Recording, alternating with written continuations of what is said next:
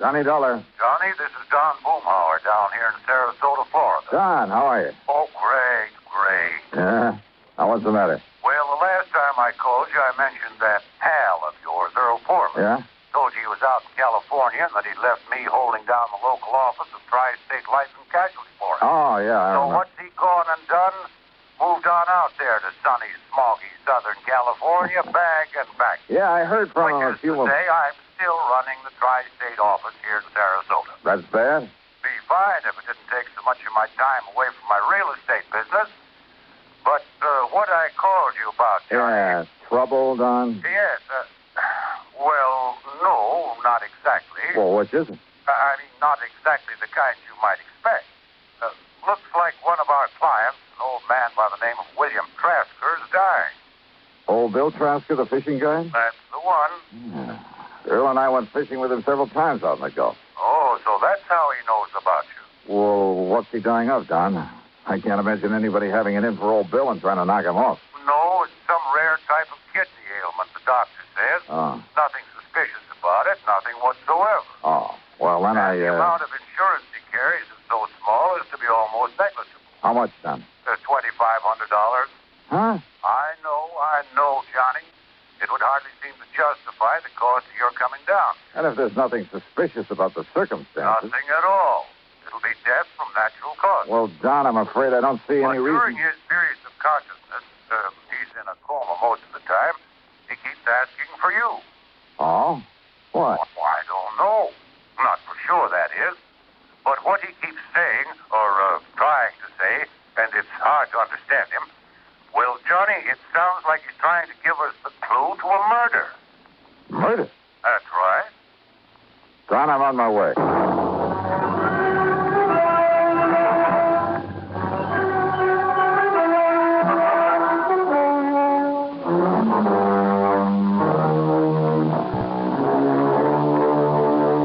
Expense account submitted by Special Investigator Johnny Dollar to the Tri-State Life and Casualty Insurance Company office in Sarasota, Florida.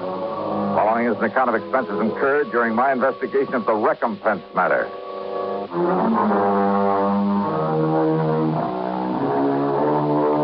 Expense account item 1, $79.70, taxi and a plane from Hartford to New York, then another one to Florida. At the International Airport in Tampa, Don Boomhauer was waiting for me. We piled into his air-conditioned car and headed south on the Tamiami Trail down towards Sarasota.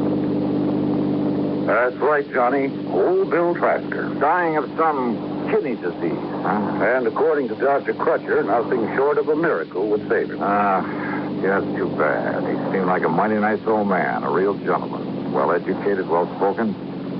Hey, you'd expect to find him running a big business instead of a broken-down outboard rig to take out fishing parties. So I understand. But frankly, Johnny, I'd never even seen old Bill until the doctor called me. Said he was dying and that he wanted to see you.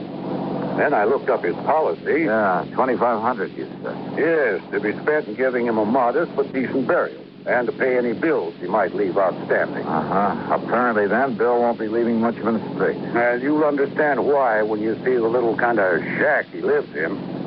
But now, over the phone, you said something about a murder. Well, Johnny, it was so difficult trying to understand what he was trying to say.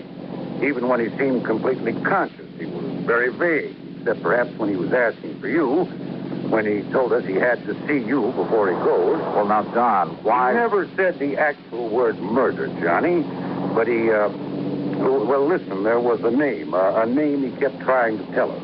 It sounded like Jerry or Gerald something. Last name we couldn't get at all. Well, have you checked over his relatives? When we asked him about relatives, he just turned his face away and shook his head. But now, if he was talking about a murder... Johnny, it's just that... Well, Doc and I agreed that from what he said, and, well, his knowing you and your work and wanting to see you, and, well, you know how deathbed confessions are. Don, you're not making much sense. Look, Doc will be waiting for us, and if Bill is conscious enough to make sense when he talks to you, well, let's just wait and see what you can get out of him. Whatever you say, now.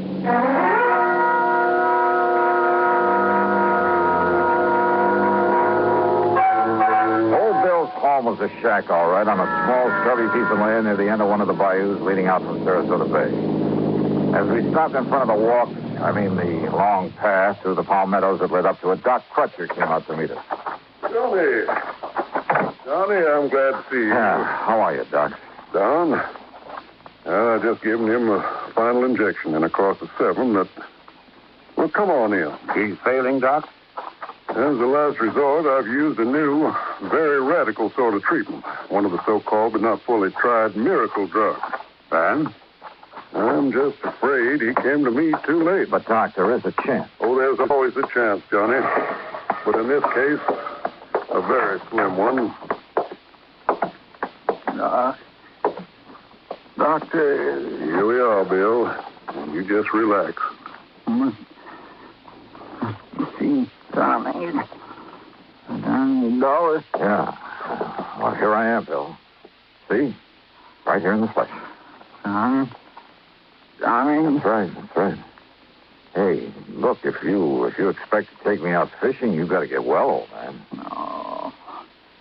Oh, Johnny, it's too late now. Oh, come on now. That's no way to talk, old timer. I'm gonna die now. Yeah? Who said so? But you must tell him. Tell who, Bill? Tell police.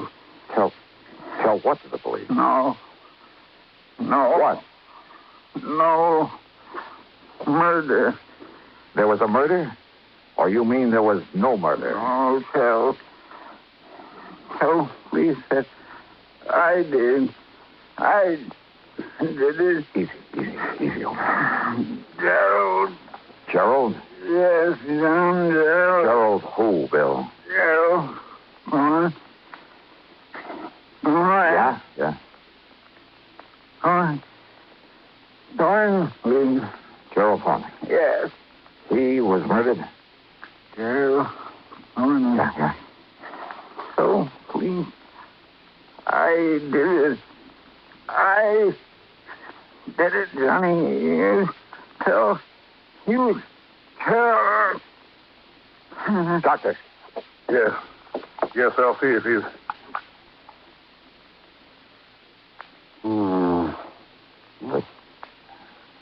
The end, Doc? Well, no. As a matter of fact, his heartbeat is... Well, it's stronger. What? Much stronger. Doc, listen. Yes, Doc?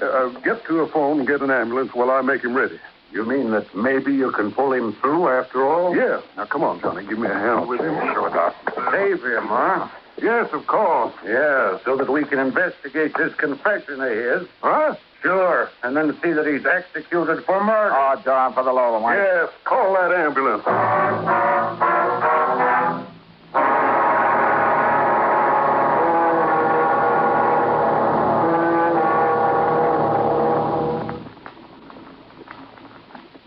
Great scientific achievements usually are made through the combined efforts of many men. Such is the story of the Atlantic Cable, one of the outstanding milestones of the 19th century. But today, the name of one man remains to remind us of that venture. The organizer and director, Cyrus W. Field, a retired paper merchant who risked his fortune, sanity, and integrity in an awesome adventure that lasted 12 long years. Field first was approached in regard to a short underwater cable to Newfoundland in 1854. After a huge investment of both money and energy, the cable was completed the following summer. Field then went to England to tackle the much larger problem of laying the Atlantic cable. Many futile attempts were made. Cable was broken. Splices were made. Cable was lost. Tempers flew, and ship captains resigned in disgust. Still, Field wouldn't give up.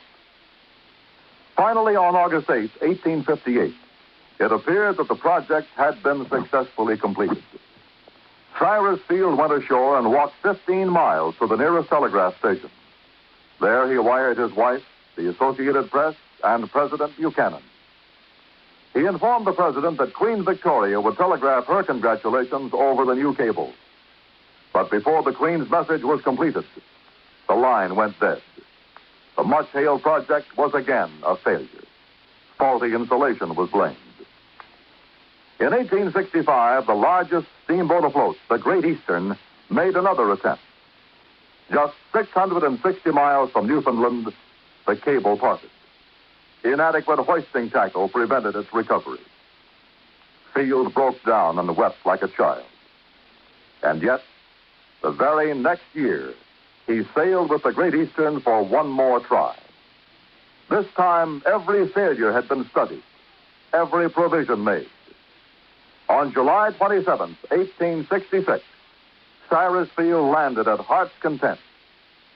After personally cabling the unbelievable news, he immediately boarded the Great Eastern, retrieved the broken cable of the year before, spliced it, and laid the second Atlantic cable.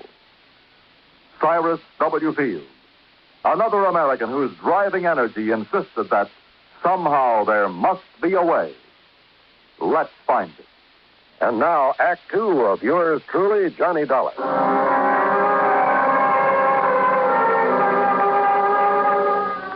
We carefully laid Old Bill in the back seat of Don Boomhauer's car and drove him to the hospital ourselves. And then we could only wait to see if the drug that Dr. Crutcher had given him would really do its work. And yet, if it did, if by some modern miracle the old man should recover.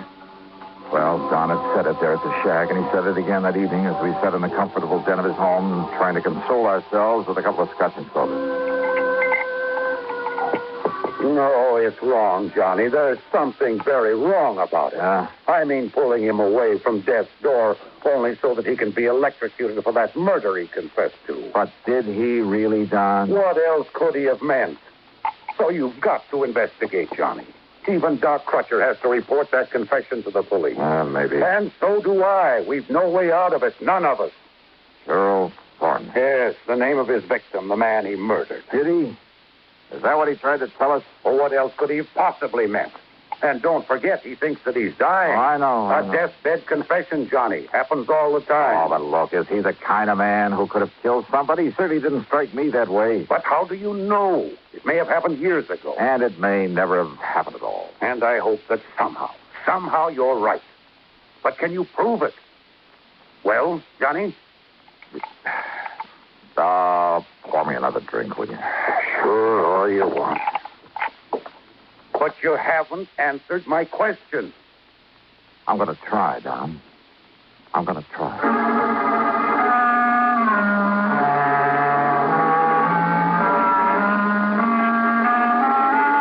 At about midnight, Doc Crutcher phoned to say that we should keep our fingers crossed and maybe pray a bit. As it now looked as though Bill Trasker might have a 50-50 chance to live. Then, unexpectedly, a call from Lieutenant Barney Phillips of the police department. Yes, Mr. Dollar. Doc Crutcher told me all about it. I will appreciate any help you may want to give us on this. Well, do you know anything about this Bill Thornley? No, sir. Never heard of him. But we'll find out who he was. Don't you worry about that. Lieutenant, how well do you know old Bill?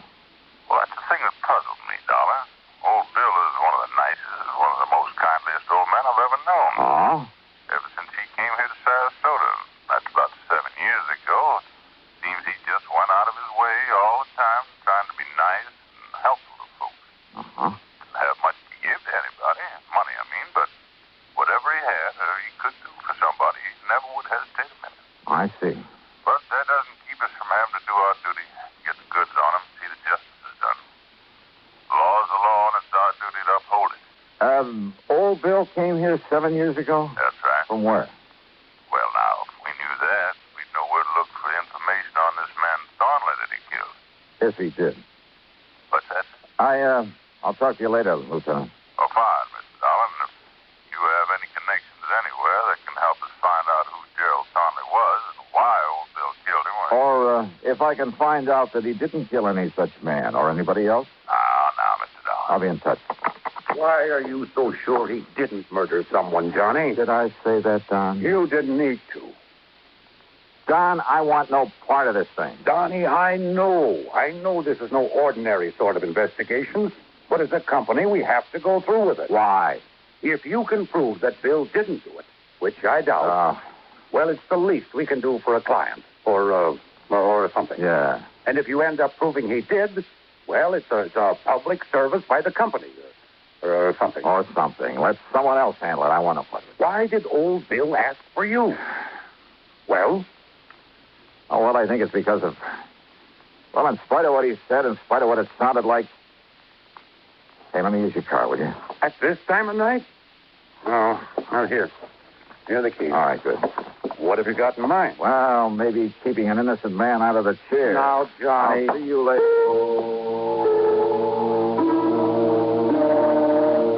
Obviously, the key to this whole matter lay in finding out about Bill's supposed victim, Gerald Thornley. Who he was, where he was, or where he had been. And then if Bill had ever been there. So I drove over to the shack again and went through Bill's clothes, hoping that some of them might be old enough to show where he'd been before he moved to Sarasota. Every one of them bore a New York label. Item 2, $5.20 for a tank full of gas. Item 3, after I reached the airport in Tampa, $4.60 for a long telegram to Ripley Keener, a pal of mine on the New York side. Item 4, $71.70, and shortly after dawn, I was in New York. Rip was waiting for me at the airport. You should have saved yourself the time and money and phoned me, Johnny. Now, just what do you mean by that, Rip? Well, I could have told you all there is to tell about Gerald P. Thornley in one sentence. I handled a story on him for the paper myself. All right, well, what about him? He ain't. He what? 7 years ago, that crooked promoter disappeared. Promoter? And when the police finally caught up with when and where and how he disappeared, it left him with only one possible conclusion. Thornley was murdered. Nevertheless... No, Johnny. Stop trying to act like a Pollyanna and get on back to Sarasota and nail that old guy for murder.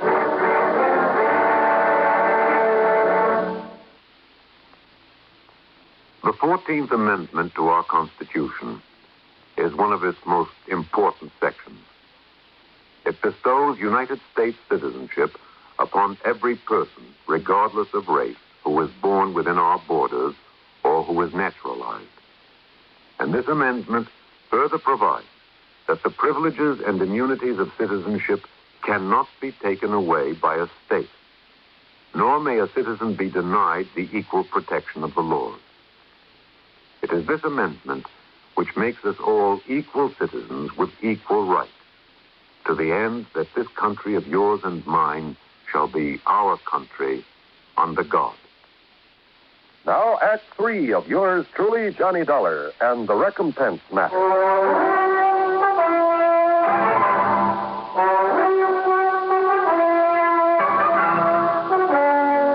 Over breakfast there at Idlewild Airport, Rip Keener told me more about Gerald P. Thornley. Not that Thornley didn't deserve to have somebody knock him off. Now, just what does that mean, Rip? When he got through with all his phony real estate promotions, he left more innocent people broke and hungry than you can shake it. Oh, Johnny, that man made millions on his crooked real estate deals. And who suffered? Wealthy people who could afford to lose a few thousand here and there? Oh, no. No, sir. I was poor people who fell for his pitch and then suffered for it. But the law, the authorities, they never got on to him. He was too smart. Every deal he made was perfectly legal at the time. I'll tell you this, Johnny. A lot of the real estate laws got rewritten as a result of him. I mean, in spite of the way it finally turned out, the switcheroony. What? Sure. That gave me material for that feature I hoped was going to win me a Pulitzer Prize. Just, what are you talking about, Rip? Back there in 53, after the coroner's jury said it was murder, they went through his papers and bank accounts. They found he left enough dough and instructions for it to pay back every cent he'd taken from the poor suckers. You are kidding. A bit, Johnny. I told you it was a twist. And, Johnny, that's what makes his killer all the more wrong. So get on back there to Sarasota and nail him down. Yeah, Rip, I guess it's all I can... No, wait a minute. Huh? Handle this right, and maybe your next feature will get you a Pulitzer Prize. Huh?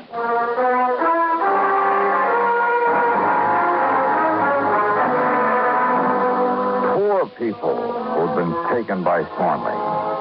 Well, old Bill Trasker had never been in that category, in spite of his menial job these last 7 years as a fishing guide. Item 5, 10 cents for a call to Lieutenant Randy Singer, 18th Precinct. Then I had Rip Keener drive me into Season.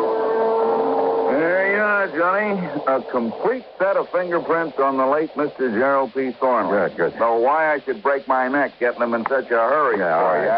Thanks a lot, If Randy. you'd put that so-called mind of yours to work finding out who murdered him 7.5 years ago, why... Yeah, well, that coroner's jury could have been all wet, you know. Huh? Why don't you keep Rip here entertained until I can phone him a feature story from down in Sarasota? Johnny, If that is. Yeah? If what? Well, if this absolutely crazy hunch of mine pays off. Item 6, another 7170 for a plane back to Florida. From the airport in Tampa, I drove on down to Sarasota, straight to the hospital. It is a miracle, Johnny. If old Bill continues to improve the way he has in these last 12 hours, he'll live until they put him in the chair, much as I hate to say that.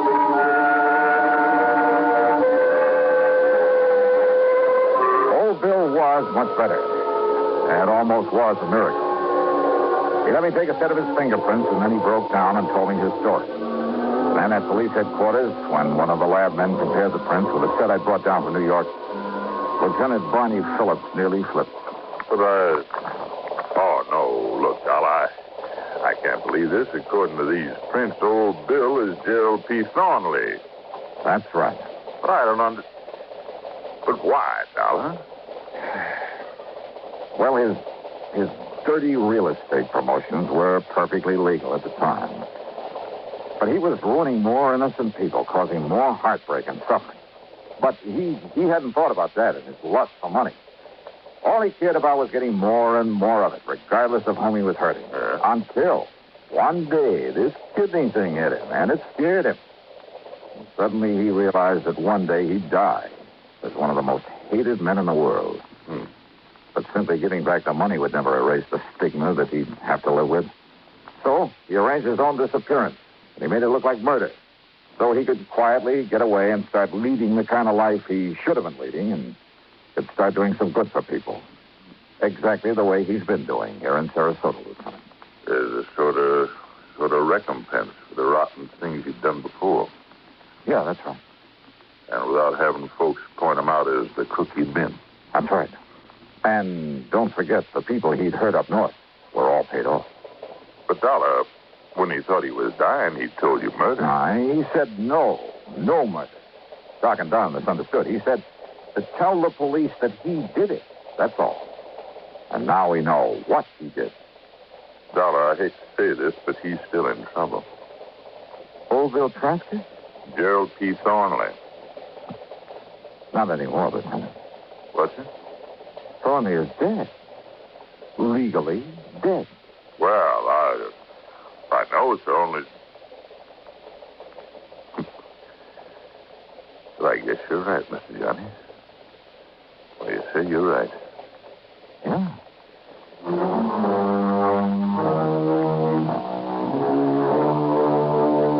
After sticking around a few days to make sure that old Bill's recovery would be complete, well, I changed my mind about giving Rip keener material for a feature.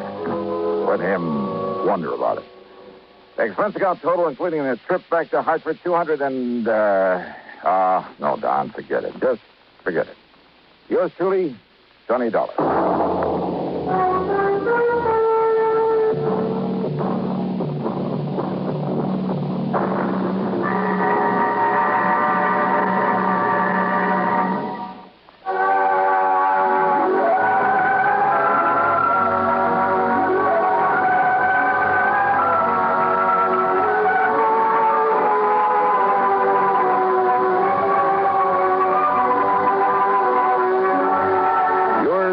Johnny Dollar, starring Bob Bailey, originates in Hollywood and is written, produced, and directed by Jack Johnstone. Heard in our cast were Russell Thornton, Bart Robbins, Harley Bear, Barney Phillips, Dick Crenna, and Herb Vigran. Be sure to join us next week, same time and station, for another exciting story of yours truly, Johnny Dollar.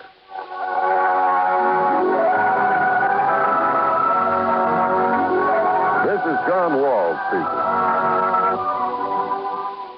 Johnny Dollar has come to you through the worldwide facilities of the United States Armed Forces Radio and Television Service.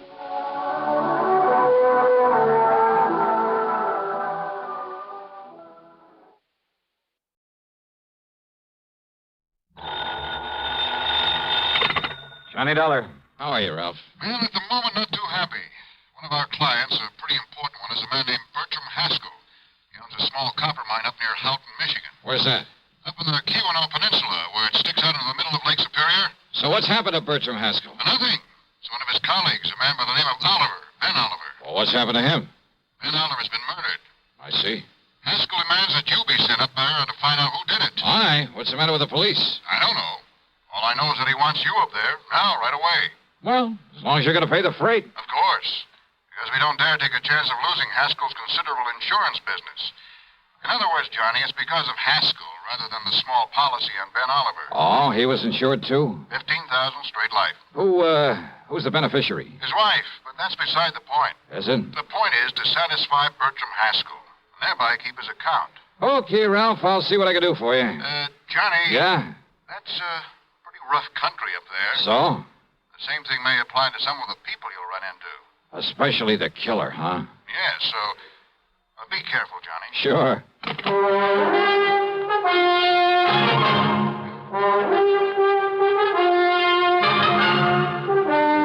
CBS Radio brings you Bob Bailey in the exciting adventures of the man with the action-packed expense account, America's fabulous freelance insurance investigator. Yours truly, Johnny Dollar.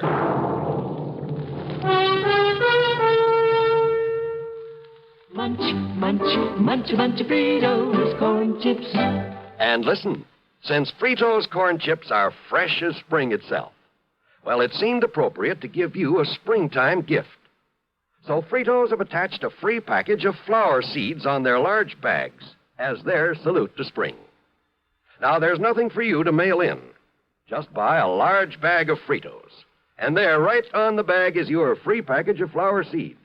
They're the finest seeds you could get anywhere. Genuine burpee seeds. And there are 3 varieties. Beautiful zinnias, snapdragons, or petunias. Get yours while they last. Free flower seeds on the large bags of Fritos corn chips. Munch, munch, munch a bunch of Fritos corn chips. It's not polite to smack your lips, but you can't help it with Fritos corn chips. Munch, munch, munch a bunch of Fritos corn chips. And now, Act 1 of yours truly, Johnny Dollar.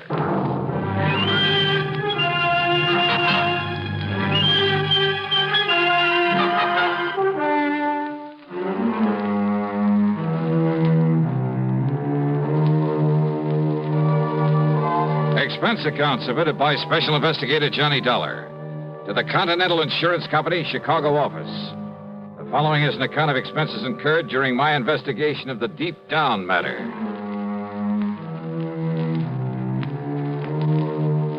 Expense account item 16185 for a plane to Chicago, then a flight to Houghton, Michigan, far up on the Keweenaw Peninsula. It was mid-afternoon when I climbed off the plane and spent item 2, $50 deposit on a rental car. I got a highway map and directions to the Haskell mine, then headed north on Route 41. Along the way, I passed all sorts and sizes of workings, including the famous Quincy mine. It's supposed to have the largest hoist in the world. At the little town of Phoenix, I turned south and east on the side road that obviously was used for a lot of heavy trucking, and I finally arrived at the camp. I guess you'd call it that, surrounding the Haskell mine. There were 7 or 8 weather-beaten frame houses, a large barracks-like building, one fairly nice-looking brick home, a service building, tool shed, and garages. Bang in the middle of everything was a big hole in the ground. Above it, a hoist, looking somewhat like a heavy wooden oil derrick with a big wheel on top of it. A group of men stood around wearing shock helmets. As for finding the office, well, all I really had to do was follow the sound of what happened to be Mr. Haskell's booming voice. Idiot. Having any respect for the dead? You try moving Mrs. Oliver out of that house of hers, and I'll break your neck. But don't you understand about it? Don't you realize that Ben Oliver had more to do with the success of this mine than anybody else, than even I had? Well, sure, I know. Oh, get on over there and apologize to her. We need some new quarters, and some of those new men get hold of some carpenters and build them. Now go on, get over there and apologize to her. Well, who are you? What do you want?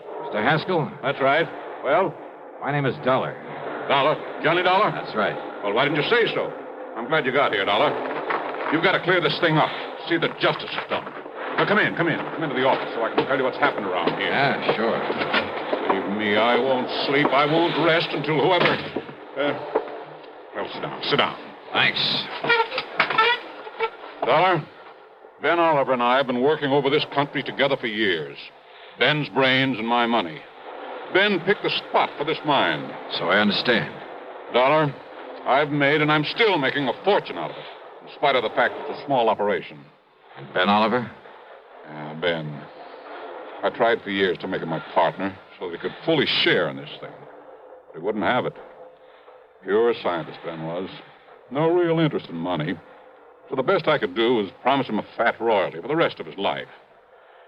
But I never dreamed his life would come to an end so soon. What happened, Mr. Haskell? He was murdered down in the third sub-level of the mine. In a stope we discontinued working for a while because of some exploration he was doing in it. And you've no idea who or why, Mr. Haskell? If I or the police could find any possible reason for Ben's being killed, we might be able to pin it on one of them, the man who did it. You say... But as it is, we haven't even reason to lock up those men who could have done it. You say the man. Well, under the circumstances, it had to be one of the miners. One of the 6 who were on their way down the shaft in one of the ore cars. And yet... Well? I said under the circumstances. But under the circumstances, not one of those 6 could have done it without the knowledge of the others. Well, now, how do you mean that? A single, carefully aimed shot, Dollar, from some distance away, 15, 20 feet. Yeah? Struck him in the back, went directly into his heart. Just one shot, but it must have been carefully aimed. But... Well, go on. That shot was made in utter and complete darkness. Oh, now, wait a minute. I know. Impossible. Utterly impossible. But that's the way it happened.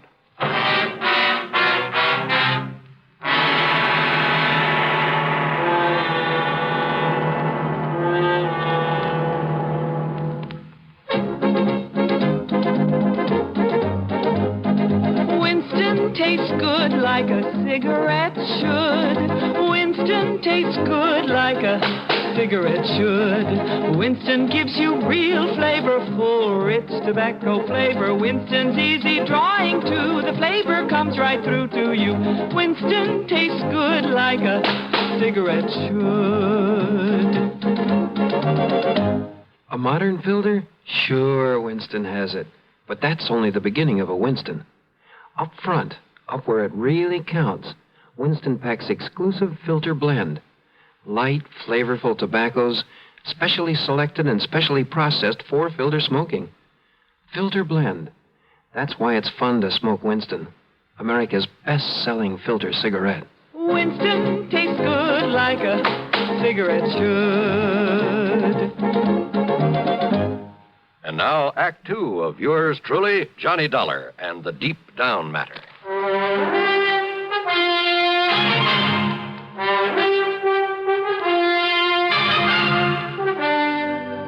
Look here, Dollar, on the wall, a diagram of the mine. You, better explain that in one-syllable words, Mr. Haskell. I'm afraid I don't know very much about a copper mine. Well, here's the main shaft where it goes down into the ground at a slight angle. It goes down along one side for the most part, one side of the main ore body. That's under that big hoist I saw outside. That's right, yes. The hoist, by means of a continuously running cable, works the ore cars up and down. Like buckets on a conveyor belt. Only they're detachable from the cable in order to fill them at the various levels, then bring them up and dump them at the surface. Now, just exactly where was Ben Oliver killed? 321 feet below the surface, on the third sub-level, in what you might call a big room or cave down there. And remember, Dollar, Ben was shot in the dark.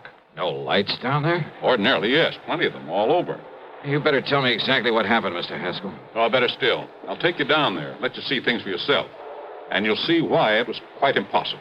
Yeah, we'll see. The last shift has just come out of the mine, so we'll have it to ourselves. Whatever you say. You'll say you'd better wear one of these shock helmets and these gloves. Okay. And keep your top coat on. You'll find it cold down there. Right.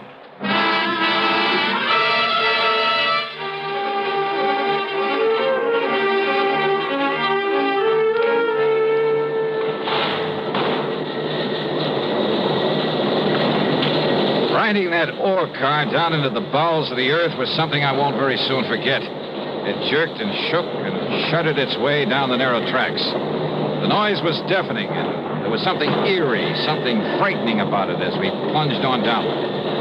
Picture yourself aboard a slow-moving, noisy roller coaster going almost straight down into utter blackness, and you'll have some idea of what I mean. Blackness, that is, except for the various levels we passed. All of them were strung with glaring electric lights, and I could see great caves. I believe you call them stopes, where the miners had cut away the ore. Here we are, Dollar. The third sub-level. There it is, Dollar. Stope where Ben was killed. This big cavern in front of us? Yeah. He was apparently chipping away some samples of rock there at the side with his back to this shaft. Well, now, wait. You said it was dark in here when it happened. But there's enough light in here now. Ben was checking some of this ore for uranium. Uranium? This country? We've kept it secret. That is the possibility of it. I see. Well, go on. Well, he sent a message up to me asking me to get his scintillator, a Geiger counter, and so on. I picked them up at his home and brought them down here with the men, the 6 men I mentioned. And? As we reached this level, as I was about to disengage the car from the cable, the lights here suddenly went out. I stopped the car in its noisy fashion, and then, after a minute or so, one of the men struck a match. Dollar, do you see this light switch? We found somebody pulled it. One of the men aboard the ore car. It had to be. Anyhow, I turned it on. We had light again. And there at the side, 15 or 20 feet away from us, lay the body of Ben Oliver. Did you hear the shot? Above the noise of stopping the car? What's more, Well, did anyone see the muzzle flash? No. You see, the weapon was a powerful air gun, a pistol of foreign make. We later found it at the bottom of the shaft. Fingerprints? No. The men were all wearing heavy leather gloves. Well, did any of them actually see Oliver here before the lights were cut off? I saw him. And it all happened in the few seconds between the time the lights went out, you stopped the ore car, and put them on again. In total darkness, one of those men was able to fire accurately, the shot that killed him. No sign of a flashlight, anything like that? No. Then I see what you mean about it being impossible. Nevertheless, it was done, and by one of the men aboard the car. And that's why I sent for you, Dollar, in the hope that you somehow can bring the killer to justice. Well? Well, from here, Mr. Haskell, it looks like you've handed me a pretty large order. Act 3 of yours truly, Johnny Dollar, in just a moment. Welcome, recording star Mel Torme. It's terrible trying to sing with a bad cold. So I always take 4-way cold tablets to relieve cold miseries fast. Good idea. Tests of all the leading cold tablets proved 4-way fastest acting. 4-way starts in minutes to relieve muscular pains, headache, reduce fever, calm upset stomach, also overcomes irregularity. When you catch cold, try my way.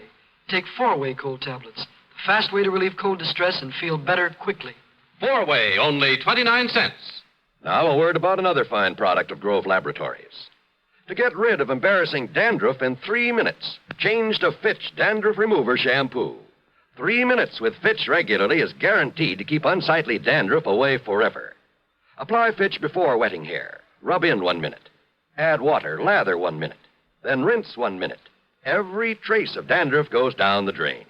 3 minutes with Fitch and embarrassing dandruff's gone. At the same time, Fitch can brighten hair up to 35%. Get Fitch Dandruff Remover Shampoo today. And now, Act 3 of yours truly, Johnny Dollar. I told Haskell I'd take on the case only if he'd let no one know why I was there at his copper mine.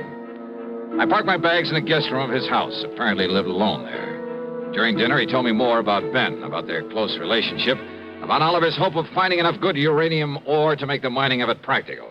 However, in spite of his optimism, Dollar, I'm afraid it was all just wishful thinking on Ben's part. Well, certainly worth some further exploration, though, isn't it, Mr. Haskell? I doubt it. But we'll see. The important thing now is to find his killer. Do you feel the police were thorough enough in their investigation, in their questioning of the men aboard that ore car? Those men all swore they loved Ben. There's nobody can prove otherwise. Even I can't prove otherwise, even to myself. You say the air gun was a foreign make? Yes, that any one of them could have got hold of. There's a big foreign population in this area. So I understand. But unless the police can find out where it came from, to which of those 6 men it was sold, it's impossible, I'm afraid. And how to explain that shot in the dark that so unerringly found its mark? Yeah, I've been doing a lot of thinking about that. And maybe I've come up with a couple of ideas. Oh? Well, good. I hope so. Where are the 6 men? I told you. Beyond a general suspicion, simply because they were there, the police have had no reason to hold them. You'll find them in the bunkhouse, all of them. Then maybe I'd better have a talk with them. Oh, by all means do. And if you're able to break one of them down... Let's, wait and see.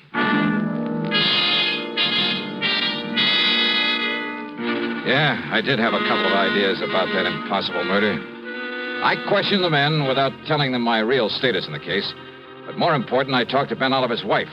A quiet, gentle little woman. All in all, I felt she was taking the whole thing very well. Yes. Bertram Haskell was always very good to Ben in his rather domineering way. But why do you ask? Well, it's good to know what kind of a man I'll be working for, if I take the job. Just be sure you look out for yourself. That you get full credit for any discoveries you made. Well, now, that doesn't quite tie in with what you just finished saying about Mr. Haskell, does it? Ben was so unselfish, self-effacing, so easy to take advantage of. Oh, no, I shouldn't talk that way. You sound as though you don't quite trust Mr. Haskell. Please, I didn't mean that at all. I see. I understand your husband thought there might be uranium in this unlikely spot. He was sure of it, Mr. Dollar. He told you so? I typed out his report to Mr. Haskell. Oh? Do you remember what he said in it? Only that he was certain it had great commercial possibilities and that he... Only that he what, Mrs. Oliver? No, it isn't nice the way I'm thinking. The way I was thinking then, so let's not talk about it. Well, look, this job, Mrs. Oliver, do you realize that it might mean a great deal to me? That if there's some reason why I shouldn't take it, well, isn't it only fair that you tell me? All right. You seem like a nice young man, so I'll tell you this. Yes? In the report, I made Ben say that he felt he should share in the uranium profits, the way he was not able to share in the money from the copper he discovered. I see. Thank you. Your husband had various instruments for detecting uranium, didn't he? Yes, I'll show them to you. Oh, good. They're here in the closet. The things Mr. Haskell was taking down to him the day that he... Yeah, I see. Geiger counter. And I guess this thing is a scintillator. Yes. And this? Oh, it's some kind of a special light, I think. Black light? Yes, that's what he called it. Sure. And it activates certain... And here are the shoes he was wearing. A nice warm jacket. Wait a minute. Yes? This black light. This thing is still working. And it is. Look, Mrs. Oliver. Why, yes. Isn't that strange? The glow it makes on his... What is it? Oh, Mrs. Oliver, I believe it's the solution to a murder. I borrowed the scintillator, the counter, the lamp, and I put on the jacket he'd worn that day. Put it on underneath my topcoat. I went back to Haskell's home and told him I had a theory about how one of the men aboard that ore car could have aimed so accurately in the darkness of the mine, but that I'd like to check it out down underground. He didn't quite understand what it was all about, but he agreed to go down there with me again. Anything, he said, to help find the killer of his old friend. Pull the light switch, Dollar? Yeah, that's right. Put out the lights so everything will be as it was the moment Ben Oliver was shot. Whatever you say. Let me set down this detecting equipment for a moment. Sure. Now, off with the lights, huh? Very well. Now, look, I'm going to feel my way to the spot where Oliver was working. And it should be right about here. Well? I'm taking off my top coat, Mr. Haskell. Oh? Why? Because under it, I put on the jacket that Ben was wearing when he was killed. I see. Now, in a second or two, I'll turn around so the back of this jacket will be facing you so that you can see it. See it? How? You'll see the spot in the middle of the back that was dusted with some radioactive material. By you. What are you talking about? Yeah, so that you can see it with the help of that black light. And I'm sure you have it in your hand by now. Have you turned it on, Haskell? Yes, it's on. And I'm sure you can see the target on the back of this coat. The same as you could see it in the dark the day Ben Oliver was killed. Catch it! Catch you, Haskell! Yes. A perfect target for you. That's right.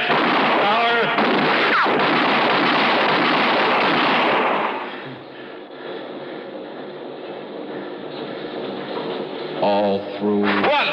No! Surely you don't think I stayed in that coat over there? Dollar, listen. Maybe there was uranium down here, huh? You knew there was. And you knew the only way you could keep all of the profits from it was by getting rid of Ben Oliver. All right, but listen, Dollar. Oh, listen. drop dead. And maybe you will, Haskell, if you try anything funny on the way back up to the surface. No. You see, this gun of mine is still loaded.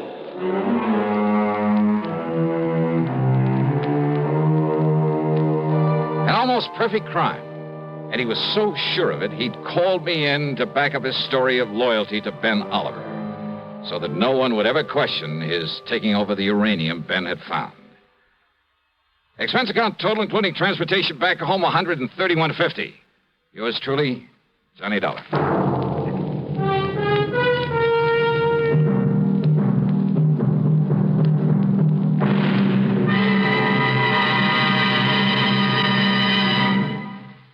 Our star will return in just a moment. Constipation can be a problem for anyone, even doctors. And when constipation occurs, it's interesting to see just what doctors consider important about a laxative they might use or recommend. Well, a majority of the doctors we heard from had this to say. A laxative should be effective, gentle, close to natural acting. A medicine that can be used with complete confidence. Now, X-Lax has been popular with many doctors and millions of people over the years because chocolated X-Lax is effective. Overnight, it helps you toward your normal regularity. X-Lax is so gentle, so close to natural acting, there's no upset. That's why many doctors and millions of people use X-Lax with complete confidence. X-Lax, the laxative that helps you toward your normal regularity, gently. Overnight. Now here is our star to tell you about next week's program. Next week, Denver, Colorado, and a string of supermarket robberies. And what a racket. Join us, won't you? Yours truly, Johnny Dollar.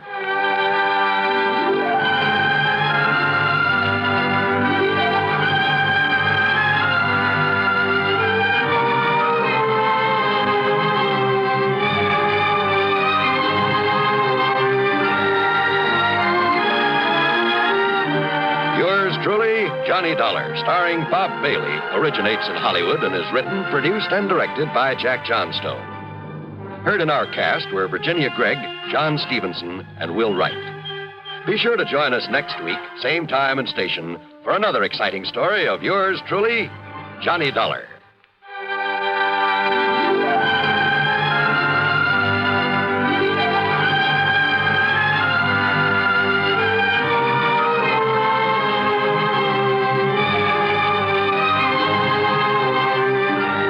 This is John Wall speaking.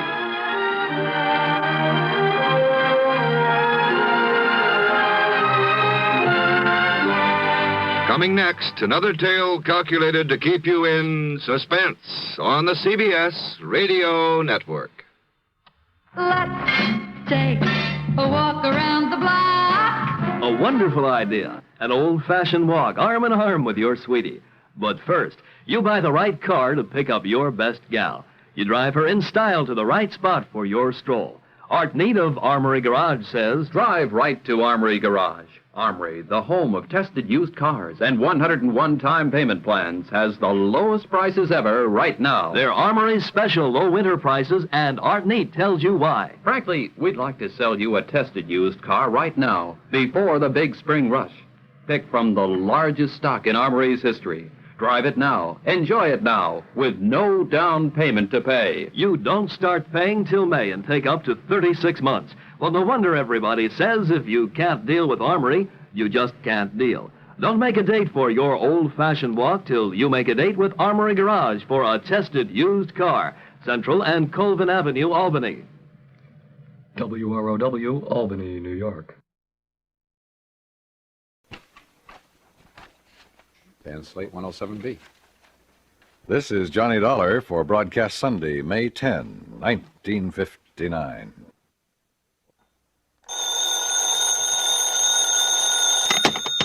Johnny Dollar. Johnny, this is Ray Connolly. Oh, yeah, over at Continental Insurance Company. That's right, yeah. Oh, what's the problem, Ray? Problem? Well, no problem at all, actually. Huh? Are you busy tonight, Johnny? No plans at all. Well, you see, my wife's out of town for a few days, and, Johnny, well, I wonder if you'd have dinner with me tonight. Can you do that?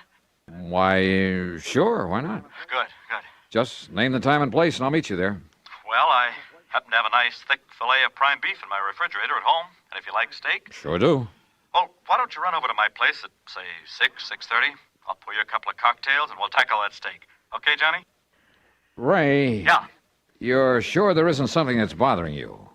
6:30, Johnny? Yeah, okay, but now listen. Good. I'll see you then. But why don't you...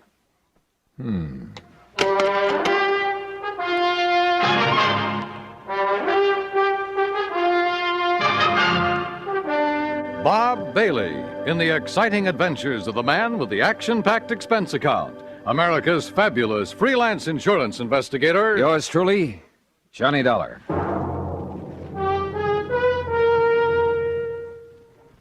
Each weekday on CBS Radio, there's a bright package of lively entertainment that goes by the modest title, Just Entertainment.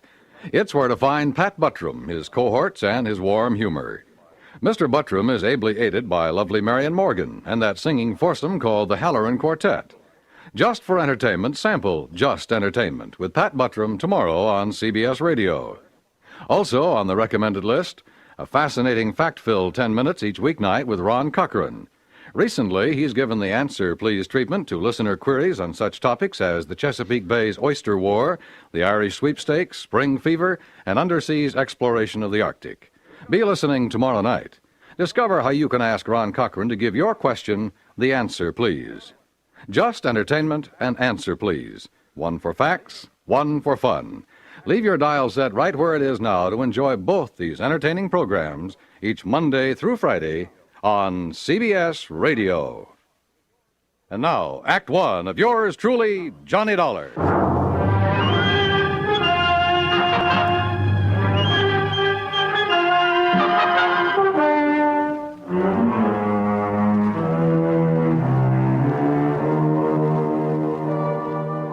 Expense account submitted by Special Investigator Johnny Dollar to the Continental Insurance Company, Home Office, Hartford, Connecticut.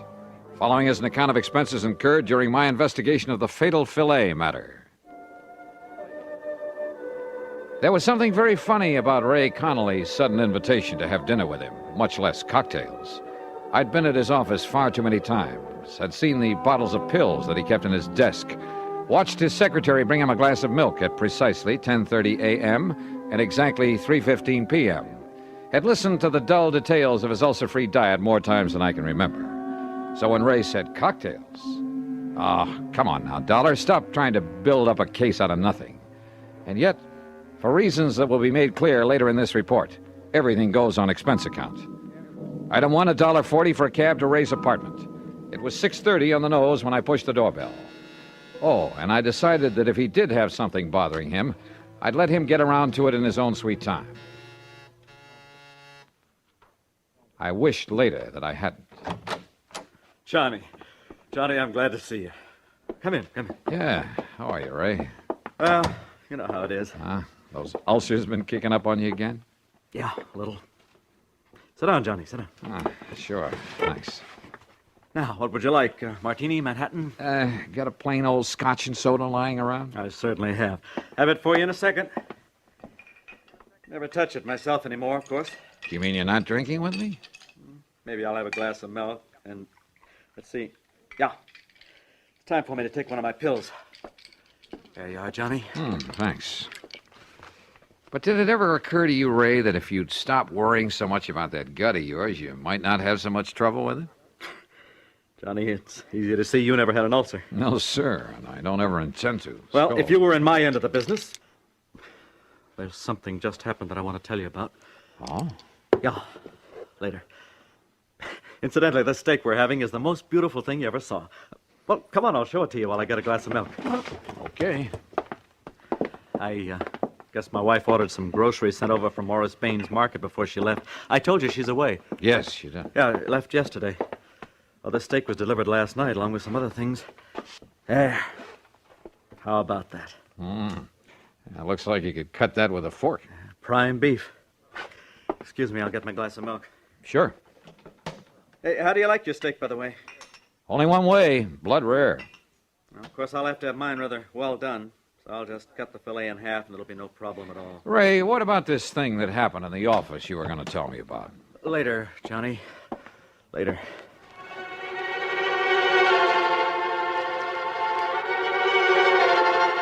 Again, looking back, I wished that I'd pressed the point, but I didn't. Instead, I had another drink, watched him sip his glass of milk, listened to him complain some more about his pet ulcer, and then, finally, we sat down to dinner. There we are. Isn't that the most beautiful steak you ever saw? Oh, no. Huh? Ray, didn't you hear me? What? Oh, dear. Yeah. Oh, dear. I'm terribly Well, embarrassed. brother, you ought to be. That looks like a piece of shoe leather. When you said blood rare, and I forgot all about it. Ray, you are a dog. You're sure you can't eat it this way? I'd rather chew up an old boot. Hey, listen now. Something's bugging you. Now, what is it? Nothing, Johnny. Look, I'll go out and buy another one for you, huh? And let yours sit here and get cold? No. Oh, Johnny, I'm terribly sorry. That's okay. Go ahead, Ray. Tear into it. I'll go out in the kitchen and see if I can find the makings of a sandwich.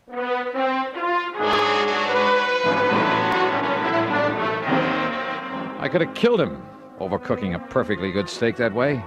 But instead, I made myself a sandwich and stuck around. Because I knew that sooner or later he'd tell me his real purpose in having me come over. And later he did.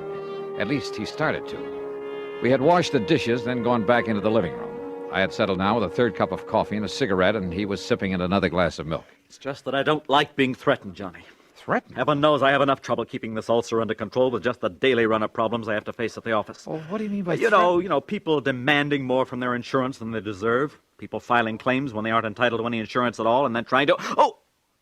What? Nothing, Johnny. I just... I'll be all right. You forget to take one of your pills, Ray? No, but maybe I better take another. Oh, yes, me. You're taking too many of them. But what was this talk about being threatened? Well, Johnny, this fella by the name of... Oh, no. Ray. Johnny! Ray, what's the matter? This pain in my stomach, it's killing me. Easy now. Here, let me get you on the sofa. Oh, medicine, quick, please. There you are. Now, what medicine? Anything to stop this, Johnny.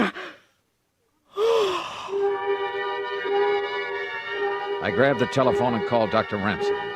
But because of a traffic tie-up, it was nearly half an hour before he got there. Meantime, Ray lay on the sofa getting paler and paler until he was white as a sheet. The doctor, completely familiar with Ray's ulcer problem, did what he could. But after 45 minutes, realized things were getting beyond his control, so he called an ambulance. Another half hour. And yeah, by the time they got him to the hospital, in spite of injections and oxygen along the way, Ray Connolly was dead. Act two of yours truly, Johnny Dollar, in a moment. Tibet in the news. Who's an expert on Tibetan affairs? Who was the personal guest of the Dalai Lama in happier times at the top of the world? Why, Lowell Thomas, of course. Ask us another part of the world, and there's every chance the answer again would be Lowell Thomas. The roving raconteur has been just about everywhere, seen just about everything. So when a story breaks, he has that extra edge of intimate first-hand experience to give extra dimension to his reporting. One of the most colorful men in the industry, one of the most striking different sounds on the CBS radio network is Lowell Thomas, heard every Monday through Friday evening with his fascinating reporting. Only a network could bring you a Lowell Thomas. Only the CBS radio network does. Remember, the keen mind and formidable experience of this noted world traveler, lecturer, raconteur, and CBS newsman is an exclusive with the affiliated stations of CBS Radio. Monday through Friday evenings, don't miss Lowell Thomas. And now, Act Two of yours truly, Johnny Dollar and the Fatal Filet Matter.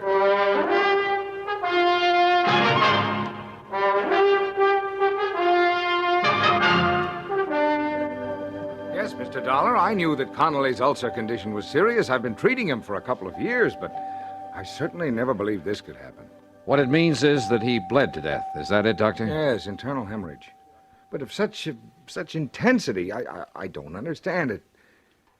And yet, well, let's face it, Dollar, this sort of thing has happened before. Has happened before? Yes. Doctor, you may be right about that. Well, of course I am. But not in the way you think. I went back to Ray's apartment, let myself in with a key I'd filched out of his pocket, then went over every inch of the place. And I came up with nothing. Nothing, that is, until I went into the kitchen. There I saw for the second time the bag of groceries that his wife had had delivered from Baines Market, from which Ray had taken only one thing, so far as I knew. The steak he'd eaten that night. Yeah, and he had eaten every bit of it. I dumped them out on the table, made a list of them. Then I noticed something else on the table. It was a cheap gold-plated cufflink with the initials XD on it. Early the next morning, I talked with Morris Bain, proprietor of the food market. Insurance investigator? That's right, Mr. Bain. Well, no, Joe, just call me Morris. That's what my customers do. Okay, Morris. Well? Well, of course. I'll be glad to cooperate, Mr. Dollar, every which way I possibly can. Good. Now, The all I want to second know... shelf on the left, Julius, right over the salad dressing. I gotta keep canned snails. I gotta keep for some of my special customers. But how people can eat those, I don't know. Oh, good morning, Mrs. Beckham. It's a lovely morning, isn't it? Now, Morris... Oh, yeah, you wanted information. Eh? Yes. Oh, Mrs. Vandersloot, how are you, huh? How's your nice little doggy this fight? No, get him out of here before he does. No, get outside. Out. Oh, what's your problem with dogs in the store? Yeah, I'm sure. But now, do you have a customer by the name of Connolly? Mrs. Connolly? Sure, lovely woman. She was in here only the other... Oh, how do you do, Miss Keena? How's my little sweetheart today, huh? We got a special on those fancy canned chestnuts with the light syrup listen that to you me. like. Mrs. Connolly was in here when? The day before yesterday. Oh, how's her husband, Mr. Dollar? Is he still suffering from those terrible ulcers? No, not anymore. Oh, it's a miracle. Hardly. The point is, she ordered some stuff from you. Yeah, that's right. We delivered it, too, day before yesterday. What? What did she order? Well, right here in the office, Mr. Dollar. I'll tell you exactly what went over here, but exactly. Good. You wanted breakfast cereals, madam, right there in the second aisle. Yeah, you're welcome. Now, right here in this pile of bills is the one for whatever the... here we are. Mrs. Ray Connolly. Good. Let me compare it with the list I have. Sure. Julius, take care of Mrs. Freeband there by the cheese. Such a time I have with her help. And such an exclusive clientele, you have no idea. Well, did you find what you're looking for? Yeah, everything checks, except for one thing, the steak you delivered. Steak? That's right, a prime fillet, but it's not on the list. We don't sell meat. What? No, of course not. Sadie, double-check the Hathaway order. Somebody made a mistake last week. Wait a minute. That's a good girl. You're sure your delivery boy didn't take a steak to the Connollys? How could he? Oh, fine. No, But we thanks don't anyway, even sell Morris. it. No, it's a pleasure anytime. Be seeing you. Yes, sure. Sadie, did you deliver the Broomfield order, Xavier? So do it right now away. we try a different tack. Item 2 or 3, whatever it is, a dime for phone call to Dr. Ransom. I suggested he take whatever steps were necessary to make a complete examination of the stomach of the now deceased Ray Connolly. Item 4, 85 cents for a cab to the office of Continental Insurance. Ray's secretary had obviously been crying. I just can't believe it, Mr. Dollar. Yeah, I know, Gracie. Now listen. Did any of the people who've come here to see him ever threaten him? Threaten him? That's right. Well, lots of people have threatened lots of things when they didn't feel their claims were met properly, but he was the fairest, the most honest man. When, Mr. Dollar? Somebody in here yesterday, maybe? Well, yes, there was a man in here yesterday who was very angry about something. Oh? I could hear him pounding the desk in there and swearing. Who was he? I don't know. He must have come back with Mr. Connolly after lunch, and I didn't see him leave, but look, he lost a cufflink. A cufflink? Let me... XD. What? Gracie, this is the man I'm looking for. Can you find me a policy with this man's name on it? Just from these initials with all the policies on file? Probably a beneficiary whose claim was settled or refused. You say the man, Mr. Dollar. Yeah, Gracie. The man who murdered your boss.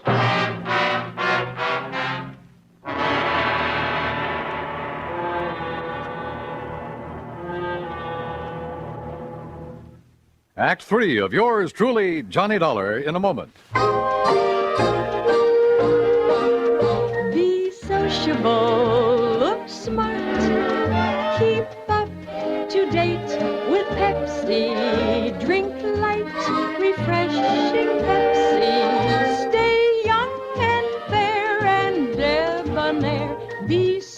sociable.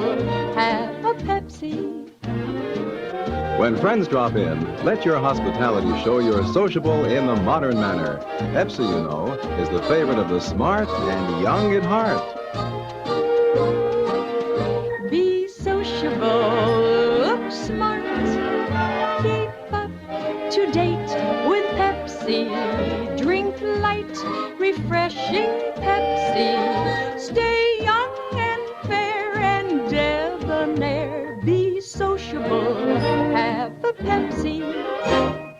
Have you tried a Pepsi lately? And now, Act 3 of yours truly, Johnny Dollar. Expense account item 5, another dime for another call to Dr. Ransom. Yes, the autopsy had been made. And yes, they had found enough ground glass in the stomach of Ray Connolly to kill 3 men. That's why Ray, with his ulcer condition, had gone so fast. While he was with you, Johnny, the police would like very much to talk to you. Well, certainly they don't think I did it. Well, of course not. At least, Yeah? Well? well, after all, you were with him at the time when he ate that filet. Okay, Doc. I'll get in touch with him. Item 6, 10 cents for another call to Ray's secretary at Continental Insurance. Yes, Mr. Dollar, I have. Nice going, Grace. What's his name? Xavier Donato. The folder was still at Mr. Connolly's desk. Donato. And the address? 13425 Sunset. Sunset. Got it. And listen, the reason he was angry with Mr. Connolly... Yeah? He was named as beneficiary of his father's life insurance policy. Yeah? But his father just committed suicide. You see what I mean? Yeah. Donato couldn't collect. Yes. I mean, no, he couldn't. So... Gracie, you're a doll. Item 7, $2.50 for a taxi to the address far out on Sunset Avenue. It turned out to be an old ramshackle rooming house in a pretty lousy neighborhood. Sure, look for yourself, but I tell you, he ain't here anymore. When did he leave? Yesterday morning, bag and baggage. There you are, see for yourself. Now, don't tell me he's still living here. Well, I can't say that I blame him. What's that? Have you any idea where he might have gone? If I did, I'd send the cops to get the rent he owes me. The cops will want him for a lot more than your rent, lady. Yeah? What's more than that? Murder. Item 8, another phone call to police headquarters. I talked with Sergeant Jimmy Maxwell in homicide. Only I listened more than I talked. Cufflinks, huh? With the initials XD on them? That's right. What's the idea of not telling us before? As if you didn't know it, that's withholding evidence. And in a murder case... Hey, look, that's another thing, Dollar. If you suspected murder, why didn't you call us in instead of having that doctor order the autopsy? You trying to hide something? Are you kidding? Where are you, anyway? We've been combing the city for you. As if you didn't know it, you got a little explaining to do down look. here. And listen, who do those initials XD stand for? Well, if you let me get a word in edgewise, I might tell you. Well? The D stands for Donato, the X for Xavier. Xavier? What kind of a name is that? Xavier, if you want to say it that way. Oh, boy, that's a rare one. You got his address? He just left the place where he was living, so he's probably 1,000 miles away. But Xavier? Huh? Of course, and right under my nose. What? Johnny!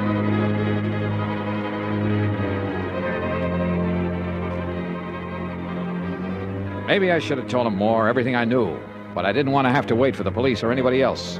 Ray had been a friend of mine, and to bring his killer to justice was all I cared about. As for that name, Xavier, of course I'd heard it, only a few hours before. And for some stupid reason, it had never occurred to me that it began with the letter X. Item 9, $1.50 for another taxi. This time to the... Yeah, you guessed it. Excuse me, please. Pardon me, will you please, madam? So I gotta tell you, you pack the vegetables on top. Morris! The pan goes in the bottom, huh? Morris, come over here. Mr. Dollar. Back so soon already? Now listen, when I left you early this morning, Yeah? just as I was leaving, I heard you call somebody by the name of Xavier. Yeah, you mean that slowpoke, huh? That dumb, stupid... All right, is he lazy- still here? What's his last name? His last name? Yeah, what is it? Well, his last name, it's... Sadie, how many times I gotta tell you when a customer's got a complaint? Well, this one has. What? No, Xavier. listen, Mr. Dollar. Xavier. Xavier Donato. Looking for me, mister?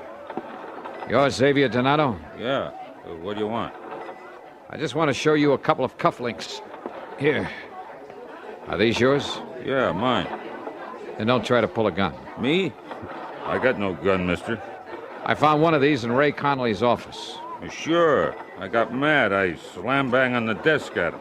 I found the other one at his apartment, where you delivered that steak to him. That steak full of ground glass. Where'd you get that steak? Wilson's Prime Market along the way to his place. Then you put in the glass and took it up to him. Yeah. That was pretty good, huh? Say, you from the cops? You expecting the cops? I don't know. But you didn't run. You didn't leave town. Sure, because I'm smart. You leave town, they know you done it. They chase you, they catch you. Honest, I didn't know it was going to kill him. You know it now. But I had to get even. You know, because he wouldn't give me that insurance because my old man killed himself. So did my grandpop and his old man. Just because they didn't get something they want. You mean they all committed suicide? Sure. Because it was all, you know, off in the head. But not me.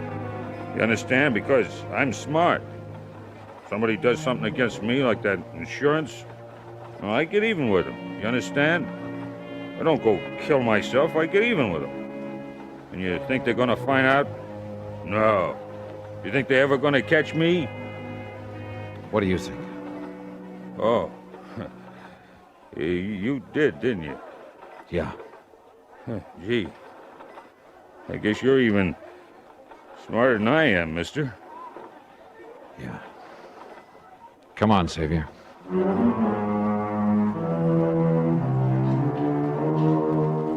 Prison? I doubt it.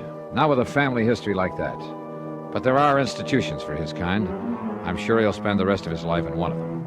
And maybe, by studying his case, the doctors, the psychologists can learn more about helping such people before they go off the deep end. Expense account? Forget it. Ray Conley was my friend. Yours truly, Johnny Dollar.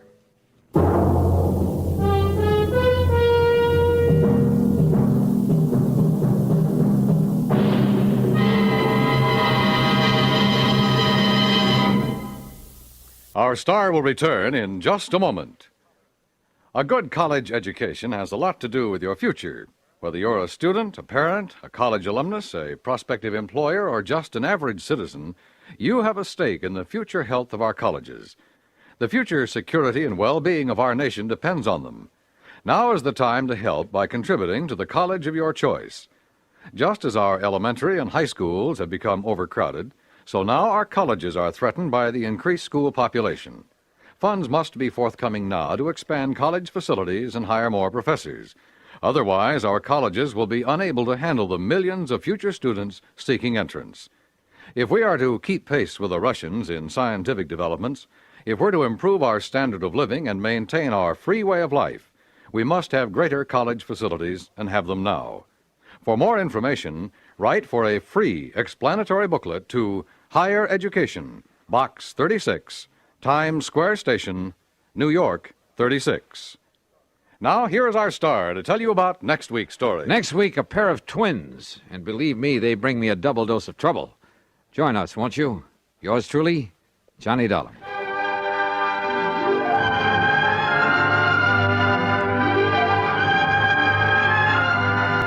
Yours truly, Johnny Dollar, starring Bob Bailey, originates in Hollywood and is written, produced, and directed by Jack Johnstone.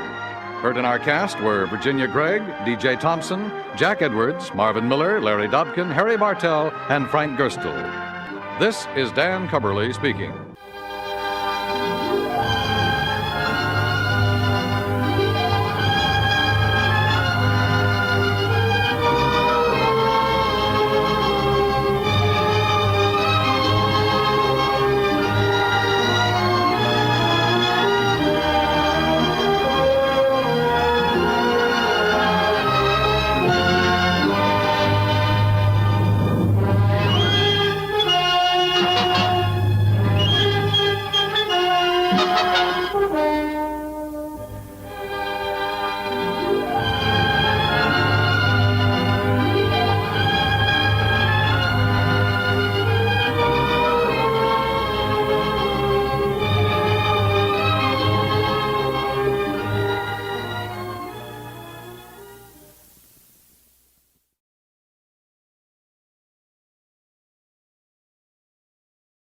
From Hollywood, it's time now for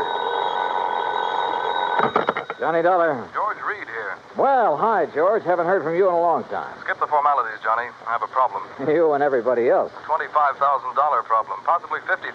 Double indemnity clause, huh? Right. Who's insured? Name is Mercedes Crabtree. Crabtree. Elderly woman, lives out in Montana. Uh-huh. And how long has the policy been in effect? Almost 30 years. And you're crying because you have to pay it off? Well, that's it, Johnny. We aren't sure. What? A few days ago, somebody took a shot at her. They missed. But, Yeah? well, last night, she disappeared.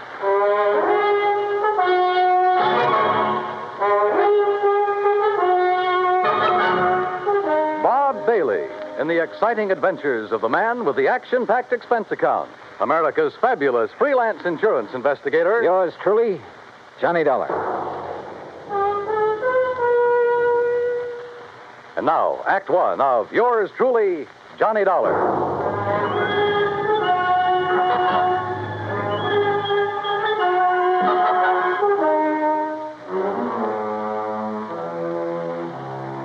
Expense account submitted by Special Investigator Johnny Dollar to Floyd's of England, American Branch Office, Hartford, Connecticut. Following is an account of expenses incurred during my investigation of the Silver Belle Matter, spelled B-E-double-L-E. Expense account item 185 cents, taxi from my apartment to George Reed's office. He was on his feet waiting for me. His suit looked like he'd slept in it. Close the door, Johnny. Yeah, sure. Johnny, I'm not going to mince words with you. This one's important, not only to me, but to Floyd. Oh, how come? Because Mrs. Crabtree was one of our first American clients, and because Murdoch Morton sold her that policy. Murdoch Morton? Who that? My goodness, Johnny. Mr. Morton's the president of our company. You should know that by now. Oh, yeah, I suppose I should. Yes.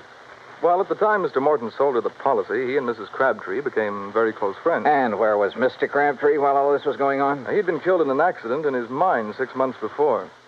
Johnny, you have a very suspicious... I know, George. Prettier people than you have told me. Yes. Well, anyway, since that time, Mr. Morton and Mrs. Crabtree have corresponded regularly. And when Mr. Morton heard that someone had taken a shot at her... Now, wait a minute, George. Mr. Morton's in London, right? Yes. Well, just how did he happen to hear about the shooting? Through Mrs. Crabtree? No, Mrs. Henrietta Scott wrote to him. Oh. And just who is Mrs. Henrietta Scott? According to her letter to Mr. Morton, she claims to be Mrs. Crabtree's only friend in Silver Gulch. Silver Gulch? Montana. It's where Mrs. Crabtree's lived for over half a century, and it's where Mr. Morton wants you to go immediately. Oh. When did Mrs. Crabtree disappear? Well, we received a telegram from Mrs. Scott early this morning. She was supposed to have dinner with Mrs. Crabtree last night and got up to her house, but it was empty. Well, she waited until midnight, checked again this morning, then wired us. Who's the beneficiary on that life policy, George? Doesn't mean a thing. No? Why not? Well, only a couple of people know the policy exists. Also, the beneficiary happens to be Mrs. Crabtree's favorite charity. Good luck, Johnny. Oh, thanks, pal. I'm going to need it. Expense account item 2, $178, air transportation to Butte, Montana. Item 3, $14.90, bus fare, Butte to Silver Gulch. Like George had said, it wasn't much of a town. I checked into the Silver Queen Hotel, rented a battered Model T, and drove out to the home of Mrs. Henrietta Scott.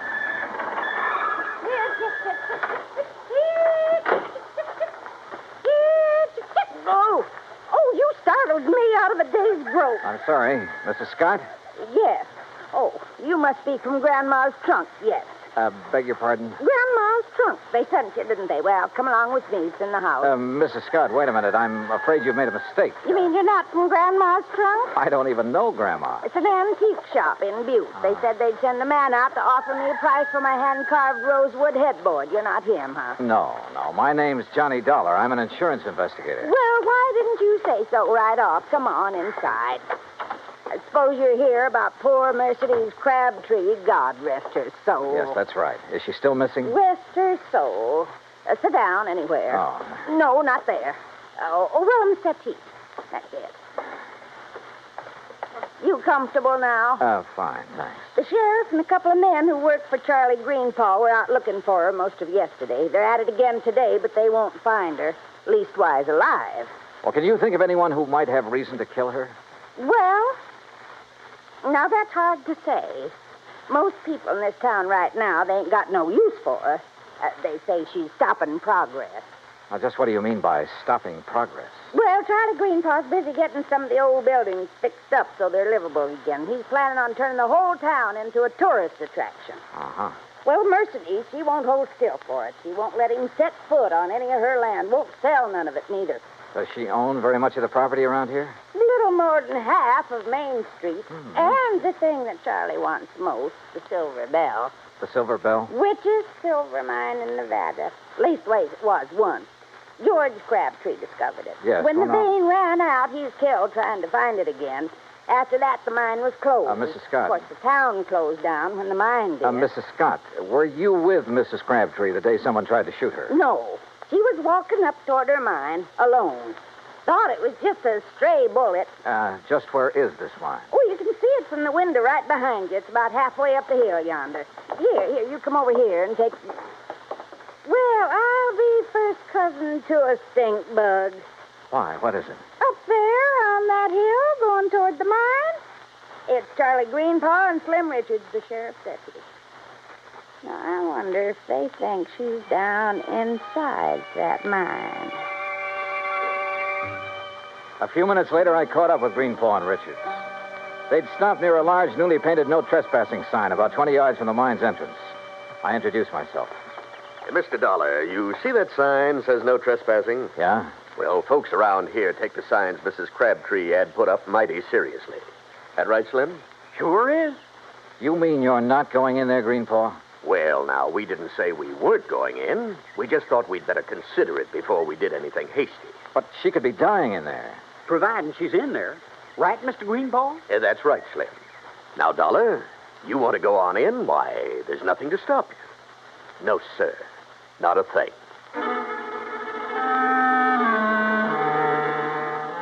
I left daylight behind as I followed the narrow tunnel deep into the side of the hill. About 50 yards down, the tunnel branched off in two different directions. I stopped for a moment, then took the one to the right. I hadn't gone 10 feet when it happened. Holy jump.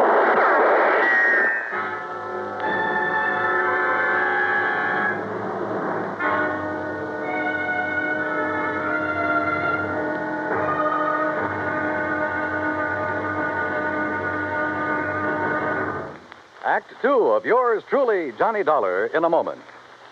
It is a rare event when a young man decides to leave civilization behind and hide himself away in the steaming jungle, just so he can help his fellow humans in a remote corner of the world. The late Dr. Tom Dooley did just that when he left the United States to help the sick and starving jungle people in the little kingdom of Laos in Southeast Asia. Dr. Dooley's story is well known to nearly everyone. And all over the world, people talk of his little jungle hospital on stilts. That's where he treated the dread diseases of the jungle and trained native medical technicians so that they might help their own people. Dr. Dooley wrote and lectured to many people so that the work of his medical assistance program, Medico, might go on. It was not easy for someone so young and so talented to give up the bright lights of the city and plant himself down in an unknown jungle just for the purpose of helping unfortunate people he didn't even know. But through Medico, Dr. Tom Dooley wanted to help people. He wanted to help people to help themselves. Today, the work of Medico is going forward in a number of countries besides Laos. Young men are being sent to the United States to be schooled in medicine with the idea of returning to their own countries to help their own people. Hundreds of thousands of dollars worth of medical supplies have been donated by American businessmen and pharmaceutical companies. Today, Dr. Tom Dooley's work is being continued for him. It is helping to create better understanding. It is an injection of the spirit of freedom. The right of all men everywhere. And now, Act two of yours truly, Johnny Dollar and the Silver Belle Matter.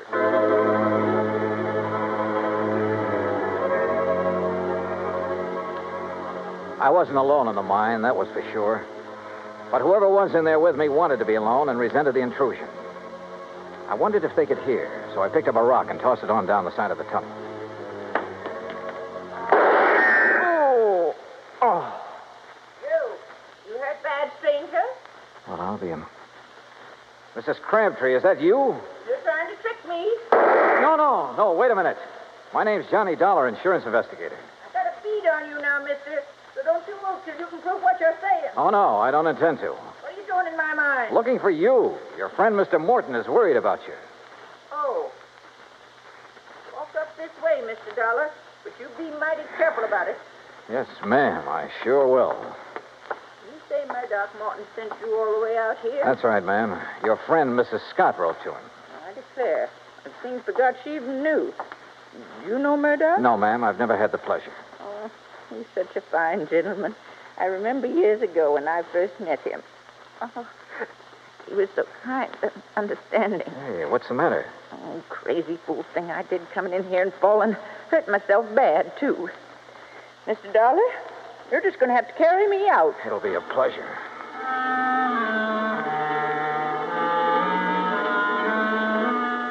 She couldn't have weighed more than 80 pounds, 6-shooter and all. I carried her out of the mine and down the hill to her cabin. I had just finished making her as comfortable as I could when Mrs. Scott arrived. Oh, dear. Oh, you poor old dear thing. You ever hear such sick garbage, Mr. Dollar? Woman, stop looking like you buried me yesterday and run and get the doctor to take care of my ankle. Your ankle? Well, what's the matter with it? Well, it's busted. Ooh. Now, why do you think Mr. Dollar had to carry me? Oh, dear. Is there a doctor in Silver Gulch? Doc Weaver, he's pretty old, Oh, but he's he's... doctored me for almost 40 years. Go get him, Henrietta, before I get mad at you for tattling to Mr. Morton. Yes, dear, yes. Yes, I'll do it. I'll do it right now. Now then, Mr. Dollar, you come over and sit by me. Keep company till the doc gets here. Yeah, sure. Hey, you know, you really ought to rest. Why don't you start asking me questions, Mr. Dollar? You came all the way out here to do that, now, didn't you? Well, there are a few things I'm curious about. Like what? Well, for one thing, why you took those shots at me in the mine. What, you might be one of Charlie Greenpaw's friends. Oh, he's the man who's trying to buy your mine, isn't he? But I ain't going to sell it. No, sir. No matter how much he offers. You believe the mine could be worked again someday? Might be. Somebody could find the vein again. But that ain't why I won't sell. It's because my husband, he's buried in there, Mr. Dollar. Him and the others that were caught in that cave-in. Oh, I see. I've told them all. If they step one foot on my property, I'm going to shoot first and ask questions later. Aren't you afraid someone might shoot back one of these days? Oh, haven't so far. That's not what Mrs. Scott told us. I know what she told you, and she's mistaken. Why, that bullet missed me by a good 2 feet. You don't think it could have been a warning? No, I don't. People in these parts, if they wanted to frighten me, there are better ways of doing it than that. Well, if that's so, I sure hope they don't try any of them.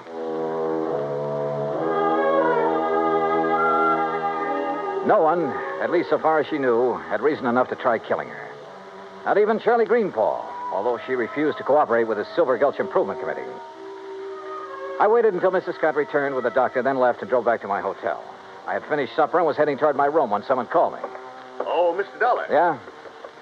Oh, Mr. Greenpaw, I was just thinking about you. That's so? Yeah. I was wondering why you hadn't thought to take a look in the Silver Belle mine when you first heard that Mrs. Crabtree was missing. Well, to tell the truth, I'd left the search up to the sheriff until today.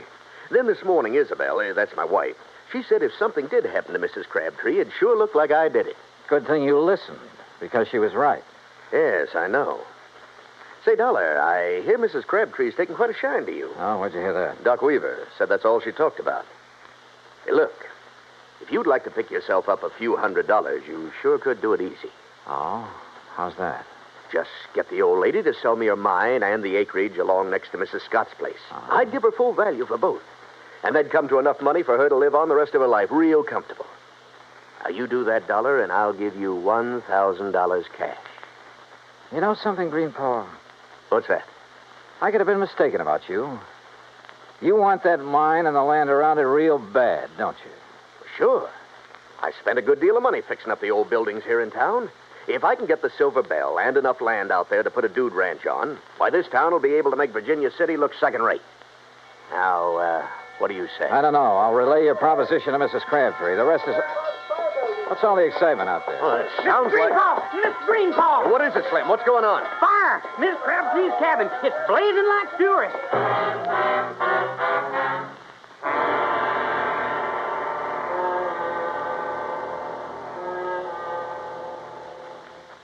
Act 3 of yours truly, Johnny Dollar, in a moment. For thousands of years, the oceans of the world have taken their toll of the treasures of the people who live near them or travel over them in calm and in storm. And for an equally long time, these same people have dived to the bottoms of these oceans seeking those treasures. Gold, silver, jewels, and emblems of tradition or symbols of history have been the sought-after prizes. Late in 1959, a group of English divers seeking underwater specimens of fish and plant life off the coast of the island of Terceira in the Azores came across a group of some 17 ancient cannons. They'd been swept off the walls of the old fortress by a tidal wave sometime during the middle of the 19th century and sank about 100 feet to the bottom of frequently storm-swept waters. News of the discovery was relayed to the Portuguese government, which gave permission for the raising of the relics. American skin divers stationed at the Air Force Base on Terceira volunteered to do the job on off-duty hours. In cooperation with the Portuguese Museum, the men made a few exploratory dives to determine the situation. Then the salvage work began. After cleaning the cannons, some made of brass, others of bronze, it was discovered that they had been forged in England, France, and Portugal more than 110 years before. Now the shiny symbols of history are on view in a Portuguese museum. The Portuguese people are happy because of an unselfish American gesture that brought back to them their symbols of the defense of freedom, the right of all men everywhere. And now, Act 3 of yours truly, Johnny Dollar and the Silver Belle Matter.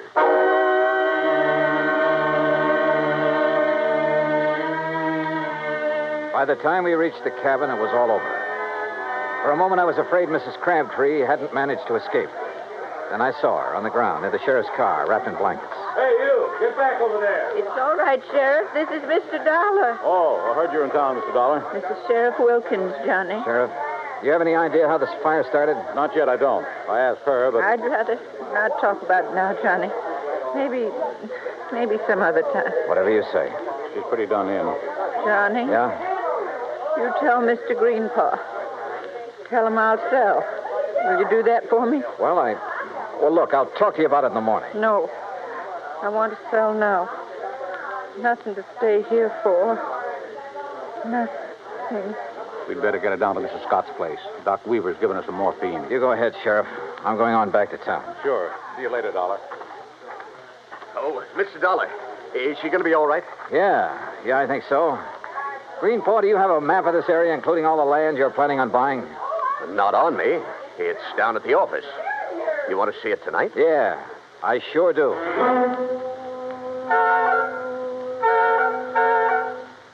I took a look at the map. Got a little sick at my stomach. Then drove back to Henrietta Scott's. There was a light on in the front room, so I got out of the car and walked up to the door.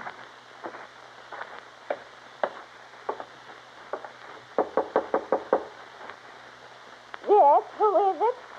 Johnny Dollar, Mrs. Scott. Oh? Well, isn't it a little late to come calling, Mr. Dollar? I mean, after all, Mrs. Crabtree is sleeping sound, and I'm all ready for bed. I want to see Mrs. Crabtree. I want you to wake her up. Well, I just couldn't do that. The doctor told me she should have as much sleep as she can get. Yeah, you took his orders a little too literally, Mrs. Scott. Why, whatever do you mean? I mean trying to burn her house down with her still in it. What? Yes, she trusted you.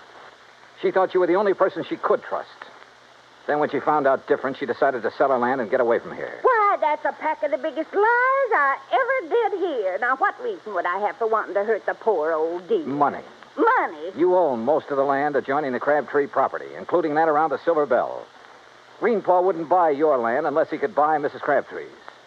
When she refused to sell, you decided to see that property changed hands the hard way. If that's so, why would I be so concerned about her? Now, why would I write Mr. Morton telling him she'd been shot at and then wiring when she disappeared? Why? To protect yourself. You purposely missed her that day. You had to set up your alibi. You got no proof. No, you're right. I haven't. But Mrs. Crabtree has. She knows who and what started that fire in the cabin. Now, get out of my way. No. Oh. Mrs. Crabtree. Mrs. Crabtree. Huh? What is he? All right, Mr. Dollar. You move away from her. Not until I find Move out. away now, or I'll shoot. Oh, well, when you put it that way, Mrs. Scott, I'll have to. You were right about me missing her on purpose.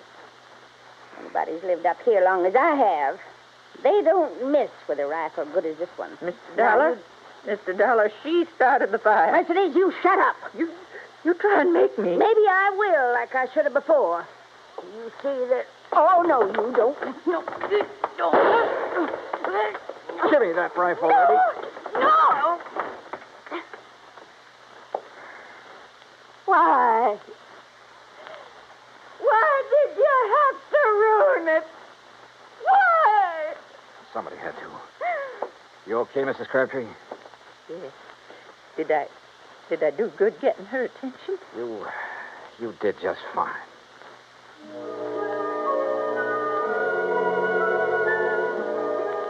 I was ready to leave Silver Gulch the next day, but I stayed over for another week, waiting for a little English gentleman by the name of Murdoch Morton to arrive and claim his bride. Yeah, just about everybody in Montana came to Mrs. Crabtree, pardon me, Mrs. Morton's wedding. Everybody, that is, but her old friend, Mrs. Henrietta Scott. Expense account total, $317.10.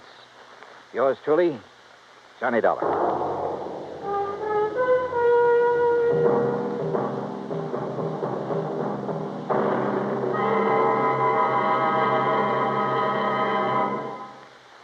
And now here is our star to tell you about next week's story. Next week, a beautiful girl is killed. And with her goes a big part of my own heart. It's one of those things that... Well, join us, won't you? Yours truly, Johnny Dollar.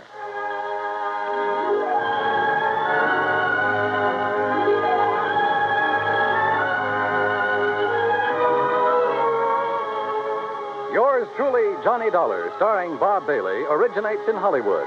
Written by Charles B. Smith, it is produced and directed by Jack Johnstone. Heard in our cast were Virginia Gregg, D.J. Thompson, G. Stanley Jones, Frank Nelson, Sam Edwards, and Will Wright. Be sure to join us next week, same time and station, for another exciting story of yours truly, Johnny Dollar.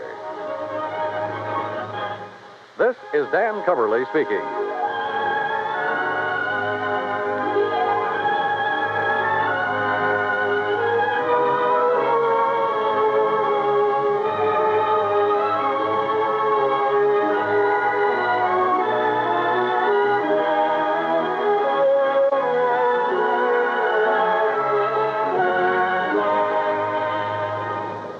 This is the United States Armed Forces Radio and Television Service.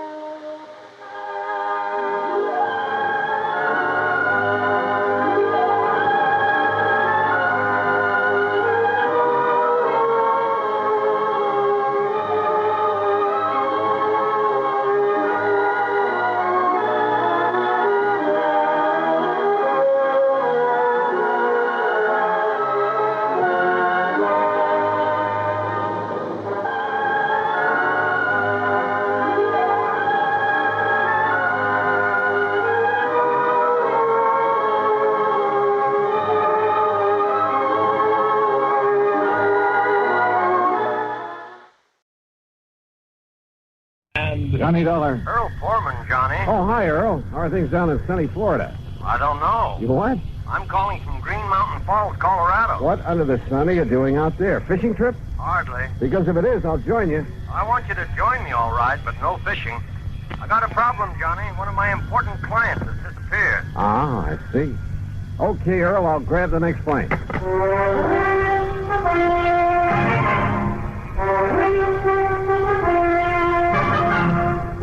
Bob daily in the exciting adventures of the man with the action-packed expense account, America's fabulous freelance insurance investigator. Yours truly, Johnny Dollar. And now, Act One of yours truly, Johnny Dollar.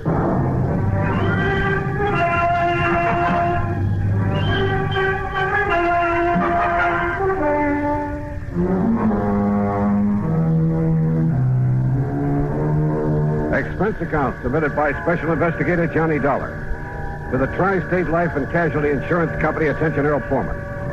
Following is an account of expenses incurred during my investigation of the Three Sisters Matter.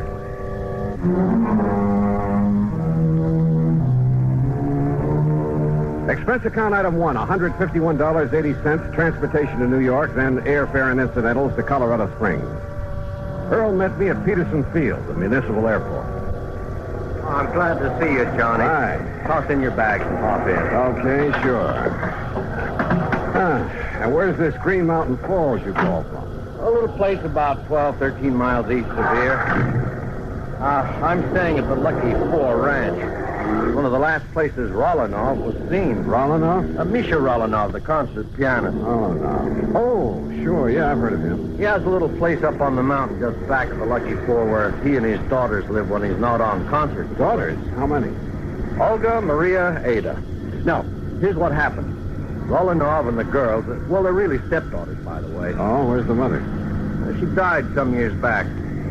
Well, anyhow, they arrived up here about 10 days ago, right after his last concert swing over in Europe. Well, what does he do when he's up here? He and the girls just loaf. Oh, he has a piano in his cottage to keep him practice, that's all. And now you say he's disappeared. You see, Johnny, he was fond of taking long walks. This is pretty good hiking country. Well, I can see that all right if you're part mountain goat. Yeah. Well, anyhow, 3 days ago, right after breakfast, he started out on his usual morning walk. He stopped in for a second cup of coffee with Ray Schmishny and his wife. Who are they? Ray and Glee run the Lucky Four. Oh, yeah. Well, go on. Well, that's all. That was the last time Rolanov was seen. Well, has any kind of a search been made? Yes, and that's not easy terrain to search. There's been quite a bit of snow, too, enough to cover up any tracks he might have made. All right. Do you know of any reason he might have wanted to disappear? No, I don't think so. I knew him very well, Johnny. I've known him for years. Of course, he occasionally got fed up with having 3 girls around his neck all the time. Silly man. Well, that who wouldn't, but he loved them, I'm sure. Especially Ada, the youngest. She's a brilliant pianist. Hey, Earl, tell me, how did the girls feel about him? Really feel about him? Oh, now, just a minute, John. Well, you said yourself they aren't his own blood. Well, just wait till you meet them and decide for yourself. Yeah, Earl, I will.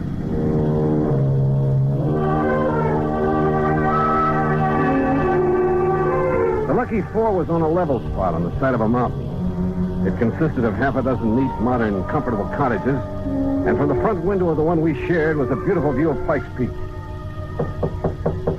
Huh? Oh, come in, Ray. Come in. You see us come up the drive? I want you to meet the man I've been telling you about. Ray Schmishny, this is Johnny Dollar. Hi, Ray. Johnny, only I'm afraid he got here too late, Earl. Oh?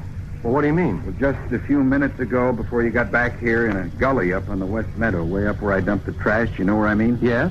Remember the bear cave I pointed out to you one day when you went up there with me in the Jeep? You mean that bear got Rolanov? No, but that's where I found him. Rolanov? Dead, Earl. Dead? A bullet hole in the back of his head.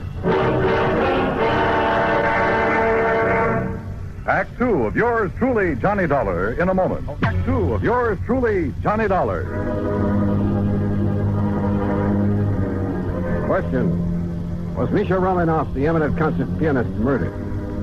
Or was he shot accidentally up near the bear cave on the mountain, back of the Lucky Four Ranch at Green Mountain Falls, Colorado? We went up there in Ray's Jeep. A careful inspection of the body and the gully in which he found it revealed nothing by way of clues to the riddle. One thing, Johnny. Yeah, what's that, Ray? Well, like I told Earl here, I was planning to shoot that bear myself. Yeah.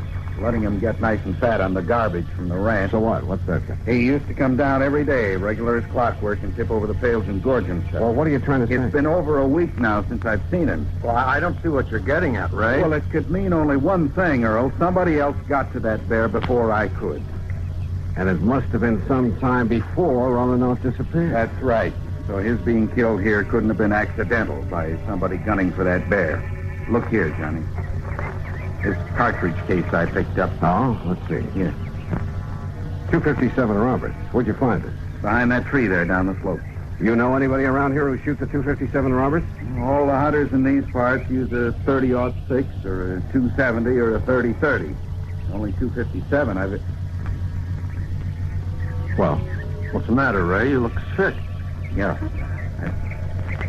There's a 257 up in the Rollinoff cottage. And one of the girls, she's a pretty good shot. Ray, you know what you're saying. Which one, Ray? Olga? Maria? Ada? No, I won't do it, Johnny. I won't accuse them. Look, this is no guessing game. This is murder. No, Johnny, I can't believe it. Not one of them.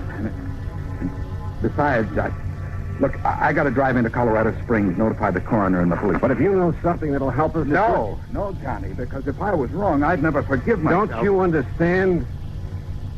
Oh, all right. Earl, do you know the way up to the Rollinoff place? Yes, Johnny. Road all right for my car, Ray? Yeah, it's okay. Then let's go.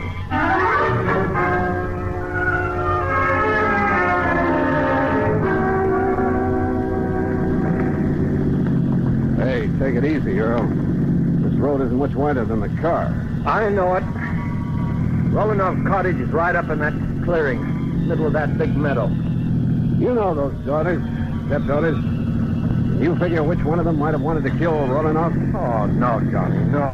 Who's the beneficiary of this policy? Well, it's a very unusual policy. Now, what do you mean, unusual? There's no beneficiary specifically named. What? The beneficiary or beneficiaries are to be the same as the heirs that are specified in Rollinoff's will. Well, who? Nobody knows.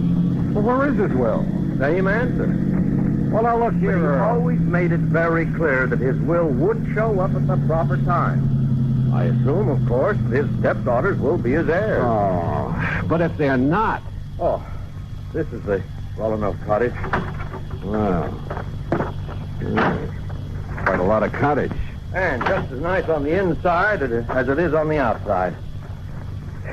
Rollinoff used to complain now and then about some of the feminine frippery all around him, but, well, he liked it. And you're sure they all got along well together? Well, of course, every family has a little spat once in a while. Johnny, now listen to me. Earl, we shall see what we shall see. I know that after what Ray said, the evidence kind of seems to point to one or all of them, but, well... Yes? Oh, hello.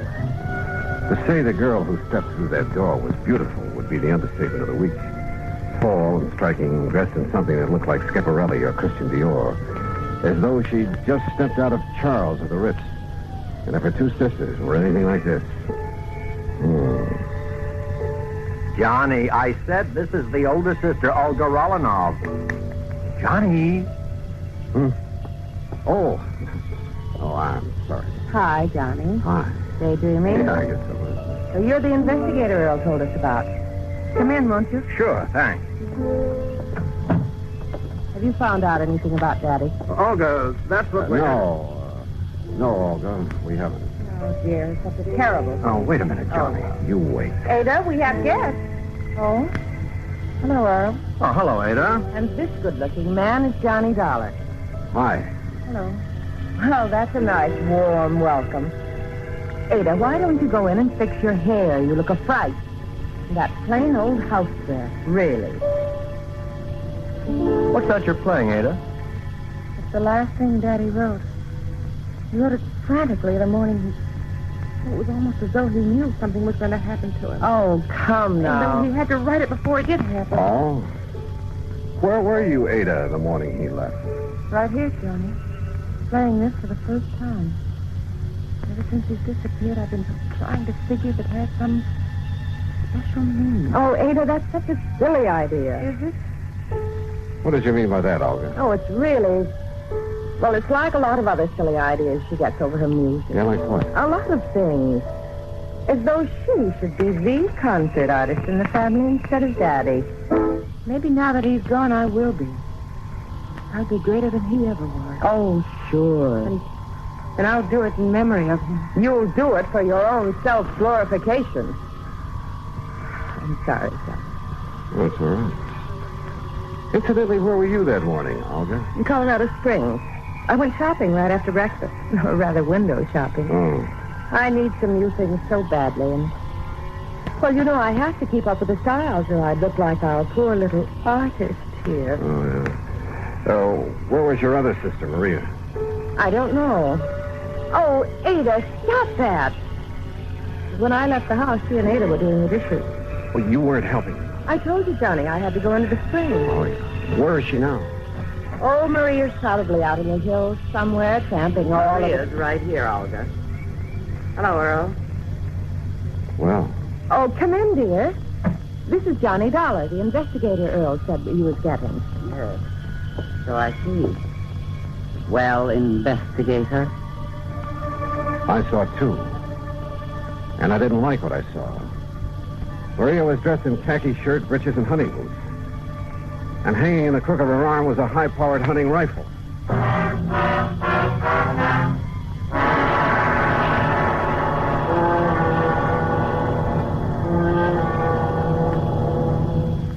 Act 3 of yours truly, Johnny Dollar, in a moment. Act 3 of yours truly, Johnny Dollar, and the Three Sisters Matter.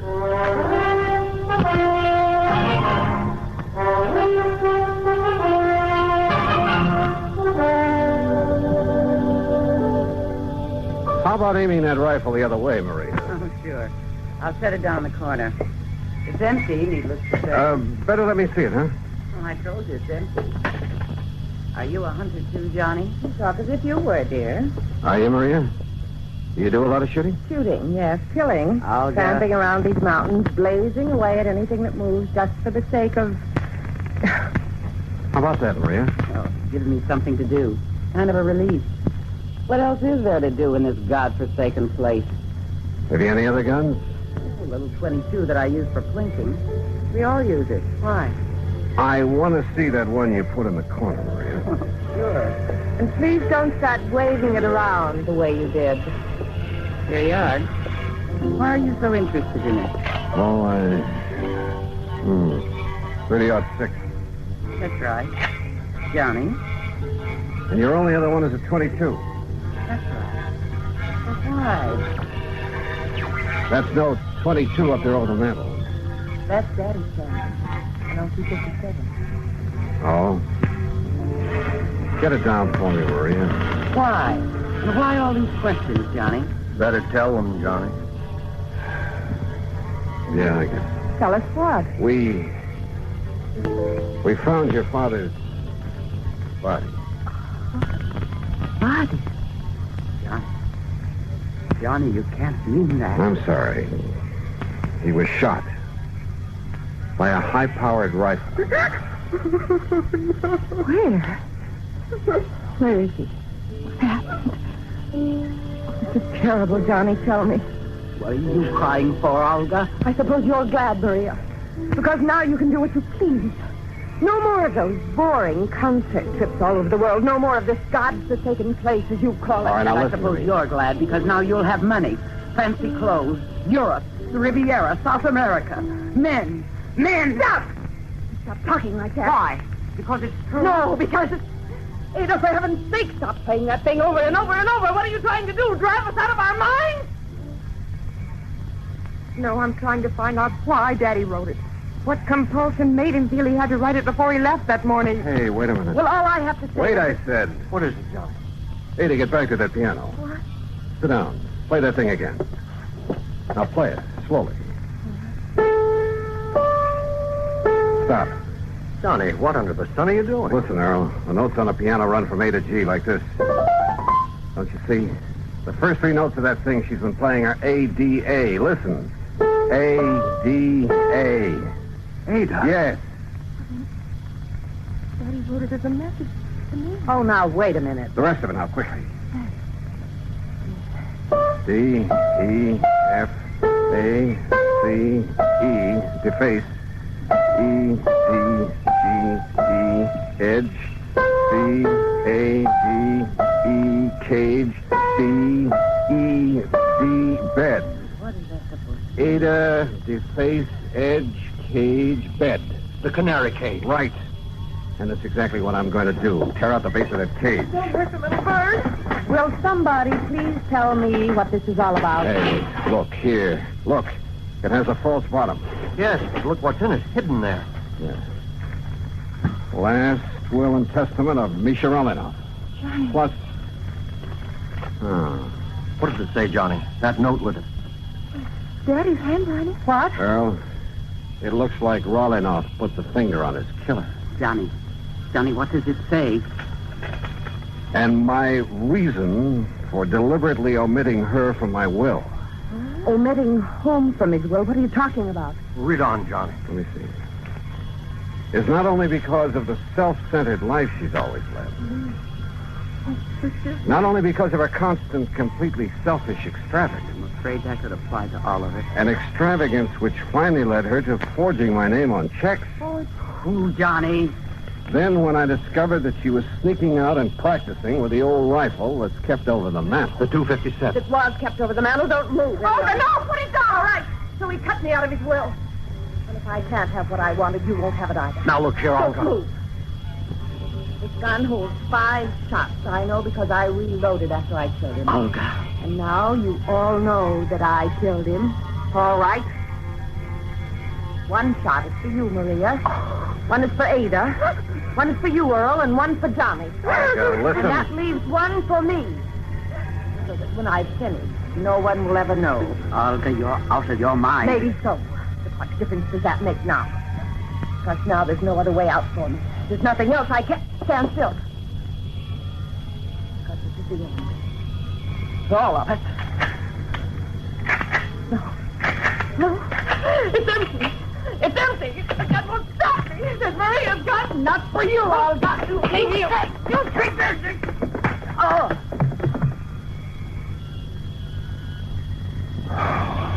Thank God somebody emptied the bullets out of that gun. Yeah. Maria? Yes, Johnny. Ada and I, we didn't want to believe it. We tried not to, but I guess we knew that when Daddy disappeared, she must have somehow that something like this might happen. And she did kill him. Yes, she did. Oh, Johnny.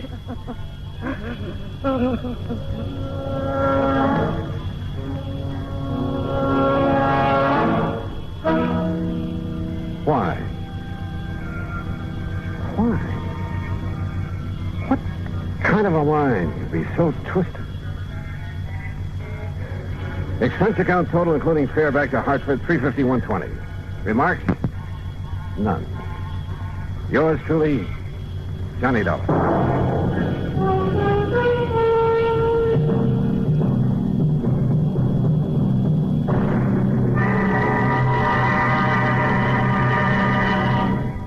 Our star will return in just a moment to tell you about next week's story.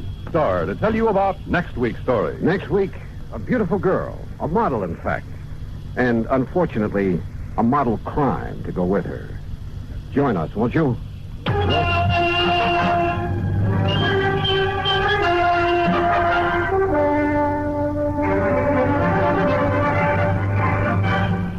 This?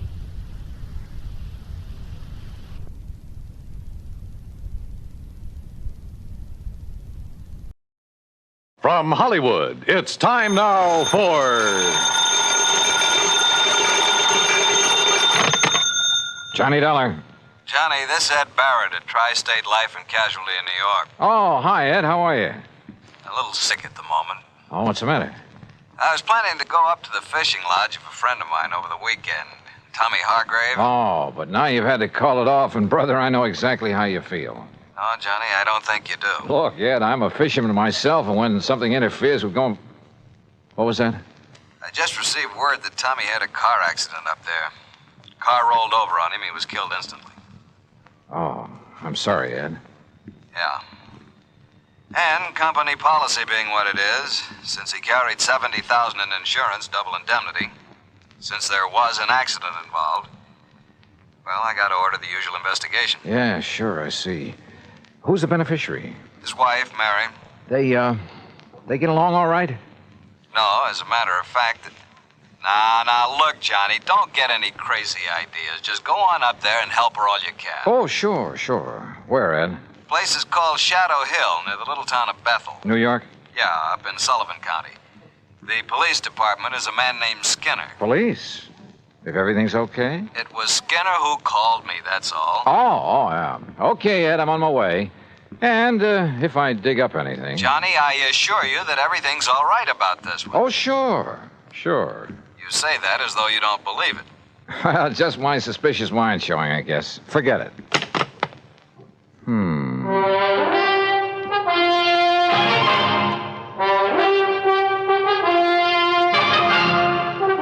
Bob Bailey in the exciting adventures of the man with the action-packed expense account. America's fabulous freelance insurance investigator. Yours truly, Johnny Dollar.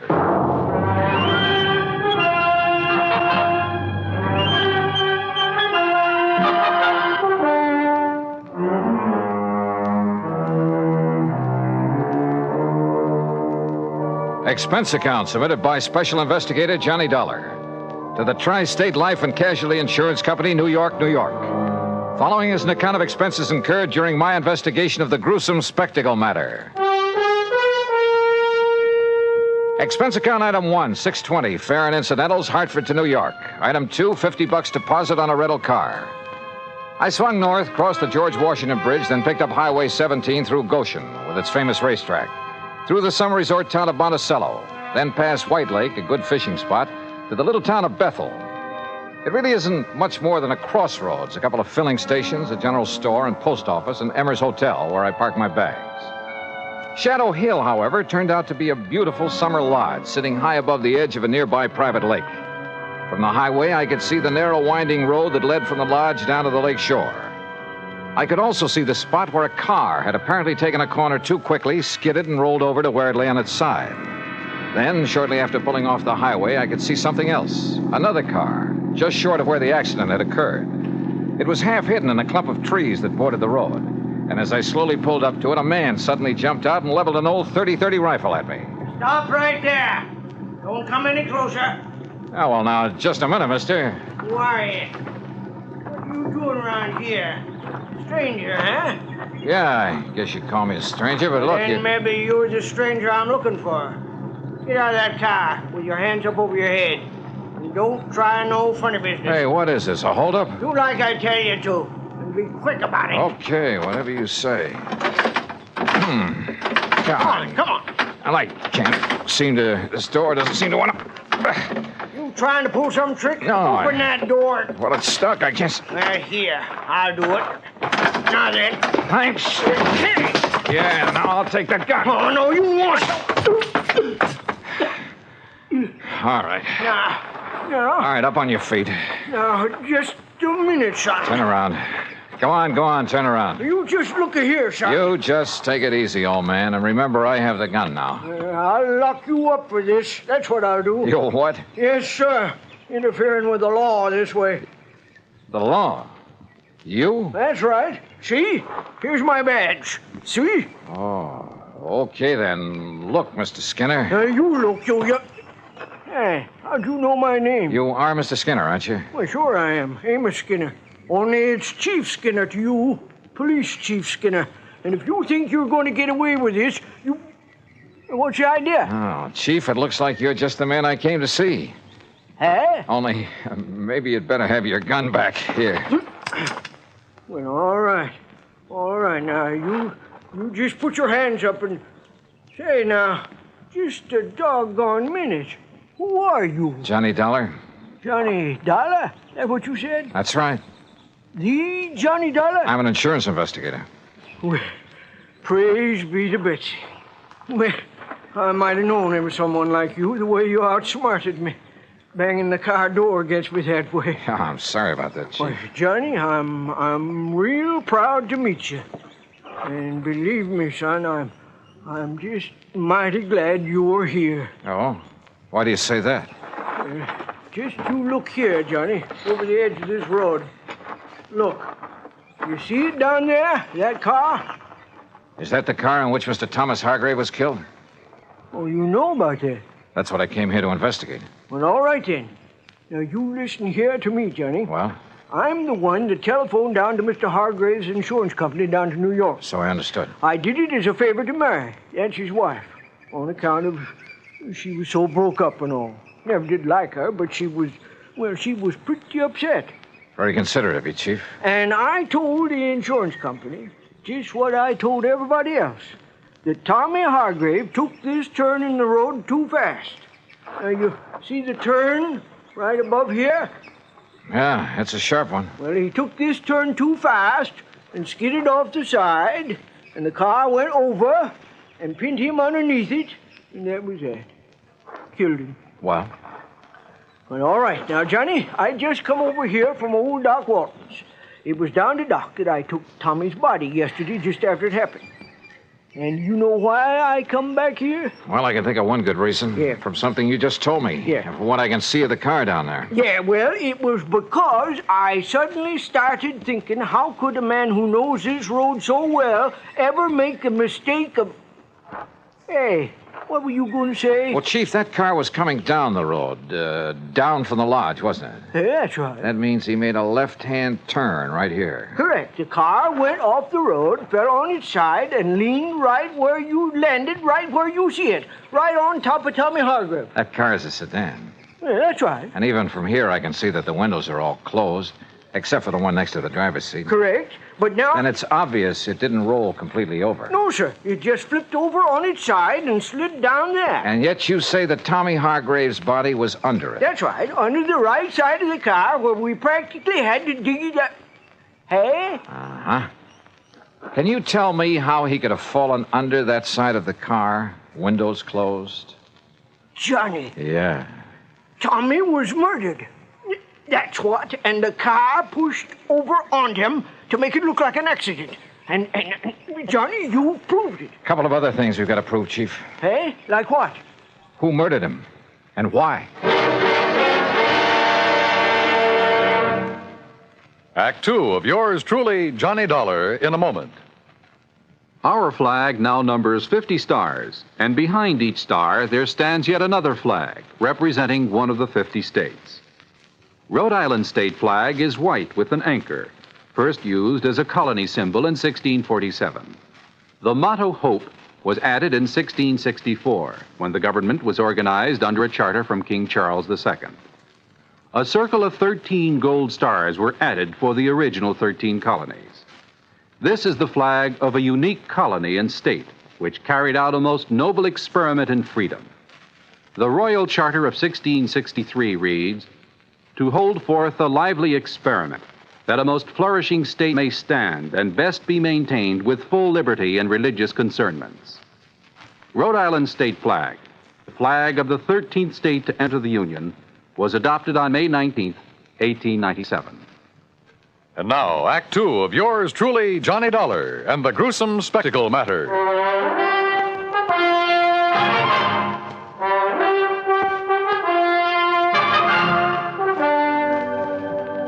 All right, Chief, tell me this. When and how did you learn of this so-called accident that killed Tommy Hargrave? Well, from Mary, his wife. Oh? It was like this, Johnny. I was sitting down at Bob and Ernie's and... Who are Bob and Ernie? Well, they run that mobile gas station down the highway you pass on the way. Oh, go on. Well, we were just sitting there talking about the Hambletonian and all the money... What do you mean, the Hamiltonian? Well, you know, the big harness race they run down to Goshen every year. Oh, yeah. Why, it's world famous. Bigger than the Kentucky Derby. Yes, I know. Go on. Well, we was talking about how much money Barney Marson has made taking bets on those races, and we... Oh, well, Chief. You mean you have a bookie here in Bethel? Well, now, John... And that you, as chief of police, condone such goings-on? Well, now, we... Oh, I'm surprised at you, Chief. Oh, well, it's just a little sort of harmless betting is all. Oh, sure. Every man's entitled to a little... Well, you know how it is. Yeah, I sure do. Now, let's get back to the subject. Yeah, sure. Well, like I say, we was sitting there talking... And we seen Mary Hargrave driving by on her way back from New York, where she'd gone to do some shopping that day. She wasn't here when it happened? Well, no, sir. She couldn't have been. You're sure? Well, like I told you, she was in New York. Anyhow, she drove on up here, saw what had happened, and drove right back to tell us at the gas station. We came up here, dug Tommy's body out from under, took it down to Doc Walton's office, and that was that. How carefully have you inspected that car down there? Well, that's what I was about to do when you come. All right, come on. Let's take a look at it. Well, sure. Have you any way of proving Mary Hargrave was actually in New York? Proving? Well, no, I guess not. Hey, look here, Chief. Huh? Keys are still in the ignition, but the ignition's turned off. You're right, Johnny. You're right. This car wasn't rid over the side of the road. It was pushed. Here, let's see if we can get this door open. Yeah, I'll give you... Now, let's see if some of this...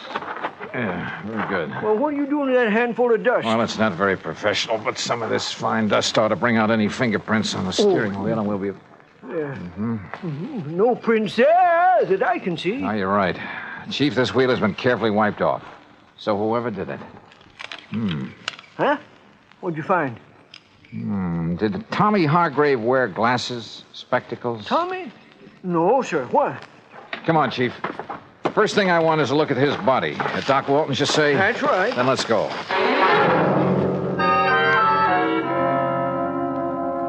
Well, as a matter of fact, it was I who suggested to Amos, to Chief Skinner, I should say, that he go back and have another look at that car, Mr. Dollar. Just why, Dr. Walton? Because a couple of things about this body made me wonder. Look here, the way the clothes are torn, as though he'd had some kind of a struggle. Scratches and contusions on his hands. But more important, here. Yeah? Here at the base of the skull, this mark. Up where that car is, there are no rocks, no stones, no anything that could make a mark like this. And there's another on the face below the eye. You know what that looks like to me, Doctor? Oh, what's that? The mark from the butt of a .38 automatic. And I've seen plenty of them. My Betsy, Johnny, you're right. Then that would indicate Hargrave was murdered. And the car pushed over on him to make it look like Yes, sir. And Johnny and me found a few other things around that car that would indicate the same thing. Doctor, I understand Tommy Hargrave did not wear glasses. No, not that I know of. Of course, Mary, his wife... She wears them? Yes, she does. Can't do without them. What kind? Well, just regular tortoiseshell, you know. Something like these, maybe? Well, no. Granted, one lens is smashed and part of the frame is broken, but is this the kind she wore?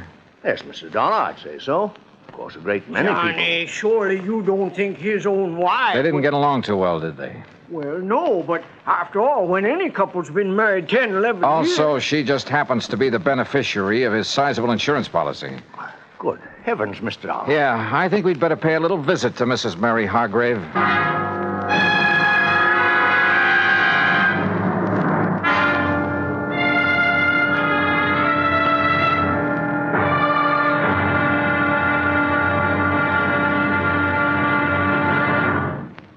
Act 3 of yours truly, Johnny Dollar, in a moment.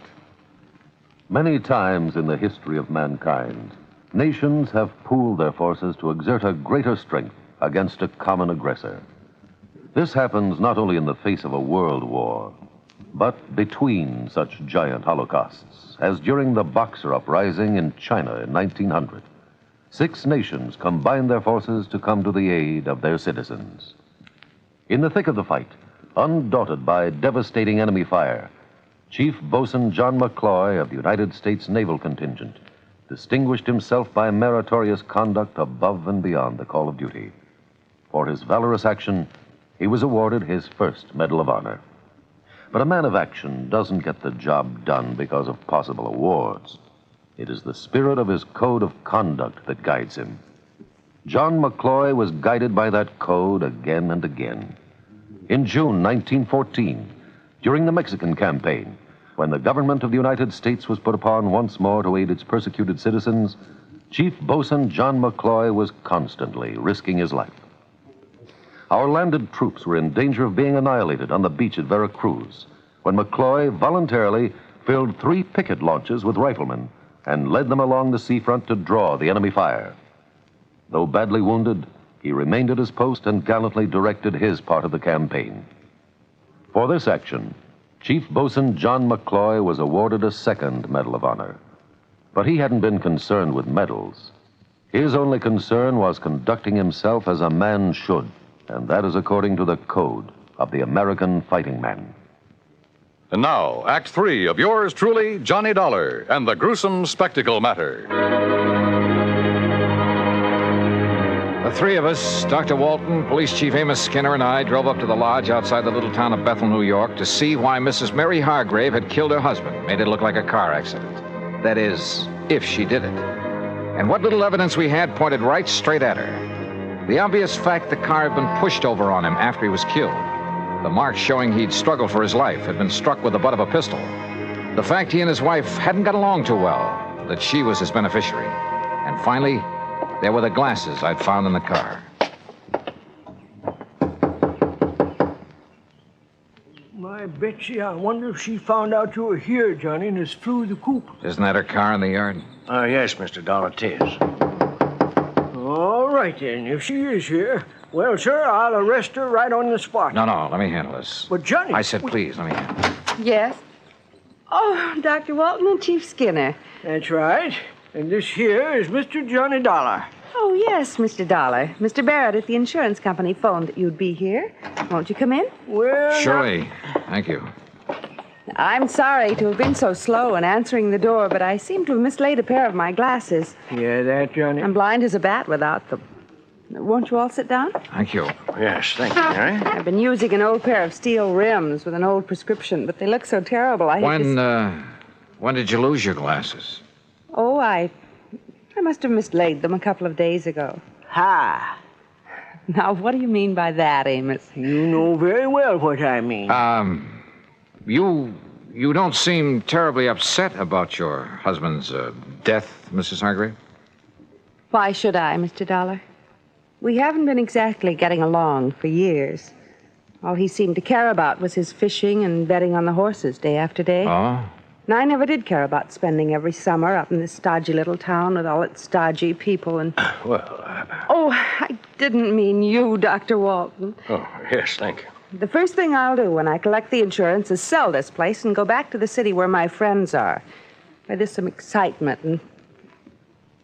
Mr. Dollar, are those my glasses you have there? Are they? Well, they look like mine. Only what happened to them? Sure, they are hers, Johnny. What? No, Dollar. No, I don't think they are. Let me have them, please. Sure. Here. What's going on here? Johnny, we're just wasting time. No, wait. These can't be hers. I should have realized. Sure they are. Gentlemen, please. I've seen your glasses, Mary, many times. Very thick at the edges, very thin in the center of the lens. Well, isn't this pair? This lens, the one that's still intact, bears no resemblance to yours at all. Oh? No. Wait a minute, wait. Listen, Mrs. Hargrave. Will somebody please tell me what's... Listen, will you? You say your husband was always playing the horses. Yes, of course he was. But do you mind telling me what Even while he was up here? Yes, all the time. Mr. Dollar, I don't see what you're driving at. I sure don't. Oh, brother, this is probably the wildest hunch I've ever had. What? Mrs. Hargrave, did your husband owe a lot of money on his betting? Owe a lot? I should say not. Just the opposite. He's been going around for nearly 2 weeks boasting about the big killing he made, if he ever collected. Doctor, let me have those glasses. Oh, yes. Look, here, this little mark inside the temple. Oh, that's the mark of the optometrist over in Monticello. Here, you see? The same mark as in mine. Yeah, okay. Now, just sit tight, the three of you. Oh? Now, Mr. Dollar. Now, you look here now, Johnny. And Amos, don't try arresting anybody while I'm gone. But it Johnny... might make you look a little foolish when I get back. Back from where, Dollar? I'll see you all later.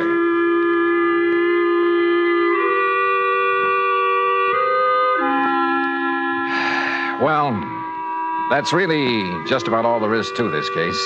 Oh, except, of course, for the fact the optometrist in Monticello had no difficulty at all in matching the glasses I'd found with the prescription of... Yeah, you guessed it. They had belonged to the bookie Chief Skinner had told me about, Barney Marston. Of course, Barney wanted to put up a fight when we faced him with the facts. But then he couldn't seem to explain the various and sundry bruises he was carrying around. Until we reminded him of the fight he'd had with Tommy Hargrave. Yeah, he'd killed him and pushed the car over on top of him. The reason for it all? Simple. Tommy had won a cool $25,000 from him. Had threatened to put him out of business if he didn't pay, which he couldn't. So, Barney killed him and tried to fake the accident. And you know something? I have a sneaking suspicion Chief Amos Skinner isn't going to stand for any bookies operating in Bethel, New York from here on out. Oh, and Mary Hargrave found the glasses she'd mislaid. Expense account total, including mileage on the rental car and the trip back to Hartford, $148 even. Yours truly, Johnny Dollar.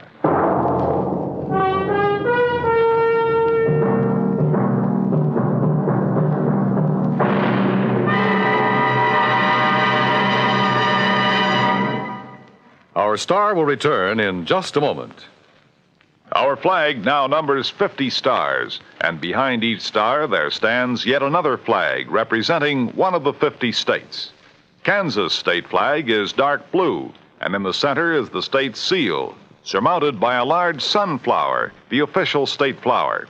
The seal reflects the history of Kansas, the train of ox wagons going west, for most of the great roads passed through Kansas. An Indian is depicted chasing a herd of buffalo, recalling the words of the official state song, "Oh, give me a home where the buffalo roam." For this truly was the home of the buffalo and Indian. The East is represented by a rising sun, and the promise of future prosperity is indicated by the steamboat on the river and the farmer plowing the field. Above a mountain range are 34 stars, for Kansas was the 34th state admitted to the Union.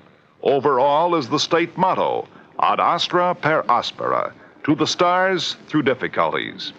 Kansas state flag, the flag of the 34th state to enter the Union, was adopted on March 23rd, 1927.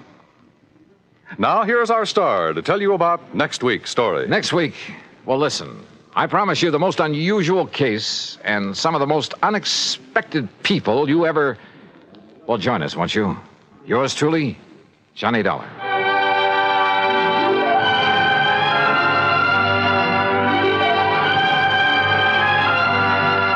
Yours truly, Johnny Dollar, starring Bob Bailey, originates in Hollywood and is written, produced, and directed by Jack Johnstone. Heard in our cast were Virginia Gregg, Harry Bartell, Junius Matthews, and Joe Kearns. Be sure to join us next week, same time and station, for another exciting story of yours truly, Johnny Dollar. This is Dan Coverly speaking.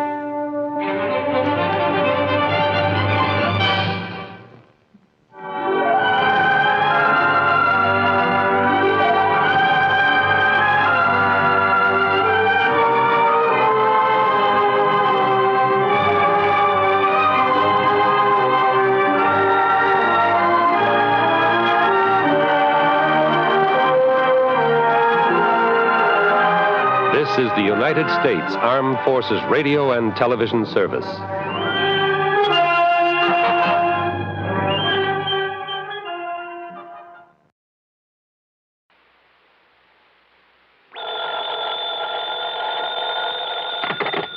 Johnny Dollar. This is Al Turner at New Britain Mutual. Hi, Al. What goes with you these days? Johnny, one of our important clients is very anxious to get in touch with you. Says that she's an old friend of yours. Oh, who's that? Her name is Mrs. Virginia Haskell. Virginia Haskell? That's right. Sorry, Al, but I'm afraid I never heard of her. Before she got married, about a year ago, her name was Van Doren. Chinny Van Doren? Yes. Oh, well, now that's something else again. And I mean something. Well, then you do know her. One of the most delectable bits of feminine pulchritude I ever ran up against. Believe me, a young man's fancy didn't have to wait for spring to turn to thoughts of her. Now, what's that mean? Oh, Al, even I had serious ideas about that gal at one time. Oh? Yeah, right after college. Isn't every kid of that age intrigued by the idea of marrying into a fortune? And very beautiful. At least she was when I knew her. Still is, Johnny. So she's married to somebody by the name of Haskell, huh? Gordon Haskell. They live on Birch Brook Road, down in Bronxville, New York. Funny. What? Well, when I knew her, that blonde charmer didn't have eyes for anybody but Paul Snowden. Who's Paul Snowden? Childhood sweetheart, that sort of thing. Poor boy, making good on his own, you know the bit. Ah, yes. Too proud to marry her because of her money. But she swore that she'd never marry anybody else, that he was her one true love. But I guess she changed her mind. What did she want to see me about, Al? She didn't say.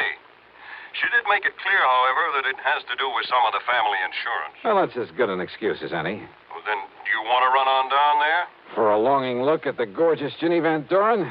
But it'll cost you money, Al. Listen, Johnny, with the premiums we get for all the insurance she carries, life, house, property, and so on, the sky's the limit. Brother, have you stuck your neck out? Well, now, that doesn't mean you have Albert, to... I'll be in touch.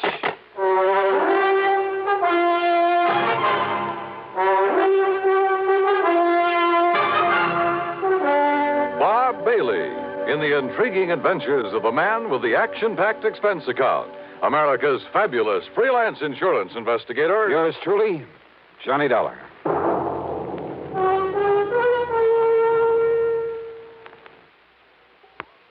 And now, Act One of yours truly, Johnny Dollar.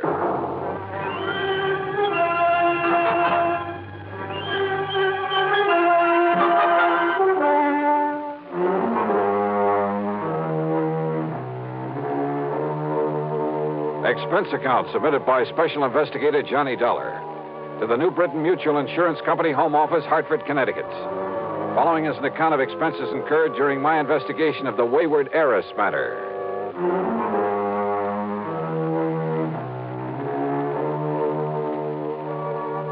I decided it might be handy to have my own car along for this one, so expense account item 1, $4.25 for a tank full of gas.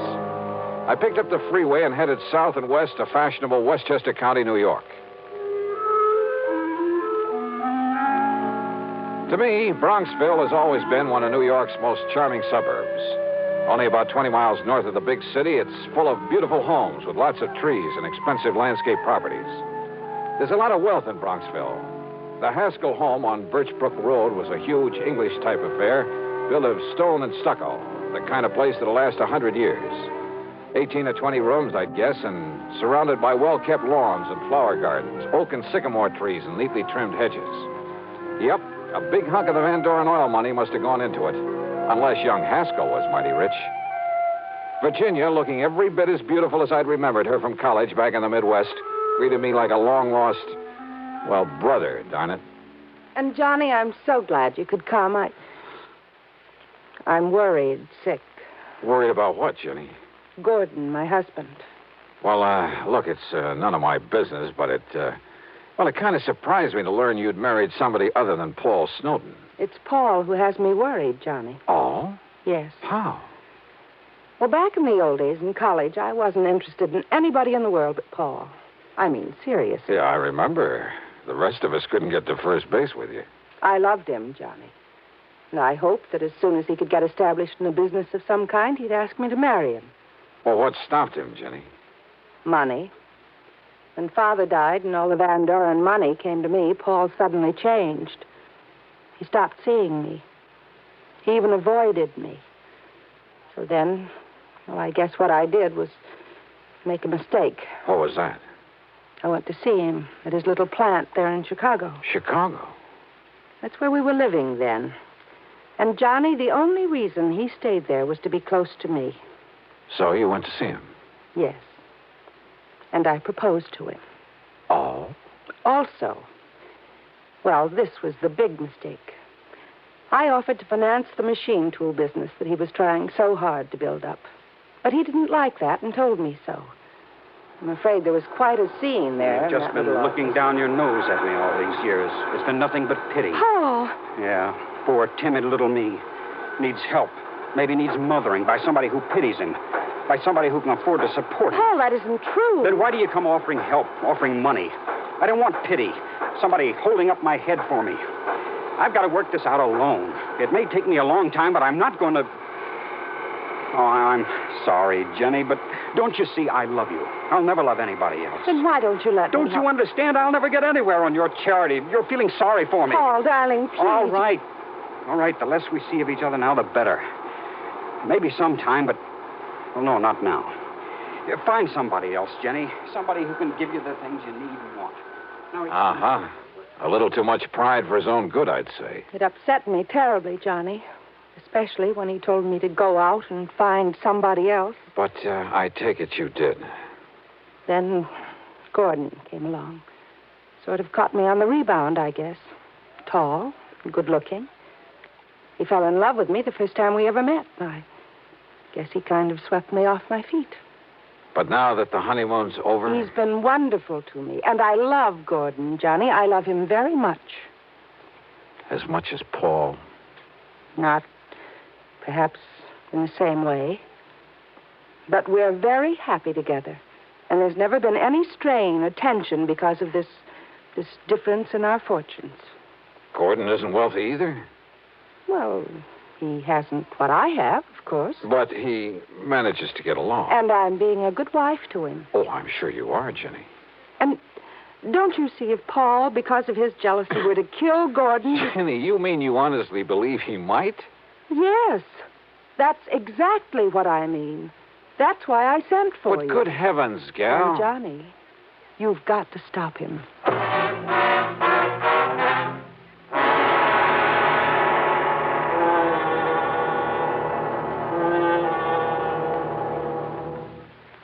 And now, Act Two of yours truly, Johnny Dollar and the Wayward Heiress Matter.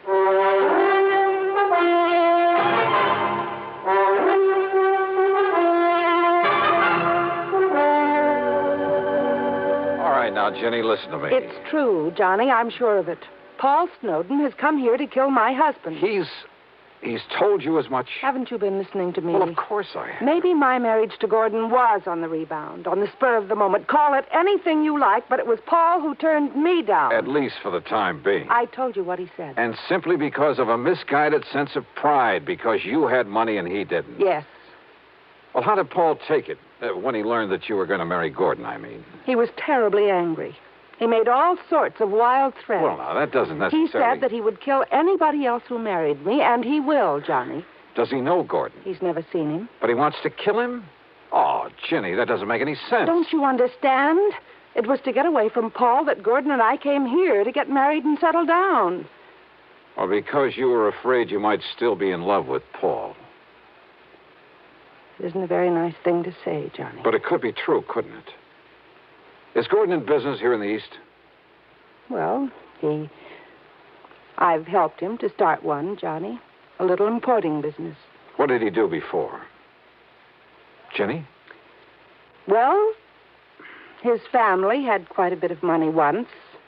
But they lost it all in some bad speculations. And, well, if you must know, Gordon just sort of played around for a while. Did Paul know all this? I don't know. Because if he did, maybe you shouldn't blame the poor, hard-working guy for not liking him. But Gordon is good, and he's good to me. He's good to you. Seems to me you're the one You who mustn't say that, Johnny. He is good to me. And he's all I have now.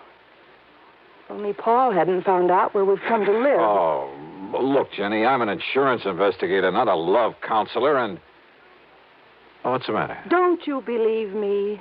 All I've told you? Or are you just trying to be very cold-blooded about this? Jenny! All right, then. This happens to be a cold-blooded insurance matter. For the simple reason that Gordon's life is insured. And if you have no heart, if all you can think about is business, all right. It's your job to keep Paul from killing Gordon. Now, listen, Jenny, you've been married nearly a year. Nothing's happened, nothing at all. Yet now, all of a sudden... Because Paul has come here. He telephoned me. And there can be only one reason why he's here. I doubt that. But where is he? In New York, at a hotel. What hotel? He didn't say. Well, is he coming out here to the house? He said he wouldn't come until he could be sure that Gordon was here. And then? Then to prepare for the worst. Those were his very words, Johnny. Prepare for the worst. Wasn't Gordon here when he phoned? Yes, but I didn't tell him that. Where's Gordon now? Over in Larchmont at the Beverly Arms. In hiding, in other words. I want him to stay there until something can be done about Paul, that's all. Well, if Paul's so all-fired determined... He is, Johnny. He always was. That could be a pretty admirable quality, Jenny. Of course it is. But when he's determined to do such a horrible... Johnny, I don't understand you, the way you're taking all this. Are you going to help me, or aren't you? Yes. Okay, Jenny, I'll see what I can do. If by any chance what you suspect is true, if Paul really has come here to get him... Of course he has. Paul doesn't give up, no matter what he set out to do. Which is to say that sooner or later, if you'd kept your head, if you hadn't gone off the deep end, if you had waited and married him, Jenny... I know, I should have. I should have waited for him, no matter how long it took. And Yeah? And what? No. Johnny, I didn't mean that. I'm married to Gordon now, and I must protect him. Okay, then. The first thing to do is get him over here. What? Sure. If Paul's staying undercover, it's the only way to bring him out in the open. But if anything happens to like Gordon... you say, it's my job to see that it doesn't. I'll see you later. Yeah, like I've said many times before, in this business of mine, you run into some real wildies, and this was one of them. Made me feel like an advice to the love shorn column. And it was pretty obvious that Ginny was still in love with Paul, that she was sorry she had married and was supporting this Gordon Haskell, who, incidentally, must have been a smart cookie to have caught her on the rebound, latched onto her and her fortune. But she'd made her bed, and by golly, out of nothing but stubborn pride, she was going to lie in it. It was well after dark by the time I left her, and as I walked out to my car, I decided that what I'd better do first was to locate Paul Snowden, somewhere in some hotel in New York City. Find out what this whole crazy affair was really all about. But then, as I reached for the door handle on my car... Just a minute. Huh? Yeah? I've been waiting for you. Oh? Who are you? As if I couldn't guess. Mister, I found out all about you, why you came here. Me? Oh, well, if you don't believe me, take a look at these photostats from the police files in half a dozen western states. Well, now, just take it easy. Let me put on the dash light so I can take a look at them. You'll have plenty of time to look at them when I'm through with you. Well, just... Mister, I want to kill you.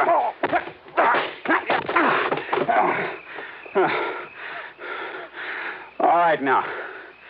You want some more? Johnny, what on earth's going on out there? Huh? Johnny? What? Johnny! Oh, no. Paul! Paul, what have you done to Johnny Dollar? Johnny! Oh, dear, this is terrible. Well, it ain't exactly good. That was Paul. I saw him. Yeah, so I figured. He must have found out that I sent for you.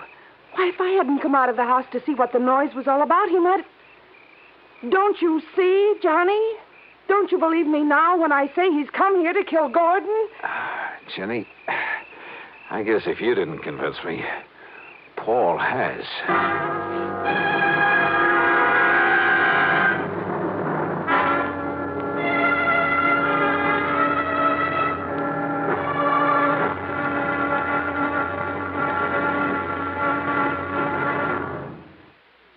Now, Act 3 of yours truly, Johnny Dollar.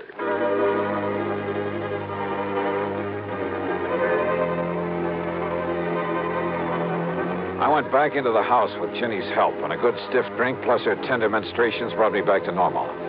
I suppose I could make all sorts of excuses about having been caught off guard, but I won't.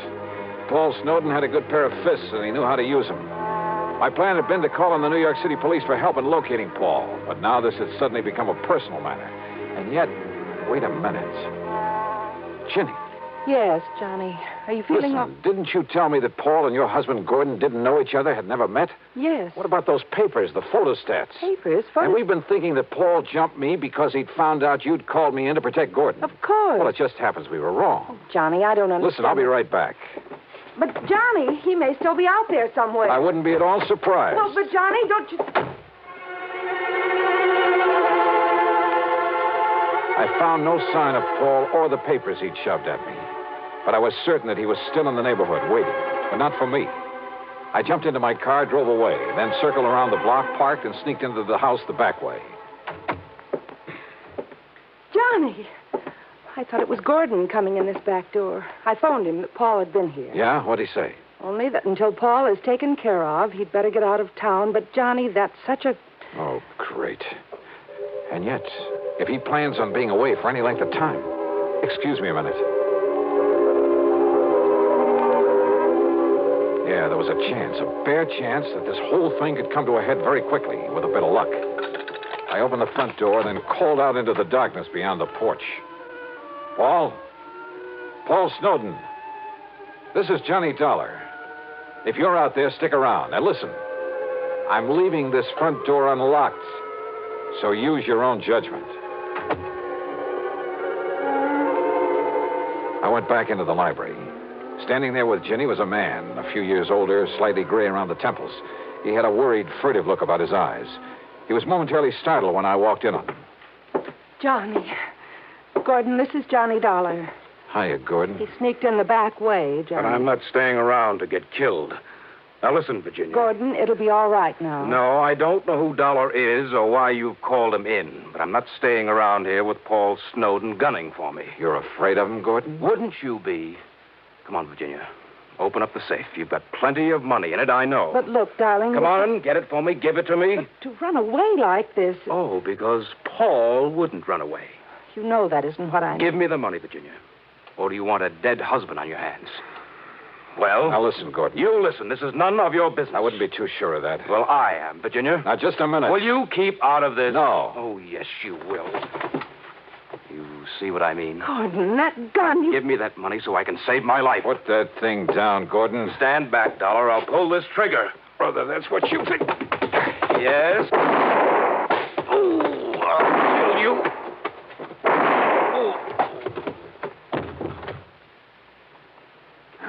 Thanks, Paul.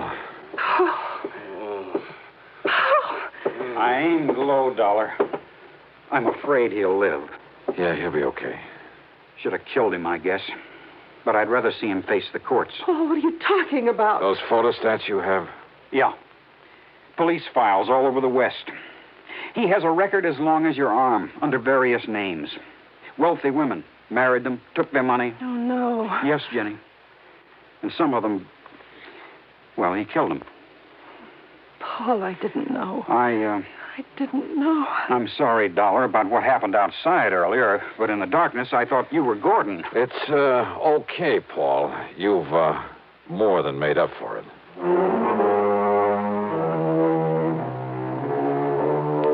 Well, maybe Paul and Jenny will finally get together for keeps. I don't know. I don't even know whether I care.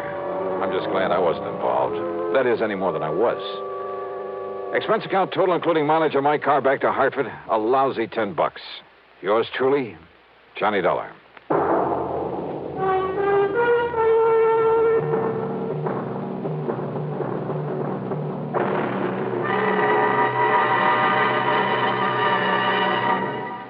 Our star will return in just a moment. Now, here's our star to tell you about next week's story. Next week, a sweet little old lady involved in one of the dirtiest rackets I know. Join us, won't you? Yours truly, Johnny Dollar.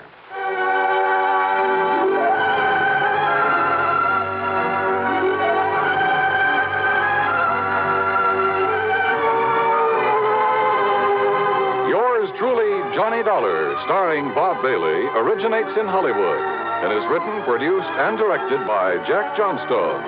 Heard in our cast were Virginia Gregg, Les Tremaine, Sam Edwards, and James McCallion. Be sure to join us next week, same time and station, for another exciting story of yours truly, Johnny Dollar. This is Dan Cubberly speaking. From Hollywood, it's time now for... Johnny Dollar. Hillary Fuchs, Johnny. How's your time these days? Time to live, time to die, you know. What's up? A claim on a $100,000 policy. I want it investigated. 100,000? What kind of policy? Straight life. You sound worried. I am. I think we're going to be taken this time, Johnny.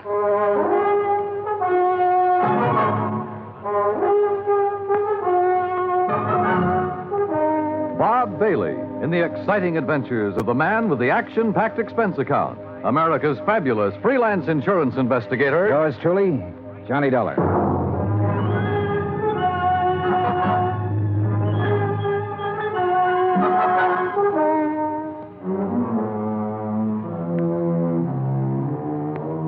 Expense account submitted by Special Investigator Johnny Dollar to Continental Insurance and Trust Company, 657 North Spear Boulevard, Hartford, Connecticut.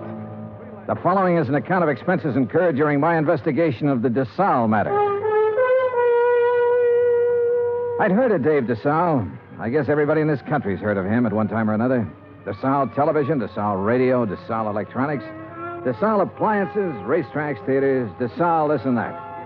But up until the time I talked to Hillary Fuchs about the case, I had never put a man behind the name. Expense account item 1, $2, 2 drinks for Hillary Fuchs and myself. We had them in his office out of my bottle over his desk. Just plain worn out with it. Stuck. Ooh, have some water. Oh. But I'll tell you this. I'm not going to make a present of $100,000 of stockholders' money to anybody. I wouldn't do that either. Drink your drink. Here's to war.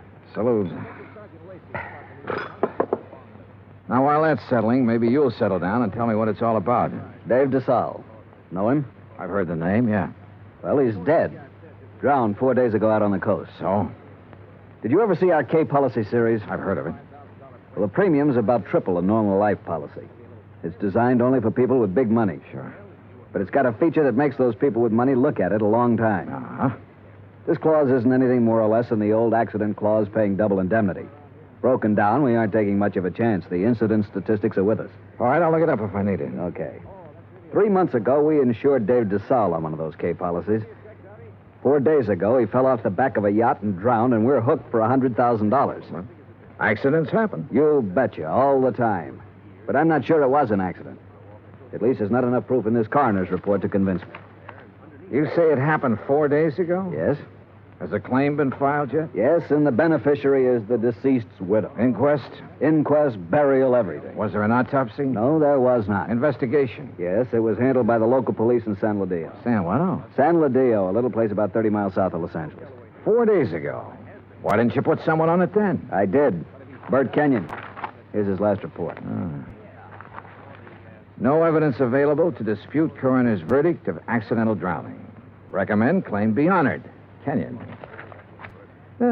Sounds like cold turkey to me. It may sound that way to you, but I still don't like it.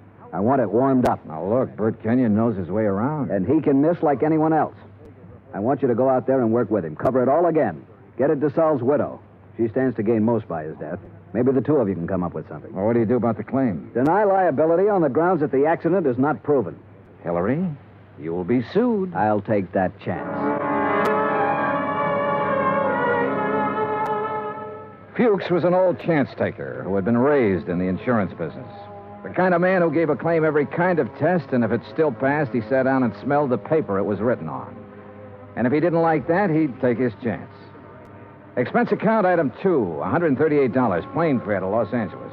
Item 3, $3. A telegram to Bert Kenyon advising him of my arrival, which turned out to be at 1 o'clock in the morning, 10 minutes ahead of a fog that blanked out the whole area at the airport. Johnny Dollar! What? Oh, hey, Bert. How are you? Johnny, good to see you. Good to see you.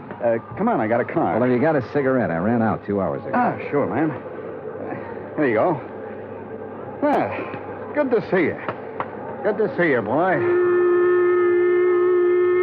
The last time I saw Bert Kenyon was July, a year ago, in Dayton, Ohio. He was there working on an arson claim for the National Underwriters. Before that, I'd run into him in Denver, Portland, and Chicago. And we'd worked together for 2 weeks in New Orleans on the San Antonio case. He sent me a Christmas card every year. I sent him one. We were as close and as far apart as two friends can be. When I saw him this time, he looked tired and thinner. And he lit one cigarette after the other. You'll like San Ladillo, Johnny. Yeah? How's the hotel? Oh, old Spanish job. Big rooms, fireplaces, smells kind of damp all the time. You get used to it. Are you tired? Yeah. Well, tell me about the claim, Bert. Nothing to tell. Routine so far. Oh, Fuchs was pretty worried about it. He doesn't like the coroner's report. You know, Fuchs, worry. That's what he gets paid for. Oh, that's what we get paid for, too. Okay. On the face of it, I'd question the claim right away. Just on the 3 months period alone, I'd question it. You still think it was an accident? I think we should pay up and shut up. I'd like to have met this Desalles guy, Johnny. Stocks and bonds and pretty blondes. He sure had them all. Wait till you meet Mrs. Desalles. Wait till you see the layup. Boy. And Fuchs worrying about a $100,000 claim. Do you know how much Desalles' widow is worth? $8 million. $100,000 means about that much to her. Not that much. Peanuts. You want to hear something funny? Real funny? Go on. Desalles bought that policy one day at the racetrack at Del Mar. Yeah, because an insurance broker gave him a tip on a horse. Yeah. I can just see Fuchs worrying about his $100,000 and finding out about that part. How did you find out about it? Mrs. Desalles, she told me the story. What about her? Now, what about her? She's the beneficiary. I told you, 100,000 doesn't mean a thing to her. Why would she kill him for $100,000? Why not?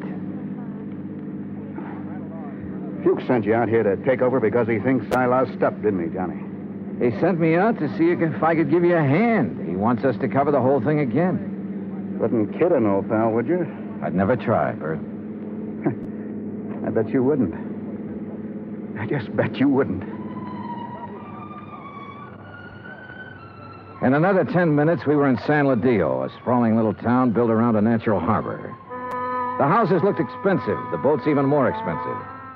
Kenyon pointed out one house on a hill, a 3-story affair with an acre or so of lawns around it. He explained it was the Desalles home. I checked into the San Ladillo Hotel and got a good night's sleep. Next morning, Bert Kenyon and I went over to the statements of everyone who had been on the yacht the night Desalles went overboard. Then we went out and interviewed everybody again, including Mrs. Desalles. It's getting awfully dull. You understand we have to do this. All right. Dave and I were having drinks with a few friends. He said he felt like getting a little air. He went up on deck. A few minutes later, someone was looking for him. Mr. Burke. It might have been. Well, that's what's on your statement. All right. Mr. Burke. We couldn't find Dave, and then I remembered he was on deck. We went up there and saw his hat floating on the water. We looked around. We didn't see him. I sent one of the crew to call for help. They fished him out an hour or so later. You were never on deck until then? No, I wasn't. Who are they? You said they fished him out. Police. Someone. I don't know. We're a lot of men. They tried to give him artificial respiration. Well, what did you do? I watched. What else was there to do? Hard thing to watch, Mrs. Desalles. Your husband just drowned. Yes. Yes, it was. Is that all? Yeah. That's all.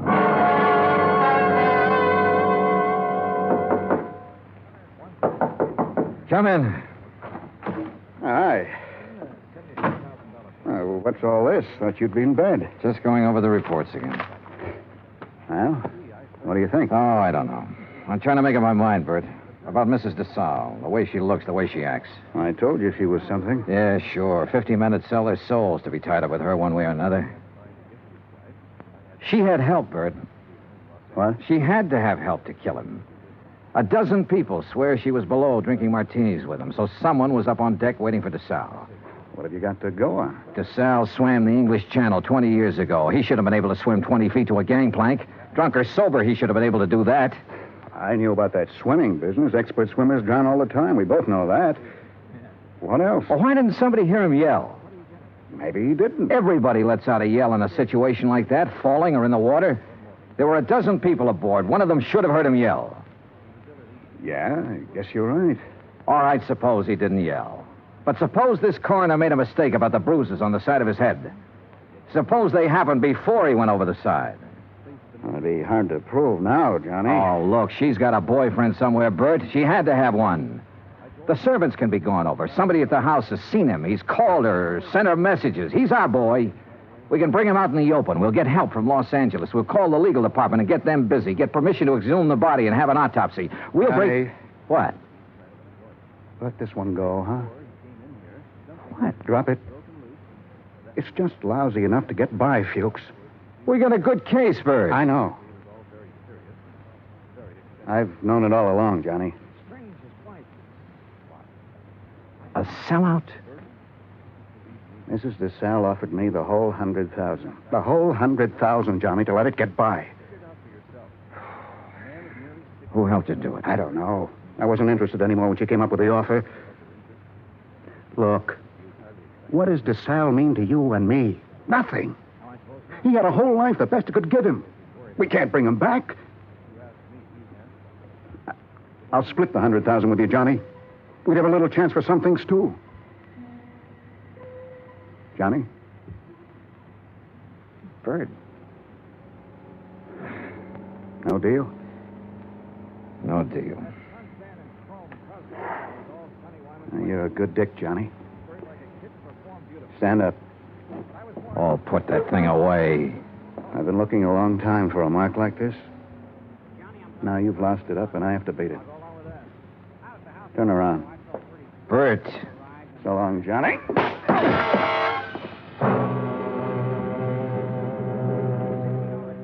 I went down to my knees trying to hold onto the desk. I saw him stand there a minute, like he might want to help me. And then he was gone. I did everything I could to make my feet, but my legs wouldn't work. And then it was all over.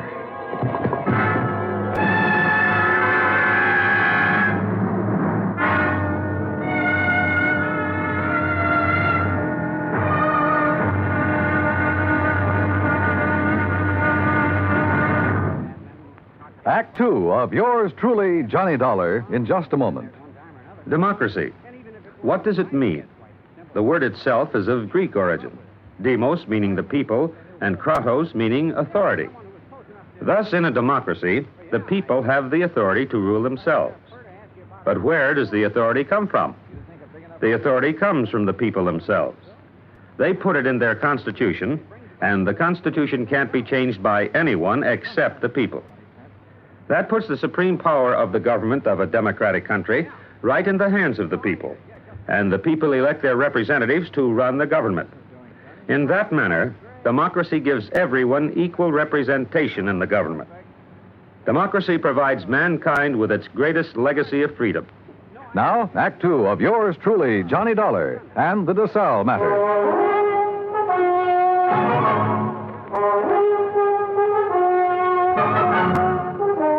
The light on the desk was the first thing I saw. It was still on. The window was still open. The room was the way it had been before. I kept thinking about every man having a price and how Britt Kenyon had settled for $100,000. It seemed like a fair price. It also seemed too bad there was no way for him to collect it. There were two of them, a heavy-set man about 50 years old and a tall, lean-faced man with dark eyes. They looked me over. Your name, Dollar? Yeah. Police. We want to talk to you. My name's Blair. This is Sergeant LaFrida. You sick or something? I bumped my head. How? Never mind. Well, what do you want? We'll ask the questions. What are you doing in San Ladillo? I'm standing around in a hotel room talking to a couple of cops. Just answer up. Don't be funny, fella. I don't feel even a little bit funny. You got a license to carry this gun? Hey, what is this? Have you? Yes. Your meat-handed friend ought to put it down or it might go off. Been fired, Tom? Ah. Meat-handed, huh? That's what I said. I'll remember that. Okay. Tell us about it. Tell us what you're doing here. And don't waste a lot of time doing it. I'm an insurance investigator. Tell this goon to back away and undouble his fist or I'll break a chair over his head. Are you going to try to be tough, baby? I'm going to try to find out what this is all about. You want me to pop him open to see if he's as tough as he sounds? Behave yourself, Tom. Let's see something that says you're an insurance dick. Top of the dresser. Bring it over, Tom. Sure.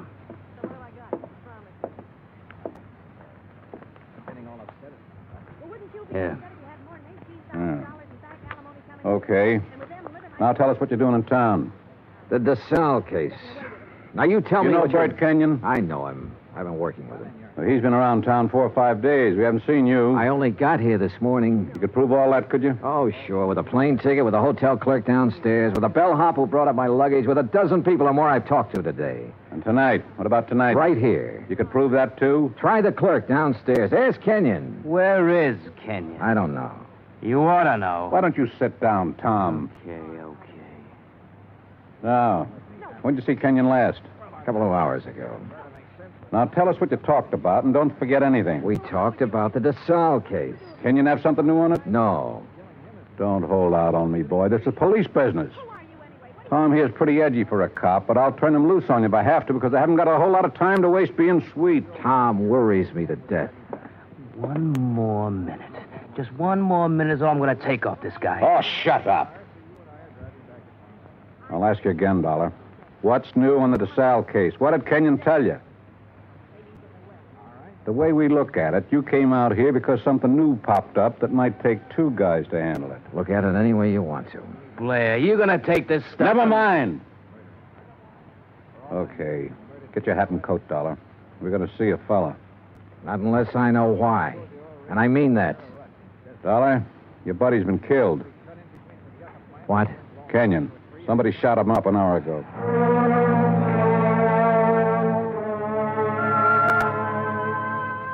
I put on my clothes and we went downstairs and climbed into a battered-looking police car. Tom LaFrida drove. I sat with Blair in the back seat. No one said anything. A half a mile out of San Ladillo, we turned onto the main highway and drove to a spot about 2 miles away, all-night filling station. There were a couple of highway patrol cars there, an ambulance, and men in dark suits who looked the way policemen always look. Wait here. Keep an eye on him, Tom. Sure. Be just a minute.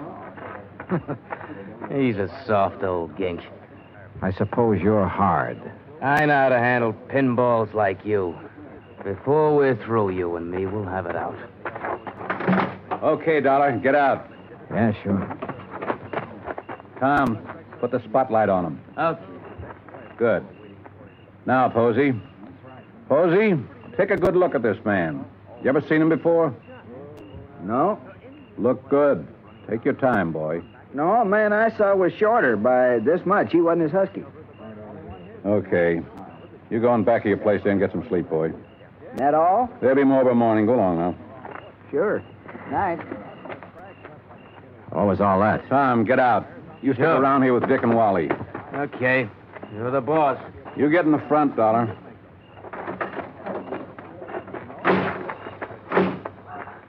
You're lucky Posey didn't recognize you. I suppose I am. Why? An hour ago, Posey's pumping gas. He hears 3 or 4 shots off in the dark. Then a car starts up and gets out of there real fast. Then Posey sees your pal Kenyon stagger out across the highway, full of lead. Kenyon drops dead right in front of the station. That's him they're mopping up now. We had half an idea you might have been the man beaten in the car. That's a dumb idea. Yeah, he was shot close up, like it was somebody we were just standing talking to. An old friend. You're an old friend of his. Blair, you got it all wrong. Huh? We haven't been friends for 3 hours. His full name was George Blair. He'd been on the Los Angeles force 12 years. Then they retired him at half pay when a holdup man shot off part of his right foot. He'd taken the San Ladillo job because it was the only police force he could find that would take a man who limped more than a little. Expense account item 4, 20 cents coffee for Lieutenant Blair and myself. I don't know. Maybe we went at you the wrong way in that hotel room. That's my fault.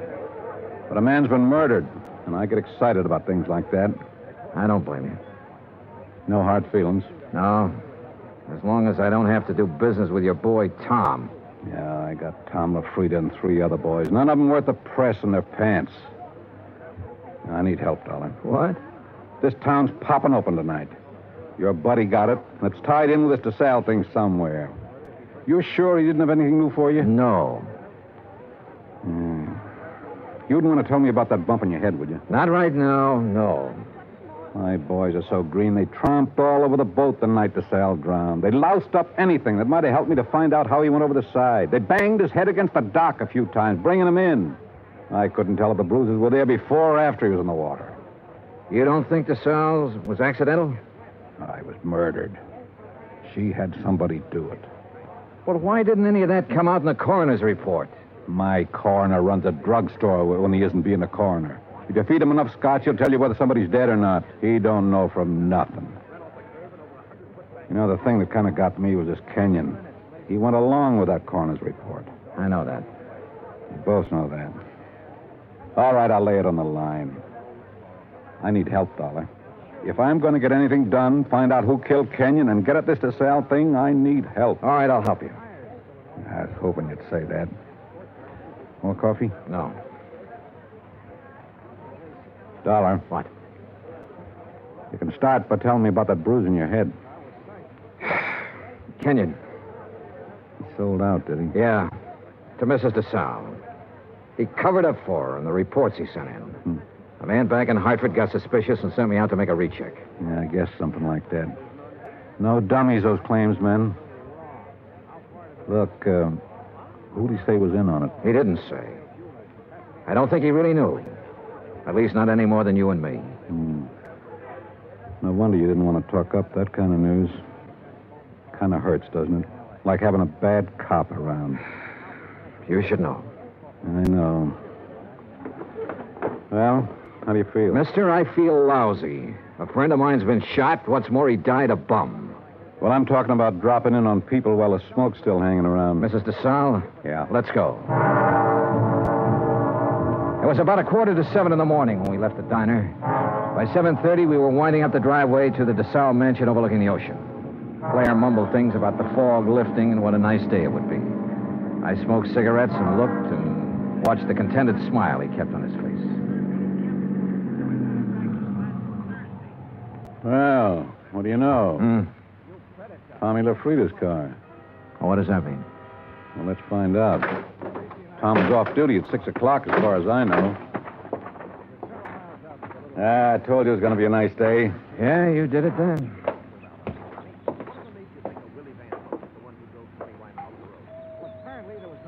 Nice place. The only thing nicer is Buckingham Palace. Mrs. Desalles picks up all these little knickknacks when we probate that will. The boat down there, everything. Nice. Yes? Mrs. Desalles, please. At this hour of the morning. She's still asleep. We kind of guessed she might be in bed. You tell her the police are here and want to talk to her. Police? Now, you got it. Yes, sir. Just a moment. That's you, Blair? Hello, Tom. I'm waiting to see her, too. Thought she might have a little something to say that'd help in that Kenyon killing and be willing... You remember Mr. Dollar? Mister? That's what I said, Tom. What is this? He's giving me a hand. You trust him. Better than I do you. Kind of a crack is that? No crack. Just that you're always talking when you ought to be listening. Besides that, you've been drinking again. Go on, get your hat and get out of here. No, I just gave you an order. Beat it. Okay. He'd like to kill somebody, that bird. I'm not so sure he didn't. You got a gun in that coat? No. Take mine. What? I don't like him being here. It just came to me. He was the first one down at the dock the night Desalles got it. The first one. Her boyfriend? Could be. I can't awaken Mrs. Desalles. You'll have to come later. We'll handle that part. Which room is hers? But you can't come in here. Which room? Top of the stairs, the first door. Oh, you run along and buy yourself a cup of coffee. Come on, Dollar. You can't go up there at this hour of the morning and break in on her. Mrs. Desalles. No. Hey, get the light switch. Yeah. Come near me, please. Don't come near me, please. Please. Oh, please, I won't tell. I won't tell anyone. Mrs. Desalles, I just... Beaten up. Good Lord. Please. Oh, please don't. Look, Mrs. Desalles, we aren't going to hurt you. Tell us who did this to you. Tell us why. Tom LaFrida? Was it Tom? Tom helped you get rid of your husband, is that right? We know that's right. Now, what about Kenyon? Tom killed him. LaFrida killed him. Why? He wanted money to get away. Tom said it'd be easier to kill him off than let him go. Tom did this. Why? He said people would be around to see me. Not to talk about anything. Not to talk about anything. This is George Blair. Get an ambulance over to the Desalles place, fast. He said he loved me. He never loved anything in his life. You big, fat pig. Turn around and get it. I'll warn you, Tom. Dollar's got my gun. He's next. You look at mine. You all right? Okay, here's one in the ceiling. You? Okay. He's gone. What made him, Dollar? What made him? All these knickknacks. And her.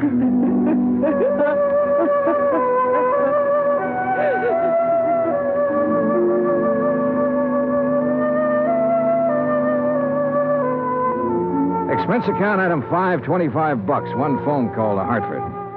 I told Hilary Fuchs the whole story, and he promised to send out the necessary legal aid. Item 6, $10. Flowers for Bert Kenyon. Item 7, $2. One drink. $10 To one good cop with a bad foot. The drink cost $1. The glass cost $1. The drink for the good, the smashed glass for the bad. Oh, yeah, it was hammy, but it made me feel... Expense account total, $416. Remarks, none. Yours truly, Johnny Dollar.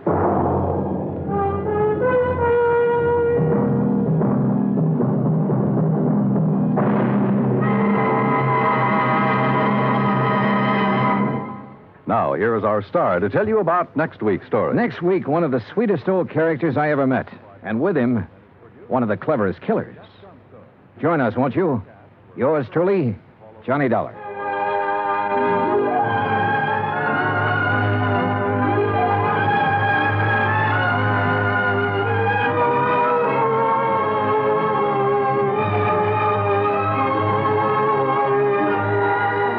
Yours truly, Johnny Dollar, starring Bob Bailey, originates in Hollywood. It is written by John Dawson and is produced and directed by Jack Johnstone. Heard in our cast were Virginia Gregg, Harry Bartell, John Stevenson, Will Wright, James McCallion, and Ben Wright. Musical supervision is by Amerigo Marino. Be sure to join us next week, same time and station, for another exciting story of yours truly, Johnny Dollar. Dan Cumberly speaking. Johnny Dollar has come to you through the worldwide facilities of the United States Armed Forces Radio and Television Service.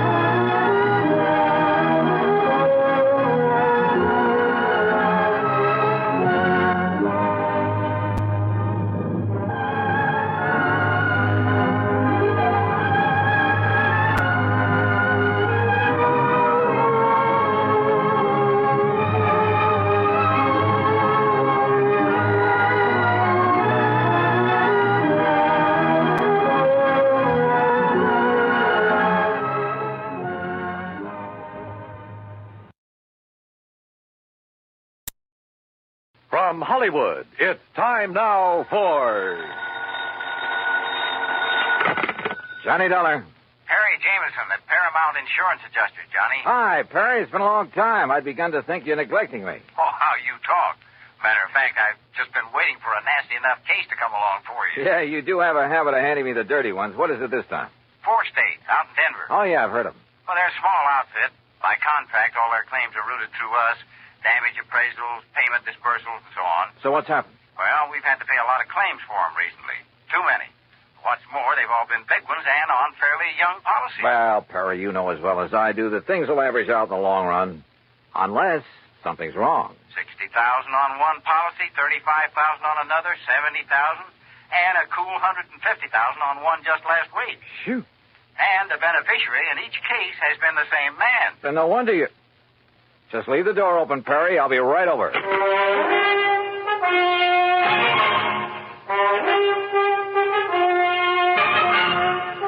Bob Bailey in the exciting adventures of the man with the action-packed expense account. America's fabulous freelance insurance investigator. Yours truly, Johnny Dollar.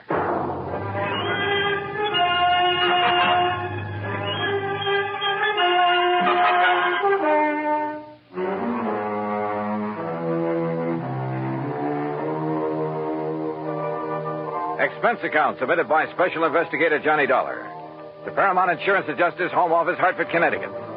Following is an account of expenses incurred during my investigation of the Denver Disbursal Matter.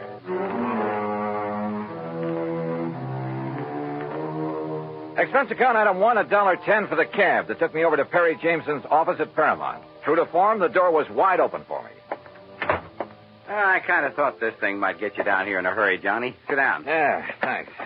And I took the liberty of calling TWA and getting you a seat on the plane to Denver. Good idea. When? Well, there's one leaving New York at 6 p.m. Okay. And I'll get you into Denver about, 10:30 Mountain Time. Uh-huh. Think you can make it? Sure. Charge your expenses to us. That's the deal we have with 4 states. All right. And the man to see out there, it's almost a one-man outfit, his name is William Whitney. Got it. Now, look, Perry, I've been thinking on the way over here. Woo, wonders will never cease. Thanks, pal, but how well do you know this man, Whitney? Well, maybe he's in cahoots with this big beneficiary, this Don Ricardo. Is that his name? Yeah. Such things have happened. No, Johnny, you're wrong. Poor old Willie Whitney's a mild, timid milquetoast. His wife, an ex-chorus girl who probably thought he had money. Well, you can be sure she's the one who wears the pants in the family. Well, Willie would cringe at the thought of hurting a fly. Well, it was an idea. I don't blame you, but no, forget it. Well, what makes you so sure something's wrong? Well, I didn't say I was, but $215,000 to one beneficiary in a period of only 3 months. Well, I just want to be sure it's okay. And I called you in because I am willing to pay to make sure. No, don't worry, Perry. You will.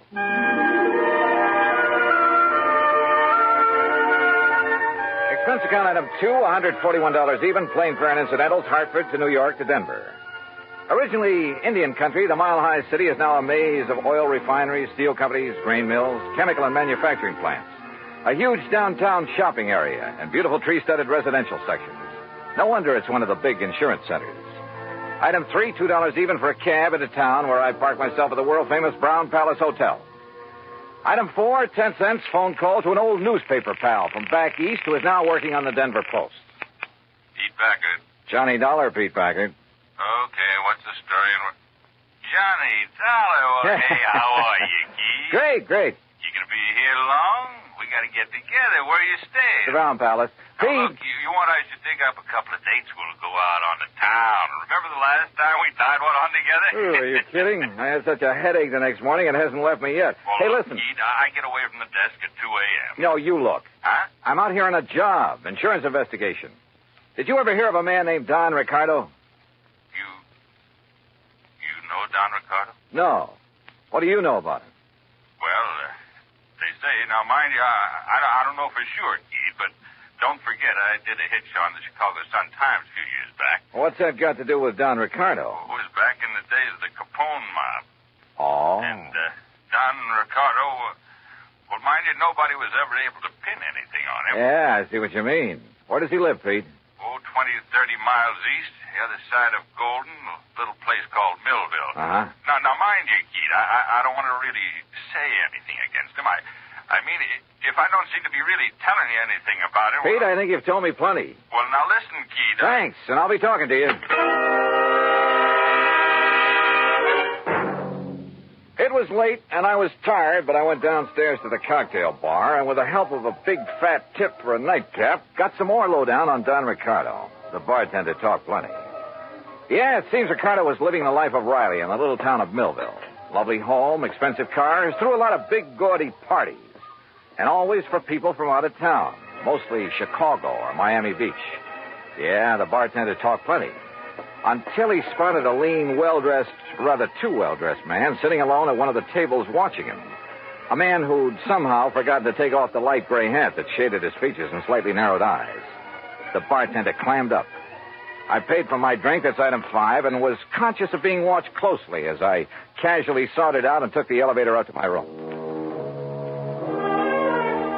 First thing in the morning, I looked up the address of 4 State.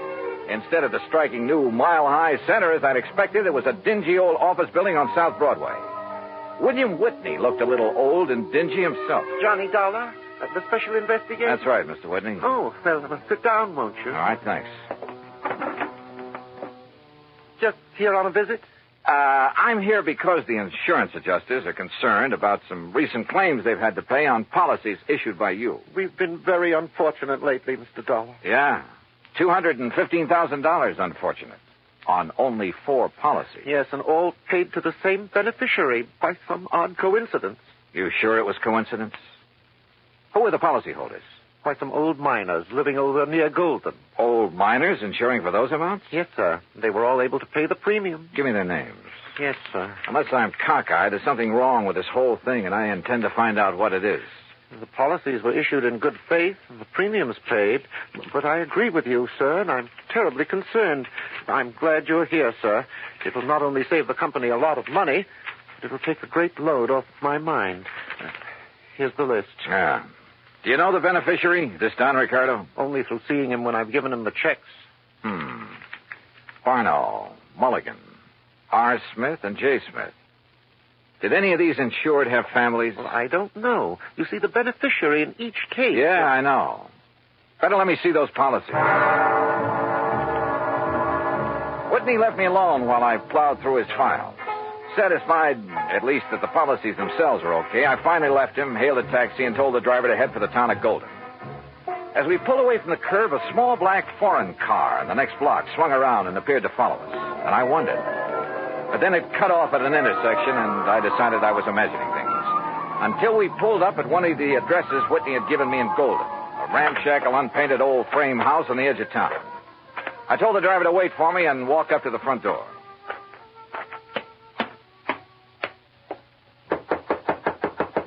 It looks to me like that house is empty, mister. You sure you give me the right address? Yeah, this is the address, all right. But I guess that... Huh?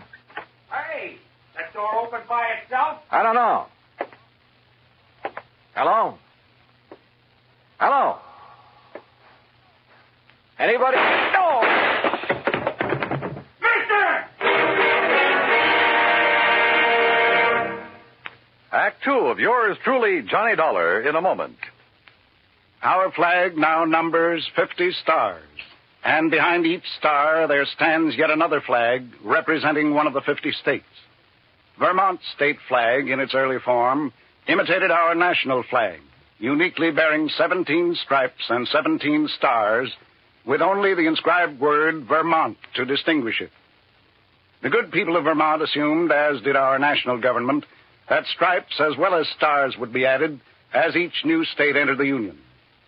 Vermont entered the Union after Tennessee and Ohio, and with Kentucky to join shortly, the Vermonters naturally put 17 stripes on their flag. In 1818, the United States Congress put a stop to this, and since then the stripes have always been at 13, and only stars are added for each new state. Vermont's present flag captures the famous beauty of the Green Mountain State in its coat of arms, and inscribed is the phrase, Vermont, Freedom and Unity. Vermont's state flag, the flag of the 14th state to enter the Union, was adopted on April 26, 1923. And now, Act 2 of yours truly, Johnny Dollar and the Denver Disbursal Matter.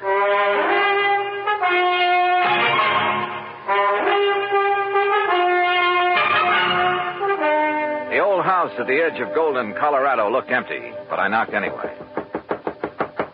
You sure you give me the right address, mister? Yeah, driver, this is the address, all right. But I guess that... Huh? Hey, that door open by itself? I don't know. Hello? Hello? Anybody? Oh! Mister!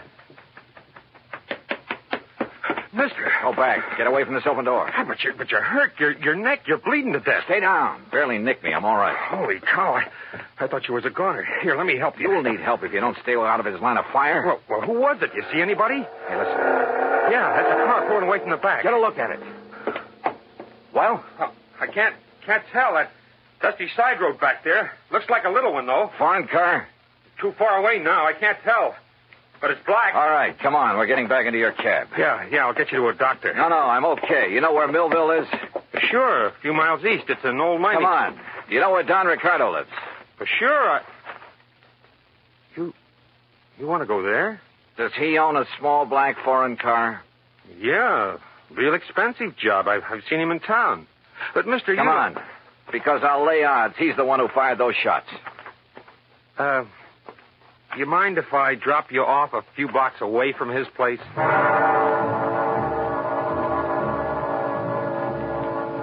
The cab driver relented, dropped me off at Ricardo's front door, then hightailed it for other parts. It was a nice home, very modern, seemingly out of place in what had once been a prosperous mining center, but was now a little more than a ghost town. Yes? Mr. Ricardo? That's right. Who are you? I think you know, but I'll tell you anyhow. I'm Johnny Dollar, insurance investigator. Oh, come in, Mr. Dollar. We can sit in the den. Would you like a drink? No, thanks. What happened to your neck there? It's been bleeding. We'll get to that later. I've been rather expecting someone like you to call in view of my good fortune in insurance money lately. Sit down. You sure you wouldn't like a drink? Tell me one thing. Yes. Who paid the premiums on those 4 policies that netted you a couple of $100,000? Why, the policyholders, of course. At least to the best of my knowledge. 4 old broken-down miners? They were still quite active, Mr. Dollar, hoping to find a new vein in some of the old workings in this region. Then maybe you grub-staked them, huh? Well, as a matter of fact, I did. And they promised me a share of whatever they might find. In return, they named me in their insurance policy. Oh, you must have given them plenty. More than a worked-out mine could ever yield. How do you mean? To afford the premiums on those hefty policies. Now, look, Dollar, it was all perfectly legal on the up and up. How old were they? Barno? Barno? About 68, I believe. Mulligan and Smith and the other Smith? About the same. So what? Oh, the company was crazy. How did they die, Ricardo? By some strange coincidence, the poor old fellows all went the same way. Accidents there in the mine they were working. Did the police investigate those accidents? I imagine so. Now, look, Ricardo, as you know very well, I was shot at a few minutes ago. Shot at? At a little isolated house on the edge of Golden. You were a lousy shot. Aye. Now, look here. Also, you should have known better than to park that little foreign job of yours in the driveway, at least without washing it down. What are you talking about? That kind of purplish dust it's covered with. Dust? Yeah, I'm talking about the side road back of that house where you tried to plug me. Well? Okay, Dollar. Maybe you're right about the whole thing. So what if I did try to knock you off? Oh, you admit it, huh? Yeah, why not? But since I didn't kill you then... Oh, no, you're not.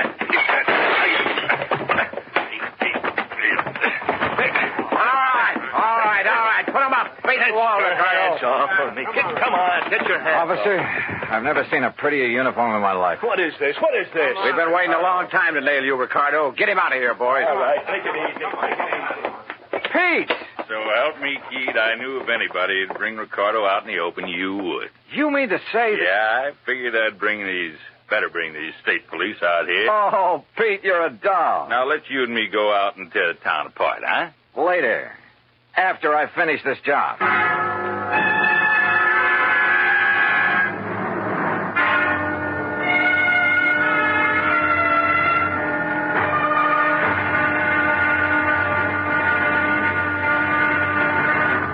Act 3 of yours truly, Johnny Dollar, in a moment. Over 150 years ago, the Swiss poet Henri Amiel wrote, "Heroism is the brilliant triumph of the soul over fear. Heroism is the dazzling and glorious concentration of courage."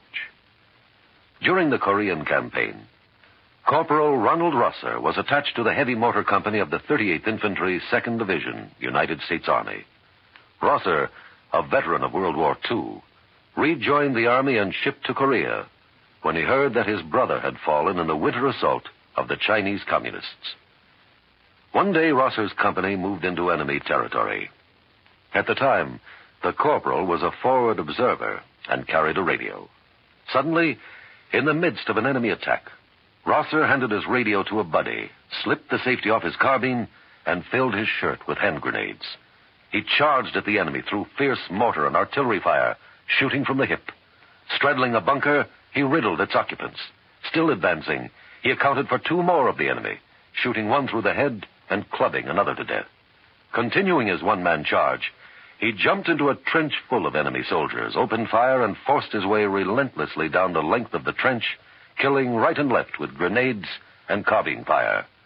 Out of ammunition, he returned to his company, where he replenished his supply.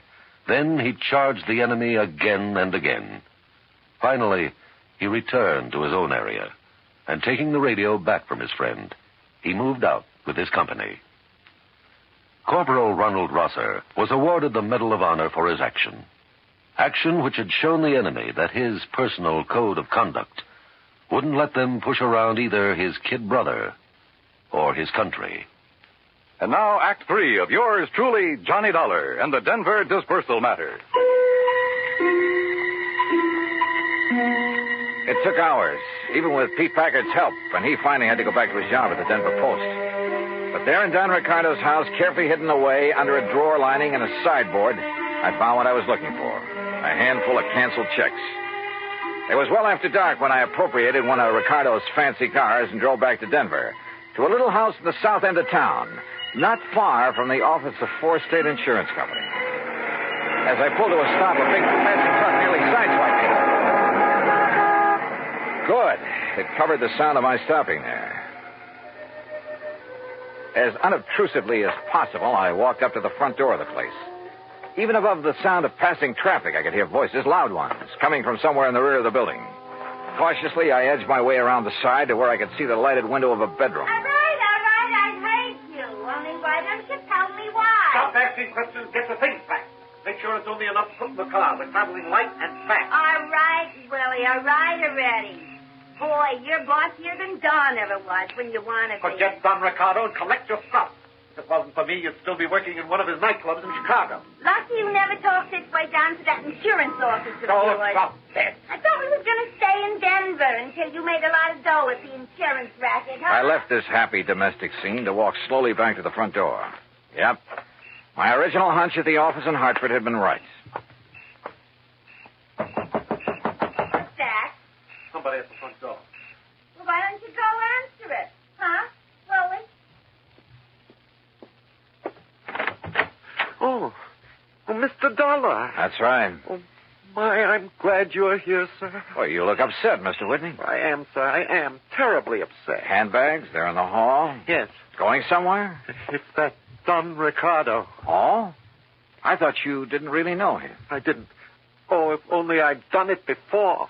I'd never have issued those policies naming him as beneficiary. Done what, Mr. Whitney? Investigated that Ricardo. But I did. After you left me this morning. He's a gangster. An ex-gangster, Mr. Dollar. No. Yes. I suddenly realized that in your investigation, you'd investigate him, and he'd think I'd had you investigate him. He'd think I was trying to make trouble for him. It frightened me terribly. And that's why you decided to leave town, huh? Yes, of course.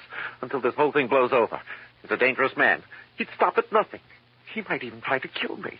I must leave here immediately. Oh, I wouldn't be too sure of that.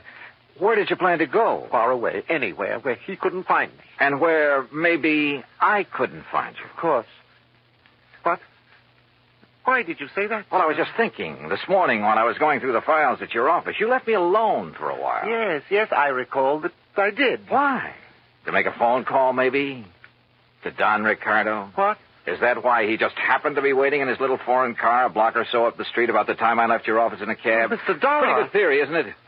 Especially when I have these little scraps of paper to back it up. What are those? Some of Don Ricardo's canceled checks. Made out to you. 20% of the take on those big, fat insurance payments. Where did you get those? Funny, too. They're all dated one day after you paid off on each of those big claims. Give me those? No, you don't. We're going to need these. No, I'll kill you. Mr. Milktoast, huh? You dirty. I'll kill you. Okay, baby. All right. Okay, Willie, get up on your feet.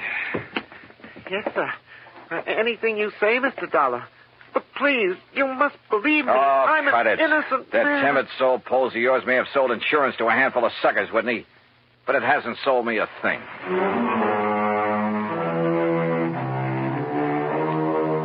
Oh, I suppose you find them in every trade. That still doesn't justify their even being alive, though. Fortunately, in the insurance business, they never get away with it for long. Even a team like Whitney and Ricardo. I wonder if they're sharing the same cell. Expense account, item 6, $10 to the doctor who sewed up my neck. Item 7, $84 for a night on the town with Pete Packard. Strangely enough, I still have a bit of a headache from it. Expense account total, including a little gift to that taxi driver, incidentals and transportation back to Hartford, $391.80. Yours truly, Johnny Dollar.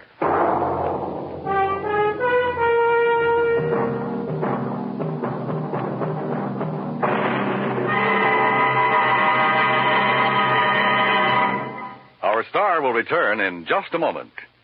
Our flag now numbers 50 stars, and behind each star there stands yet another flag representing one of the 50 states. Idaho's state flag depicts the prime industrial pursuit of its citizens, mining. Balanced against this image is a female figure combining the virtues of the goddess of liberty, for she carries the spear and cap of liberty, and the goddess of justice, represented by the scales in her hand. A bright shining star in the heavens is an indication that Idaho has joined the nation. Overall is the motto, Esto Perpetua, may she endure forever. Idaho's state flag, the flag of the 43rd state to enter the Union, was adopted on March 12, 1907. Now, here is our star to tell you about next week's story. Next week, a killer's list. That's right, a list of victims. And guess who's on it? Join us, won't you? Yours truly, Johnny Dollar.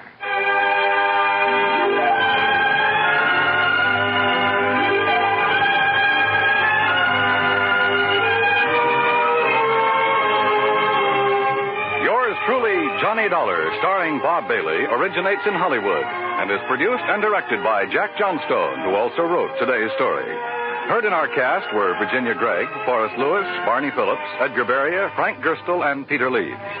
Be sure to join us next week, same time and station, for another exciting story of yours truly, Johnny Dollar. This is Dan Cubberly speaking.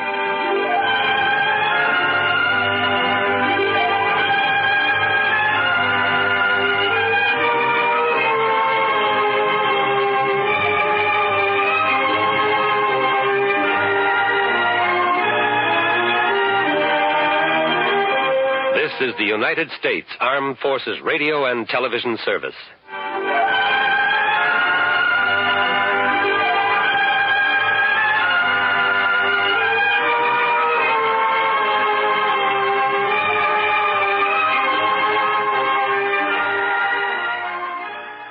From Hollywood, it's time now for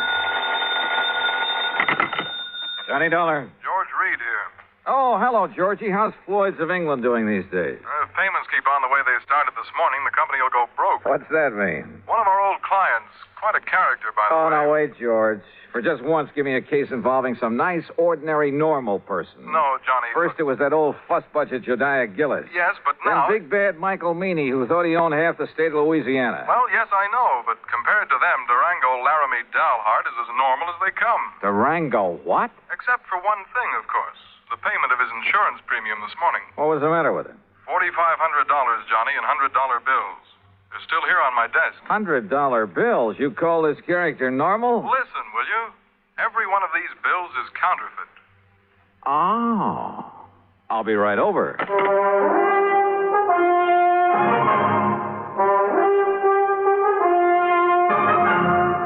Bob Bailey in the exciting adventures of the man with the action-packed expense account, America's fabulous freelance insurance investigator. Yours truly, Johnny Dollar.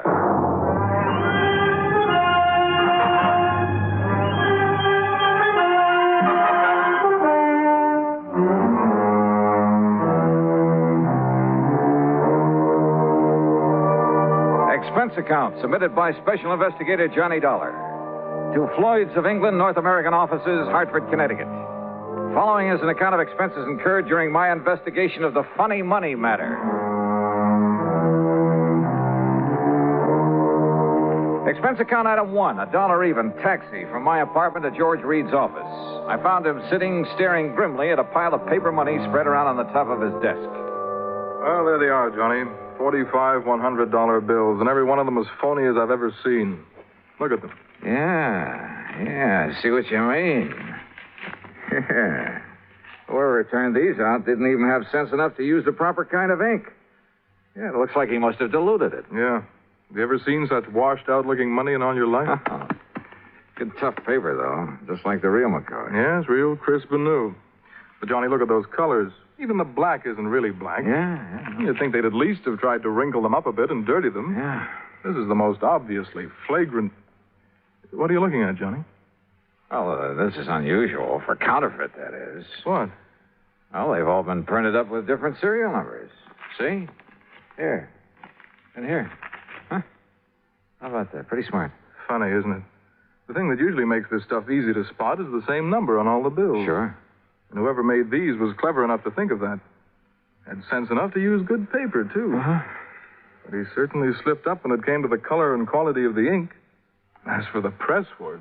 Well, I don't pretend to know much about phony money, George. Who needs to? And heavens knows I don't see too many $100 bills. But to me, this engraving looks just about perfect. That's just what I'm saying. Perfect plates, sense enough to change the numbers, good paper. Yet look at the result. Yeah. Has he ever tried anything like this before? What? Durango? Yeah. And just for the sake of the record, what is his real name? That's it. Durango Laramie Dalhart. Oh, I can't believe it. And the answer to your first question is no. Durango is as honest as the day is long. Well, maybe you mean he was. Well, maybe. But if so, I want to know why. There'd have to be a mighty good reason, believe me. Running out of dough is the best one I can think of. But he's always had plenty. After all, $4,500 to spend on insurance year after year. Well, just who is he? And where is he? He lives on a ranch in Oklahoma. What kind of a ranch? I don't know. But it must be awfully big. Where in Oklahoma? A place called Bum Spung. Bum Spung? Yes. Oh, now, look, George, this whole thing is beginning to get a little too thick. Durango, Bum Spung, Laramie Dalhart, whatever it is. Look, counterfeit money is for the Secret Service, so why don't you just put in a phone call to them and let them carry the ball? No. Why? Because of Durango. I simply can't believe he'd deliberately hand over a lot of phony money. He's been paying on that policy for years. Always in cash? Always in cash. Crisp, new, legitimate $100 bills. Up till now. Were you here when he left these? No. Now, look, Johnny, if somebody is trying to take him, it's up to us to protect him. Well, that's a big if, George, from where I stand. Johnny, we've always tried to give more personal service to our clients than some of the other companies. Look, I want you to investigate this thing for us, without Durango's knowing, of course, on a fee plus expense account basis. Oh, an extra fee? That's not usual, George. With you, it is. You know as well as I do, the padding that goes on your expense account is plenty fee for anybody. Oh, George, you cut me to the quick. All right, where is where is Mr. Dalhart now? Back in Bum Spung, Oklahoma, or at least on the way. But I thought he just left this money this morning. Every year he follows the same pattern. Comes east for a fling. You know, New York and all the nightclubs, that sort of thing. Then, just before leaving, he drops in here, makes his premium payment, and is gone. So? George, I still think you should have called in the Secret Service. But I'll take this on for just one reason. What's that? I want to find out what kind of a place could ever deserve the name of Bum Spung. Since George had already arranged for plane travel as far as Enid, Oklahoma, item 2 is a mere $8.55 for incidentals along the way. I arrived in Enid shortly after noon. Item 3, $2.60 for lunch. Item 4, $50 deposit on a rental car. And the owner of the drive-your-own agency wore a silly little smile as he gave me the directions to Bum Spung. Anyway, I headed due north on Highway 81 across the Oklahoma flatland. Some 26 miles or so further on, after passing through Pond Creek and crossing the Salt Fork of the Arkansas River, I spotted a rather crude, weather-beaten sign indicating that the place I was looking for was somewhere up a dirt road to the left. Road? That's a laugh. And it twisted and turned for seemingly endless rough miles along the riverbank. I just about decided that Bum Spung was a bum steer when suddenly I almost ran into the gate of an old wooden fence, surrounding some 2 or 3 acres of sandy ground.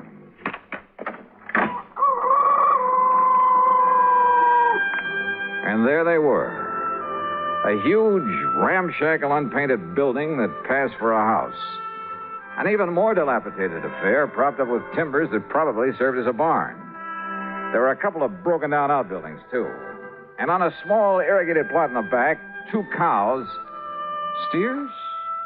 Well, anyway, 2 rather sad-looking bovines munched on the faded grass. There were some decrepit-looking chickens, a mangy old dog. There was a horse of sorts in a small corral. The windmill? Its whole tower sagged with fatigue, and the rudder on it slapped idly against the broken vanes. But right next to it, in complete contrast, stood a spanking new Cadillac convertible. And on the other side of the house, hanging some flimsy pretties on a clothesline, she was maybe 23 or 4, a brunette, and wearing a pair of well-tailored white riding breeches and a tight flowered silk blouse. She was slim, and she was pretty, and had a couple of rosebuds tucked in her hair. Hi. And about as out of place as anything I ever saw. I said hi. It was like seeing the vision of a goddess. And... Come on in. Just swing aside that post at your left. It's what Durango called the gate. Oh, yeah. Durango, did you say? Don't tell me this is Bum Spunk. It sure is. Didn't you see the sign down the road?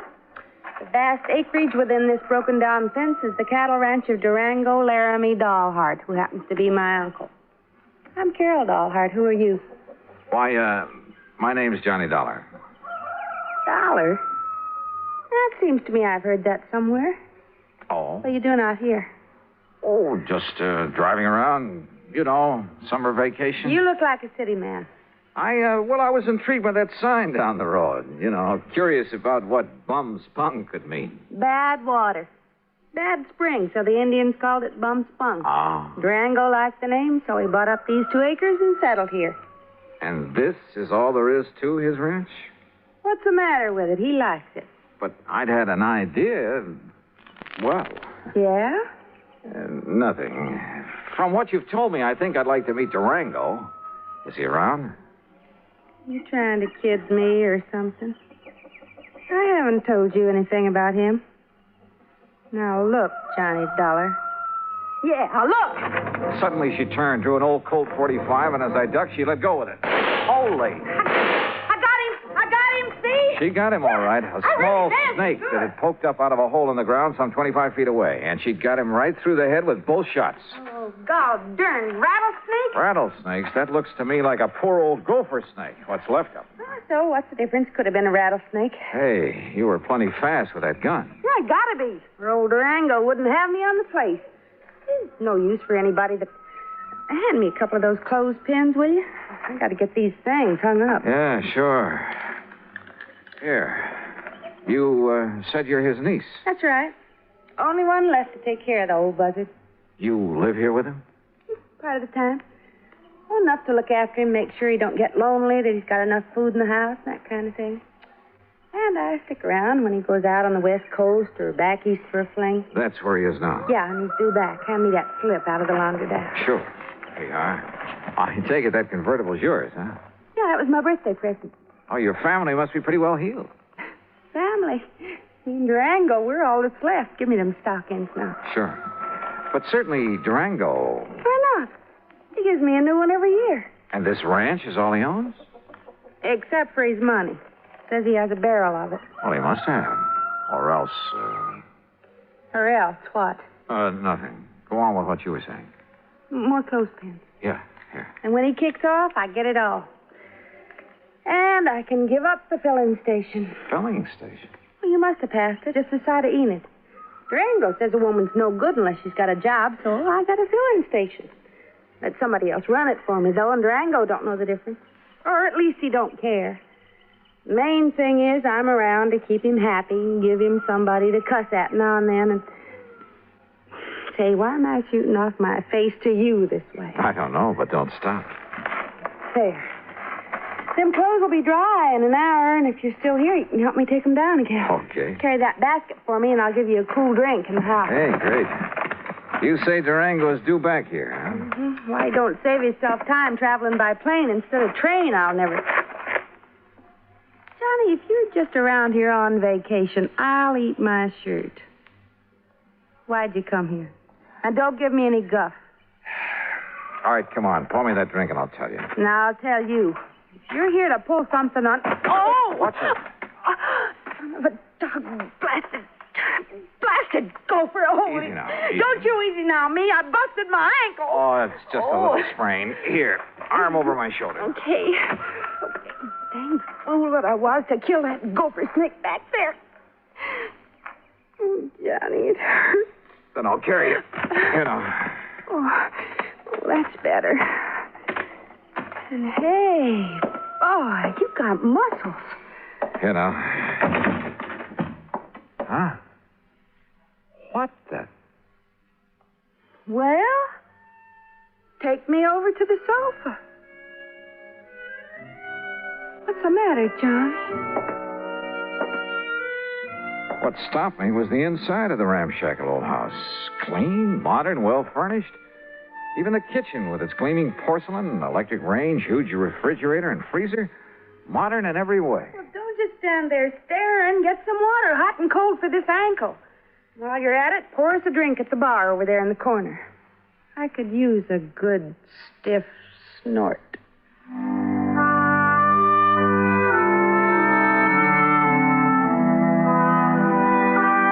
I did what I could to reduce the swelling in her ankle. But by the time I'd taped it up and she was snoozing comfortably on the sofa, it was getting dark. So I hied myself into the well-stocked kitchen to see what I could scratch up to eat. And I'll be honest about it. With this mighty attractive patient on my hands, I'd completely forgotten about my mission in these parts, the investigation of one Durango Laramie Dollheart. I wasn't allowed to forget it long, though. As I opened and was about to reach into the ample freezer... Stop right there, you. Huh? There's only one way to deal with a thieving, stealing, dirty varmint like you. Now, wait a minute. Put that thing down. And that, partner, is this way. Holy, no. Hey, no, you're out of your... No!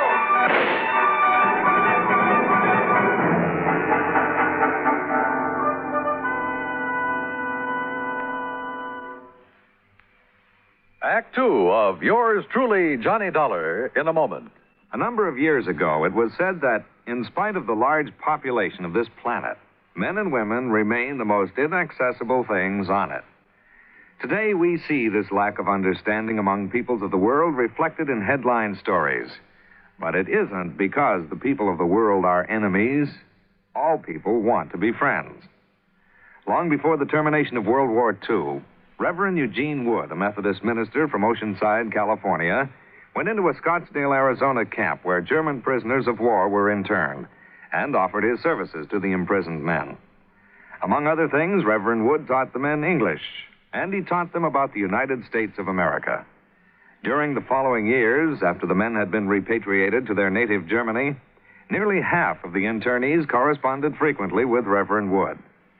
Those men expressed a unique understanding of the people and the country of the United States of America.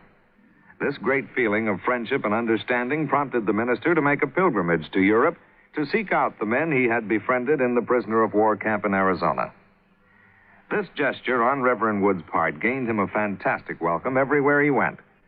In all the places he visited, he spread the gospel of love and friendship and had it returned to him. There were no enemies, only men with the love of freedom, the right of all men, everywhere. And now, Act Two of yours truly, Johnny Dollar, and the Funny Money Matter.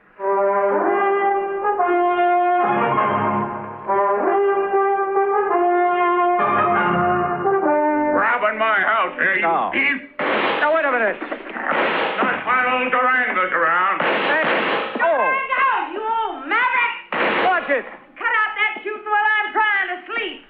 Ain't had a chance like this in years. Will you cut it out? Quit it! Cut it out, I say! Enough. Me, too. Take a swing at me, will you? Right. Holy Moses. Okay. Yeah, and here's your gun. Keep it in your pocket where it belongs.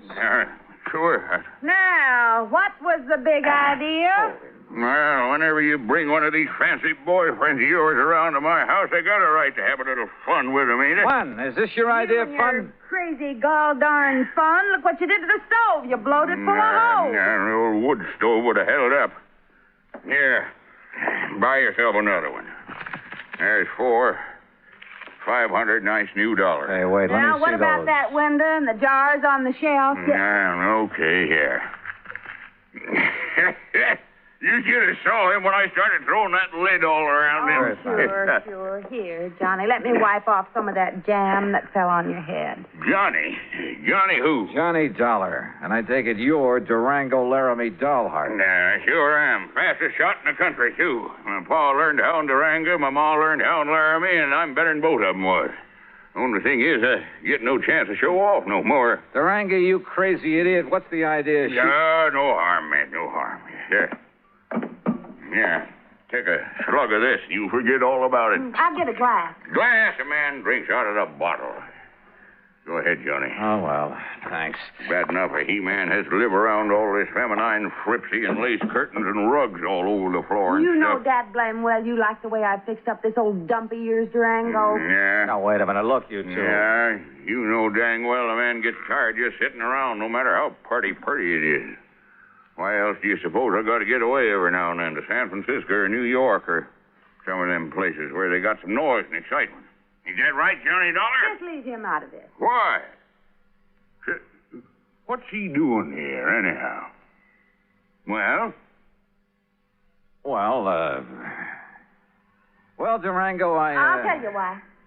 Because he's just driving around on his vacation and he happened to get to the end of the road and I made him come in. That's why. Thanks, Carol. You got any objections? Now, I'll say this. He's got a lot more get-up and guts than most of the boys you bring around here.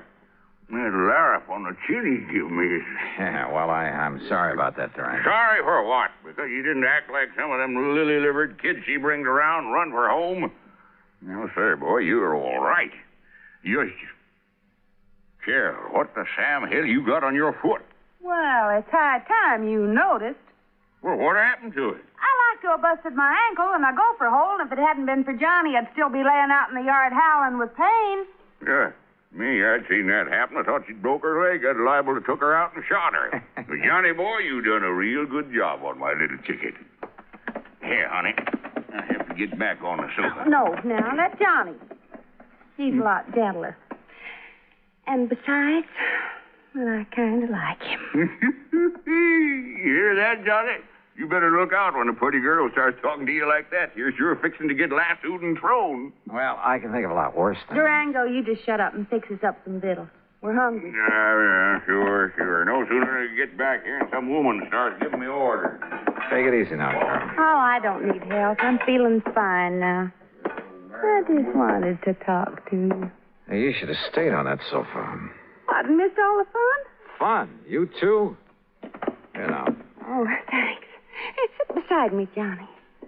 Well, sure. Why not? Now, none of that mush stuff. That isn't what I meant. Oh, I can't say as I'd mind it with you, Johnny. Well, now, if that isn't an invitation, Hey, kids, some nice steaks, a couple of chops, maybe some pancakes and beans to fill you up. Be all right? Just make it good and take your time. Or shall I do it? Yeah, woman, I can cook better than you any time. Well? Johnny, before you start that... What's the matter with some lights in there, you kids? It's getting dark. Oh. Just mind your own affairs. And I warn you, Johnny, you better watch out for yourself. Yeah, I'll risk it, Durango. You don't, want the light, do you, Carol? You know what I want? What? I don't know why you come out here to bum spun. Can't I wait? Dollar, I bet you got somewhere else to go, and it's going to be pretty late by the time we met. Or I might as well bunk here tonight. Got plenty of room. What do you say? Johnny? Sure, Durango. Thanks a lot. No, Carol. You haven't answered my question, John. Tomorrow. I'll tell you tomorrow when we can be alone. Aren't we alone now? Oh, not as much as I wish we were. You're a mighty cute guy, Johnny. Oh, you don't know me, Carol. I'm really just an old wolf. Oh, I don't believe it. I don't. Ooh. Just one of the roses fell out of my hair. There it is. With buds of roses in her hair and kisses on her mouth. What's that? Pretty. Just a line from an old poem. I have the roses in my hair. What about the rest? Why don't you find out? You kids want to bell down on the jug while you're waiting? Oh, why don't you tend to your cooking? Johnny? that Durango, he certainly puts together a meal in a hurry. Too much of a hurry. And the meal itself, enough for an army. And to see him pack it away, you'd think he'd been out on the range for years. Yes, sir. Nothing like coming home to give you an appetite. Here, scoop yourself up some more beans, Johnny. I still hadn't made any progress in my investigation and encouraged him to talk about himself. He did, willingly. And how much of it was true was something else again. Said he left his father's little farm in Colorado to hunt for gold. Said he found it, too, a lot of it. Claimed he'd used that money exploring for oil, wildcatting. That everything he'd touched had turned to money. That he'd made and banked so much he could never spend it all. That's why he'd go on those flings to San Francisco and New York, just to get rid of it. Then come back here to this little plot of ground and rest up for the next excursion to the big city. His only regret was he was too old to make the new West like the old West. Yes, sir. If I was 20 years younger, I'd ride a horse into Dodge City and show all them law and order. I'd show them just exactly how it was in the old days. Like I read about in them magazines. But if all this were true, why the counterfeit money? Those phony, washed-out $100 bills I'd seen on George Reed's desk. The bed in the guest room was as comfortable as my own, but I couldn't get to sleep. Fortunately, for long after the house was dark, it must have been close to midnight, I heard the door of Durango's room open, heard him sneak out of the house the back way. Quickly, as quietly as I could, I slipped on trousers and shoes, took along my gun, and went after him. From the back porch, I could see that there was a light on in one of the small outbuildings.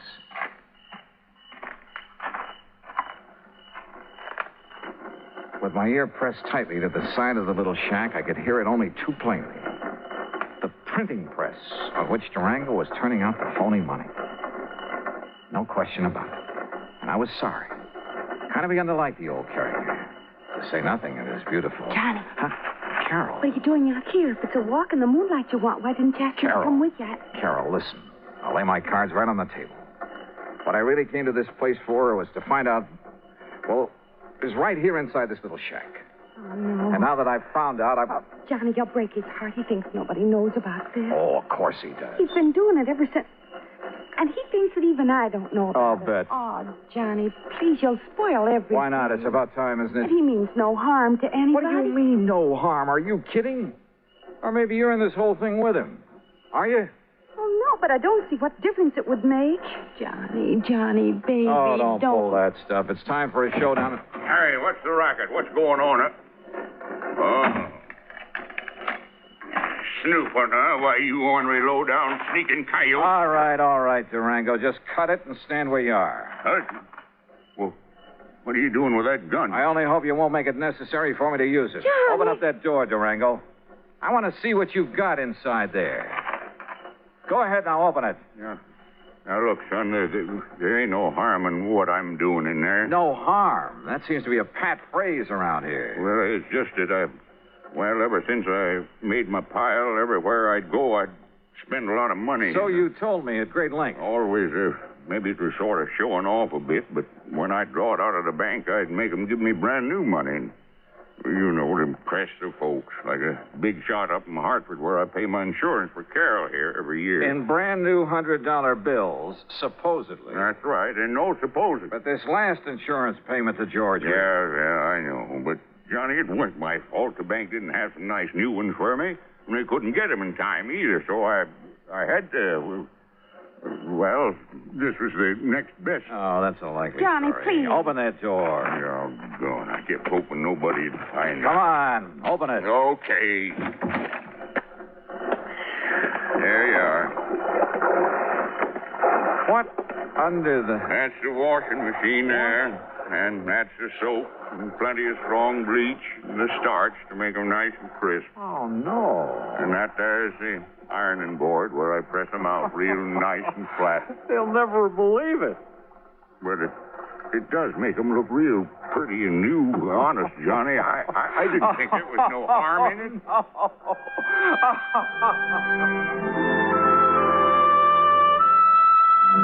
Well, there you have it, George. Full report on the funny money that turned out to be only cleaned up a bit. And the next time, call in the Secret Service, will you? No, I didn't mean that. Just don't question the charges on this account for the extra week I've spent out here. If you could see this pretty little Carol. Oh, that Carol. And if I ever get enough money, so help me, I think I'll retire to Bum Spung, Oklahoma. Expense account total, including incidentals, and the trip back to Hartford, $171.25. Yours truly, Johnny Dollar.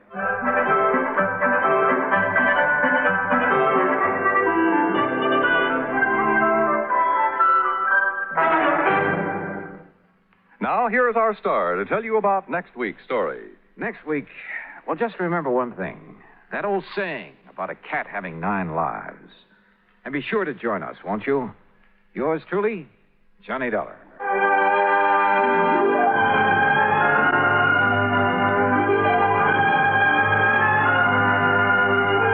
Yours truly, Johnny Dollar, starring Bob Bailey, originates in Hollywood. It is produced and directed by Jack Johnstone, who also wrote tonight's story.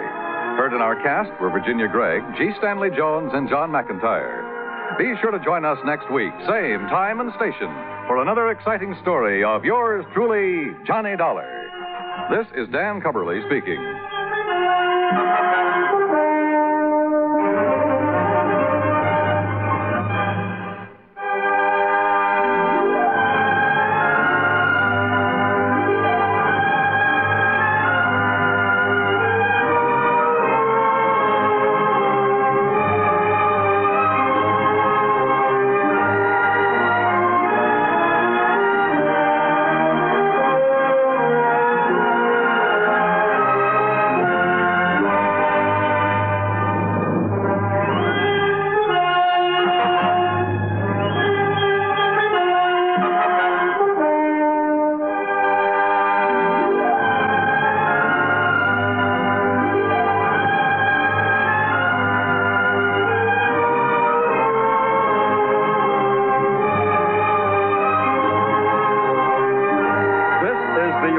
States Armed Forces Radio and Television Service.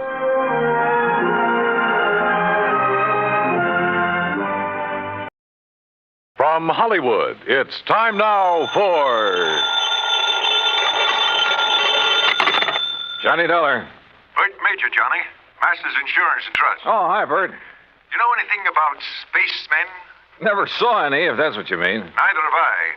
But I know somebody who thinks he's been contacted by them. Oh, sure. I have some whimsical friends, too. Not funny, Johnny.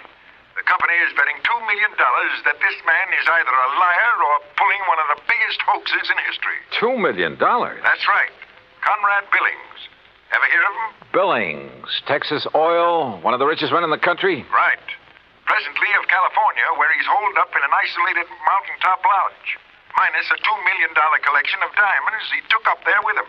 And you insured them? Yes, but not against ordinary theft. What does that mean? Those stones were insured against theft by persons or things unknown on this earth. What? That's right. Holy.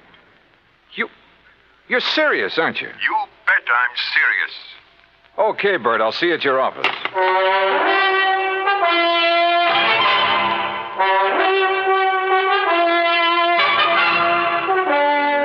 Bailey in the exciting adventures of the man with the action-packed expense account, America's fabulous freelance insurance investigator. Yours truly, Johnny Dollar. And now, Act One of yours truly, Johnny Dollar.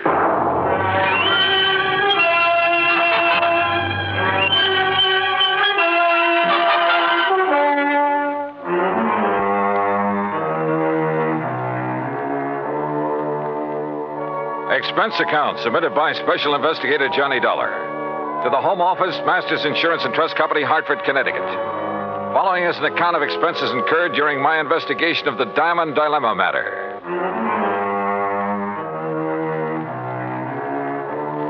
Expense account item 1, $3.20 for a taxi to the office of Bert Major. I've known Bert a long time, and he's been in and out of too many deals, big and little, to get excited over nothing. But he was excited now. This whole thing is incredible, Johnny. Fantastic. It's utterly impossible for $2 million worth of diamonds to simply vanish into thin air. So it's impossible. But it's happened. The police out there in California state positively that no man on earth could possibly have gotten to those stones. Then, Bertram, tell me all. All right. 2 weeks ago, Conrad Billings called me from his lodge up in Northern California. Said he wanted to insure the diamonds immediately. Over the phone? Over the phone. You're sure it was really he? I'm not that naive. I had the call traced. How come he called you? We've done some business with a wealthy friend of his in Dallas. Recommended. Uh-huh. And he had the stones with him there at the lodge? Yes. And, Johnny, it's one of the most isolated spots on Earth. You're sure he had them there? He loves diamonds, Johnny. Almost to the point of obsession. He plays with them like a kid plays with marbles. Lord knows he can afford to. So you insured $2 million worth of diamond marbles over the phone? I did. And you say you weren't naive. Oh, look, a remote lodge, an eccentric old man, some expensive baubles. A rank amateur could get at him. You haven't listened to me, Johnny. You've missed the point entirely. I wouldn't care if he left the diamonds lying out on his front doorstep. I insured those diamonds solely against theft by persons or things unknown on this earth. That's the exact wording of the policy. And now they're gone? Yes. So, someone took them? Prove it. What? Someone, and not something. Now, why would anybody in his right mind want to insure against theft by other than people? I asked myself that question. My answer was that a billionaire in active command of his business empire must be of sound mind. And if he wants to satisfy a whim and is willing to pay for it, why should my company refuse his money? You think maybe he has an obsession about flying saucers and the people or things who fly them? Who knows? Or what knows? Johnny, you've got to go out there and make some sense out of all this. Who are the contacts so far? The head of his San Francisco office, Norton Shields. The chief of police in Lakeview, about 30 miles from Billings Lodge, and the insured. Okay, I'll call you, Bert, but not from Mars. Expense account item 2, $280, deluxe flight with trimmings, Hartford to San Francisco. A pea soup fog was rolling up Market Street, and it was 2 a.m. when I finally got to the office of Billings Enterprises and met Norton Shields. He was wide awake, sharp, about 35. Yes, Mr. Dollar, I've been in charge of Billings' West Coast operation for 10 years, with time out for Korea. Pretty young for such a responsibility. Billings hired me because I know the oil business. I learned it young. Uh-huh. You like him? You don't have to like a man just because you work for him. He's shrewd and knows how to make money. But he has foibles. Yes, he has foibles. Diamonds. Have you ever seen them? Sure. Where? Oh, here in the office, at the lodge where he is now, at his home. You're certain he took them up to that lodge? 3 weeks ago tonight, they were spread out right here on this desk.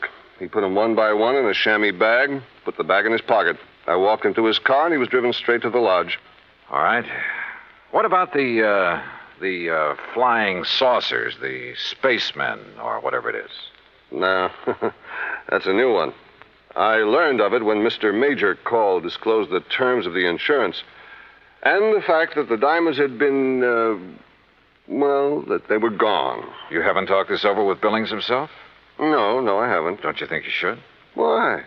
If he wants me, he'll call me. How do I get to this lodge? I have a company plane and pilot ready to fly you to Clear Lake in the morning. You'll be met there by a car and driver. Anything else you want, call me. Why all the cooperation when you're not even supposed to know what's going on? A good lieutenant knows when to follow orders before they're issued. You're registered at the Mark Hopkins. You better get some sleep. Yeah, I may need it.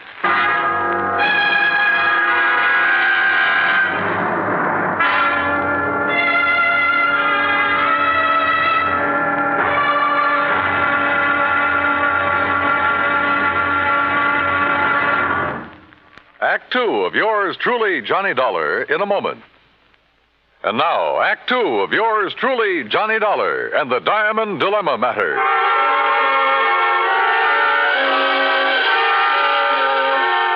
The company plane turned out to be a plush 2-engine amphibian waiting for me at a private dock near the Golden Gate Bridge. The pilot introduced himself, and we headed due north up San Pablo Bay and then northwest past the Valley of the Moon. Then, a few minutes later, we glided in for a landing on Clear Lake, the largest body of water in the state of California. There, I was met by a car and a driver as promised.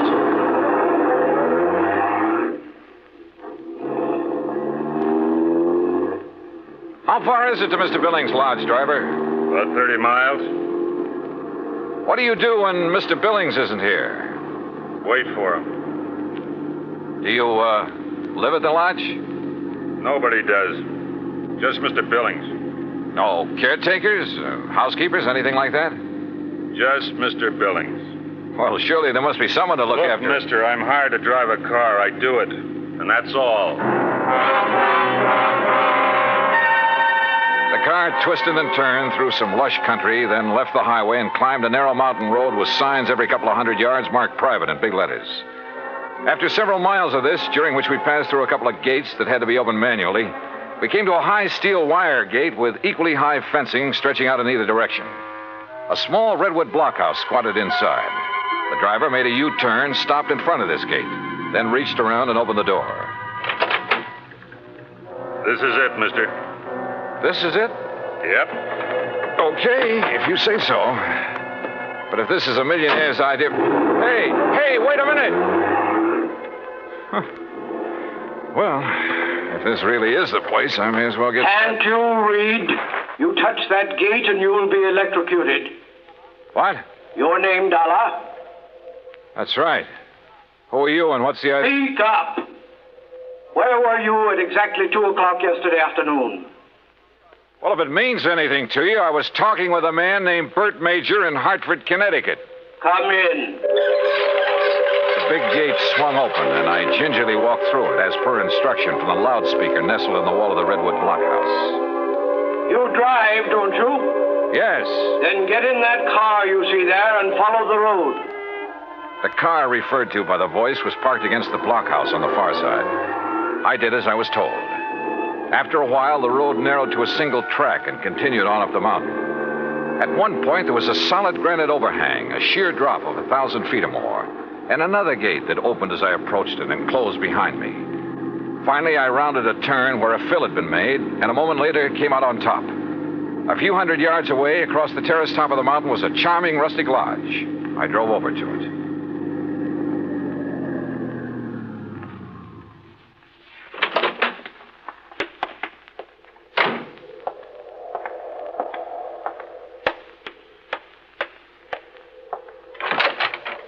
Good morning, Mr. Dollar.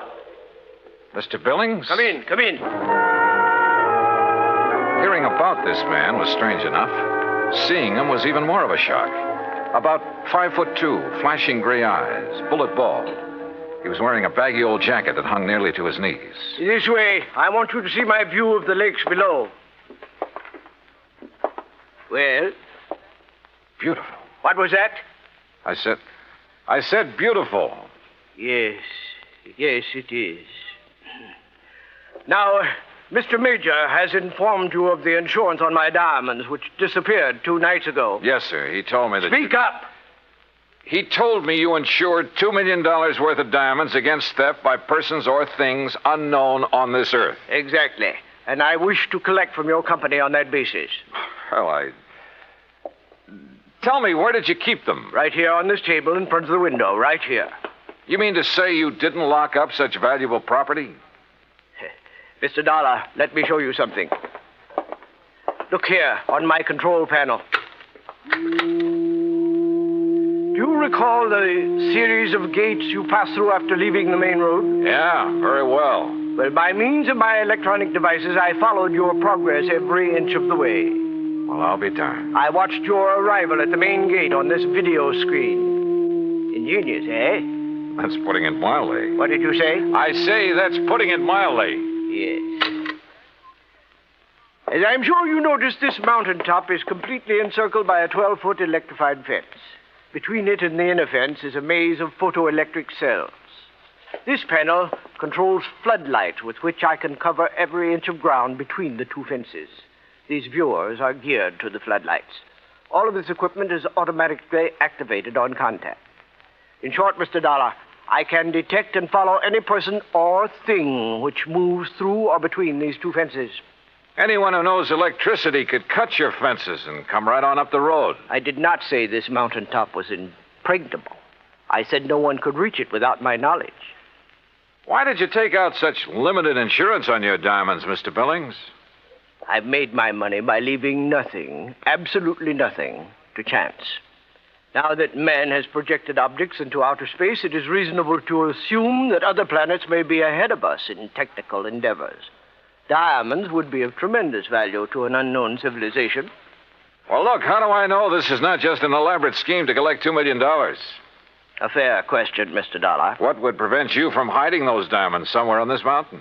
I should consider that question an affront to my integrity, but under the circumstances, I do not. I simply defy you to find them. Then what's your explanation of their disappearance? I have none. And unless you find one, I intend to collect from your company under the terms of the policy.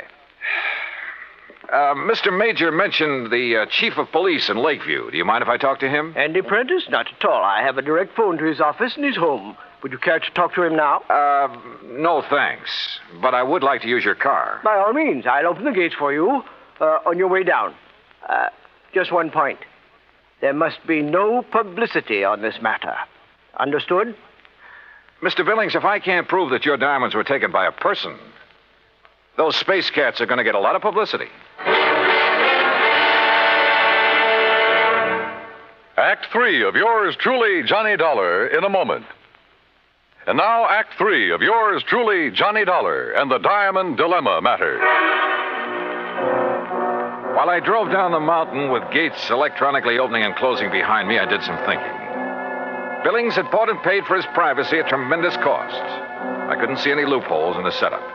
Yet, the diamonds had disappeared. 45 minutes later, I pulled up in front of the police station in Lakeview. Obviously, I was expected by the chief of police, Andy Prentice. Hello, Mr. Dollar. My name's Prentice. Mind if I join you? No, hop in. Just cruise down by the lake. I'm sure you want this to be a private conversation, too. Good idea. Well, what's your opinion on the diamonds? Well, I don't know who took them, but I'll tell you one thing. I don't believe it was some thing or somebody from outer space. Well, how would you get through all those electrified fences, photoelectric cells, floodlights, and closed-circuit viewers? Yeah. Well, what's your opinion? I'm as practical and logical as the next fella. If a human being couldn't get to Mr. Billings without his knowledge, and he'd call me the moment somebody tried, well... Oh, sure. Spaceman. Well, what else? I noticed one thing, Chief. He's a little hard of hearing and doesn't wear a hearing aid. He doesn't need one. Just turns up the volume on all that electronic stuff he has around him. Well, suppose someone parachuted onto the top of that mountain. How would he get out? Man could dig under those fences. That would leave evidence, and I've been over every inch of the ground. I've even thought of the expert pole vaulter idea. No sign. Nothing makes any sense. Yeah, I see what you mean. How about a ride in Billings' private plane? I'd like to take a look at that mountain from the air. I don't know what good it'll do you, but I'll go along. Well, maybe there are spacemen. But I still don't believe it.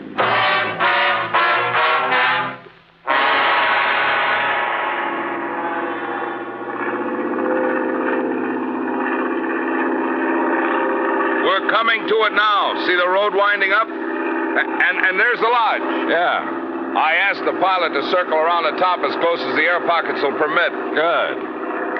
Chief, have the pilot drop down just below the top and steer a course between the two fences all the way around. Whatever you say.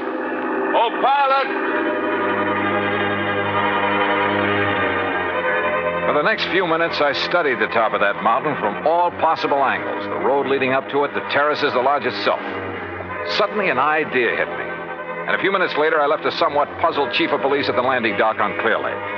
An hour later, I was explaining who I was and what I wanted to do to a somewhat incredulous captain of police at San Francisco's International Airport. I finally convinced him I wasn't out of my mind, and he reluctantly agreed to cooperate.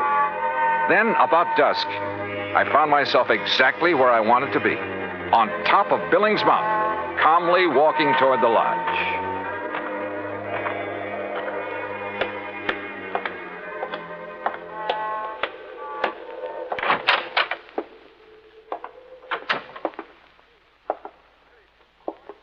Good evening, Mr. Billings. What? I said good evening, sir. Mr. Dollar.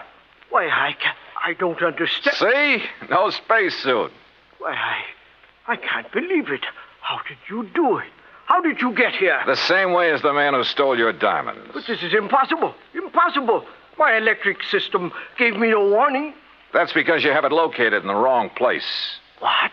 It's in the two fences and between them halfway down the mountain. Above them, there is one level spot, 50 yards across, that isn't covered by your automatic whistles and bells. But it isn't, it's not necessary. Wrong. It's just big enough for a helicopter, which is waiting for me out there right now. A helicopter? You didn't see us because we came in and landed below your line of sight. You didn't hear us because you don't wear a hearing aid. I can't believe it. But you must be right. And you'll have to agree that your diamonds were not stolen by persons or things unknown on this earth. The terms of the policy. Of course, I disallow all claim, but Good. Now, it's none of my business, Mr. Billings, but was your San Francisco manager, Norton Shields, a pilot during the time he was in Korea? Why, yes, he flew rescue missions in a helicopter. Yeah. The company that insured your diamonds against ordinary theft might be interested to learn that. Good night, Mr. Billings. Yes. Good night, Mr. Dollar.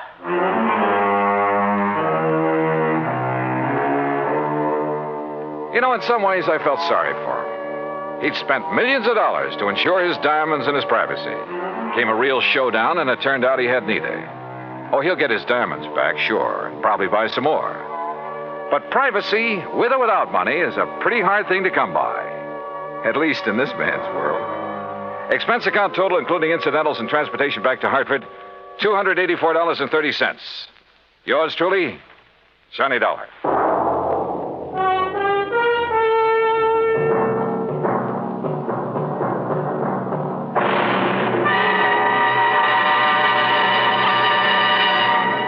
Our star will return in just a moment. Now, here is our star to tell you about next week's story. Next week, a moth, a tiny moth, solves a case involving our national security. Join us, won't you? Yours truly, Johnny Dollar.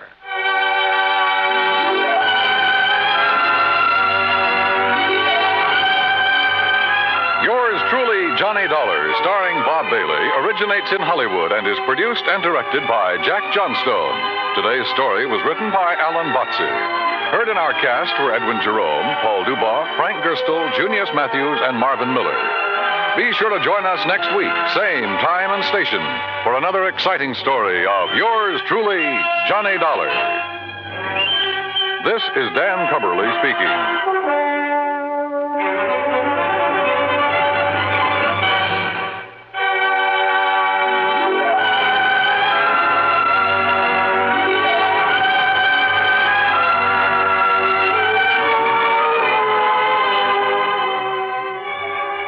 This is the United States Armed Forces Radio and Television Service.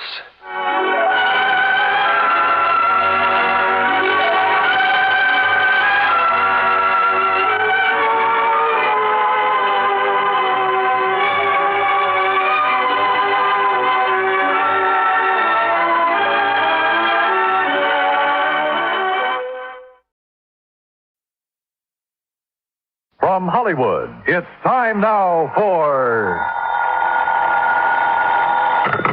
Johnny Dollar. The bases are loaded and there's nobody out. What? And you're pitching, Johnny boy. Bert McGraw. Yep, right as rhubarb. What's in your mind, Bert? You and a job you didn't finish. A job I didn't... What are you talking about? The Mason-Dixon matter, remember? Well, sure. Ruth Dixon's body was found on Newport Beach. But you didn't find out who killed her, Johnny. I figured that was a job for the police. They want to talk to you about that. And so do we. Oh? Yeah, Ruth Dixon was insured with our company. For how much? $1,000. $1,000? You don't expect me to go back to Newport for the commission I'll make off that, do you? Nope. But if you'll go, we'll foot the bill. Oh, how come? Tell you when you get here. Interested? Yeah. Now.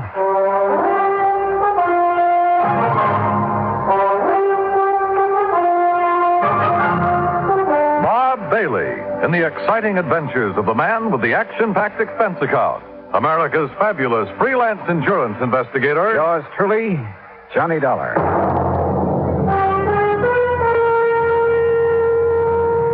And now, Act One of yours truly, Johnny Dollar.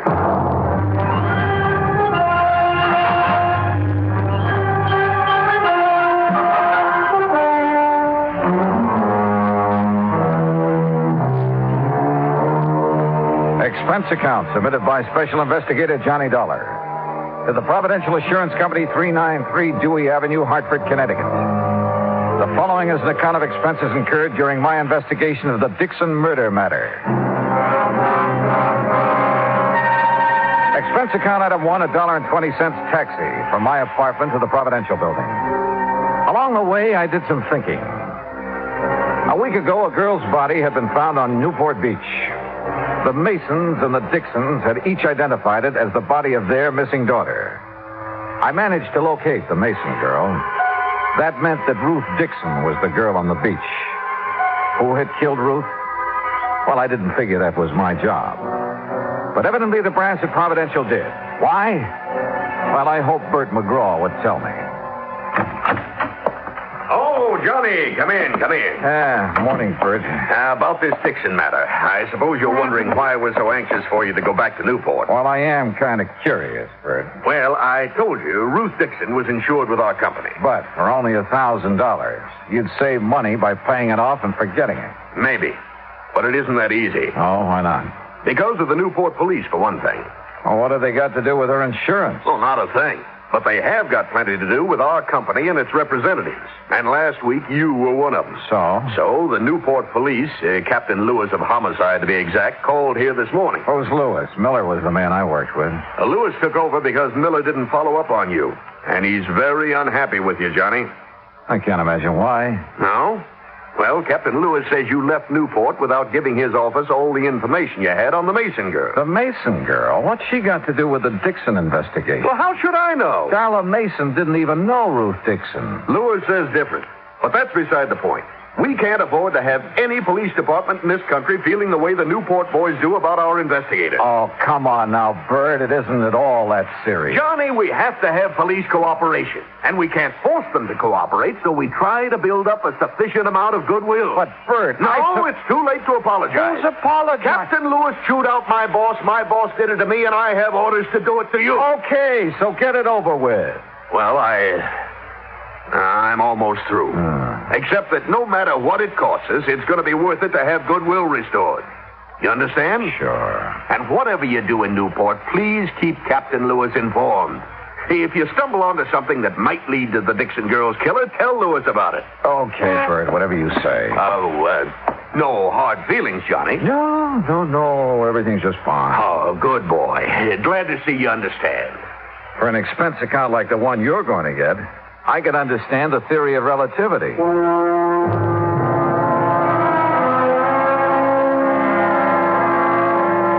I took a cab back to my apartment. That's item 2. Item 3, $18.50, transportation to Newport, Rhode Island. After checking into the Ogden Hotel, I called headquarters. Captain Lewis wasn't in, so I left a message asking him to call me.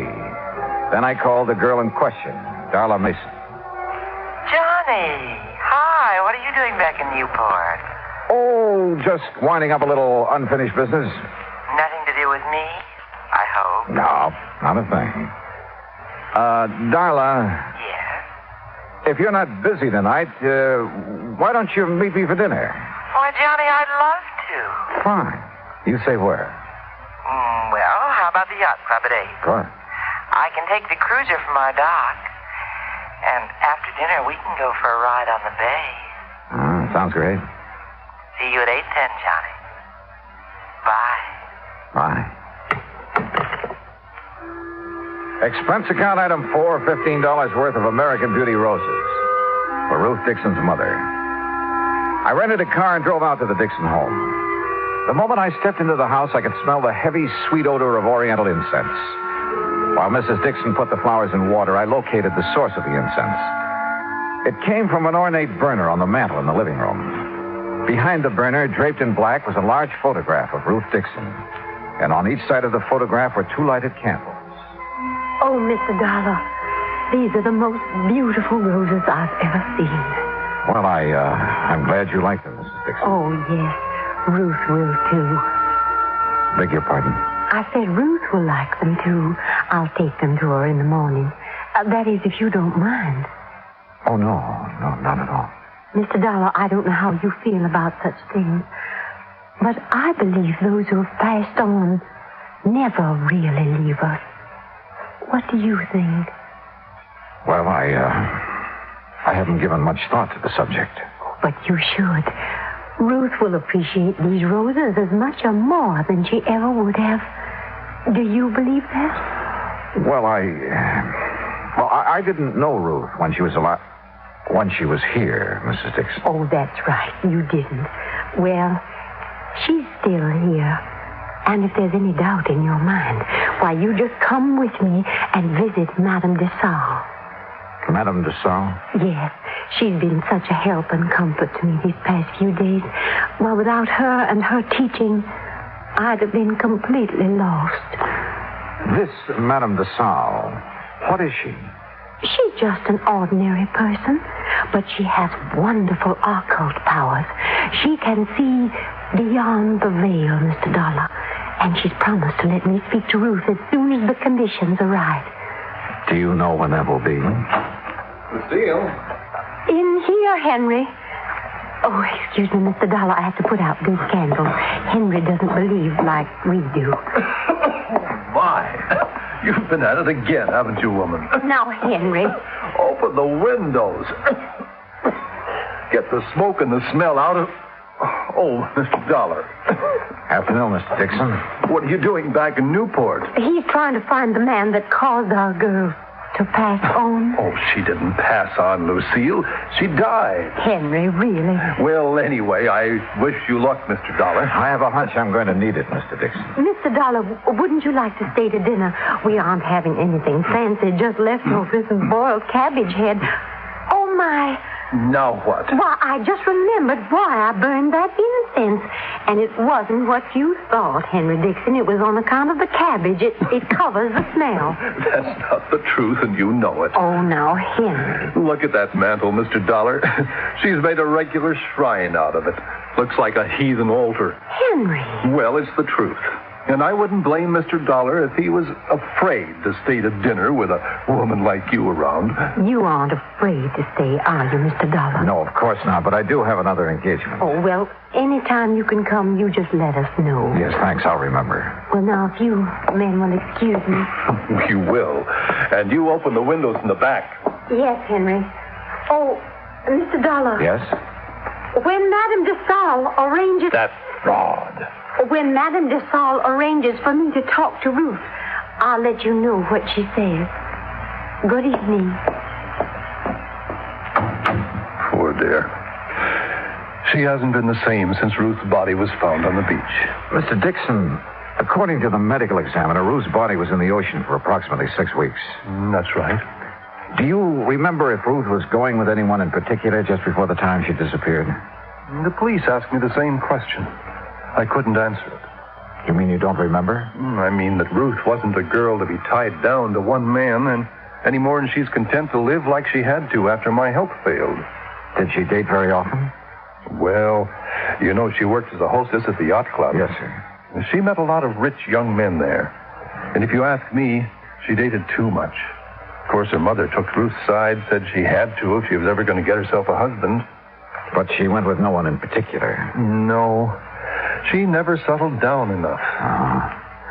What about her friends, Mr. Dixon? Was there someone she might have confided in? She didn't have any girlfriends. Liked men a lot better. But, Oh, there was somebody. Well, I expect you could say he was her friend. Too old to have been a boyfriend. Besides, he doesn't have enough money. Who is he? His name's Sam Hood. He runs a small craft repair shop down by Viking Beach.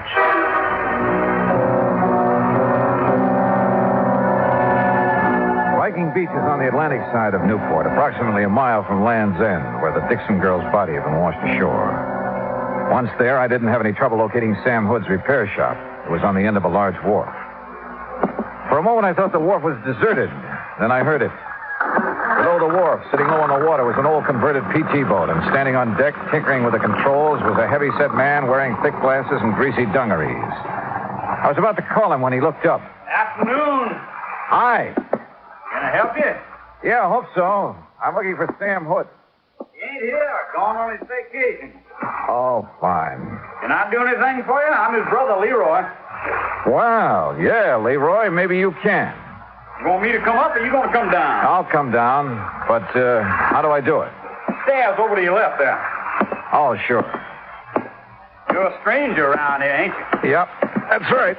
Well, I'm always glad to meet up with a stranger. This is such a little bitty place. Most everybody along the waterfront's heard everybody else's stories so many times till they're sick of it.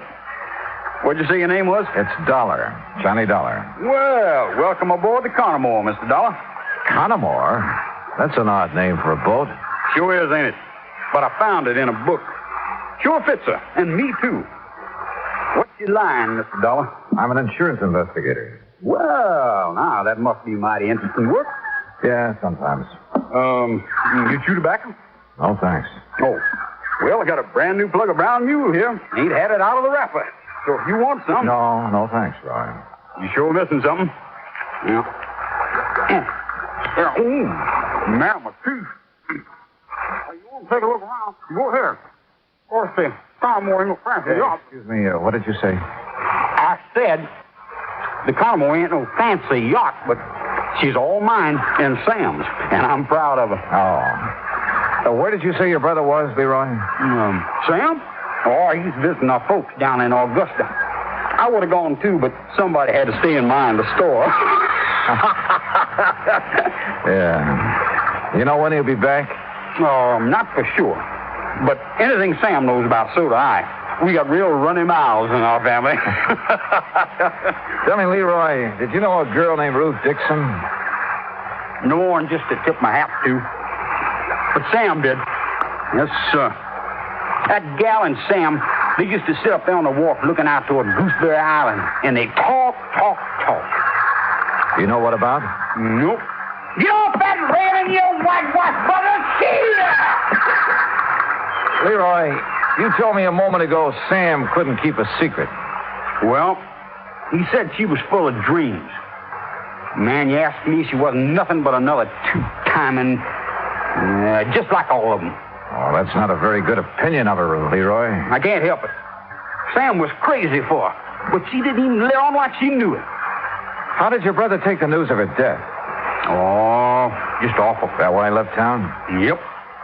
Does Sam own a .38 revolver, Leroy? Oh, sure. Most everybody who has a boat owns something like that. But, hey, wait a minute. You getting ideas? No, just asking questions. Oh. Well, Sam couldn't have killed her. I know it.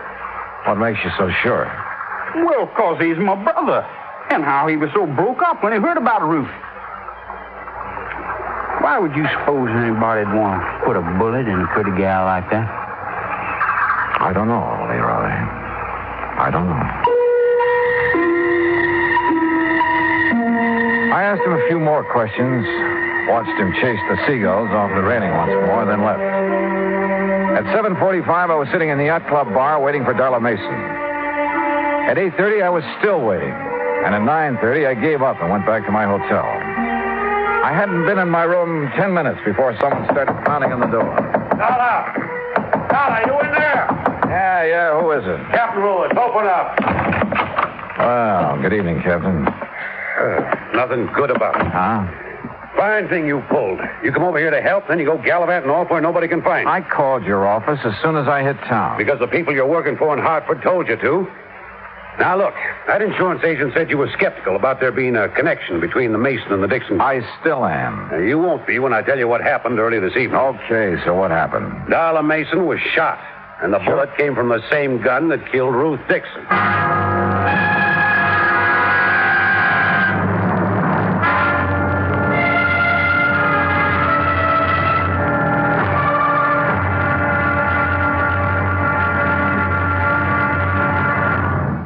Act two of yours truly, Johnny Dollar, in a moment. It is a very well-known fact that symbols are important to men everywhere.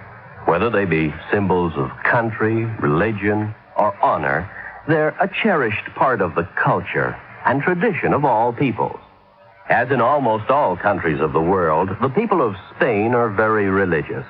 And in the Spanish town of Vendrell, the people were having difficulty with a symbol. A 300-pound angel sitting on top of a 150-foot church steeple. The angel had been there since 1784 and needed repairs to keep it from falling down on the heads of the parishioners. But 150 feet is a long way up, and 300 pounds are a lot of weight to bring down. Now, there was a great deal of head-scratching over the problem until someone casually mentioned the problem to someone else who happened to be stationed at the United States Air Force Base in Zaragoza, Spain. It wasn't long before visions of a helicopter came to mind. Because Americans like to help other people everywhere, the Air Force whirlybird lifted the angel from the church steeple, brought it down for repairs, and later returned it to its perch. So grateful were the people of Vendrell for this act of friendly cooperation that they held a mass celebration of American Day to show their appreciation. Television and newsreels carried the story of kindness. So did the newspapers and magazines throughout Spain. This gesture on the part of the United States Air Force created a new symbol, a symbol of friendship and understanding. It became a symbol of freedom, the right of all men everywhere. Now, Act Two of yours truly, Johnny Dollar and the Dixon Murder Matter.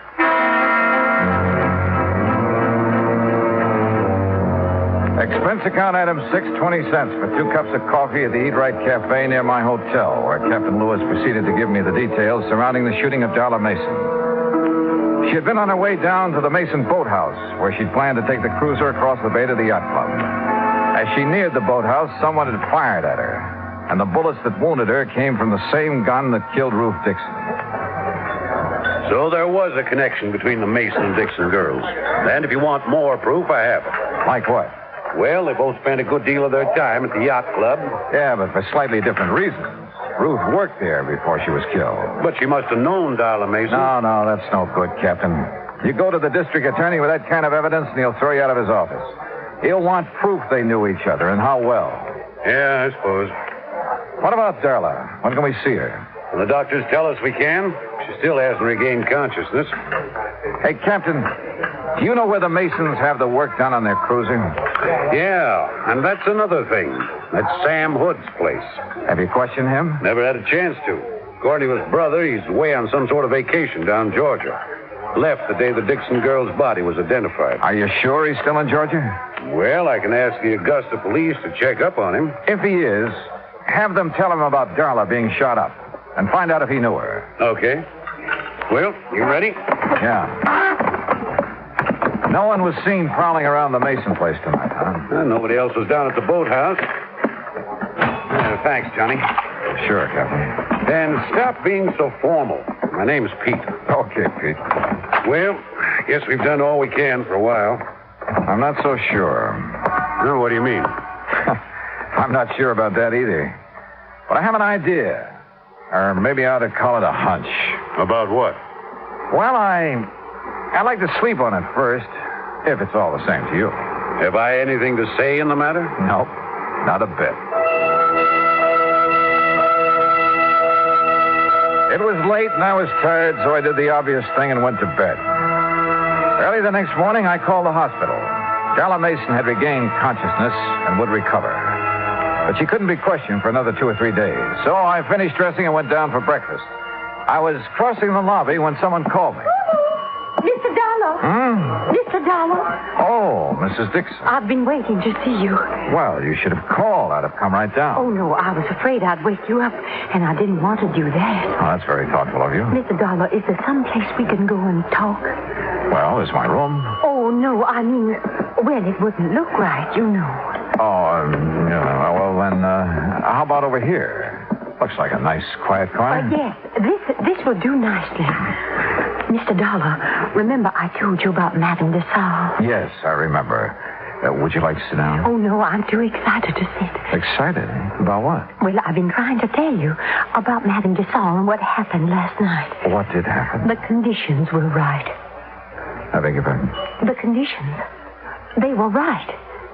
Remember, I told you Madame was going to let me speak to Ruth when the conditions were right. Well, they were last night. Oh. Well, aren't you interested in what Ruth had to say? Oh, yes, I am, Mrs. Dixon. She told me who killed her, Mr. Dollar. What? Yes, sir. Just as plain, I heard it from Ruth, and there's no doubt about it. It was her voice, all right. Mrs. Dixon, exactly what did Ruth say about the person who murdered her? Oh, Ruth described her to a T. Her? She said it was a woman. Young, dark hair, brown eyes, and a big red scar on the back of her left hand. I see. You seem disappointed, Mr. Dollar. I guess I was doing a little wishful thinking, Mrs. Dixon. Well, wishful thinking or not, Ruth told me who it was that killed her. Oh, her name, too? Well, she didn't know her name. But that big red scar. Now, you find a woman who has a thing like that on the back of her left hand, and you'll have the guilty party. Yes, well, I'll look for someone like that today, Mrs. Dixon. Now, come on, I'll buy you some breakfast.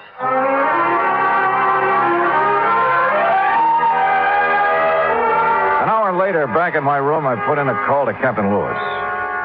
Morning, Johnny. Morning, Pete. Anything new? Well, we heard from the Augusta police. Yeah? Sam Hood's in Augusta, all right. Been there for over a week. Uh-huh. Did they ask him if he knew the Mason girl? I said he did.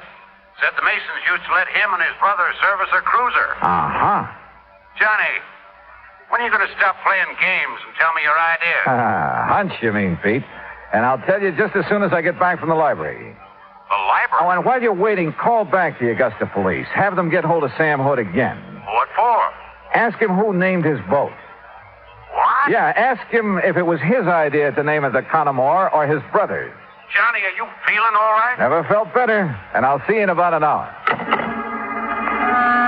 I found what I was looking for in the library. Then went back to Captain Lewis's office and told him what I was now beginning to believe. While I was there, Sam Hood called from Augusta with the answer to the question the police had asked him. Then I went alone down to the wharf on Viking Beach. Leroy Hood was sprawled lazily over the deck of the Connemore, trying to sleep and at the same time keep an eye on a fishing line he tossed over the side. I started down the steps toward the boat. Well, doggone. Hi there, Mr. Dollar. Morning, Leroy. Man, I sure didn't think you'd be back down here so soon. You know, Sam ain't back yet. Yeah, I know. You having any luck? No. Just making believe. For real fishing, you got to go out beyond Gooseberry Island. Oh, how about taking me someday? Why, sure. Man, you just say the word and we'll go right now. Well, no. I'm afraid I couldn't do that this morning, Leroy. Well, you just let me know anytime. Yeah. How fast this boat cruise? 25 knots. Now, ain't that something? Fastest boat between here and the Navy station. How long would it take you to get over to the Mason home and back again? Why, it wouldn't take no time at all. How come you asked that? Did you know Darla Mason was shot last night? Heard something about it, yeah. Do you know Darla Mason, Leroy? How could I know somebody like that? I don't know. But if you didn't know her, why did you try to kill her last night? You joking? No, not a bit. Oh, come on now, man. What you mean I tried to kill her last night? Just what I said. That ain't funny. That ain't one bit funny. But it's the truth, isn't it? The truth? Now, who told you that? Darla. What? She couldn't have. No, why not? Because the papers say she's still unconscious. Besides, she couldn't see nobody around that boathouse last night. It was too dark. Dark as it was the night you killed Ruth Dixon. You know, you're beginning to get me riled, Dollar. That's so. It sure is so. Coming around here with all kinds of lies saying I killed Ruth Dixon. I didn't say it. Your brother did. Sam?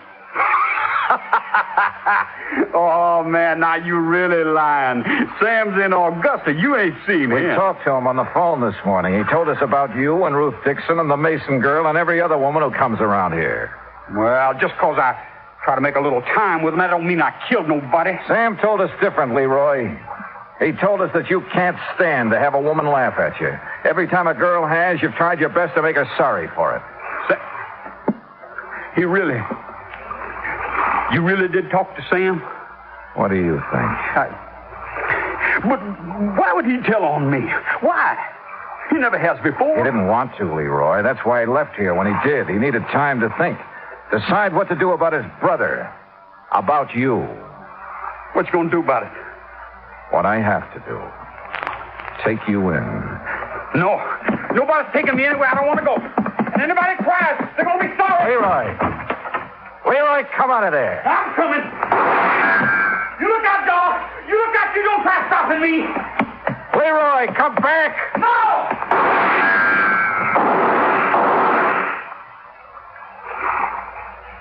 Johnny? You all right? Oh, yeah. I'm just fine. Come on up. All over. Yeah, Captain. I know.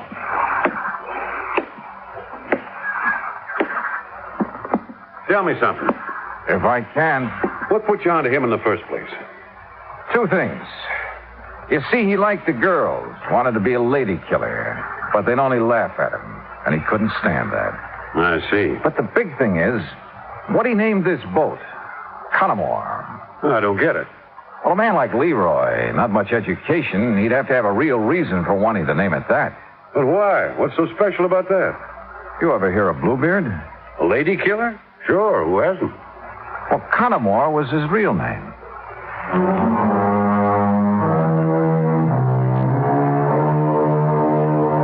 I saw Mrs. Dixon late that same afternoon. I'm afraid she was a bit disillusioned, having been so sure that the person who had killed her daughter was a woman.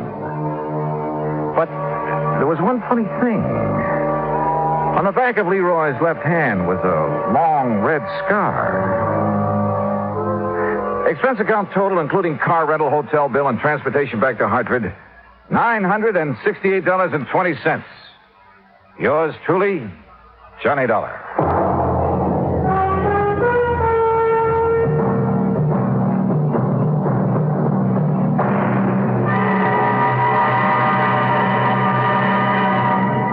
Now, here's our star to tell you about next week's story. Next week, a case that couldn't be solved because there was no solution. And yet, well, join us, won't you? Yours truly, Johnny Dollar.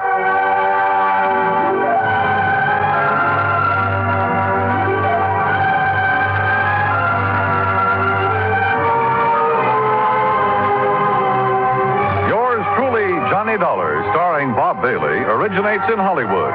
Written by Charles B. Smith, it is produced and directed by Jack Johnstone. Heard in our cast were Gene Tatum, Jeanette Nolan, Frank Nelson, Russell Thorson, Sam Edwards, and Austin Green. Musical supervision is by Amerigo Marino. Be sure to join us next week, same time and station, for another exciting story of yours truly, Johnny Dollar. This is Dan Cubberly speaking.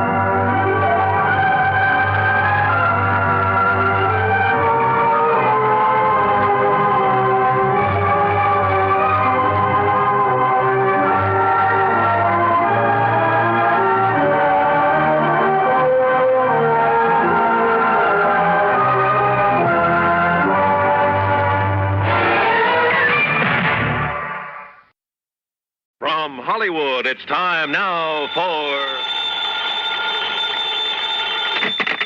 Johnny Dollar. This is Bill Chadwick, Northwest Surety Company. Howdy, Bill. How are things in Seattle? Oh, not bad, Johnny, not bad.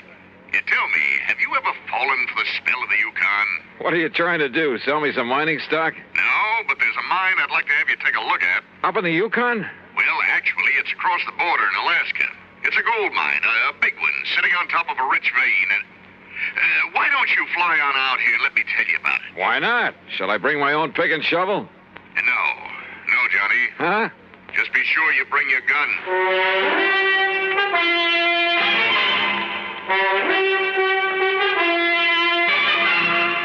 Bob Bailey in the exciting adventures of the man with the action-packed expense account, America's fabulous freelance insurance investigator. Yours truly, Johnny Dollar.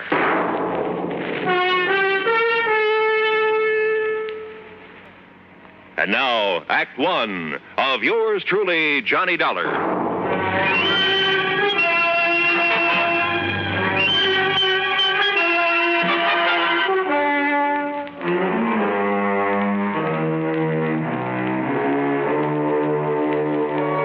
Expense account submitted by Special Investigator Johnny Dollar to the Northwest Surety Company, Seattle, Washington office.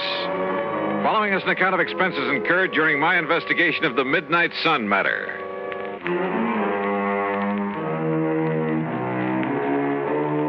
Item 1, $164.35, transportation to New York, then a mainliner through Chicago to Seattle.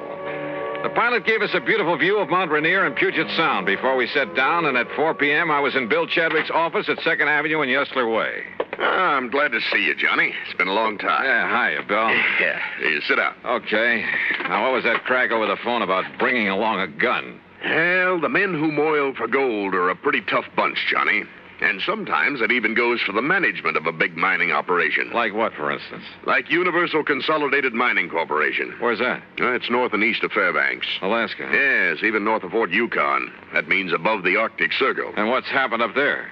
The whole thing sits at the foot of a big glacier. Oh? No problem until recently. Now, through some freak of nature, that glacier is changing its course. No kidding. And from the look of things, maybe a couple of months, maybe a couple of years, or even 10 years.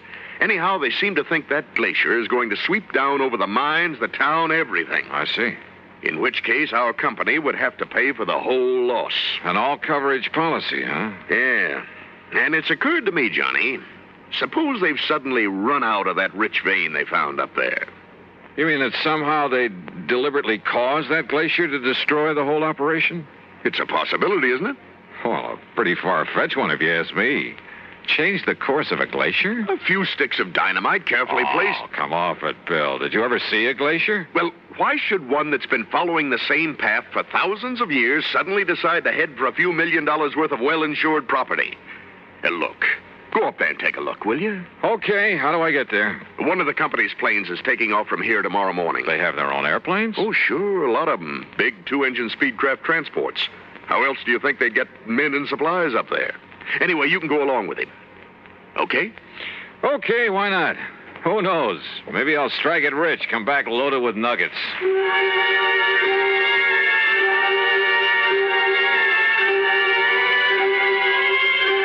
Item 2, $31 even for my room at the Benjamin Franklin and a night on the town. The following morning, well, I suppose I should have wondered why a big cargo plane should take off from a tiny airport far out of town with only the pilot and me on board. Yep, I should have wondered.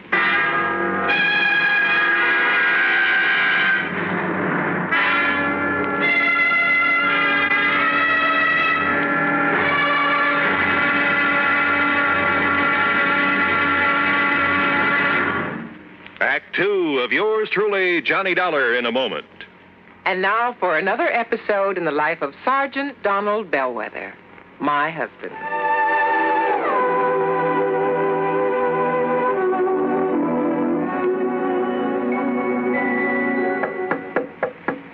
Good morning, Mrs. Bellwether. Would my lady prefer to have her breakfast in bed this morning? Oh, what a perfect husband.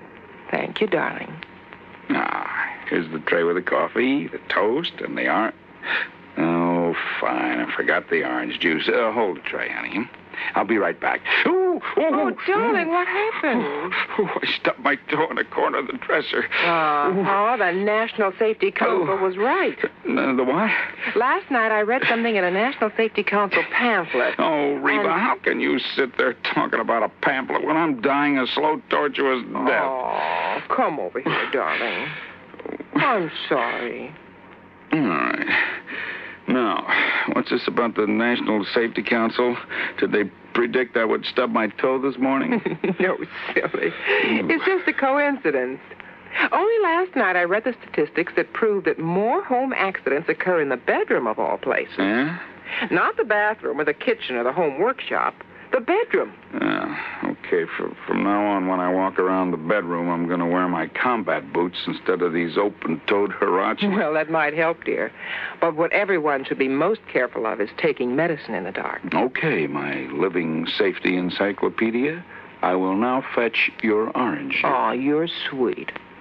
And it's just too bad that you nice men are so prone to accidents in the home. And the reason is because you brave men usually tackle the hazardous jobs around the house. Hey, I'll remember those kind words as I slowly limp back to the kitchen. One thing in your favor, though, Sarge. Married men stand a better chance of avoiding fatal accidents in the home. Is that a fact? Mm-hmm. You know, in one state, 75% of the men involved in home mishaps were unmarried. Well, I'm sure glad I'm married. Because the accident odds are better? No, because I like my wife. Even when she first wakes up in the morning. That's my Donald. That's my doll. Oh,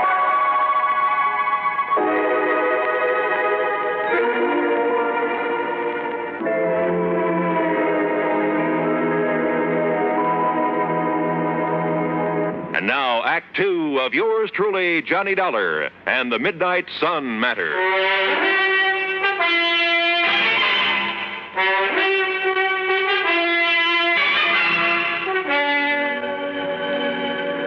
Within a few minutes after I met him at the airport far east of town the next morning, Cliff Murray had the big twin-engine Speedcraft airborne, and we were heading north to Alaska. And in case you're interested, Dollar, you're the co-pilot on this run. Oh, are you kidding? The only things I've steered around the sky since the war have been Piper Cubs, small jobs. You know something? When you get onto them, these babies are not only just as easy to fly, but a whole lot safer. Want to take over for a while? Well, maybe later. Hey, how come you didn't take this big ship off at the Seattle-Tacoma International Airport? Because of the cargo we have on board. Also, it was quicker and easier to get clearance. We're trying to make time on this trip. The boys up at the mine are a pretty worried bunch these days. Oh, why? There's a big glacier on one side of the property. Oh. It flows down to make the Kanekai River. When it gets warm enough, a couple of months in the year to melt. That's so? But there have been a couple of big ice quakes this spring. Just like earthquakes, only it's ice. And now that glacier's heading for the property. No kidding. Yeah, it's going to wipe out the airport and everything. Unless they can do something about it. Like what? Divert the course of a glacier? The engineers up there say they can do it. And we've got the stuff for them right here. This cargo we're toting. What do you mean? Oh, didn't you know? No what? Why, we got enough TNT aboard to move a dozen glaciers. Speaking of sitting on a powder keg, and this one had wings. But then after the first shock of realization wore off, well, I even took up Cliffy on his offer to handle the controls for a while. And he was right. The big plane behaved like a doll. By the time we reached Anchorage to pick up mail and food, why, I was all set to make the landing myself. However, with a cargo of TNT aboard, I was perfectly content to let Cliff set her down, which he did beautifully. Then, within the hour, we headed north again over some of the wildest country I've ever seen. Beautiful, though, Johnny. Its own way. Yeah, I never realized there were so many lakes and streams up in this country, Cliff. Most of them are loaded with fish, too. Oh? Yes, sir. Oh, what is it? I said, greatest fishing in this man's world is right down there below us. Oh, what's your language, brother? I'm liable to strap on a chute and leave you to make the rest of the trip alone. A fisherman, huh? Yeah, you aren't kidding. Yeah, one of my favorite spots, right? Hey, what's the matter? Nothing. Just a little twitch in my side, my belly. Doc said it was appendicitis last time, but I think didn't want to operate unless... Holy... Baby, that was a sharp one. Cliff, anything I can do? No, it's going now. Sure hope so. Sure. It just came on kind of sudden, so. Hey, it's time to call the lads at the mine to be ready for us. How big is the airport up there? 11,000-foot runway. Really? Sure. It's the only way to get stuff in for mines 100 miles around. Speedcraft 231, calling consolidated. Go ahead, please. Somebody on duty there at all times? 24 hours. Roger, 231, go ahead. We're over Fairbanks on the hour, Charlie. Roger, Cliff, over Fairbanks at 1400 hours. Then roll out the carpet. We'll set down between 14:45 and 50. Roger, Cliff, we'll be ready for you. And that's that. In less than an hour, Johnny, Johnny, take over. Sure, Cliff. Never been this bad before. Now, listen. No. You listen. No matter what happens, take it easy. I'll tell you exactly what to... You can do it, Johnny. You can do it. Now, listen.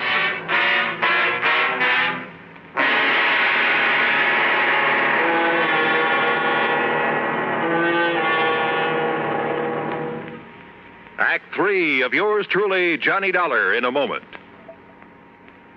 With your permission, there's something I'd like to talk about for a minute. You know, too many times people try to escape from their responsibilities by having someone else take them over. There was Miles Standish, for example. He was much too busy to ask Priscilla to marry him, so he sent John Alden to pop the question for him. You know what happened. John ended up marrying the girl himself. Of course, if John had had a face like a flat tire instead of being the handsome guy he was, maybe Miles Standish would have married Priscilla instead. Well, actually, I don't know what got me started on this subject, and unless it was my thinking about people who represent somebody else. Take our State Department, for example. Being a representative is one of its biggest jobs. Through the Foreign Service, it helps the Justice and Treasury Departments handle immigration, narcotic, and quarantine problems. And the Secretaries of Agriculture and Commerce look to the Secretary of State to help keep their fingers on the pulse of foreign markets so they can keep the business firms and farmers of America informed on matters of import and exports. I guess the only connection between these facts and the courtship of Miles Standish is that, like John Alden, our State Department speaks for itself. And now, Act 3 of yours truly, Johnny Dollar, and the Midnite Sun Matter.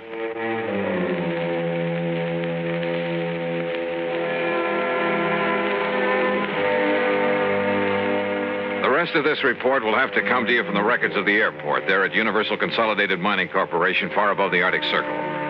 Aboard the big cargo plane loaded with TNT, the pilot crippled with pain, I was a little too busy to make notes to scribble any fancy dialogue. Here, then, is the story as recorded at the tower of the airport. The time is 2:35. Well, there goes the boss's plane to pick up his daughter in Fairbanks, Charlie. Hey, Paul, isn't Cliff about due with 231? He said he'd sit down at a... Speedcraft 231 calling Consolidated. Hey, is that Cliff? Speedcraft 231 calling Consolidated. It doesn't sound like him. Hello, Cliff. No, this is Johnny Dollar. Dollar? Yeah, it's his passenger. Go ahead, Johnny. Cliff is... Well, look, I've had to take over for him. He's sick. Cliff will give me whatever instructions I need. You sure you can make it, Johnny? Johnny, this is Cliff. Go ahead, Cliff. Johnny can make it. Well, what about that cargo, that TNT? Can you dump it? They can't move to dump it, and Johnny can't leave the control. Okay, then, Johnny, we'll give you all the help we can from here. Thanks, Charlie. Have you passed the Snake River marker? In about 2 minutes, I think. Okay, now just remember your letdown is on a heading of 035 degrees from that marker. 035 degrees from the Snake River marker, Roger. And, well, now just take it easy, Johnny, and we'll get you down here okay. Thanks, Charlie. Paul, it looks like we may have a problem on our hands. Listen, if Cliff says Dollar can bring it down, he can. Just you take it easy when you talk with him.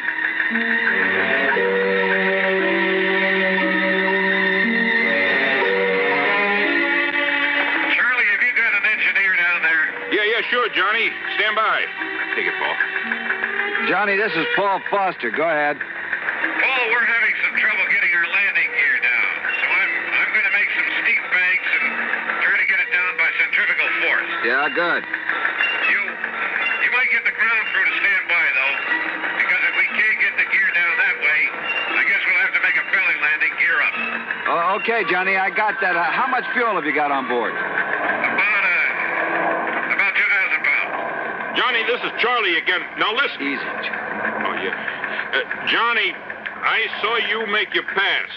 It appears the landing gear door is partially open, which may indicate it's jammed. Any suggestions?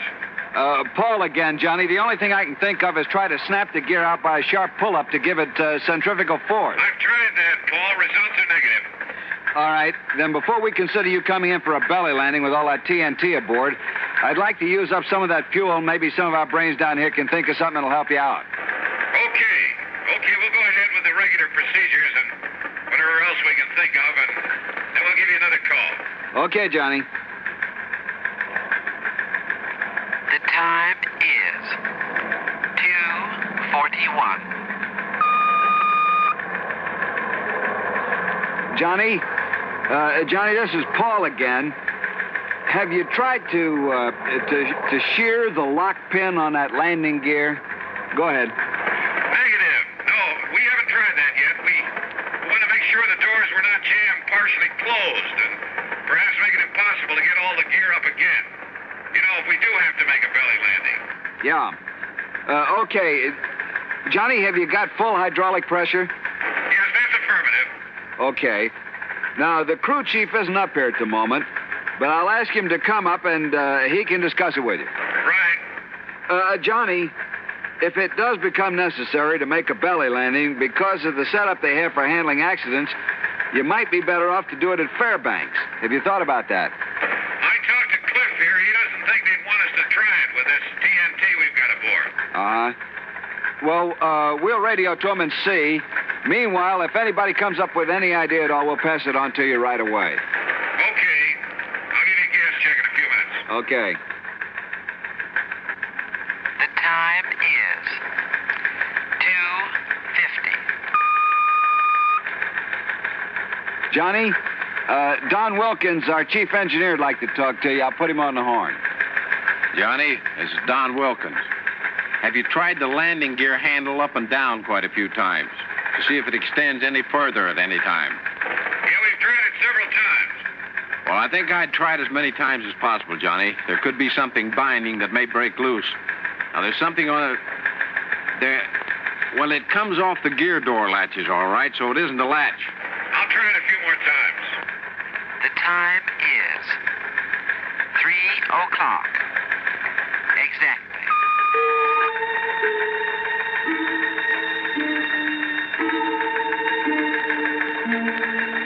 Johnny, this is Paul. How's your fuel situation stacking up now? We have about 950, about 960 pounds. Well, for your information, Fairbanks have advised that they can't take your airplane there because they're jammed up and couldn't clear the field in time. Well, yes, okay. It doesn't look like we'd have enough gas to go over there anyway. Johnny, this is Don Wilkins again. Go ahead, Don.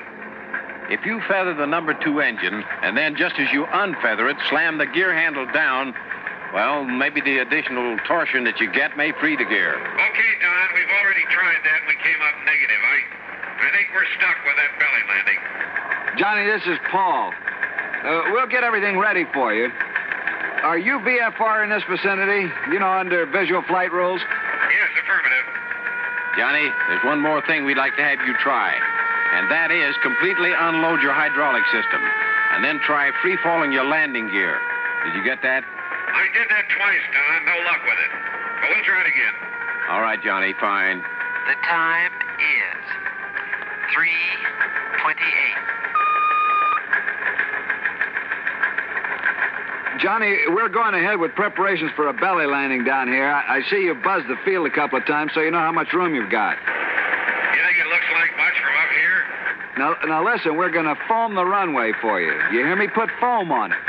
We're doing it now, and that'll kill some of the friction. And if we can get enough on, it'll help against fire if you have any trouble. How's the wind down there? It's south about 3 miles an hour, just light breeze. Well, I wanted to know in case this thing slides off to one side or the other, right? I don't want to run down any of the other airplanes I can see down there. Not if we can help it. Okay, Johnny, take a run directly over the runway and get the feel of it. Will do. The time is 3:31. Johnny, we don't want to seem in the position here of telling you all your business, but I guess we've got to try everything anyone could think of. Yeah, go ahead. On this gear handle business, up and down, throw it in the up position. But just leave it there for a second, and then slam it down and leave it down for, say 30 seconds after you put it down. You get that? Okay, we'll do that. We hate to be giving you all this intelligence all the time, but if anybody gets an idea, we pass it on to you for what it's worth.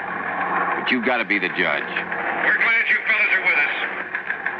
The time is 3:46. Johnny, how's your fuel now? I wouldn't bank on it much longer. All right. They're laying foam on the runway like crazy, but that foam's only going to last about 25 minutes. Now, assuming they started laying the foam at 30, you should land not later than 55. Yes, well, okay. You give us a word when it's completed. We're going to make one low pass and take a good look at everything. Then we'll come in and land. Okay? Roger. I got your remarks. The time is 3:51.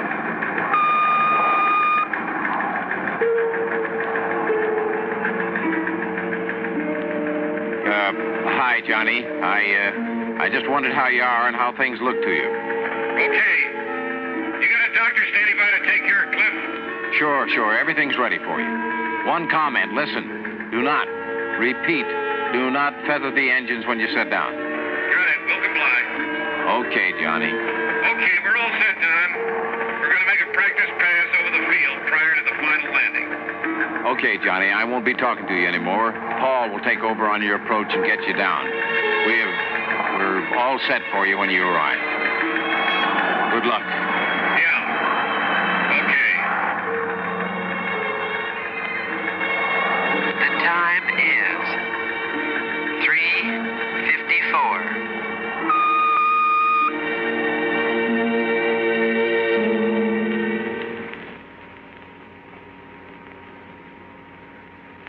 One minute, 48 seconds later, we made a wheels-up landing. Cliff, the company doctor tells me his appendectomy was a complete success.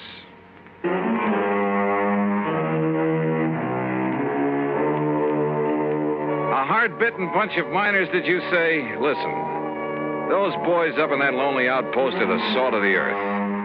And as for trying to pull something on your insurance company, well, you should have seen how just one good load of TNT put that glacier back on its course. Yes, sir.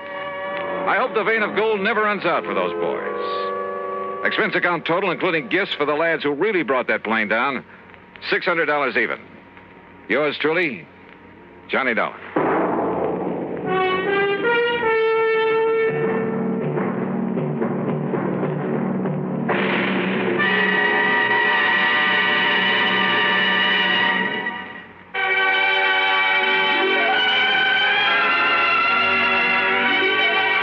Truly, Johnny Dollar, starring Bob Bailey, originates in Hollywood and is produced and directed by Jack Johnstone, who also wrote today's story. Heard in our cast were Gene Tatum, Frank Nelson, Russell Thorson, Barney Phillips, Harry Bartell, and Forrest Lewis. Be sure to join us next week, same time and station, for another exciting story of yours truly, Johnny Dollar. This is Roy Rowan speaking.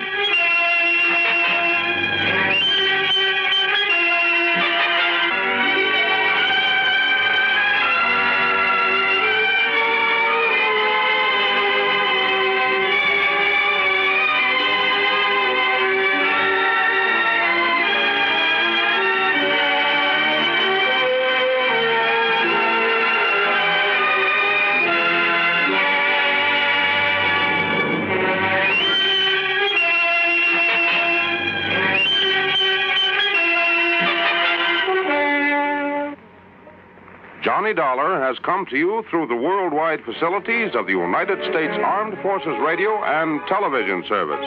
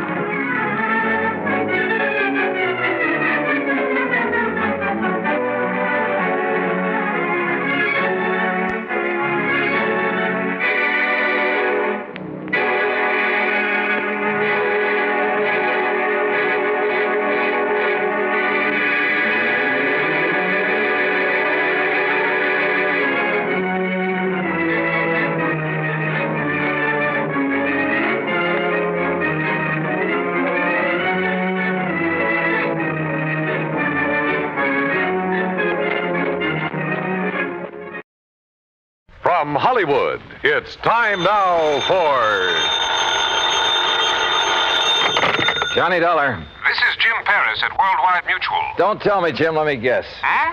What are you talking about? The reason you call me, I can smell the smoke all the way over here at my apartment. Oh, well. Also, I heard something about the fire on a news broadcast a few minutes ago. Yes. Somewhere out on Albany Avenue, he said. Yes, it's the cash and save market over the other side of town. And since your company insured it, you want me to go over and take a look? A good look, Johnny. You thinking of possible arson? I am. Okay, why? That store is just one of a chain. Hartford, Boston, Providence, Springfield, Lowell. Yeah, I see. But how does that make it arson? This is the fourth one to go up in as many weeks. Oh. The outfit that owns them having financial troubles? The outfit that owns them is one man. Oh. John Wakefield Carson. Then I repeat my question. Johnny, if he is burning up his own markets, if you can prove it, you can save our company a lot of money. That might cost you a lot of money, Jim. What do you mean? Wait till you see my expense account.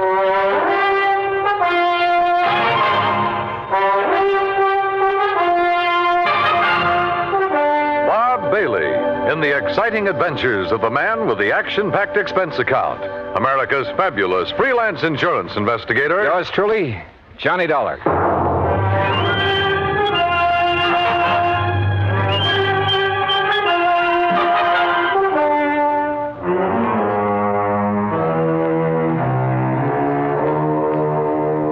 Expense account submitted by Special Investigator Johnny Dollar to the Worldwide Mutual Insurance Company, Home Office, Hartford, Connecticut. Following is an account of expenses incurred during my investigation of the Carson Arson Matter.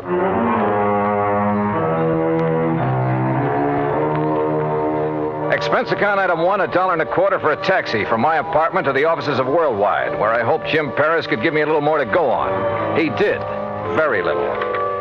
First loss 4.5 weeks ago was the market up in Thompsonville. How much? Loss in Thompsonville, $41,204. That was the smallest one in the chain. Uh-huh. The following week, the one over in Fall River burned to the ground. And the claim on that? Some $58,000. Nothing odd about that much dough. And the loss in Lowell was a bit over $64,000. How much the claim will be on this one here in Hartford remains to be seen. How much coverage does he have on it? Around $100,000, I believe. Yes, $106,000. Oh, then that's probably what he's going to claim.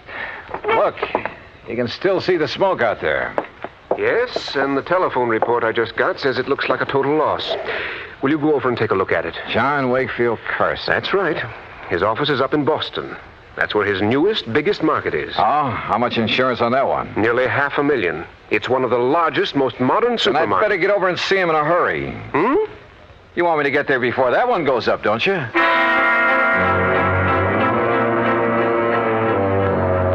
Expense account item 2, $450 for a cab to the scene of the fire way out on Albany Road. 3 or 4 fire companies were hard at it. But it was easy to see there wasn't a chance of saving much.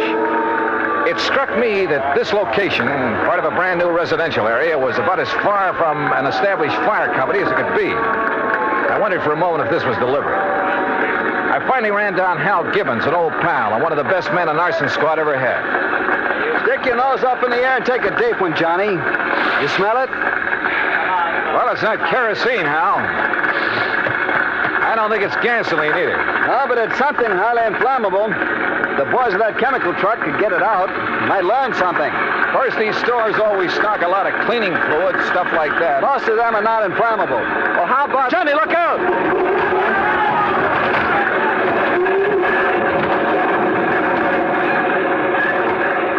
Golly. Hey, maybe we better move back a ways. Yeah. Must have got a pretty big start on the fireman, Hal. Sure, because it's so far out. It's like the markets in Thompsonville and Fall River. And Lowell, too. Oh? Kind of makes you wonder, doesn't it? At this point, I'm more than just wondering, Johnny. Have you come up with anything? Those other towns are out of my bailiwick, but I know all the boys in the departments. Have they come up with anything? No. And that's why I feel I've got to get the first lead, if there is one, right here. Has old man Carson showed up? No. Not during any of the fires. He just sits calmly in his office in Boston, mutters something philosophical about the vagaries of fortune, and lets it go at that. And files a big fat insurance claim. I think I want to see that guy, Carson. I don't think it'll do you any good, but go to it. Know anything about his financial situation? He's loaded. Multi-millionaire. And boy, what a queer one. What's that mean? A regular nut. Always quoting Shakespeare, the Bible, poetry, but a good businessman. You sure he hasn't got some big investments, something like that went bad on him recently? I'm sure. There has to be some reason. Get back, I tell you. You gotta stay back of the line. Want to keep your job? You tell your chief I'm here, and I want to know why this fire got out of hand. Well, who's that? Now, look, miss, I got orders. Don't choke on them. It's all right, Jerry. I'll take care of her. Whatever you say, Mr. Gibbons, but I got orders. Okay. Well, Miss Carson, it looks like you're losing another market. This is the fourth one. The fourth one in a little over a... Say, don't I know you? I'm afraid I haven't had the pleasure. Miss Margaret Carson, this is Johnny Dollar. The insurance investigator. Good. Now maybe we'll get somewhere. Oh, this is... Walter. Walter! Yes, Margaret? My fiancé, Mr. Dollar. Walter Smitten. Smitten? Hello, Walter. Mr. Gibbon? Walter handles the legal end of things for Dad. Oh, I see. Next president of the company, Walter? I? In the grocery business? Oh, no, sir, thank you. The legal end is enough for me. Well, what do you think about these fires? 4 in a row. Well, if I were you, Mr. Dollar, I'd suspect arson. Oh, Walter, for heaven's sake. Why, Walter? Someone trying to put Mr. Carson out of business, something like that. Put Father out of business with a couple of fires? Miss Carson... Come on, Walter. We've seen all we need to make the final report to Dad. Goodbye, Mr. Dollar. Harold? Yeah. See ya. Like a motive, Johnny? That Walter character? If he marries Margaret Carson, then he doesn't seem to like the grocery business. Yeah. But if he could get the money from it. Yeah. I see what you mean.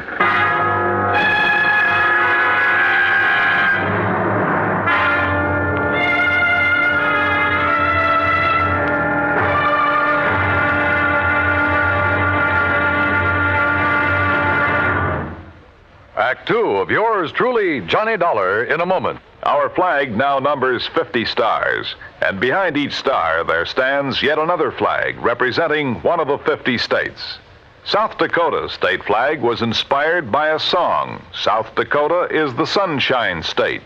A stenographer named Ida Anding designed the flag with a sky blue background and a blazing sun in the center, and the words, South Dakota, the Sunshine State, in gold around the sun.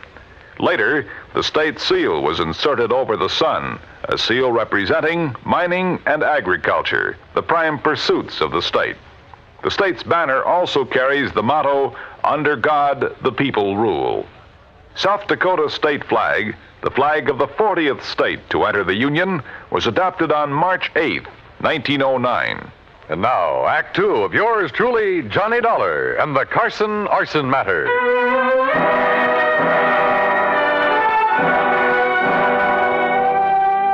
Expense account item 320 cents phone call from a booth near the scene of the fire. I wanted more information from Jim Paris at Worldwide Mutual.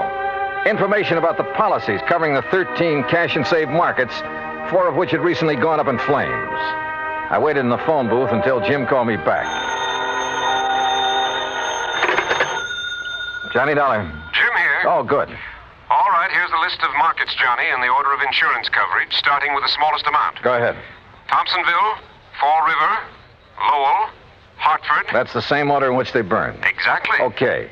Which remaining store has the next biggest coverage? Salem. Okay, I'll start with Salem. What are you thinking of, Johnny? It's just a hunch, Jim, but... Well, I'll call you later.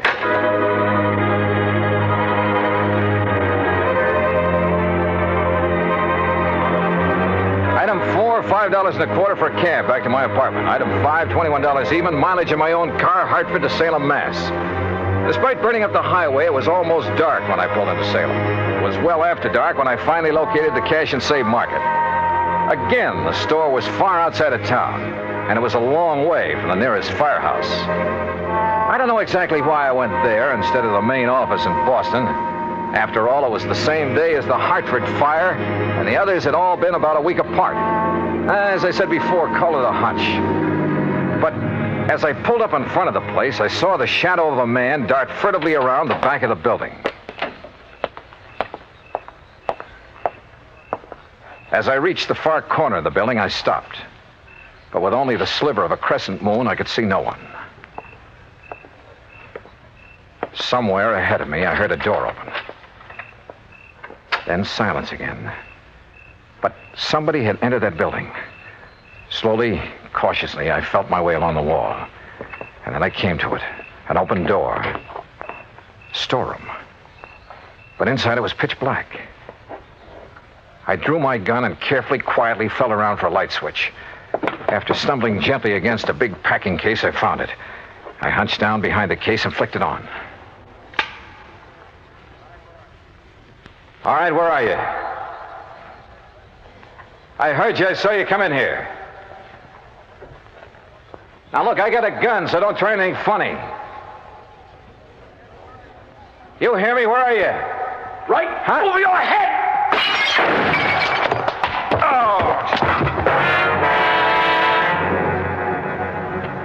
I must have been out a long time. I came to lying on a cot in the back room of Salem Police Headquarters. A couple of gallon jars. Can you hear me? Yeah, I can hear you. Yeah. Well, it was a couple of big gallon jars of kosher pickles that he dropped on top of your head. He, officer? Well, like to split your head open. So he brought you in here to headquarters and had the doc look you over. Up. Easy now. Oh, yes. Doc says no permanent harm done. He gave you a shot to make you sleep and rest. Now, how about this cup of hot coffee? Yeah, sure. And about a dozen aspirins my head feels like. There you are. Thanks. But you said he. Well, according to him, you left yourself wide open when you sneaked in there after him. And then to turn on the lights. Son, you've got a lot to learn. Okay, so I pulled a boo-boo. But do you know who it was that slugged me? Of course, son. He brought you here. Who? Owner of the market. What? Mr. John Wakefield Carson. Item 6, $2 more mileage on my car. This time down to Boston and the main office of Cash and Save Markets. To the private office of John Wakefield Carson.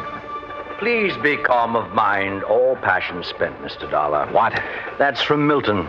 Please sit down. Now look, Mr. Carson, about last night. Baydock plays tricks upon us all.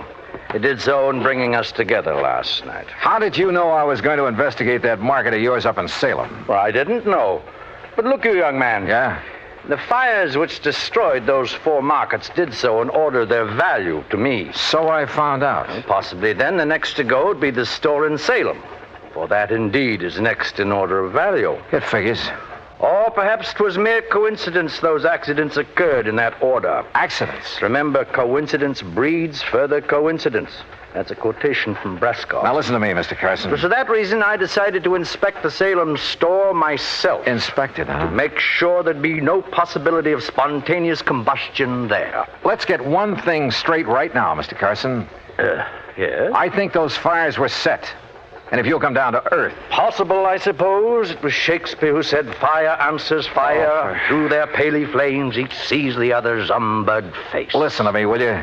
Of course. I think you set those fires, or had them set. By Mr. I think you were going to burn down the store in Salem until I came along. When I saw you there, I thought that was your intent. Oh, sure. All right, tell me this. What do you plan to do with the insurance money, if you get it? Rebuild? Bigger and better stores where the old ones stood? Why, no. Or did you find out you hadn't made them big and modern enough for those real estate developments where they were located and decided the cheapest way for you to do? No. To build again where tragic dealt the fate. Forget the fancy quotes and answer my question. Shakespeare said, you tread upon my patience, sir. Look. It's most enough to make a deacon swear. That's by James Russell. Mr. Carson. What disposition of the funds I choose to make is mine alone to settle. And from my heart. Carson? Enough. I've had enough of this. Now be on your way. No, wait a minute. Be gone, Dollar. And irk me now no more. No, you wait. From your heart, you said. Now I have said enough. Henceforth, my lips are sealed. Okay. But you know something? I think you've told me who might have set those fires. And if you'll answer me just one more question. No? Okay, we'll see.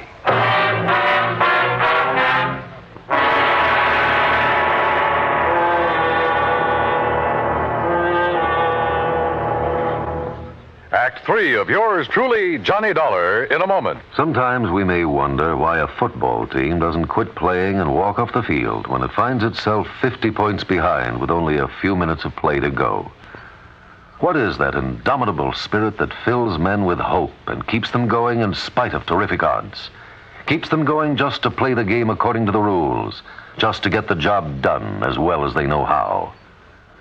This kind of spirit pervaded the feelings of heavy bomber crews of the 9th Air Force on that day of glory, August 1st, 1943, the day of one of the most secretly planned surprise bombing missions of World War II, the day of the low-level attack on the Romanian oil refineries at Ploiești. More than 170 B-24 heavily loaded bombers took off in a swirl of red dust from Benghazi, Libya, to bomb a highly defended priority target. The element of surprise in the low-level attack was to be one of their greatest weapons. But things went wrong from the start. 3 planes exploded during takeoff operations. 11 more aborted due to engine trouble. Of those that reached the target area, less than 1/3 returned to home base. The leaders of the mission encountered navigation difficulties and difficulty in identifying the specific targets. And due to the loss of that elemental hope, surprise, they also encountered devastating enemy firepower from flak and fighters. The mission was partially successful, but a horrifying experience. 5 medals of honor were awarded to the heroes of the Ploiești raid for valorous action above and beyond the call of duty. At any time, the men would have been justified in turning back. But they had a code of conduct that made them want to see the unequal game through to the end. It was a job that had to be done. A charge of the Light Brigade in the air as they flew down the Valley of Death to glory. And now, Act 3 of yours truly, Johnny Dollar and the Carson Arson Matter.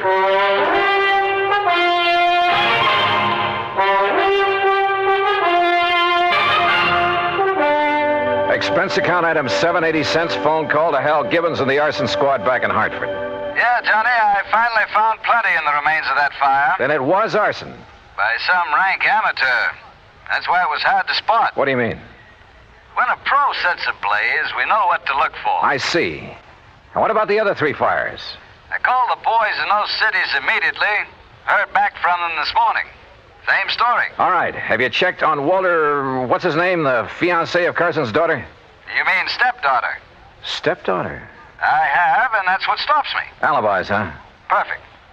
Walter Smitten couldn't possibly have started those fires. I didn't think so. Huh? Now, that boy may call himself a lawyer, Hal, but he just hasn't the nerve, the gumption. But who else? He stands to benefit if he marries Margaret Carson. And surely you don't think Carson himself... Johnny? Call the Boston police, will you? Have them meet me at Carson's office. What for? Maybe to make an arrest. Do that for me, will you?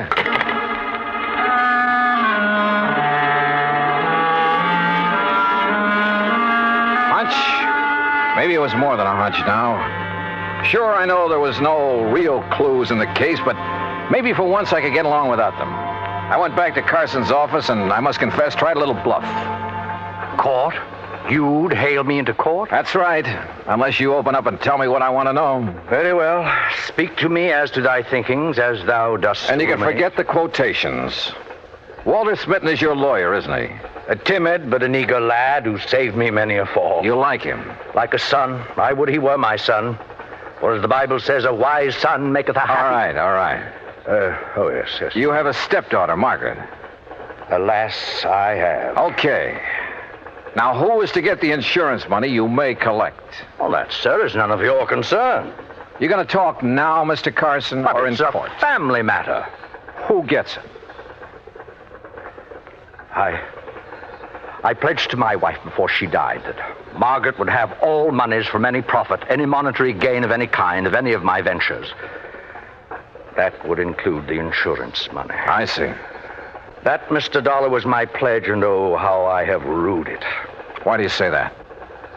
She's not of my blood, Mr. Dollar. She has no soul for art or poetry. And since she's come of age, she's made so many demands upon me. Money, that's all she thinks of. And unlike Walter, she's so bold, aggressive, headstrong. Were it not for Walter, I'd mistrust her every move. But if he's in love with her? Because she demands he be, and why? So she can use his legal guidance in her fight to take this business away from me. All right, Mr. Carson. I haven't notified the authorities yet, but I've found proof that Margaret is the one who started those fires. You what? And you've just told me why. Because the money would go to her. Oh, Mr. Dollar, I'm glad. I've suspected, yes, but because of family honor. No, I'm glad you have proof. At long last, it will take this millstone from about my neck. Proof, huh? Margaret. Well, Dollar, you'll never live to tell the authorities. Margaret, that gun. Unless you'd like to make a deal, Johnny. Could be worth a lot of money to you. I'd even promise not to set any more fires. Oh, you were right, Mr. Dollar. Unless I'm mistaken, Margaret, the man who just came in... What man? Who heard your little confession is from the police department. You trying to make me look around so you can grab for this gun? Oh, no. Fact remains, he's standing right in back of you. That's right, Margaret. What? No. Oh, my hand! My hand! Oh, my hand! How sharper than a serpent's tooth is an ungrateful child.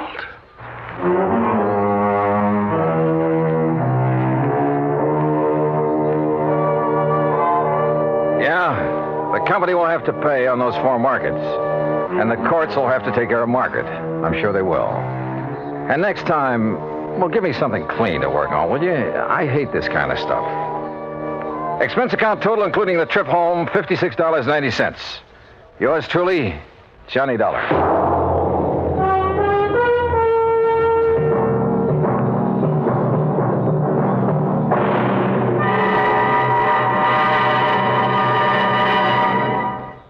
Our star will return in just a moment. Our flag now numbers 50 stars, and behind each star there stands yet another flag representing one of the 50 states. Oklahoma's state flag depicts an Osage warrior's circular buckskin shield from which hang 7 eagle feathers. Across the shield is the Indian's calumet, or pipe of peace, crossed with the white man's peace symbol, the olive branch. On the shield are small crosses, the Indian's graphic sign for stars, indicating lofty ideals or a purpose for high endeavor. The background of the flag is a field of blue, the blue of the Oklahoma sky, signifying loyalty and devotion. The important symbols, however, are the calumet and the olive branch. These override the shield, the symbol of war, and bespeak a predominant love of peace by a united people. Oklahoma's state flag, the flag of the 46th state to enter the Union, was adopted on April 2nd, 1925. Now, here's our star to tell you about next week's story. Next week, the Rolling Stone Matter. Remember that old saying about a rolling stone? Well, it applies here, with a vengeance. Join us, won't you? Yours truly, Johnny Dollar.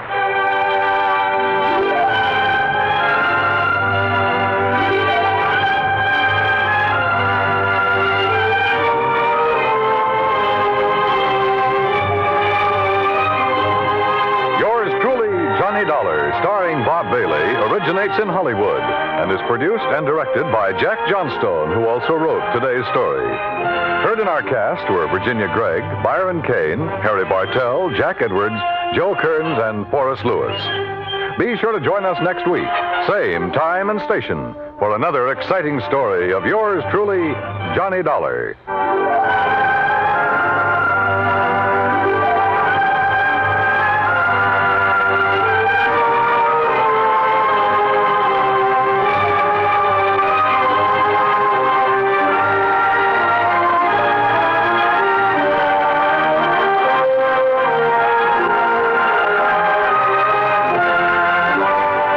This is the United States Armed Forces Radio and Television Service.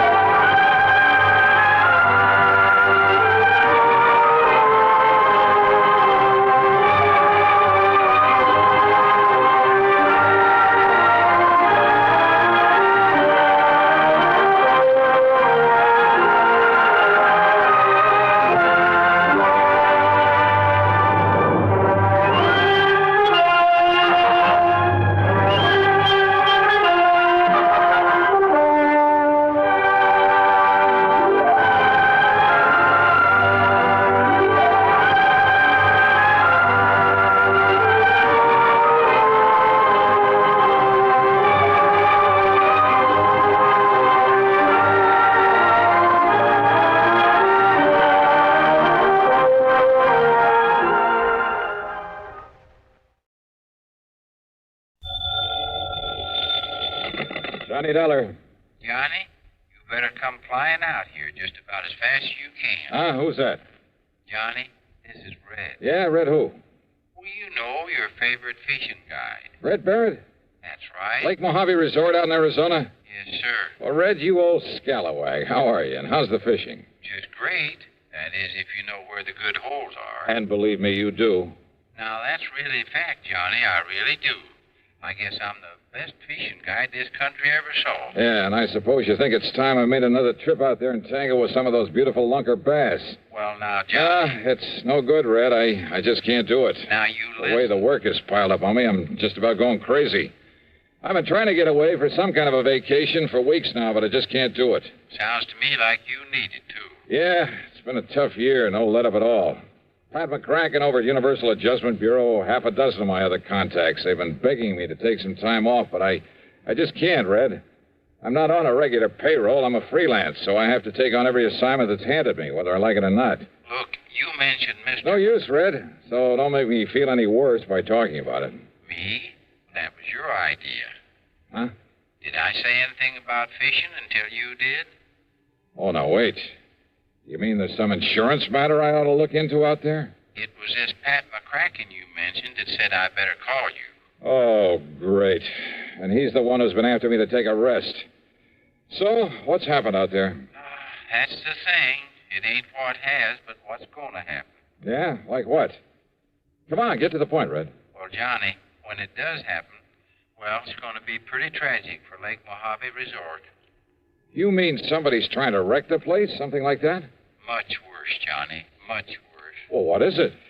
Well, I just don't think I ought to tell you over the phone. But, Red, unless I know... And if somebody was to hear me talking to you this way... Red, look. And anyhow, you'll find out soon enough when you get here, Johnny. And you won't like it. No, sir. Red, quit stalling, will you? Of course, if you just want to sit around up there in Hartford and let a terrible thing like this happen without even raising a finger... Well, I just can't believe you'd do that. Look, will you stop beating around the bush and... Red? Red? I can't tell you over the phone. It's too awful. Now listen, you old goat. But, Johnny, they say there's an airplane leaves New York City just about 12 o'clock noon. So what? So it'll get you in Las Vegas about 9:45 tonight. Okay? What do you mean, okay? I mean, just you be sure and be on it. And I know you will. Oh, now look, I can't... Goodbye, Johnny. Red! Oh, if that crazy old coot thinks I'm going to fly all the way out there just because he... And yet, if he was serious...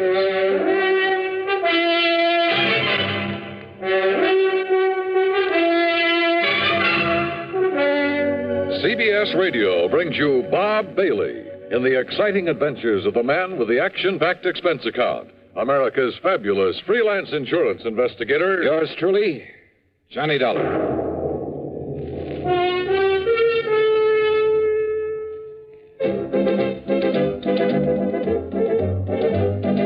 Winston tastes good like a cigarette should. Winston tastes good like a cigarette should. Winston gives you real flavorful, rich tobacco flavor. Winston's easy drawing too. The flavor comes right through to you. Winston tastes good like a cigarette should. A modern filter? Sure, Winston has it. But that's only the beginning of a Winston.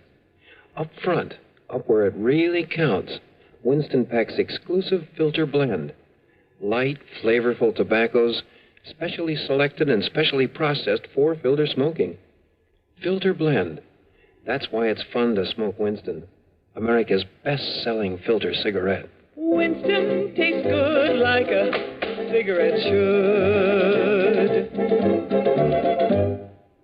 And now, Act One of yours truly, Johnny Dollar.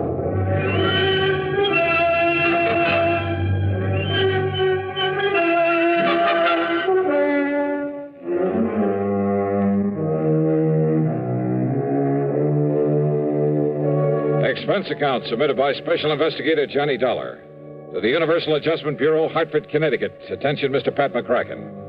Following is an account of expenses incurred during my investigation of the Red Mystery Matter.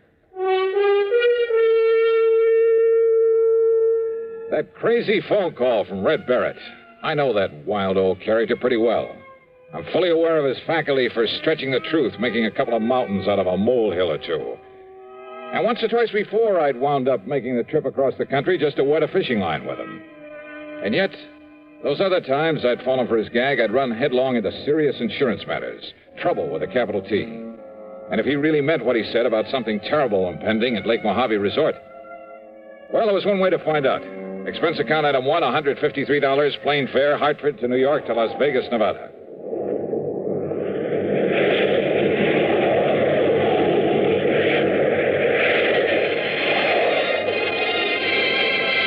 The awesome beauty of the clear night sky over the desert, with its billions of stars twinkling in the black sky above, is something I'll never tire of.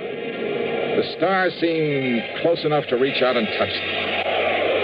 As the plane hit the glide path down to the landing strip at the south end of Las Vegas, the myriad, many-colored lights of the city winked and sparkled like the lights on a gigantic Christmas tree.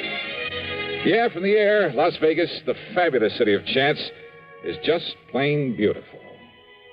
I'd like to have stuck around Vegas for a while and tried my hand at some of the casinos and clubs along the gambler's alley they call the Strip, but I had other things to do. So, item 2 was $50 deposited on a rental car. And within minutes after the plane landed, I was heading south and east across the desert, down toward Davis Dam, down to Lake Mojave Resort.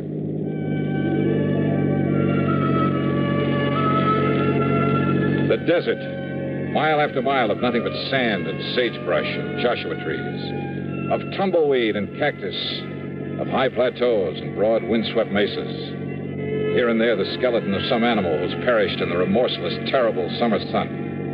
And then suddenly in the middle of it, the life-giving waters of Lake Mojave. At the south end of the lake, just above Davis Dam, is the resort, with its clean, comfortable motel, a good restaurant, tackle shop, and dock. Everything to warm the heart of a fisherman. Yeah, and in the bright light of the moon, I could see the lake itself, calm as a mill pond. That meant that unlike the cold and snow I'd left back east, here it was warm and perfect weather for fishing. It took a bit of self-control to keep from driving right on down to the dock. Instead, I circled the driveway to the office. As I pulled up to a stop, in spite of the hour, someone came out to greet me. It was my old friend Buster Favor, general factotum at the resort.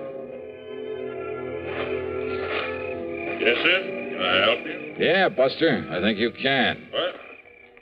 Why, it's Johnny Dollar. Yeah, none other. Hiya, Buster. Johnny, it's a miracle. I don't see why. When I get word there's trouble around here. Oh, then you know, huh? Buster, I only know that something is about to... Even the police haven't had a chance to get over here yet. The police? Johnny, I sure hope he's all right, that you can find him. Yeah, find who? Why, Red. Red Barrett? You mean you didn't know? Buster, what's happened to him? Johnny, Red has... Well, he's disappeared. Oh? And I could be awfully wrong, but from the looks of things, Johnny... Wait a minute. You think somebody could have murdered him? Come on. Take you over to his room. You can see for yourself. Well, look, Red phoned me in Hartford, Buster. He told me that... Think he had some premonition that something was going to happen to him? Well, that's just it. He didn't seem worried about himself. All he would say well, was... It sure looks like he should have been worried, Johnny. Here now. Holy. Yeah? The room, a housekeeping unit, was a shambles. Clothing pulled out of the drawers and closet, as though somebody had ransacked the place looking for something. That stuff's all part of the uniform that he was wearing while he was working, Johnny. How much personal clothing and stuff he had, I don't exactly know. So, if anything... The furniture, though none of it was actually broken, was overturned, cluttering up the floor. On the electric range in the kitchenette were the pots and pans he'd apparently used to cook his dinner. Some fish bones lay on a plate on the table. Probably one of the bass he caught this afternoon. Poor old fellow went out fishing as usual, not realizing what was going to happen to him after he came back here and had his supper. Now, wait a minute, Buster. Yeah, Johnny? That he left here in a hurry is pretty obvious. Or his body was hauled out of here. But I still don't see anything to indicate he was murdered, or even badly hurt. Well, look here, then. Look, Buster, you know as well as I do how unpredictable Red is. Well, I know, always but... getting restless, always talking about going somewhere else, doing something else. I know, Johnny, Look, he's told me a dozen times about a gold mine he hoped to go to back there and work someday, 50 or 60 miles north of here, up near Lake Mead. He's told me about offers to work as a guide for other fishing spots. Johnny... So what makes you think he didn't just pack up and leave for some other place, some other job? Without letting us know? And leaving things this way? Red? Sure he would. So unless you can show me some good... Oh. Yeah, Johnny. It's blood there on the floor. I'm sure of it. Yeah. It's blood, all right. It still hasn't even dried either. Yeah, I see. All right. When did you find he was missing? When Ham Pratt... What do you remember Ham? The manager of this place, sure. Well, after supper, Ham came over here to talk to him, and... Well, this is what he found. Do you know of any enemies he may have had? Red? Oh, no, sir. Of course, all of us used to get out of patience with him now and then. Some of the crazy things he'd do, the wild stories he'd tell, but... there wasn't one of us didn't love the crusty old coot. Same thing applied to everybody else who knew him. Then why? Why would anybody want to do him in? I don't know. I can't figure it out. But it sure looks like somebody did, Johnny. You can see the evidence yourself. Yeah, maybe. What do you mean by that? Red's phone call that brought me out here. If he'd thought that he himself was in danger, don't you think he would have said so? Yeah, I guess Red would have built it up, too. Would have made it sound real dramatic. Sure he would. But instead he told me something tragic was going to happen to the resort. Like what, Buster? Like nothing I can possibly think of. But now, Johnny, this blood on the floor. Yeah. Hey, did Red have a car? Yeah. Where is it? It's gone, Johnny. Whoever did whatever they did to him must have used it to carry away his body. The poor old... Buster! I've just got a lead on it. Oh, Ham, come in. You see, I phoned everybody up and down the lake to look out for... Johnny. Ham, how are you? Buster's told you about Red? Yeah, and in spite of this so-called evidence around here, I still Johnny simply doesn't believe that Red was murdered. But there's blood on the floor, the way things were left around. Or, Johnny, have you some reason for thinking he wasn't?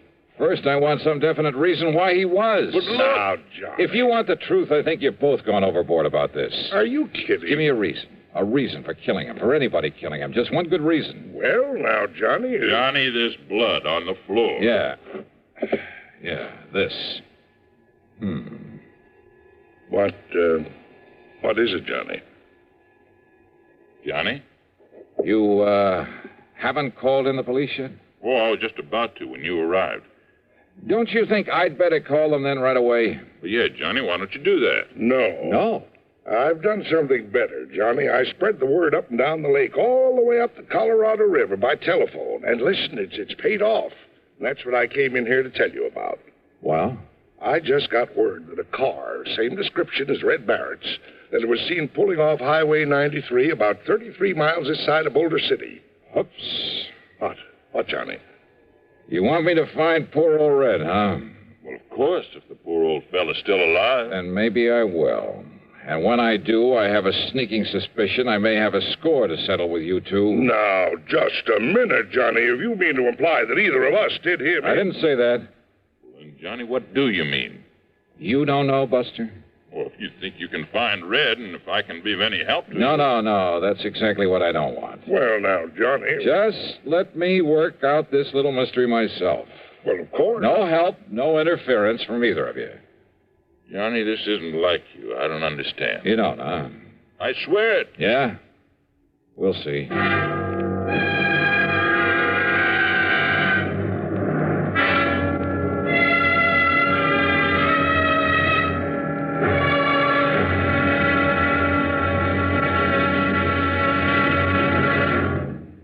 Act two of yours truly, Johnny Dollar, in a moment. Welcome, recording star Mel Torme. It's terrible trying to sing with a bad cold. So I always take 4-way cold tablets to relieve cold miseries fast. Good idea. Tests of all the leading cold tablets proved 4-way fastest acting. 4-way starts in minutes to relieve muscular pains, headache, reduce fever, calm upset stomach, also overcomes irregularity. When you catch cold, try my way. Take 4-way cold tablets. The fast way to relieve cold distress and feel better quickly. 4-way, only 29 cents. Now, here's a word about another fine product of Grove Laboratories. To get rid of embarrassing dandruff in 3 minutes, change to Fitch Dandruff Remover Shampoo. 3 minutes with Fitch regularly is guaranteed to keep unsightly dandruff away forever. Apply Fitch before wetting hair, rub in 1 minute. Add water, lather 1 minute. Then rinse 1 minute. Every trace of dandruff goes down the drain. 3 minutes with Fitch and embarrassing dandruff's gone. At the same time, Fitch can brighten hair up to 35%. Get Fitch Dandruff Remover Shampoo today. And now, Act 2 of yours truly, Johnny Dollar and the Red Mystery Matter. Suddenly, things had begun to add up. Yeah, from right in the beginning, when Red had mentioned over the phone that he'd talked with Pat McCracken at Universal Adjustment Bureau. Had Red called Pat, or vice versa? And there was the lamp there in Red's room, apparently knocked to the floor in a struggle. But not even the bulb was broken. The clothes that were left, only the uniforms he'd worn while at work. Was that supposed to mean that the only personal things he had were those he was wearing when he disappeared? Hardly. Then there was that spot of blood on the floor. A fish scale, a single scale in the middle of it. I had no microscope to examine that blood, probably wouldn't have known how to use it anyway. But I had a sneaking suspicion there was something very, yeah. And knowing Red and Ham and Buster and Pat McCracken pretty well. Okay. The first thing I did after Ham and Buster left me alone was to look over the room again. And yes, one parcel of equipment that should have been there was conspicuously absent. I went down to the boat dock and found the old Arkansas Traveler that Red had always used to fish in. It was empty. Absolutely empty of the stuff I knew he always kept in it.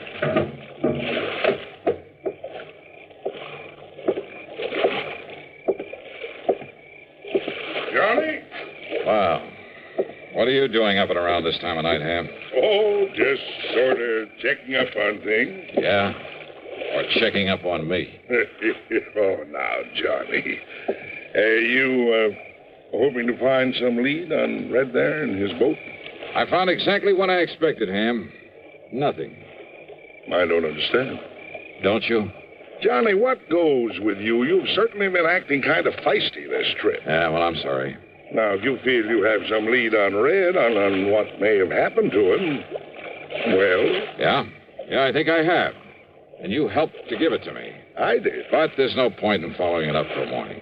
What is the lead? No help, no interference, remember? Okay, Johnny, whatever you say. No use doing anything till morning, eh? That's right. Then you, Well, what? Oh, I was just thinking. Remember a couple of moonlight nights like this when you were here before, how you and I took the workboat and a couple of fishing rods? How we plugged those deep coves just above the dam? Yeah. Yeah, we took some nice fish out of there, didn't we? Yeah. I'm going to be blunt with you, Johnny. You aren't yourself. You're a bundle of nerves. Been working too hard? Yeah, much too hard. Well, one great cure for that. Why don't we go out there and pick us up a couple of nice bass? Okay. Why not? Unless, of course, you feel you ought to do something more about finding Red. I told you, no more until morning. I also told you I'm sorry, Ham. Let's go fishing. Sure, Johnny. I understand. Yeah, I guess you do.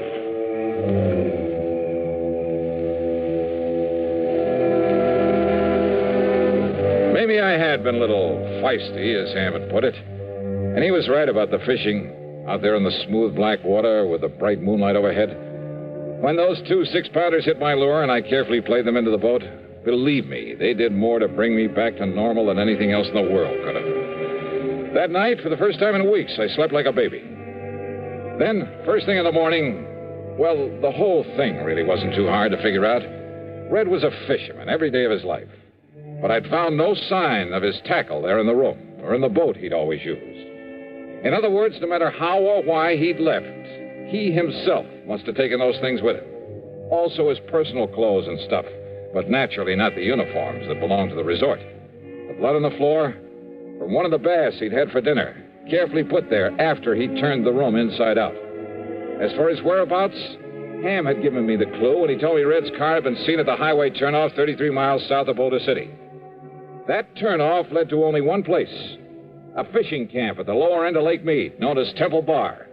And when I got there, sure enough, waiting for me in his outboard beside the dock, Red Barrett. All ready for you, Johnny. Why, Red, you rascal. Got an extra rod and reel and a bucket of live bait. You and me'll go out there and slay him. Get in, Johnny. Get in. Sure, Red, why not? That's a boy. Here we go. Yeah, I just knew a smart man like you could track me down. Hey, you're working here now, huh? Well, I got kind of restless and thought maybe I'd make a change. And as long as Ham Pratt was willing... Then Ham was in on this plot to get me out here. Why, sure he was. And the terrible things to happen at Lake Mojave? Why, of course, Johnny. They've lost me, haven't they? Ah, you old son of a gun. Hey, Buster in on it, too? No, Ham's probably telling him about it right now. Probably showing him the letter he got from Mr. McCracken. McCracken? Pat McCracken? Yeah. Now, maybe you better read this one that he wrote to me. First part's just the usual howdy-do's, but here. And Red, I'm convinced a man can take only so much, even Johnny Dollar. And I'm afraid that unless he gets some rest and relaxation, he'll crack up one of these days. So if you and Ham Pratt can somehow contrive to get him out there for some of that fishing he loves so much, go to it. If he catches on, if he starts worrying about the expense, tell him it's on the house. Tell him Merry Christmas. Sincerely yours. Well, God bless Pat McCracken. As for you, Red, you old reprobate... Johnny, there's a hole over near the gyp beds where there's an old 10-pounder laying under a rock, just waiting for you and me. Brother, let's go.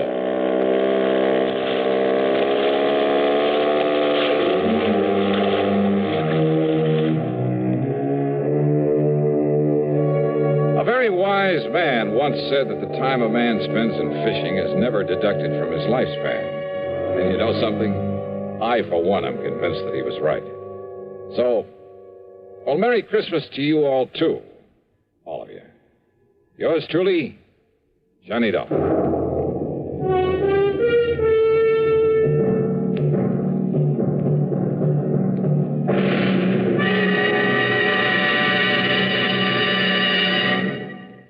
Our star will return in just a moment. Every year, some Christmas celebrations are ruined by fire. A little precaution can prevent a Christmas fire from happening in your home. First of all, make sure your tree is on a firm foundation so it can't fall over. Then be sure to use only approved lighting. Wiring that's frayed may be dangerous. Replace it. Never use lighted candles.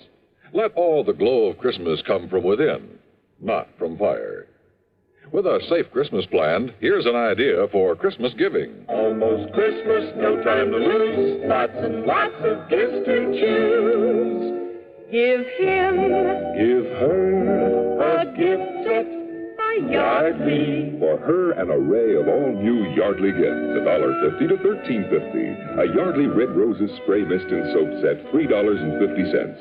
All prices plus tax. Yardley. Give him, Give her a gift set by Yardley. Now, here is our star to tell you about next week's story. Next week, a man, a girl, and a gangster. That's right. They add up to trouble. For me. Join us, won't you? Yours truly, Johnny Dollar.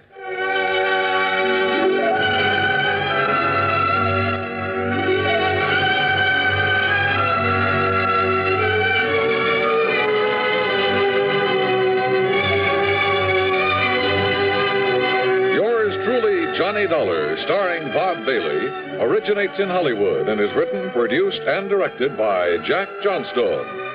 Heard in our cast were Forrest Lewis, Barney Phillips, Alan Reed Sr., and Lawrence Dobkin. Be sure to join us next week, same time and station, for another exciting story of yours truly, Johnny Dollar. This is Dan Coverly speaking. Now stay tuned for Suspense, which follows next on the CBS Radio Network.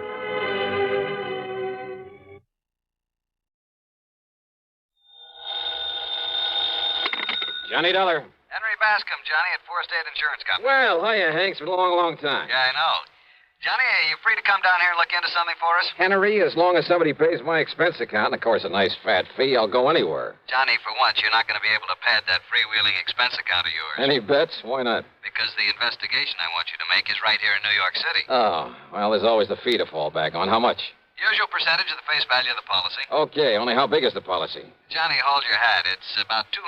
Well, I mean, it's what? just under... $200? Johnny. Listen, Hank, my cut on a policy as small as that wouldn't buy me a sandwich and a cup of coffee. No, listen. And I suppose you'll question every penny I put on the expense account. Look, you didn't... Why don't you just pay it off and save you and me and the company a lot of time, labor, and soap?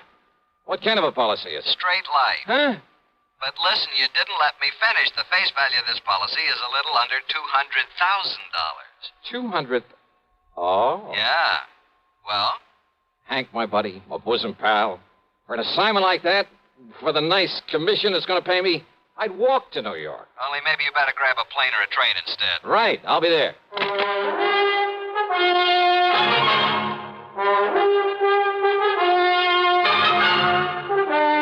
CBS Radio brings you Bob Bailey in the exciting adventures of the man with the action-packed expense account, America's fabulous freelance insurance investigator. Yours truly, Johnny Dollar.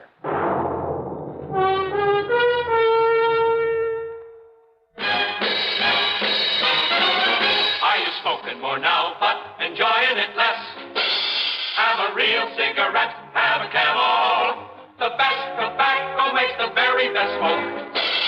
Have a real cigarette, have a Camel. Are you looking for flavor and mildness? Have a real cigarette, have a Camel. The best tobacco makes the very best smoke. Have a real cigarette, a real cigarette, a real cigarette, have a Camel. If you're smoking more today, but enjoying it less, try Camels. The Camel blend of costly Turkish and domestic tobaccos has never been equaled for rich flavor, easygoing mildness, real smoking satisfaction every time you light up. The best tobacco makes the best smoke. Have a real cigarette, a real cigarette, a real cigarette, have a Camel. And now, Act One of yours truly, Johnny Dollar.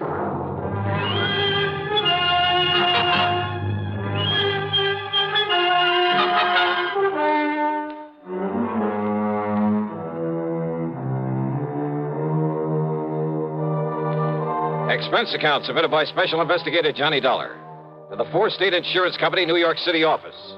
The following is an account of expenses incurred during my investigation of the Evaporated Clue Matter.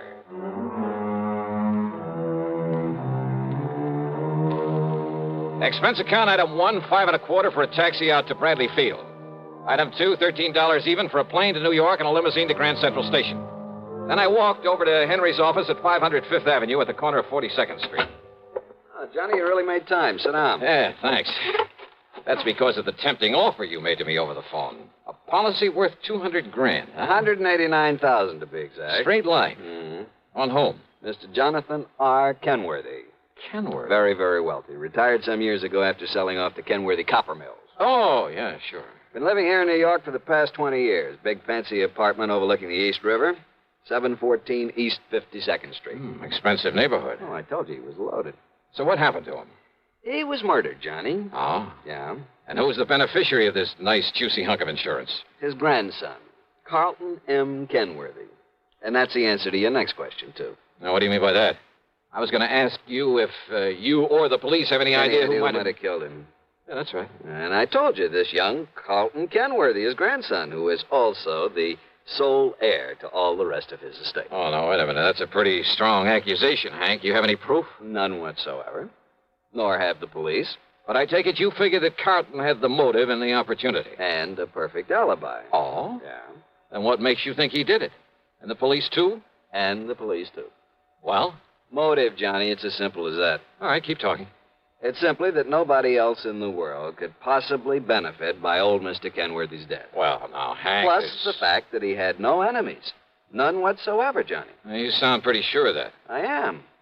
I not only knew him, but I knew a great deal about him. Oh, but after all, a man who's been head of a company as big as Kenworthy Copper Mills, You know, some disgruntled employee with some imaginary grievances. Over 20 years ago? Well, But even if he'd only retired from that business last month, I'd still say no. Kenworthy was one of the best-loved men I've ever heard of. As for his employees, why, they're the ones he left the business to. He never had a strike, any other kind of labor troubles, despite the size of his plant, because he treated every one of his employees like one of his own kids. This sounds pretty unusual, Johnny, I know. But he was an unusual man. Oh, I see. But now about this grandson, Carlton Kenworthy. Well, about as useless a hunk of human being as I've ever seen. How old is he? Oh, 30, 32 or 3. What's he do for a living? Well, that's the point. He doesn't. Nor has he ever done anything. Despite the fine education, all the world travel his grandfather lavished on him.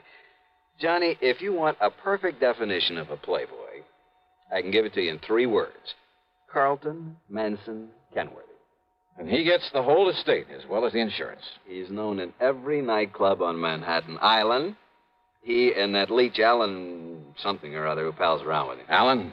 Yeah, Barker or Baxter or something. Theaters, nightclubs, expensive restaurants, all the racetracks when they're open, wherever they're open. And they toss money around like confetti. Where does Carlton get it? From his grandfather, who's always sponging off. What about this pal of his, this Allen, whatever his name is? Barker. That's his name, Alan Barker. Well? He sponges off Carlton. Oh, they're quite a pair, Johnny. Well, did the grandfather approve of this kind of stuff? I don't think he really knew what was going on.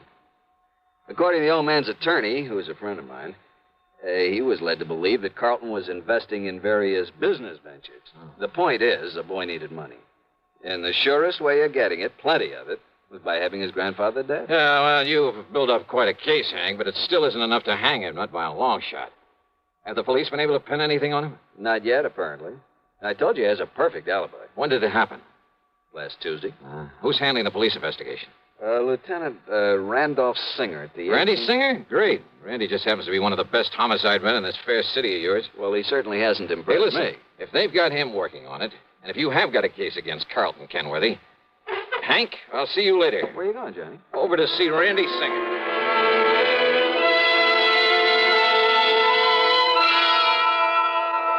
Sure, Johnny, I'm just as sure as your friend Hank at the insurance company. Why, Randy? Well, the way that boy played around. Cost him a fortune. Even more than his grandfather gave him. You're sure of that? What do you mean? Well, the way I get it, Grandpa gave him plenty. Yeah, but Carlton is up to his ears in debt. Every time the boys raid a plush gambling joint, there he is. He and that hanger-on of his, Alan Barker. Like peas in a pod, those two. Then he probably welcomed the raids. Sure. Probably kept him from having to pay off some of his losses. Yeah, he's still in up to his ears. And as long as he's the only one who could possibly benefit from Grandpappy's death, as long as we're sure that nobody else had any reason for killing him, and we are... How and when and where was he killed? Tuesday night in his apartment. He was struck on the back of the head with a heavy wrought iron poker from the fireplace. One good wallop, and he was done for. Hank says that Carlton has an alibi. Yeah, airtight. I checked it every way I can. From here, that is. And where's your case against him? But if you can break that alibi... But, Randy, if you've checked it out... I said from here. But if that company of yours will pay your expenses to Alaska... Alaska? That's right. Oh, look, with such flimsy evidence... Will you do it, Johnny? But now listen, Just Randy... to, let's say, to get me off the hook. But I'm still not convinced that... Johnny... Okay, Randy, sure.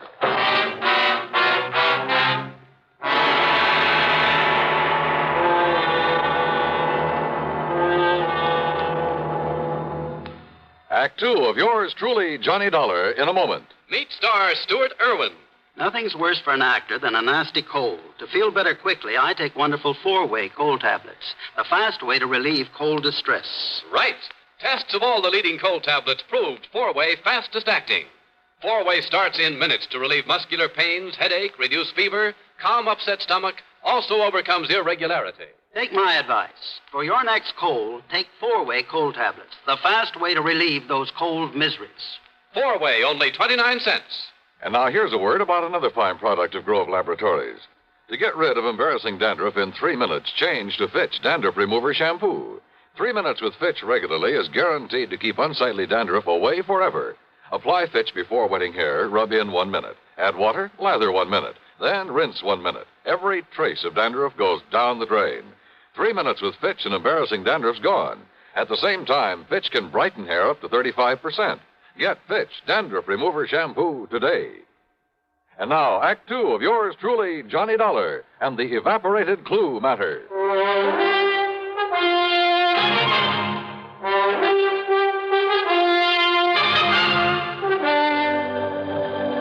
But why Alaska? Because that's where Carlton Kenworthy says he was when his grandpappy was murdered. Well, Randy, that ought to be easy enough to check out. So I did, Johnny.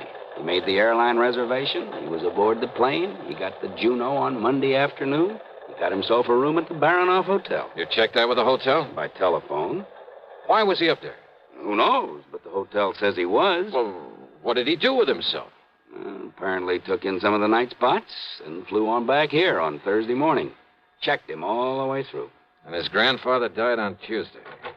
Oh, Parker. There's a report on that poker, Lieutenant. Oh, good. The prints were pretty badly smudged, but they managed to nail down a couple of them. Oh? Whose? Yeah, look at this, Johnny. Yes, sir. One print from the deceased and a couple made by Carlton Kenworthy. Yes, sir. And why not, Lieutenant? What?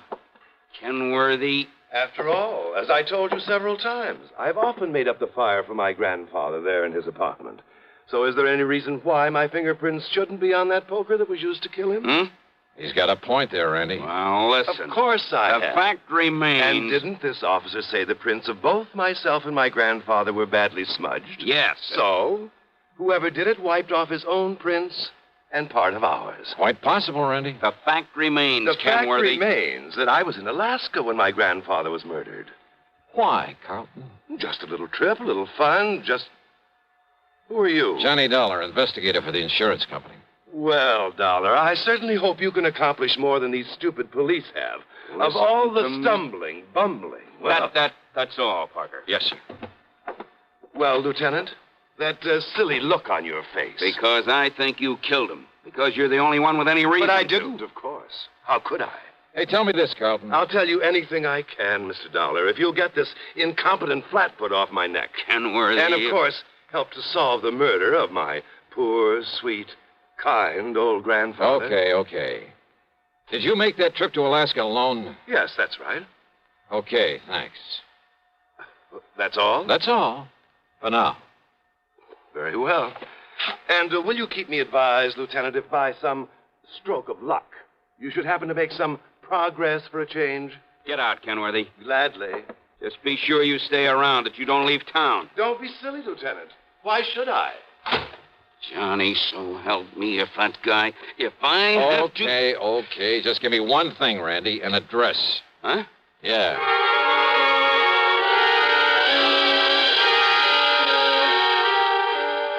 I could see why Randy'd harbor no love for Carlton Kenworthy. His attitude there at headquarters got under my skin, too. Expense account item 3, $1 even for a cab to Alan Barker's apartment. And I saw immediately why Randy had said they were like two peas in a pod, despite the fact Carlton was a good deal huskier. They were so much alike, I wondered if there was some blood relationship. Hardly, Mr. Dollar. We're simply good friends, that's all. Our tastes are alike in liquor and women. We like to do the same things, and... Well, that's why we get along so well together, why we're known as the Inseparables. Alan, did you know that Carlton was going to Alaska? I certainly did. I drove him to his plane on Monday, and on Thursday I met his return flight and drove him back to his flat. Missed him like the very devil, incidentally. You keep a car here in the city? In the garage down in the basement. What did you do while he was away? Felt terribly at loose ends, but then I had my car washed and greased and took a long trip. Oh, when? I left Monday evening. Where'd you go? Oh, I drove several hundred miles. Took little side roads and byways that probably aren't even on the map. Think perhaps you could retrace your route? Good heavens, no. Oh, I did end up somewhere near Albany before starting back Wednesday morning. Uh-huh. Did you stay in Albany? My memory's a bit vague, Mr. Dollar, but I'm quite sure I didn't. Well, where did you stay over? Well, this may sound fantastic to you. Where? But I haven't the least idea.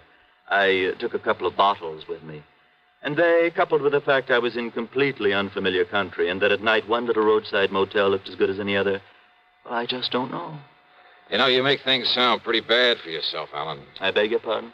Considering the way you've been sponging off Carlton Kenworthy, well, offhand, I'd say you had as much reason to want his grandfather out of the way as he did. I beg your And without pardon. a very good explanation of your whereabouts at the time of the murder. Now, look here, Dollar. But you know something? I don't think you have enough guts to have made those lily white hands of yours wield that poker. Horrid thought. And yet, on the other hand... Well, yes, Dollar? As an accessory. Accessory? That's right. I'll see you later, Alan. Now, look here. Just don't leave town.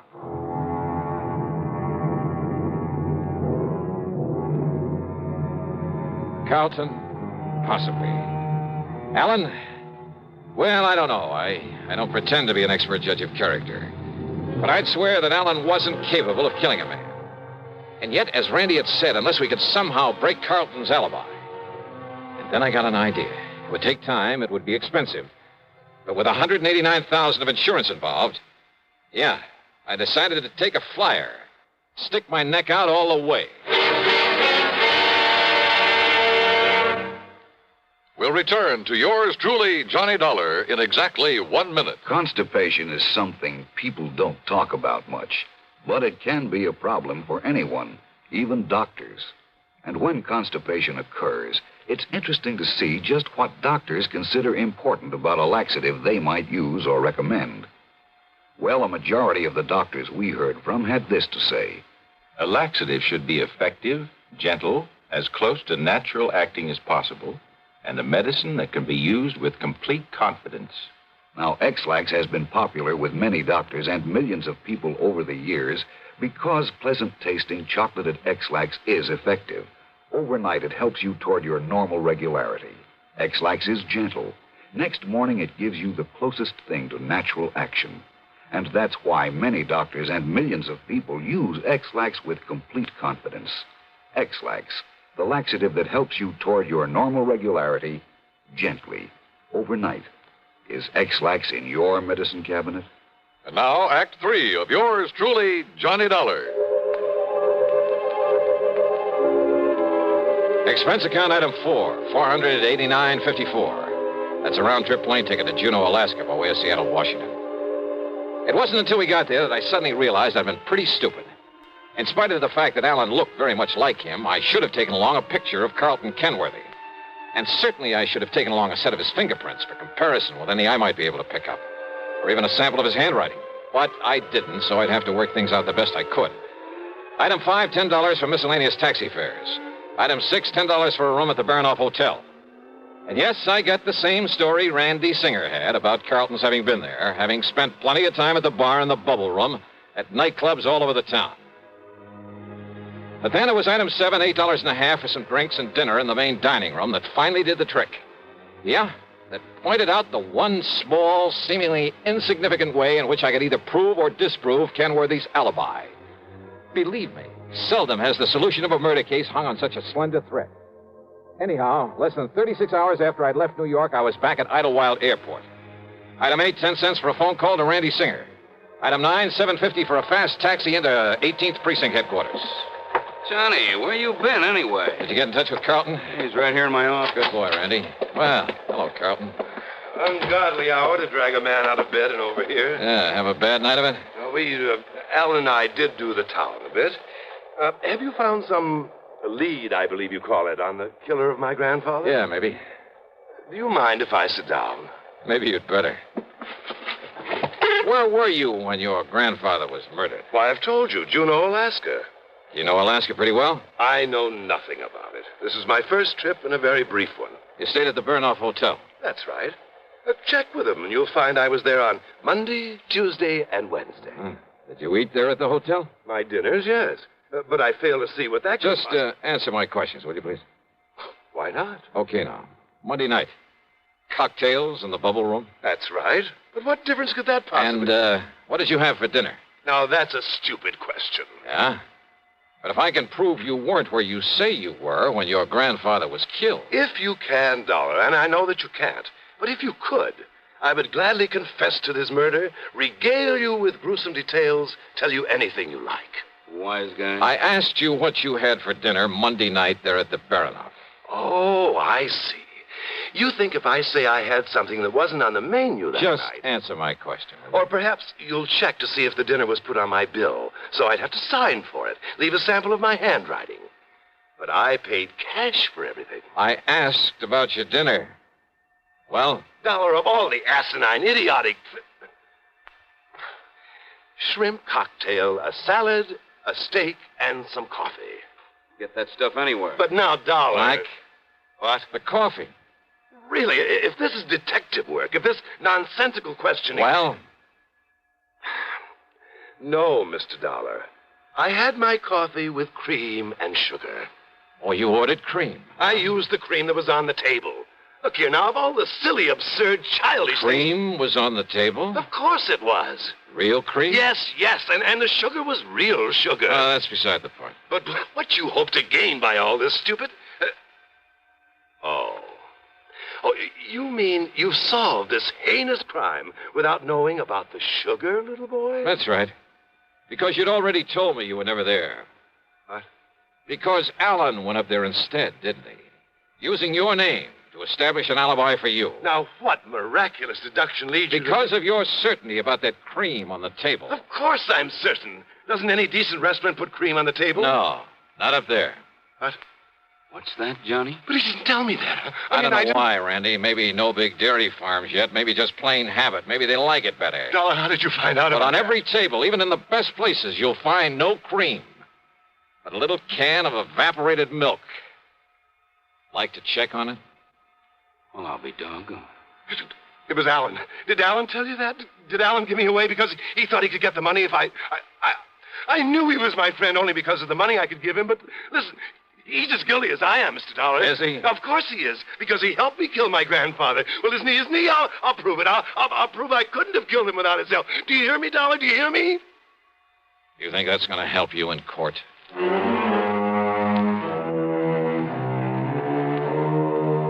Believe me, if I were to put down all I think about the Alan Barkers and Carlton Kenworthys and all the rest of that rotten... why bother? What's the use? Expense account total, including incidentals, the trip back to Hartford, $574 even. Yours truly, Johnny Dollar.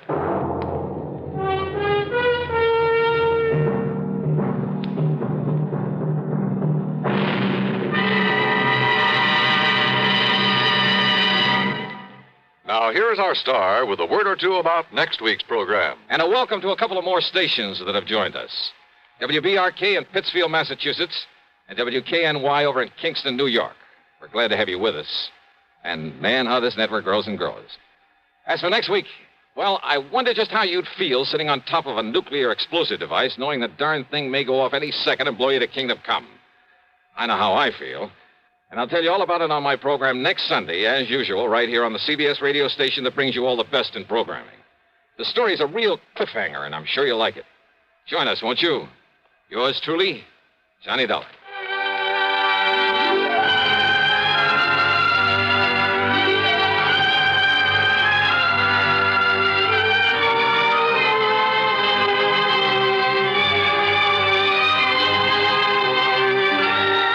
Truly, Johnny Dollar, starring Bob Bailey, originates in Hollywood and is written, produced, and directed by Jack Johnstone. Heard in our cast were Harry Bartell, Herb Vigran, Carlton G. Young, Herb Ellis, and Jack Edwards. Be sure to join us next week, same time and station, for another exciting story of yours truly, Johnny Dollar.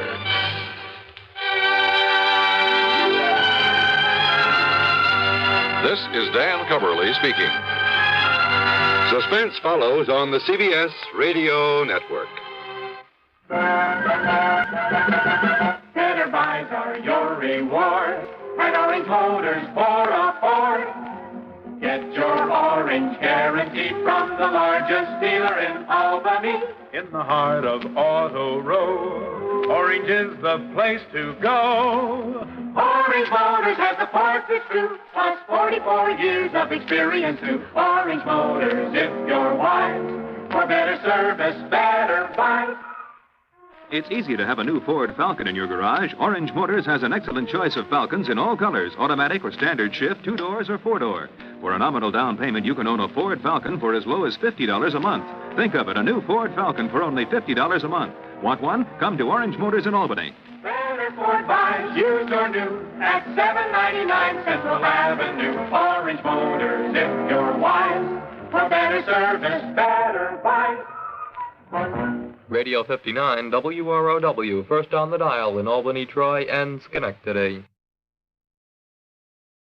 From Hollywood, it's time now for... Johnny Dollar. The count's 3-2 and the bases are loaded. And Ted Williams is at bat, huh, McGraw? Oh, Johnny, how'd you know it was me? Oh, just psychic, I guess. What's on your mind, Bert? Fella named Henry Sampson. Ever hear of him? Name's familiar. Well, it should be. He owns about half the newspapers in the South. Which means he isn't exactly struggling for money, huh? Right. In fact, he collects it. Figures. Especially Confederate money. Well, anybody can...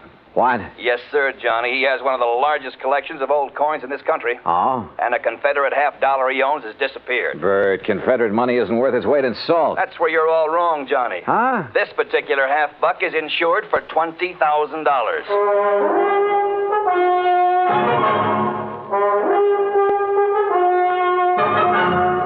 Bob Bailey in the exciting adventures of the man with the action-packed expense account. America's fabulous freelance insurance investigator. Yours truly, Johnny Dollar.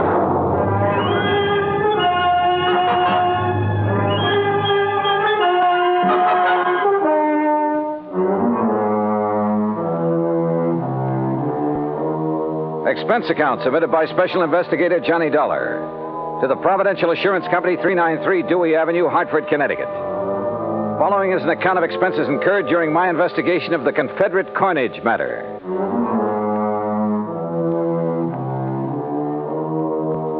Expense account item 1, $1.20 taxi from my apartment to Bert McGraw's office. He was seated behind a haze of cigar smoke, reading a magazine. Oh, Johnny, come in. Hey, morning, Bert. Sit down. I was just reading about an old teammate of mine. Oh, who's that? Bob Feller. Feller? Yeah, he was a pretty fair country pitcher. Of course, he wasn't in my class. Course. Yeah. Many's the time I had to help old Bob out of a spot. Yes, sirree, Bob. That boy could get himself into more jams. Well, I remember... I didn't know you played with the Cleveland Indians, Bert. What? Well, I... Blasted cigar. You been reading up on baseball, Johnny? No, but I remember Bob Feller. Who doesn't? In 1940, I saw him pitch a no-hit, no-run game for the Indians. Oh, well, now, wait a minute. You and me, we must be talking about two different fellers. Yes, sir. That's so? Why, sure. This Bob Feller that was my teammate, he played ball for the Apalachicola Alligators. Yes, sir. Good old Bob Feller. Spelled it F-A-L-L-E-R. Fowler. Yeah. Yeah. Now, Johnny, about this Henry Sampson thing. His secretary called here just before I talked to you. Told me the coin had been stolen. Well, now, what makes that particular coin worth $20,000, Bert? Well, like I said, it's Confederate money, a silver $50, and where it was minted or something. That's what does it, I guess. Where was it minted? New Orleans. Now, during the whole time of the Civil War, that mint only turned out 4 $50. How come? Well, how should I know? I'm only going by what's on Sampson's original policy application. But you're sure about there being only 4 of those $50? Well, no, I'm not sure. You mean you've never checked? You insured the thing on Sampson's say-so? Well, Johnny, look, we were glad to get his business. Well, you must have been out of your mind. Oh, now stop balking, Johnny. You want to know how come that mint didn't make any more of them? You go ask him. I plan to. Where'd you say he lived? Right outside Birmingham, a place called Shade Mountain. Expense account item 2, $107, air transportation, Hartford to Birmingham, Alabama. I claimed my luggage and was about to step into a cab when I was approached by a man of about 30, crew cut, Brooks Brothers suit. Mr. Dollar? Yeah, that's right. My name is Kopek, Michael Kopek. I'm Mr. Sampson's secretary. Oh, yeah. Your Mr. McGraw was good enough to tell me the time of your arrival. Are you all ready to go to Zora? Zora? According to the Bible, it was the village of Sampson. Oh, yes. Only I'd like to check into a hotel and freshen up a bit first. That is, if you don't mind. Mr. Sampson would mind, sir. But look, I've been aboard He instructed me to assign you a room in the guest house. I'm sure you will find it more than comfortable, Mr. Dollar. This way, please.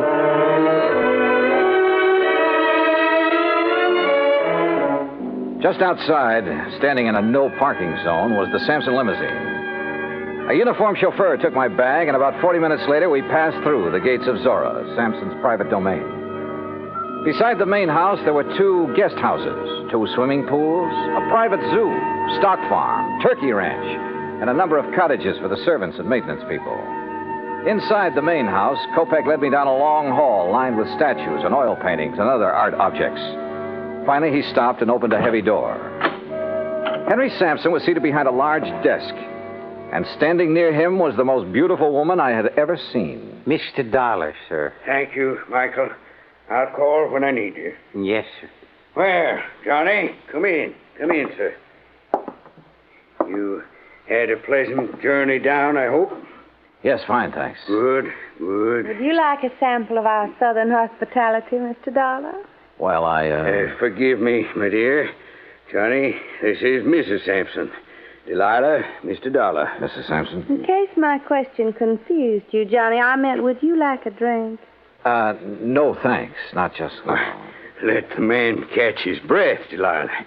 Now, Johnny, let me get on my feet.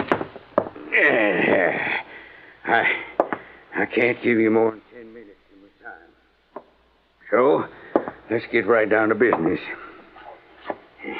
This here's a display case that was broke into. Mm-hmm.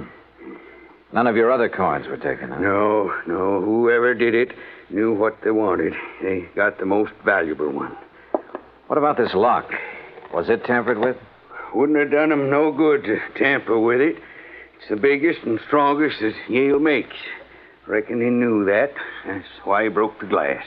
Then you think someone familiar with this room and your collection took the coin? If you want to know the truth, he suspects me. Delilah. Mr. Sampson, did anything unusual happen that evening? Did you have any visitors? None. Delilah and I ate our supper. I worked for a couple of hours, same as always. Then we played casino till 10:30. We always play casino until 10:30, John. It's the only thing that relaxes my husband. I see. There were only 4 people beside myself in the house. Mrs. Sampson, Mary, her maid, Digger, my manservant, and Michael, my secretary. Good old Michael, the trusty troubleshooter. Mr. Sampson, according to your policy application, only 4 of those Confederate $half were ever made. Is that right? Yes, 'tis. Confederate states didn't have any silver bullion to make more.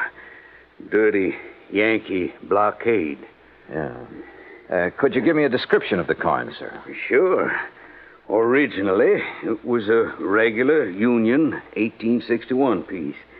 At the New Orleans Mint, they ground off the reverse side and stamped on the shield of the glorious Confederacy and the words Confederate States of America. Hallelujah. May the South rise again. Now, that's not funny, Delilah. I think it is. Don't you, Johnny? Well, I'm just... You just give me your answer later. Right now, I'm going to have another drink. You ready? Not yet, thanks. No, you don't know what you're missing. You'll have to forgive my wife, Johnny. She isn't herself this evening. I haven't been myself in several years. Not since I married this You shut up, woman. Michael. Yes, sir? Mrs. Sampson is tired. Very tired. She wants you to take her to her room. Yes, sir. Well, see you at supper, Johnny. I'll have your supper sent up to you. Don't do me any favors, fat man. Get her out of here, Michael. Get her out before Sorry. But she... Sometimes... It's all right, sir. I understand. Do you? Good. Good man. Now then.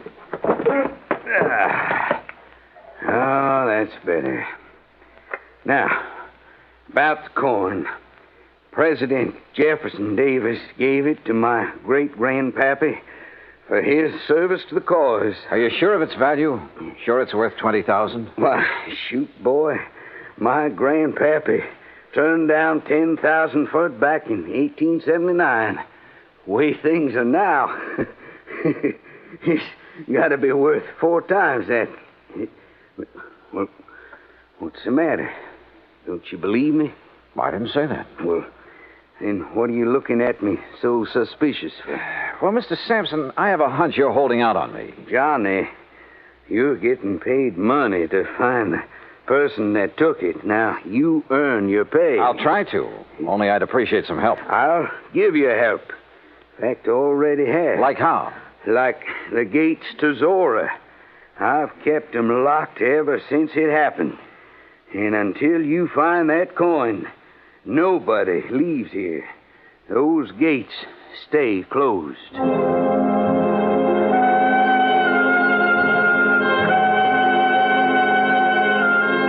A few moments later, Kopek returned and escorted me across the magnolia-scented grounds to my rooms in one of the luxurious guest cottages. I unpacked, took a shower, then called Bert McGraw in Hartford.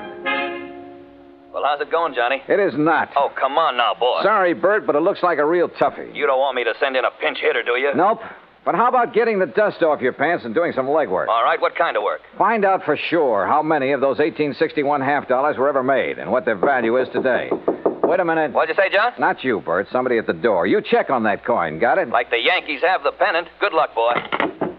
Okay, I'm coming.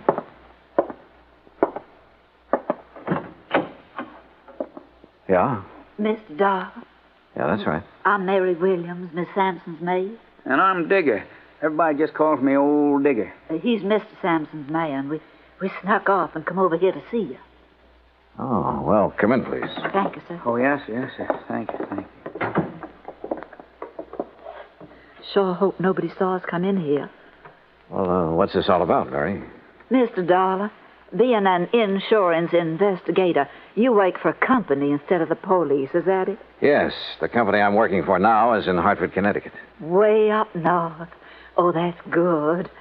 Mr. Dollar, Digger here, he's just scared to death. Scared of what? If you'd be here a while, you'd know. Guys, you sure would. Well, can't you tell me? Mr. Sampson's got a big place here. He needs lots of folks to keep it up for him, and he gets them cheap from the prisons. What? Yes, sir. Somebody finds out who's going out on parole. The next thing a man knows, instead of being all the way free, he's here, working for Mr. Sampson. Yes, sir. And if he don't like it, Mr. Sampson has him sent back. Oh, come on now. Look, this is 1957. Things like that just don't happen anymore. Tell him, Digger. Well, Mr. Dollar, sir, I don't want to go back to that place. No, sir. I don't ever want to go back. Oh, it's all right, Digger. Mr. Dollar, we wouldn't have bothered you at all, except that we, Digger and me, that is, we want to get married. That's right, yes. But if he's sent back to prison, well, he's already spent 15 years there. And you're afraid that Mr. Sampson is going to send him back? Yes, sir. Mr. Sampson or somebody else around here. But why? Well, come on. One of you say something. Well, sir, I ain't going to tell you. Nobody else, Mr. Dollar. No, sir. I won't tell no matter what they do to me. I won't tell unless you give me your word. Unless you promise me. Promise you what? That you won't let Mr. Sampson or nobody send me back. You give me your word on the Bible, I'll tell. Yes. Well, come on. Tell me what. Well, sir, Mr. Dollar, Digger knows who took that $50 piece.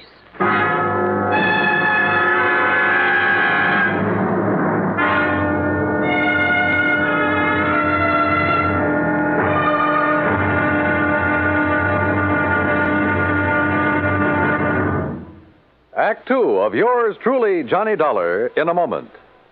The American writer Christopher Morley once wrote, "When you sell a man a book, you don't sell him just 12 ounces of paper, ink, and glue. You sell him a whole new way of life," unquote. Now that goes double when you give, not sell, a book. But the gift of 550 books to little children increases the legacy tenfold. Near the end of 1960, the employees of the Chase Manhattan Bank started a people-to-people program with such a gift to school children of a town in Tanganyika. That's on the southeast coast of Africa. And to give you an idea how the books were received by the children, let me first quote from Francis Bacon. He's an English writer of a few centuries back. He said, "Some books are to be tasted, others to be swallowed, and some few to be chewed and digested. In the past, children in Tanganyika may have done a little tasting and chewing and a little swallowing and digesting. But there's one certain thing. They wound up devouring the books they received from the United States. And they did so much of it that they, the ones in high school anyway, were able to reach the level of English children their age and pass the exams at the same time. That takes a lot of book learning, as they say. Now, the gift of these books from the United States of America may have seemed a small thing to the senders, but the boys in Tanganyika who received them know that they've opened a whole new way of life. They've greatly increased understanding in the classroom of freedom, the right of all men everywhere. And now, Act Two of yours truly, Johnny Dollar, and the Confederate Coinage Matter. I wanted to help Digger, the Sampson servant who claimed to have information concerning the missing Confederate $50. But I couldn't promise him anything without first knowing more about the part he had played, if any, in the theft of the coin. I did promise to think over his offer and let him know if I was interested by the next afternoon. Anyway, at 8 that evening, I joined Mr. Sampson and Kopek for dinner in the large dining room. After we'd finished our coffee, Sampson rose and excused himself. When you're ready, we got work to do, Michael. Yes, sir. See you in the morning, Johnny. Well, how is the investigation coming, Mr. Dollar? Have you found any valuable clues? Nope, not a thing. Oh, that's too bad. But you haven't given up. Kopek, I haven't started. Uh-huh. Well, would you care for something else? If not... No, I'm fine. Then shall we... Yeah, sure. Say, tell me something, Kopek. Anything I can. What about the servants who were in the house the night of the theft? Digger and Mary? Yeah. What do you know about them? Everything that there is to know. I have a file containing the record on every one of Mr. Sampson's employees. If you like, I shall have the information on these two sent to your rooms. I'd appreciate it. Now, if you will excuse me, Mr. Sampson is waiting in the den. You can find your way back to the guest house? Hmm? Sure. Good night. Good night, Mr. Doll. Johnny. Oh, Delilah. Oh, where are you? Up here, on the stairs. No, don't come up. Oh. Johnny, do you like to ride? Well, sure, only it's been a long time since I've had a chance to, and I didn't bring any riding clothes. Well, that doesn't matter. Meet me at the stables before breakfast. You will, won't you, Johnny? What do you think? I went back to the guest house, and about half an hour later, Kopek delivered the files on Mary Williams and Digger. Everything Digger had told me was true. He had spent 15 years in prison on a manslaughter charge. So early the next morning, I crossed the green lawns of Zora and met Delilah at the stables. And a few minutes later, we were riding our horses away from the main house. Where shall we ride, Johnny? You want the cook's tour? Oh, I don't know. What's it include? Oh, the turkey farm, dairy, and zoo. Or would you rather go down to the river? Hey, you know, it's a funny thing, Delilah. What is? I've never seen a river. You fool. Come on, I'll race. Come on, boy. Come on.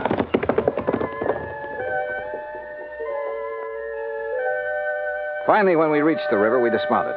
And she just stood there for a long moment, looking down into the water. Well? I guess I'm just reaching for something I can't have. Yet. You understand, John? Why did you marry him, Delilah? His money. Only I was fooled. Or made a fool of. How do you mean? Well, he's a collector, Johnny. Of coins and paintings and people. Well, hadn't you noticed?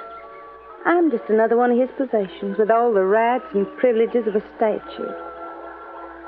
And you know why Sampson married me? Because my parents named me Delilah. Well, why don't you leave him? Oh, I'd need money, a lot of it. And I thought I was going to get some. But now? Maybe I'll get another chance. And when I do, Johnny, you keep in touch, huh? We rode on back, had breakfast, and I returned to my rooms in the guest cottage. Around 11 o'clock, I picked up the phone and called Bert McGraw again. Johnny, about time you called. Yeah, what'd you find out, Bert? Enough to know that I'm in trouble, and you got to get me out of it. Trouble? What kind of trouble? That Confederate $50. Do you know what it's worth? $5,000. What? But you insured it for 20. I know it, but look, Johnny, it wasn't all my fault. I mean, well, how did Sampson know about the dies? What dies? The dies a man named Scott made 500 of those $50 from back in 1879. That's what lowered the price of the original $50. You mean there are 500 of those $50 in existence instead of 4? 504. The 4 original ones made in 1861, and the rest were made later. Well, looks like you're out 20 grand, Bert. Oh, don't say that. Unless. Yeah? Unless you're willing to let me try something down here. Anything, Johnny boy, anything. Even if it costs $5 grand? Well, you know what'll happen to me if the company has to take a loss of $20,000 for something worth only $5. Johnny, please go ahead. Thanks, pal. I'll call you later.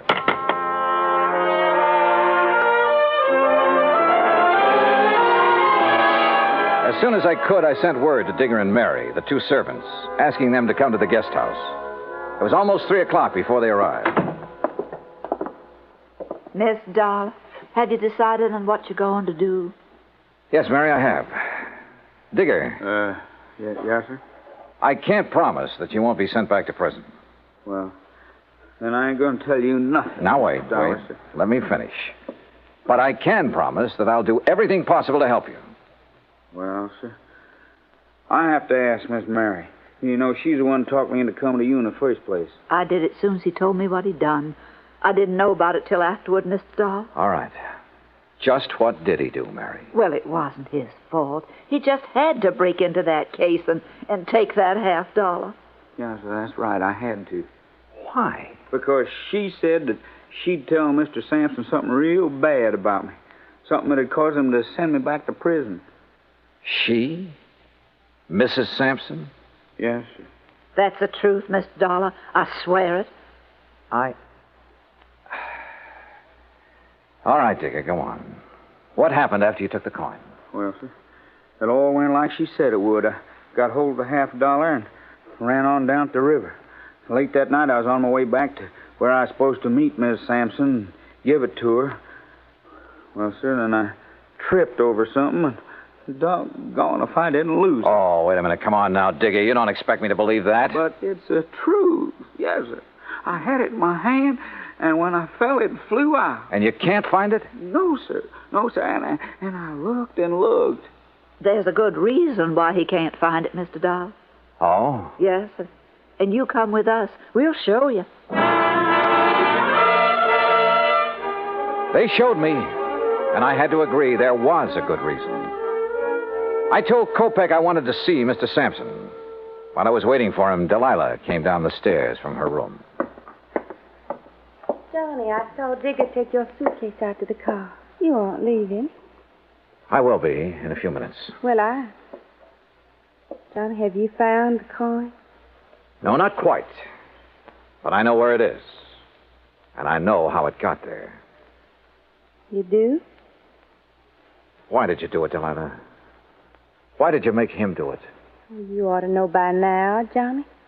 I did it for the same reason I've done everything else in my life, for money. I thought I could use the money to get away from here. What will you do now? I don't know. It's up to him. You do have to tell him, don't you? Yes, Delilah. I'm afraid I do. There's no other way. I mean, well, couldn't you say one of the servants? No, Delilah, don't you say it either. Okay, Johnny. See you around, huh? Sure. See you around.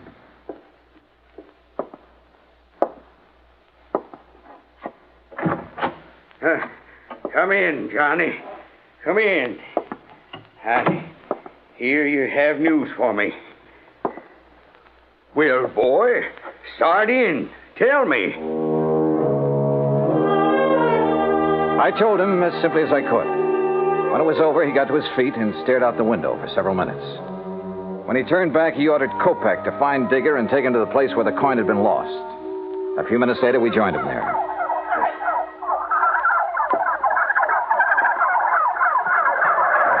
I can't believe it. This where you lost the $50, Digger?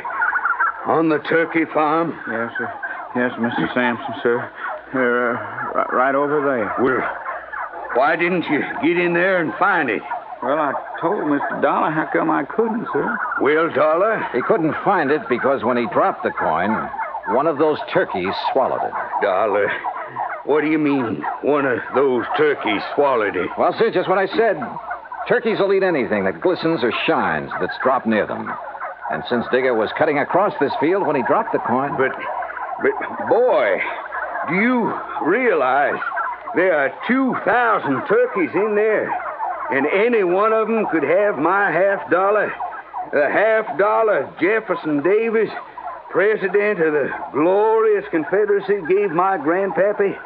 Any one of them could have it stuck in his skinny redneck? Yes, sir, it certainly could. Well, good. Now, you just tell me, how do you propose to get me my $50 back? You can't do it. You'll have to give me my insurance money. Yes, we know. That's why we're willing to buy the turkeys from you. What? Yes, sir. I'll give you $5,000 for the turkeys and guarantee to return the coin within 90 days, providing... Go on. Providing you allow Mary Williams and Digger to leave here and be responsible for the recovery of the coin. You mean you're going to let them tend the turkeys? I'm going to give them the turkey. What? Oh, Mr. Dollar, you're a good man. Digger, you hush up. Well, Dollar, you sly fox. Doggone, boy. You just got yourself 2,000 turkeys.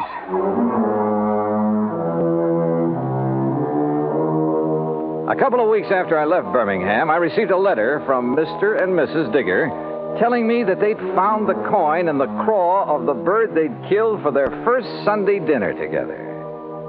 Which proves once again, miracles do happen. Expense account total, including transportation back to Hartford, $405.10. Yours truly, Johnny Dollar.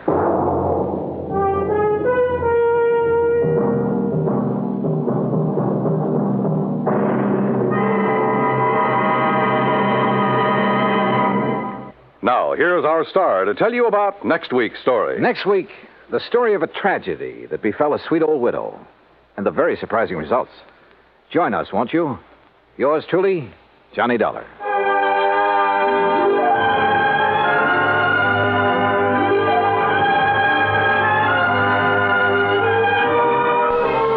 Yours truly, Johnny Dollar, starring Bob Bailey, originates in Hollywood. Written by Charles B. Smith, it is produced and directed by Jack Johnstone. Heard in our cast were Virginia Gregg, Eleanor Audley, Herb Ellis, Herb Vigran, Horace Lewis, and Vic Perrin. Be sure to join us next week, same time and station, for another exciting story of Yours truly, Johnny Dollar. This is Dan Cubberly speaking.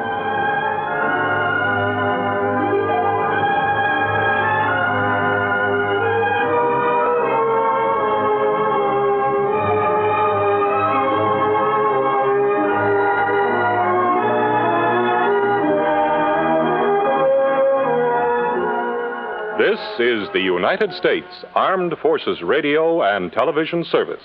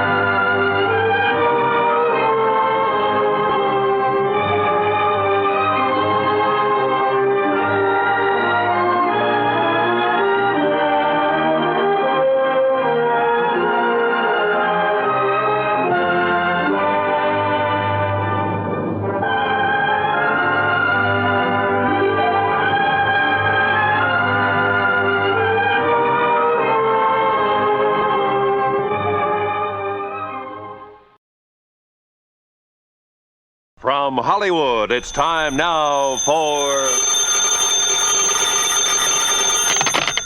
Johnny Dollar. Peter Hanley at Western Maritime and Property. Oh, yeah, Mr. Hanley. I found this message to call you. You're still in town at the Beverly Hilton. Yes, that's right. I thought you'd be back in Hartford by now. When I can enjoy a spot like this on expense account? What? This California weather, the swimming pool here at the hotel? Wait. Wait. You say on expense account? Why, sure. Dollar, you cleared up that matter for us. You proved conclusively that Randolph Merrill did not lose his yacht, that the explosion and the sinking were fake. That's right. And incidentally, as you anticipated, the yacht was found in a small Mexican seaport, all ready to be rebuilt and repainted to thoroughly disguise it. Good. Now, Mr. Hanley. Yeah, well, by the way, in spite of his earlier vindictiveness, Merrill has decided to plead guilty and throw himself on the mercy of the court. Has he signed a confession? Well, no. Then I'll bet he changes his tune by the time he goes to trial. Oh? Sure, that's an old trick to slow things up, gain time. Are you having Mrs. Merrill held as an accessory? The Merrill has made and signed a statement completely clearing her, so to hold her now would only complicate matters. Hanley, either you haven't yet read my expense account report, or I forgot to tell you what tipped me off that bear was trying to pull something on us. Oh? What was it, Mr. Dollar? Her jewels that you'd insured for $100,000. Oh, no. Oh, yes, Hanley. That jewelry Mrs. Merrill showed us was fake. Paste. Heavens, Dollar? You still think I ought to go back to Hartford? No, not until you found out where the real jewels are. Can you come down to the office, Mr. Dollar, right away? Sure, if you like. No. I'll drive out there to your hotel. Whatever you say. Yes, I'll drive out there. I'll be there right away. Scotch and soda be all right? Yeah, what? You suddenly sound as though you could use a drink.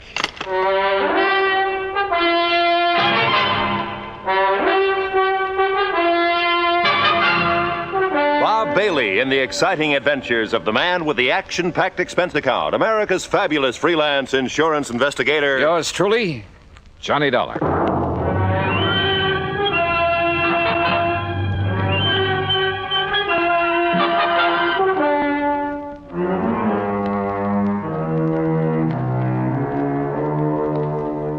Expense account submitted by Special Investigator Johnny Dollar to the Western Maritime and Property Insurance Company, Los Angeles, California. Following is an account of expenses incurred during my investigation of the Wayward Diamonds Matter.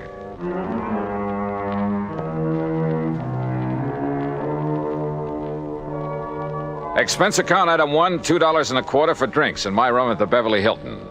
By the time room service had delivered them, collected the tip, and left, Peter Hanley arrived. Yeah, come in.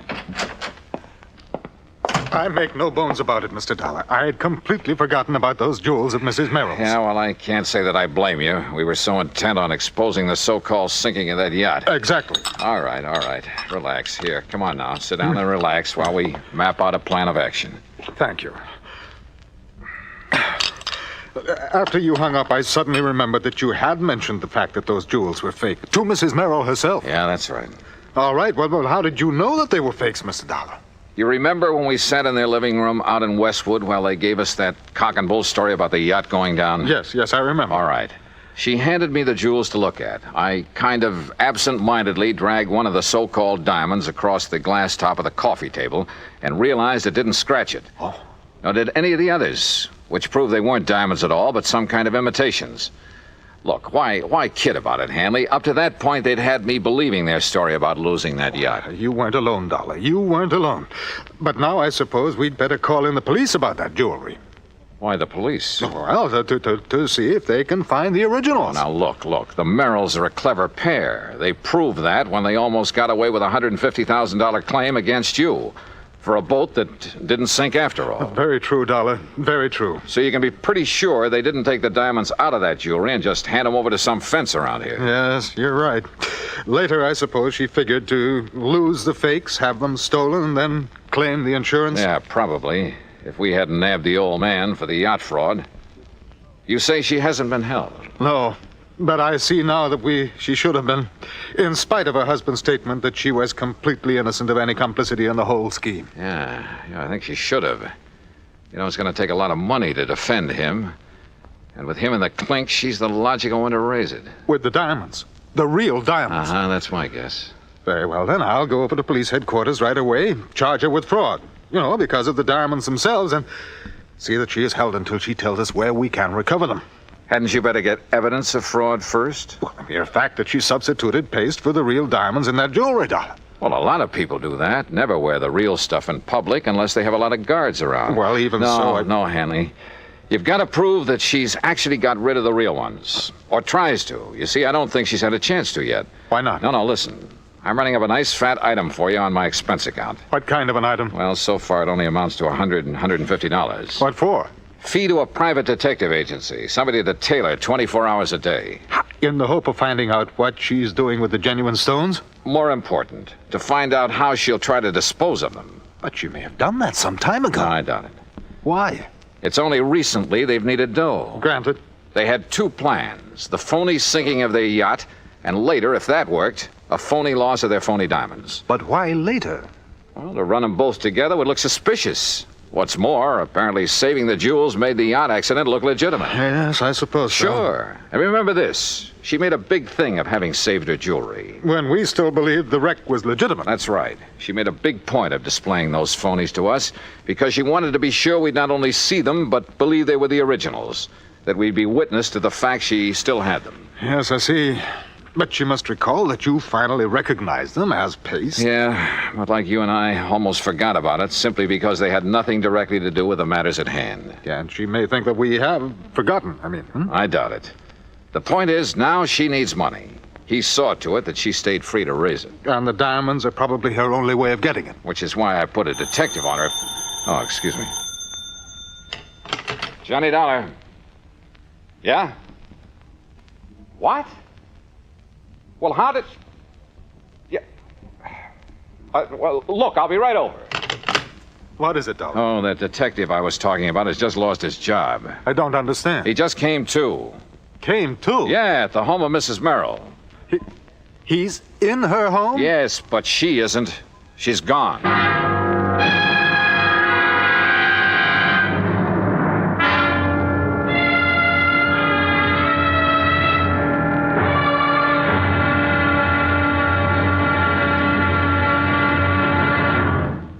Act two of yours truly, Johnny Dollar, in a moment.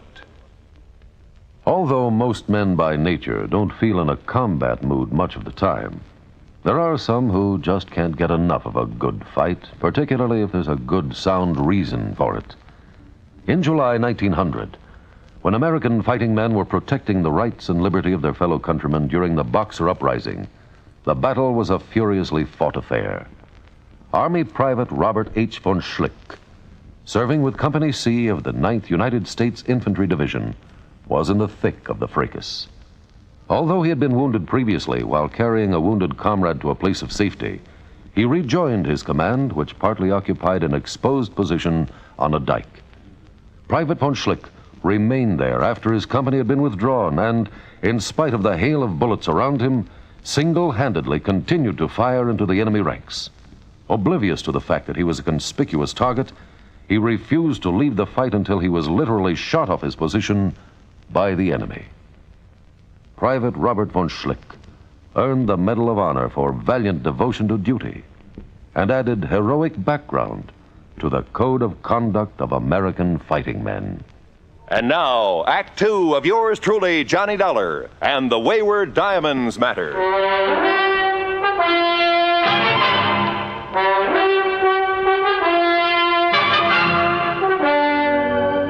In separate cars, I still had my rental job. Pete Hanley, the insurance man, and I drove out to Westwood, just beyond Beverly Hills.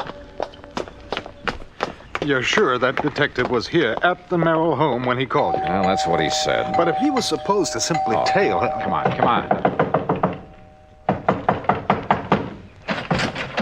Mr. Dollar? Yeah, that's right. And I take it you're Sam Bench... Holy smoke, what happened to you?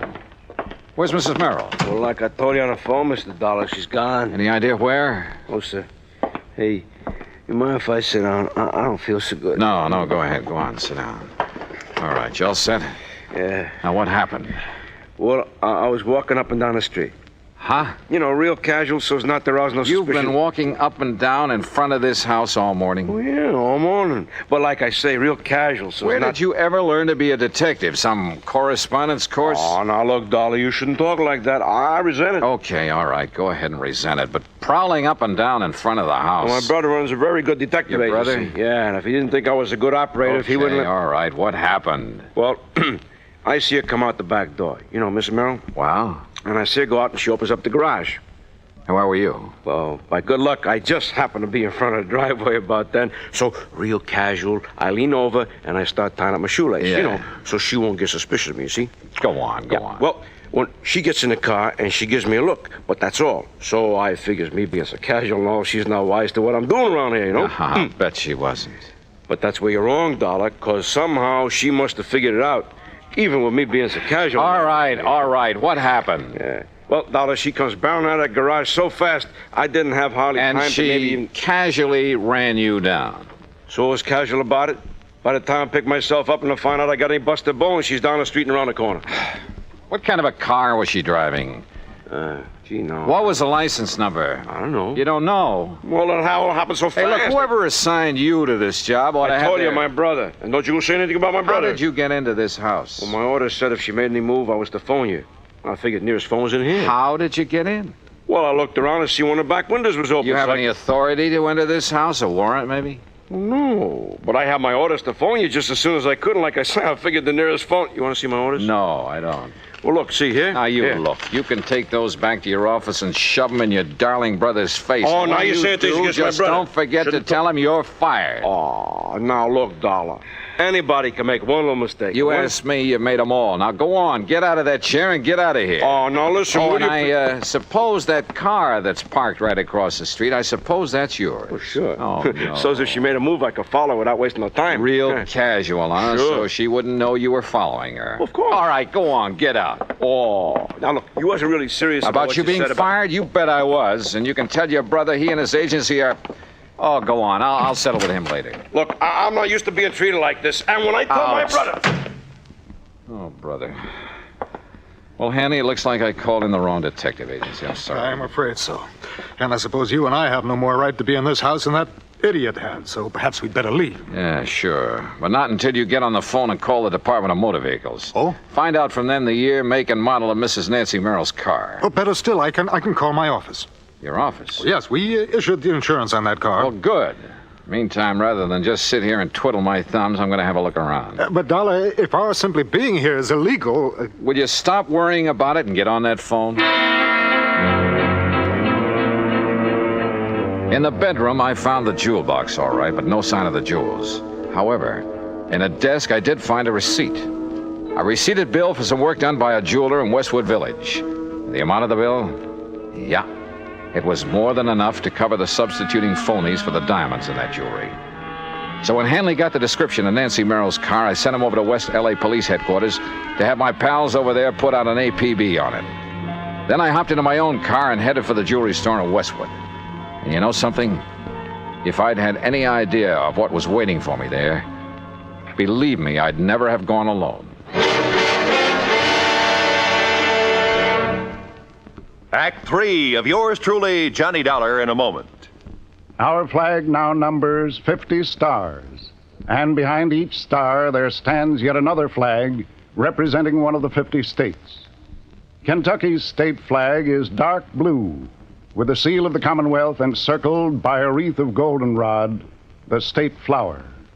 Within the seal, two friends embrace, their right hands clasped, their left resting on each other's shoulder, their feet on the verge of a precipice, which illustrates the motto beneath them: united we stand, divided we fall. Kentucky's state flag, the flag of the 15th state to enter the Union, was adopted on March 26, 1918. And now, Act 3 of yours truly, Johnny Dollar, and the Wayward Diamonds Matter.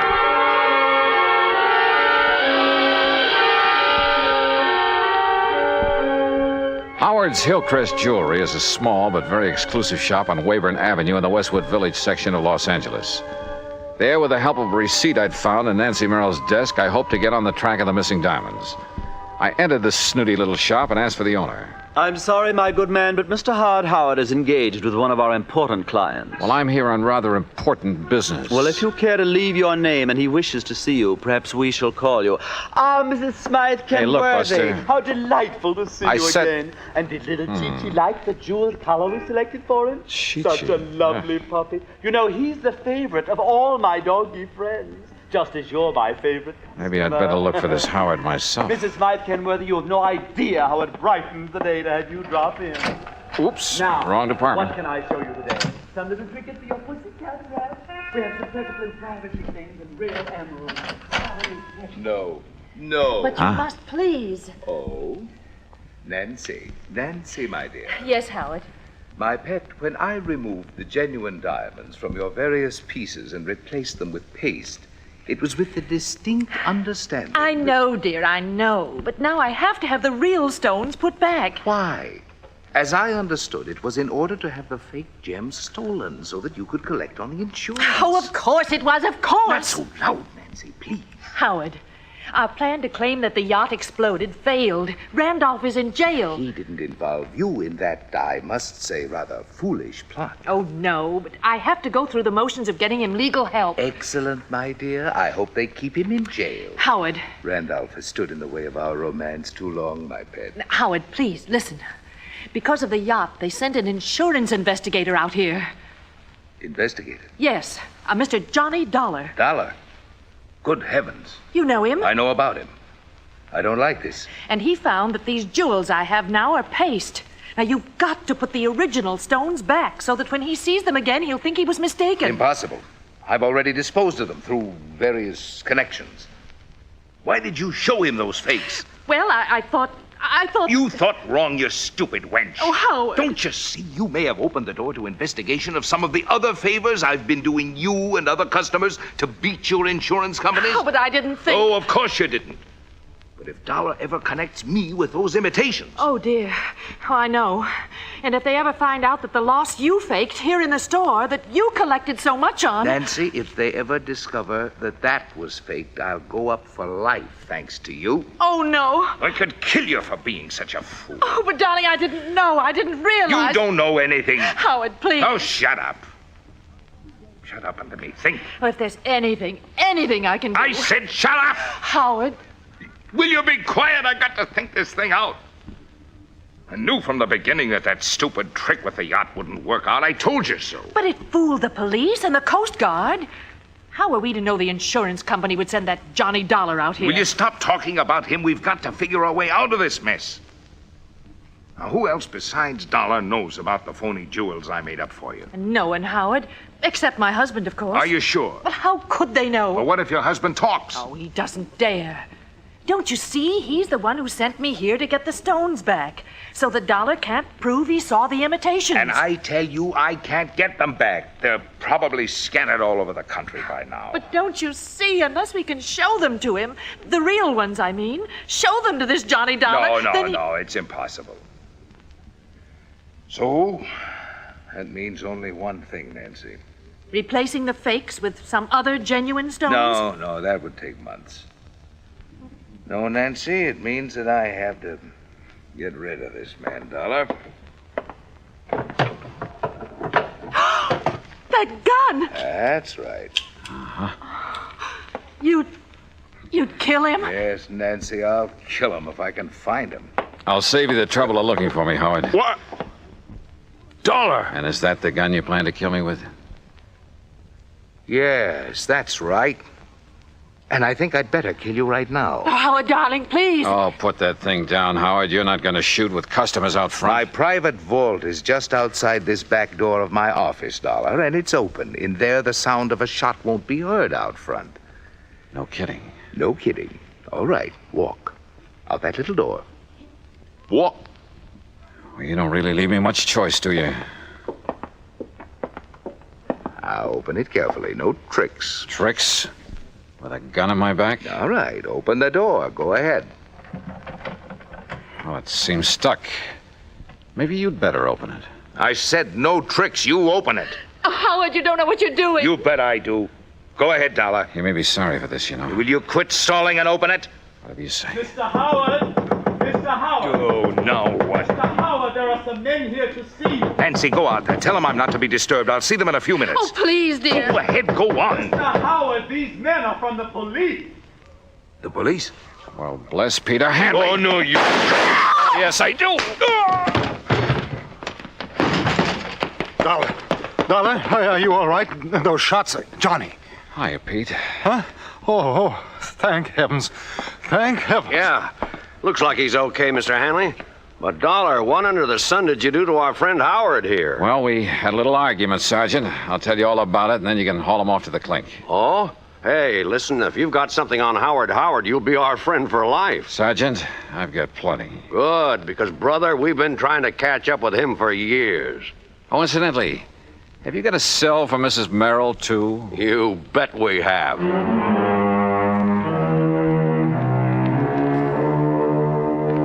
Expense account item 2, $50 in legal fees to make a deposition so I won't have to hang around for a trial or 2 or 3. And I have a sneaking suspicion that Howard and Merrill and his wife are going to have a long, long time to think things over. Expense account total, including additional mileage on my rental car and the trip back to Hartford, $218 even. Yours truly, Johnny Dollar.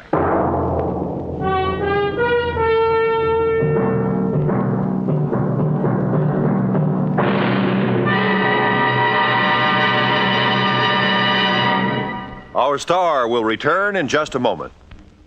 There are some men who, after being practically pushed into the service, find their element and commit heroic deeds. Frank Luke was that sort of young man. Soon after the United States entered World War I, Luke was taunted by his patriotic family into joining up. He was commissioned a second lieutenant after completing his flight training with the Signal Corps Air Service, that small beginning of today's mighty Air Force. Lieutenant Luke found it difficult to accept the discipline so necessary in the military. When he got to France and was assigned to the English Spads, his attitude worried his commanding officer. But Luke's performance in the air didn't. In less than 2 months in aerial combat, he accounted for 7 enemy aircraft and earned himself the nickname of Balloon Buster for knocking down 11 or 12 of those menaces to the ground troops, the observation balloons. For his gallant action in the face of great danger and overwhelming odds, he was awarded 2 Distinguished Service Crosses and the Medal of Honor. Shortly before the end of the war, Lieutenant Frank Luke made his last heroic combat flight. After having just returned from a sizzling air battle, he refueled his Spad and took off on an extra duty mission. Pursued by 8 enemy planes, he shot down 3 balloons. He was wounded, and his plane was so badly damaged in the action that he had to make a forced landing in a German cemetery. Perhaps the irony of it struck him at the time. When called upon to surrender, he preferred to open fire with his automatic and fight to the death, though he was only 21 years of age. Lieutenant Frank Luke may have had trouble adjusting to the military life, but when he did, he was a gallant fighter and a credit to his country. Now, here's our star to tell you about next week's story. Next week, a quiet little fishing pier on the coast of California. Only they call it the Pier of Death. Join us, won't you? Yours truly, Johnny Dollar.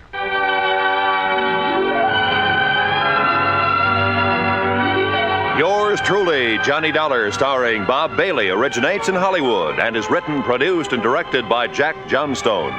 Heard in our cast were Paula Winslow, Ben Wright, Jack Crucian, Jack Edwards, Marvin Miller, and Joseph Kearns. Be sure to join us next week, same time and station, for another exciting story of yours truly, Johnny Dollar. This is Roy Rowan speaking.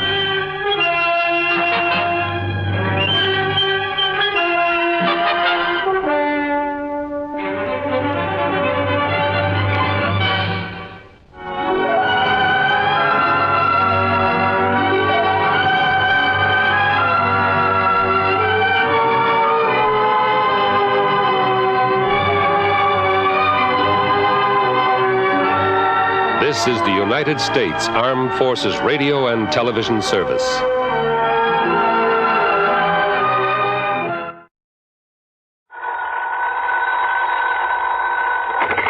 Johnny Dollar. George Reed here. Well, George, how's Floyd's of London? And how are you holding up in this hot weather? Johnny, all I can say is I wish I could make a trip to France at somebody else's expense. Now, what's that supposed to mean? I just received a transatlantic telephone call. Collect, by the way. away from that underworld friend of yours in Paris. De Marsac.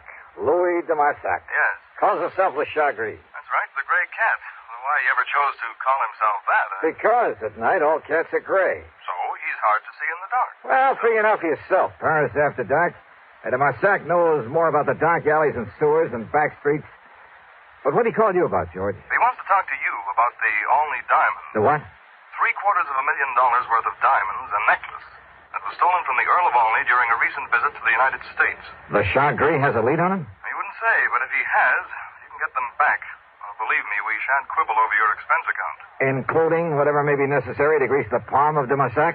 His information usually comes pretty high, you know. I understand that. And a bit of an allowance, shall we say, for my own entertainment while I'm there? Well, now, don't go overboard, Johnny. George, I'll be in touch.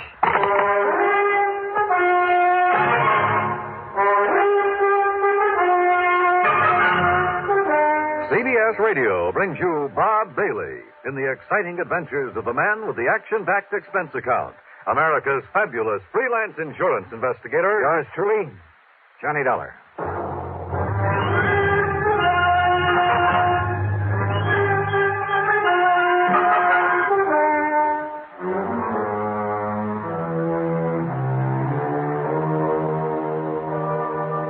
Expense account submitted by Special Investigator Johnny Dollar.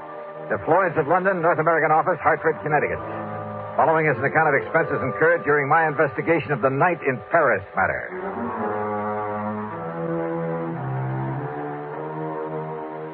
Expense account item 1, $12 even for a call to Paris, France. To a man I wouldn't trust any further than you could throw the Louis de Marsac. Oui, Monsieur Dollar. This is your oldest, your dearest friend, Le Chagris. Oldest and dearest friend, huh? But of course. One of the crookedest, chiselingest connivers I ever met. Oh, but no. George Reed says you have some information about the Olney diamond, which means you've got your hand out, as usual. Oh, believe me, mon ami. I only told him that I wished to speak to you about something. You didn't hint around about those diamonds? Mm-hmm. Well, perhaps I did make some very slight reference about them. Yeah. When he objected to my phoning him what you call collect. You know where those diamonds are, de Marsac? Well? Okay, how much do you want this time? Monsieur, you are speaking of money? What else? Mon ami, you hurt me. You touched me to the quick. Oh, sure. How much? Well, one might think that I slave and suffer and risk my life on your behalf only for money. How much, de Marsac? Say, $10,000 American. Yeah, well, it was nice to talk to you. See you around sometime. No. Wait. The only diamonds are worth millions. Millions of francs, not dollars. But if I could tell you where you may find them? In that case, I might be willing to part with, say, 1,000, maybe 1,500. 5,000. If I actually get my hands on them, I'll give you 2. 4? 3,000, that's final. 3,500. Goodbye, de Marsac. No, 2,500. I said I... Huh? 2,000. 2? Okay, $2,000. Yeah, then I think what you say crossed myself up. Yeah, I'm sure you did. But do not worry, mon ami. Do not worry. I will do the same for you. Yeah, I'm sure you will.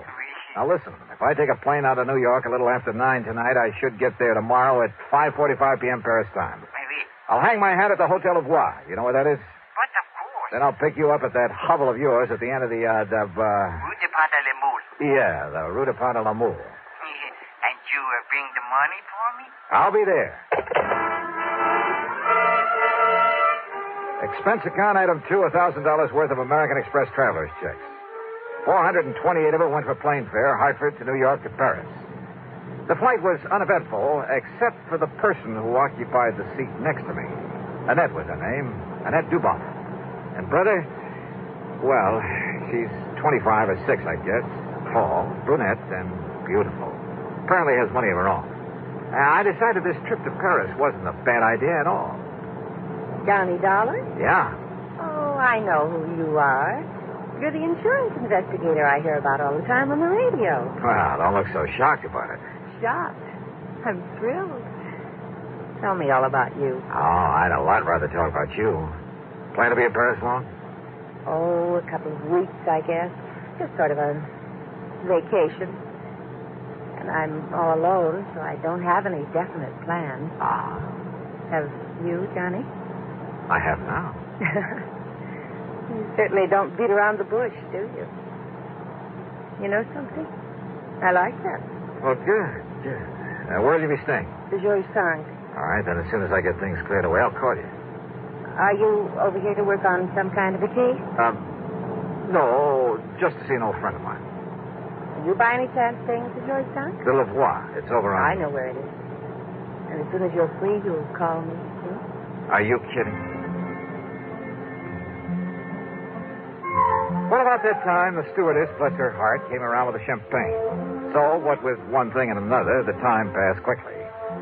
Then, at exactly 5:45 p.m. Paris time, we landed at Orly. Item 3, 5:20 American for a taxi to my hotel, after dropping Annette off along the way. I shaved and showered, then took another cab to the dingy little apartment of Louis de Massac at the far end of the Rue de Pas de l'Amour. You ask me, it's one of the most disreputable-looking apartments in the whole city. Dirty, squalid, ramshackle. And, of course, Le Chagris had to live at the top of 4 long flights of stairs. When I finally got up there, feeling slightly winded, I noticed that his door at the end of the gas-lit hallway was standing wide open. What? De Marsac. Louis de Marsac. Oh!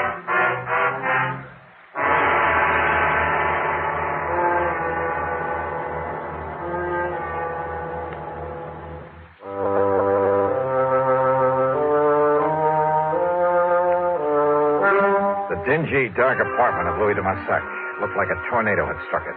It was a shambles, as though somebody had come in and simply done as much damage as possible, and yet at the same time was looking for something or someone. As for de Massac, there was no sign of him anywhere. I stood there for a moment, wondering what to do next. Huh?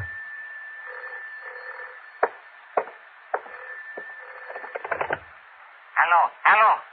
Yeah? Monsieur Dollar? Who are you? Your faithful friend, Le Chagris. Now listen. Oh, do you mind telling me what under the sun happened to this joint of yours? Listen, please. You have turned on the lights? No, but there's enough light coming up in the street. Yeah. Now you must get down the stairs. Oh? Yes, come quickly and meet me here.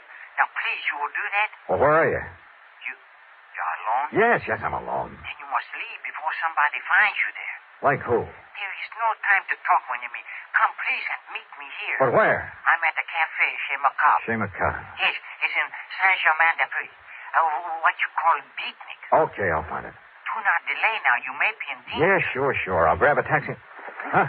Who are you? Au revoir, cochon. Oh, no, you don't. Monsieur. No. Hello. C'est bien, pig.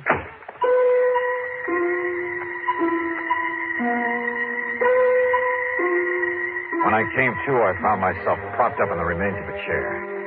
A bottle of cognac and a glass had been placed on a table beside me. I helped myself. And next to it, a piece of paper. Scribbled on it were the words, Je regrette. I'm sorry. So believe me, if I ever catch up with him, he's going to be a lot sorrier. Another snort of cognac, and I felt able to navigate. I went downstairs, grabbed a taxi, that's item 4, a couple of bucks, and had him take me to the place de Marsac had mentioned over the phone, the Chez Macabre. And what a joint. I've seen a few beatnik pads that were pretty crazy back in the States, but nothing to compare with this. It was a smoky, dark, and dirty place. The beatniks backed into it were dirty, too.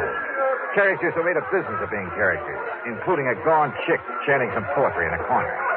Then a wormy little man sidled up to my table out of the shadows and proceeded to help himself to my drink. Yeah, it was de Marsac, the Chagris. Do not seem to know me at first, mon ami. Even when you come over and help yourself to my cognac? In this place, it is the custom. But what happened to you when you hang up the telephone on me? Well, somebody sneaked in and worked me over to Marsac. Any idea who it might have been? No. I hope he did not hurt you too badly. No, he did all right. But why? Now, why the crazy note he left saying he was sorry? But of course, monsieur. But of course what? Well, he must have thought you were me. Oh? Oui. Because of a little deal on the statue that I made a week ago. In my business with some of the terrible people I have to deal with, this sort of thing happens all the time. I'll bet. But then, when this man, he discovered he had made a mistake, that you were not me... Oh, sure. What can you, the American, know of the art, the poetry of today? Huh? Now, what brought that on? Yeah, I will translate for you then my lovely, my beautiful ode to nothing. Ode to nothing? Listen to my every magnificent word. Oh, now, wait a minute. Nothing. Huh? Nothing. Oh, now, look, Marsac, come on down to earth. Wait. It is all right now. Huh? All right, what do you mean? It was for the benefit of the man who came by the table, who looked at us. Oh, yeah, I noticed him. He was very curious about us, like a spy. A spy? Yes, of course. He may have been from my dear friend, Monsieur Francois Dubisson. Wait a minute. Francois Dubisson. Isn't he the fence who got hold of that painting that was stolen from Vincent Price a while back? That I helped you to recover for a slight fee. And it was through him that you located the Blue Madonna that was taken from the gallery in Philadelphia. Oui, the same. And now it is Dubisson who has the only diamond. You're sure of that? I am sure. Also, it was Dubisson who arranged to have them stolen back in your United States. Your good friend, huh? But of course. But you're perfectly willing to double-cross him. Why? Because you will pay me so well. If I get my hands on those diamonds. Oh, I have it all arranged. So, if you would like to pay me now, the $5,000 American. When I get my hands on them. And it's only $2,000, remember? Oui. I cheated myself. Okay, now, how do I get them? I have told him that you're here, that you are very rich, that you will pay him 15 million francs. 15? Well, that's close to $30,000. It is better they remain lost to your company. All right. Where'll I find him, this Francois Dubisson? He will come to you. With the diamond? Yes, at your hotel. Tonight at midnight. He knows my name? Well, I've told him that you are Mr. Robert Matthews from Texas. Hey, yeah, good. Then I'll have to take another room under that name. But of course. And you're sure he doesn't know who I really am? My business? No, because only I could tell him that. All right, now look, Demasak. If you have any idea double-crossing me... You? Oh, my oldest, my dearest. And yet, if you were to find out that 3,000... Wait. Okay, Demasak. If it all goes off without a hitch. But if it doesn't... Oh, have no fear, mon ami.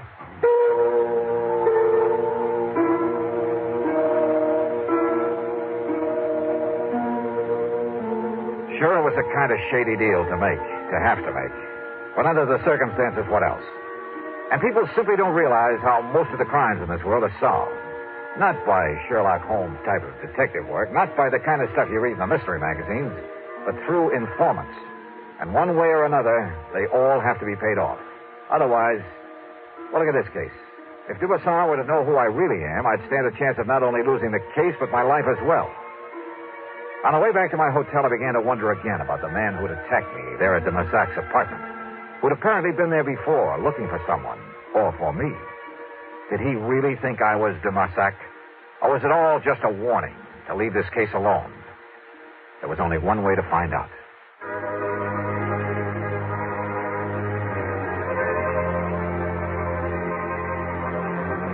Back in my hotel, I arranged for another room under the name of Robert Matthews from Texas, USA.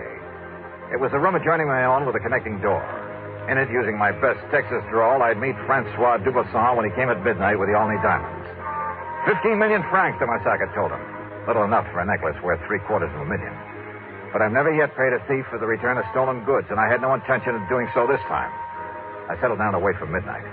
And then I suddenly realized why I'd felt only half-dressed ever since I was attacked over in Demasac's apartment. Sure, my gun was missing. Without it, and if Dubisson was wise to me, was the phone in the other room, the one where I'd act out the part of the rich Texan, if there was any point in it.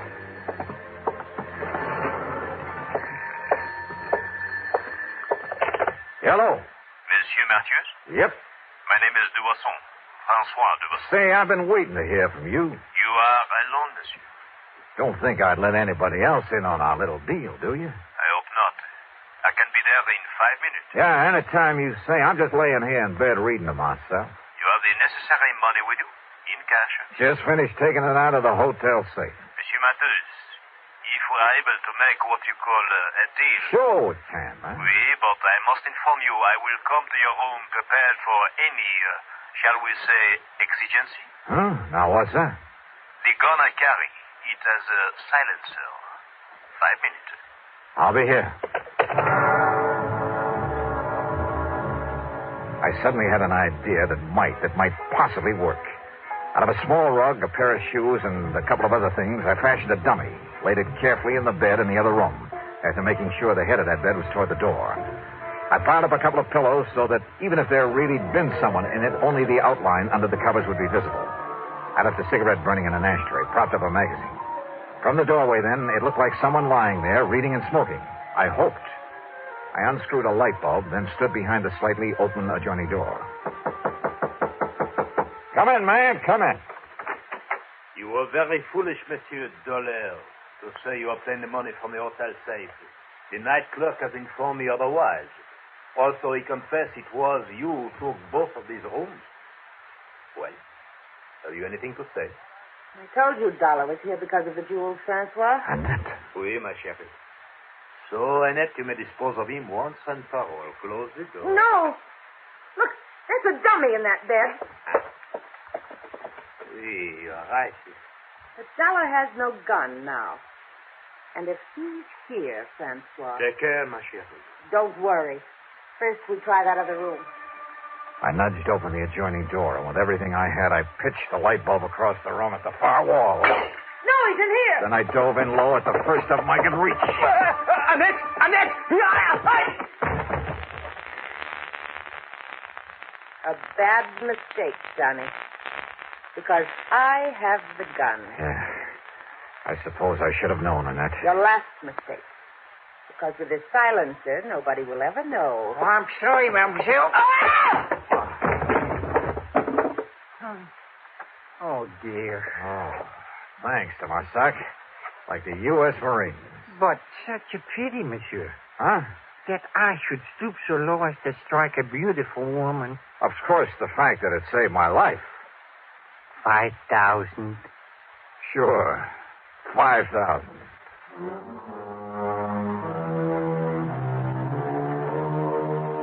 Of course, there'll be some fancy international legal procedure necessary, but I'm sure the company can arrange for return of the necklace to the United States. As for Dubuisson and the lovely but treacherous Annette, well, the Paris police are making the arrangements for them, and I'm sure they won't be very pleasant ones. Expense account total, including a couple of nights on the town, $5,000 for Dubuisson and deluxe transportation back home, $5,878 even. Wow. Oh, incidentally, I met a luscious little blonde on that return trip who, well, she... Now, let's not go into that. Yours truly, Johnny Dollar.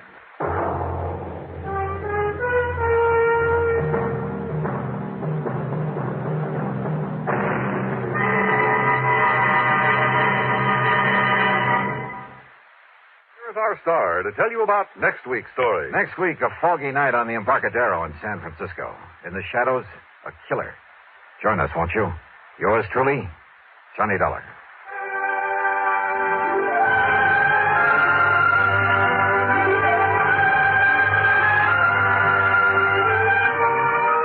Truly, Johnny Dollar, starring Bob Bailey, originates in Hollywood and is written, produced, and directed by Jack Johnstone. Heard in our cast were Virginia Gregg, Forrest Lewis, G. Stanley Jones, Tony Barrett, Bill James, and Gus Bays. Be sure to join us next week, same time and station, for another exciting story of yours truly, Johnny Dollar. Johnny Dollar. Don't read, Johnny. It's Lloyd's of England. George, every time I hear your voice on the phone, I shudder. Well, I guess I have asked you to handle some rather out-of-the-ordinary matters for us. George, they have been so wild, crazy, impossible, I sometimes wonder if you ever issue a normal-type policy. Well, it's a very normal-type policy that I'm concerned about now, Johnny. It's the insured himself who has me worried. Okay, tell me all. His name is Joseph, spelled with an F. Joseph Hentler. He's an inventor, among other things. His invention is what we've insured. It's a device, I guess you'd call it, for making some kind of boron-based compound. Boron-based? The sort of thing the government is vitally interested in for its airplane and rocket fuels. Oh? No kidding. I think you'd better run over here and let me tell you about it. Can you? Right away? When you put it that way, George, yeah, I think I'd better. I'm on my way.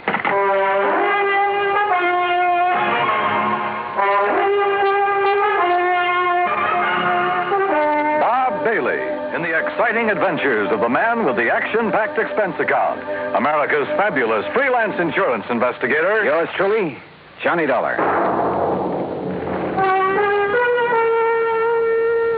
And now, Act One of yours truly, Johnny Dollar.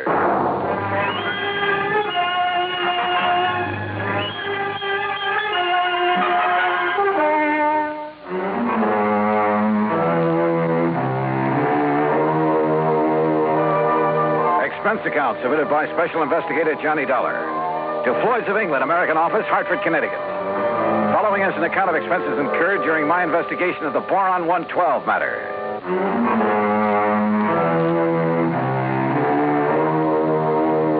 Expense account item 1, $1.10 cab from my apartment at George Reed's office. As I walked in, he motioned me to a chair, leaned over to the intercom on his desk, and pushed a key.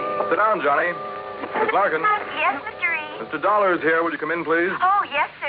Well, George, what's it about this time? Glad to see you, Johnny. I gave you most of the story over the phone. Well, you only told me you've issued a policy to this man, Hantler, was it? That's right, Joseph Hantler. Yeah, and that you've insured some invention of his for, how much did you insure it for? $20,000. It's a piece of apparatus, Johnny, that he has spent over 7 years developing. Sit down, Miss Larkin. Oh, thank you. Apparently, it's a very complicated something or other. I never did know much about such things. For making borax, or more specifically, a compound he calls Boron 112 for use in high-powered fuel. Sounds important. It is, at least so far as I've been able to determine. Yeah, been all sorts of government tests and experiments with these super fuels, hasn't there? Exactly. Many things formerly used purely as explosives, remember this, Johnny, many things formerly used as explosives are now being developed as fuels. Well, the perfect example is atomic fission and hydrogen fission or fusion or whatever it is. Exactly. All right, now let's get down to cases. You've insured some apparatus that's supposed to make Boron 112. What kind of apparatus? I've never seen it. It's all very secret. Well, now, wait a minute. How do you know this machine or whatever it is even exists? Looks to me like you've insured a pig in a poke. No, Johnny. For $20,000. Wow. No, Johnny, I'm not that much of a fool. One man, a recognized physicist, has, at my request. And mind you, this was before I'd agree to issue the policy. Understand? Go on. His name is Dr. Hugo von Brauer. Oh, I've heard of him. Yes. Well, Hantler permitted him to see enough to convince von Brauer that he has something mighty important there, that he's on the right track to, well, whatever it is he's out to accomplish. Okay. I'll take your word that you were right in issuing him the policy on it. But now what's happened? The thing blow up in his face or something? No, as I told you over the phone, it's the man himself I'm worried about, because of something I've just learned. Like what? Miss Larkin, this is Mr. Johnny Dollar. Now, will you please... Yeah, I know. Gee, Mr. Dollar, this is a real thrill. I've heard so much about you. Hi, Miss Larkin. Gee, won't you just call me Louise? Yeah, sure, Louise. Oh, gee. Miss Larkin, will you just tell Mr. Dollar what you told me this morning? Yes, sir. Oh, gee. Well, it was like this, Mr. Dollar. A couple of years ago, well, you know, when I was just a kid, not very mature, you know what I mean? Oh, sure. Go on. Well, some of the kids I traveled around with, some of them were awful immature, compared to me, that is. Miss Larkin. Well, a couple of them had some pretty funny ideas about the government, things like that. You know what I mean? I'm afraid I don't. Well, like, they used to think they were very smart, attending a lot of secret meetings. The kind the FBI likes to keep tabs on. Now, you know what I mean? Go on, Miss Larkin. Well, anyhow, this one night, we didn't take all their talk very serious, mind you, and that's the truth. We didn't think there was anything in it, just a lot of talk. Will you please get to the point? I am, Mr. Reed. Well, anyhow, Charlie and me, that was my boyfriend, Charlie White. At least one of my boyfriends. I always have a lot of them, you know what I mean? Yes. Well, go on, please. Well, Charlie and me, we said, sure, we'll attend one of your meetings. You know, just for laughs, you know what I mean? And what kind of a meeting was it? Oh, it was terrible. It was awful, Mr. Dollar. A bunch of people I never saw before making speeches. Yeah. Down with the government, start the revolution, you know, that sort of thing. Oh, we got out of there in a hurry, believe you me. I'm sure. And we were pretty lucky, too, because the police or the FBI or somebody came in after and busted the whole thing up. Hey, maybe you read about it. That's all very interesting, Louise, but just what... Yes, Miss Larkin, get to the point. All right. Well, just this morning, when I was filing the office copy of this insurance policy and I saw the name on it, oh, gee, Mr. Dollar, it hit me like a... Well, do you know what? What? That name, Joseph Hantler. Oh. It was the same as one of the fellas, an older guy that me and Charlie had seen at that meeting. Now, what do you think of that? $20,000 on a highly secret device. Yes. That might be to produce some kind of explosive. Exactly, instead of a simple fuel additive. Exactly the suspicion that came into my mind, Johnny. Of interest to the government, he had told me. But what government? We're jumping to an awfully big conclusion, George. Have you notified the FBI? I suppose I should, huh? Yeah. No, not yet. We may be all wrong about this. Oh, but Mr. Dollar... We may be all wrong about the man, his apparatus, his intentions, everything. Let me see what I can find out about him first. Now, whatever you say. But remember one thing, Johnny. Yeah? You may be dealing with far more than just this one man. So be careful. Be very careful. Oh, gee, you'd better, Mr. Dollar. You know what I mean? Act 2 of yours truly, Johnny Dollar, in a moment. Now, Act 2 of yours truly, Johnny Dollar, and the Boron 112 Matter.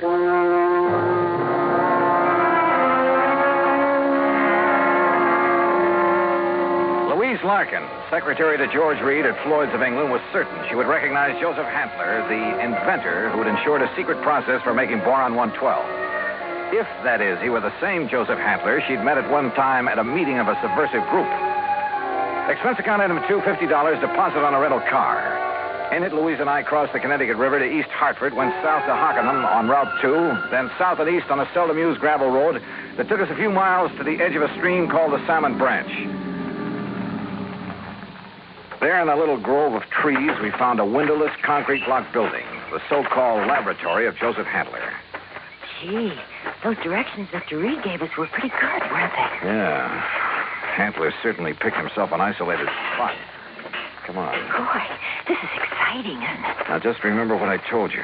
If this is the man you met at that party line meeting, don't appear to recognize him. Just give me a slight nod to say yes or no. Yeah, but what if he recognizes me? Yeah, we'll cross that bridge when we get... Stop! Stop right where you are! Do you not see the signs on the fence? Keep out! Keep out! Yeah, Johnny, it's him. You're sure? Yeah, gee. Where did you hear me? I'd like to talk with you, Mr. Hantler. It is Dr. Hantler. Who are you? My name is Dollar, insurance investigator. And who is this woman? Just a friend of mine. So, what do you want with me? Well, I want to see the machine, the apparatus that Floyd's of England has insured for you. No, you may not.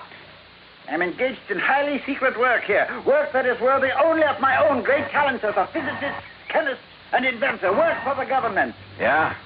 What government? What are you talking about? The United States government, of course. Suppose you let me see whatever contract you may have with them. I let you see nothing. I have no contract. Oh? And I do not have any patent on my converter. And why? Because either one would reveal the secret of this amazing device before I can turn it over to the government of this fine and glorious country. Yeah, sure. So that is also why I will not permit either you or anyone else to see inside of my laboratory. So leave. Immediately. Go, get out of here. Dr. Hantler, if you'll just let us... Do you understand me now? Mr. Dollar. Oh, hey, now, wait a minute. What's that thing for? You are trespassing on my private property. If I shoot you, I am within my rights. Now leave. Now! Do you hear me? Come on, Louise. Gee, yeah. And do not come back here. Do you hear me? Never! Same man, huh? Oh, he sure is. Gee, that gun he pulled on you, I was scared, you know what I mean? Yeah, I know what you mean. Well, what are you going to do, Mr. Dollar? You know something, Louise? I'm not sure. But I was sure by the time we got back to Hartford. I took Louise back to George Reed's office. George was out to lunch, but I stopped long enough to telephone an old friend of mine, Lee Houck, at the local office of the FBI. Asked him to meet me for a bite to eat. Sure, Johnny. How about the Hearthstone? Anywhere you say. 1 o'clock? I'll be there. Well. Yeah, I know what I'd do, Johnny. What, Louise? I'd tell the FBI. That's exact. Yeah, well, we'll see. I know what Charlie would do, too. Charlie? My boyfriend, I told you, Charlie White. Oh, yeah. Well, I'd better be on my way. He'd go out there and he'd kill that crazy old man. Well, Johnny, he just hates those people who are conspired to overthrow the government. Hey, look, tell George when he gets back to the office. Since we got drugged into that awful meeting of those awful people, why, he hasn't even seen those guys that persuaded he and I to go there that night. Louise. He says if he ever does see any of them, boy, what he'll do to them. Yeah, I'm sure. Now, look, I got to keep a luncheon date. Tell George Reed when he comes back that I'll see him later, huh? Then I'll see you again, Johnny, huh? Hadn't you better answer that phone? Huh? Oh, yeah. Oh, goodbye, Johnny. See you. Floyd's of England. Oh, Charlie! Hey, Charlie, what do you think's happening? Who I've been talking to? My dream man! Item 3, 7:20, lunch for Lee Houck and myself.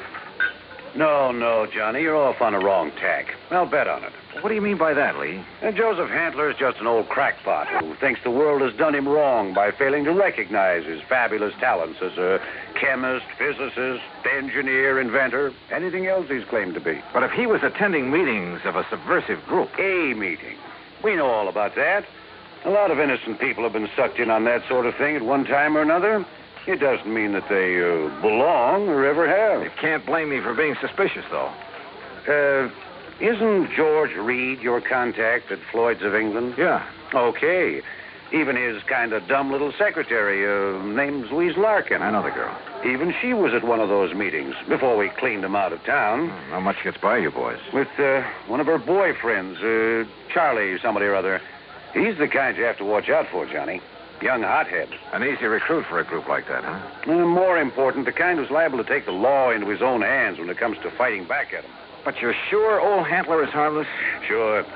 He's an erratic old coot, liable to blow your head off if he thinks you're interfering with one of his crazy projects. He'd probably rob a bank if he thought he could get away with it to further one of his crackpot inventions, and would feel entirely justified.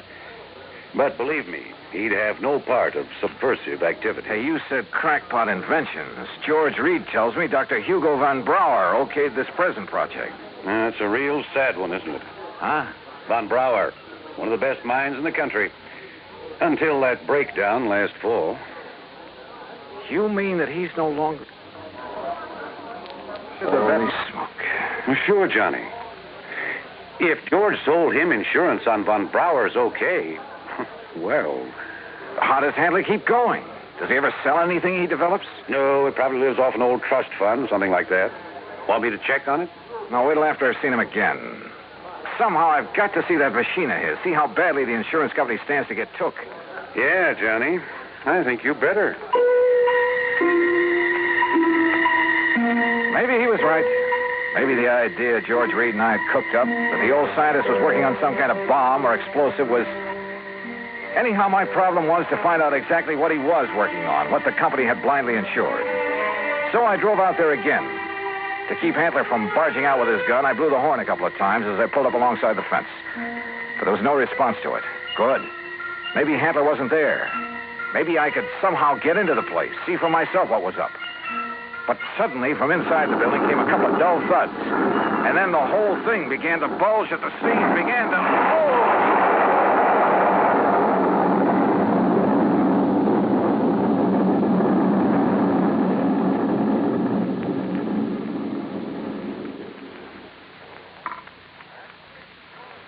Act 3 of yours truly, Johnny Dollar, in a moment. 3 of yours truly, Johnny Dollar, and the Boron 112 Matter.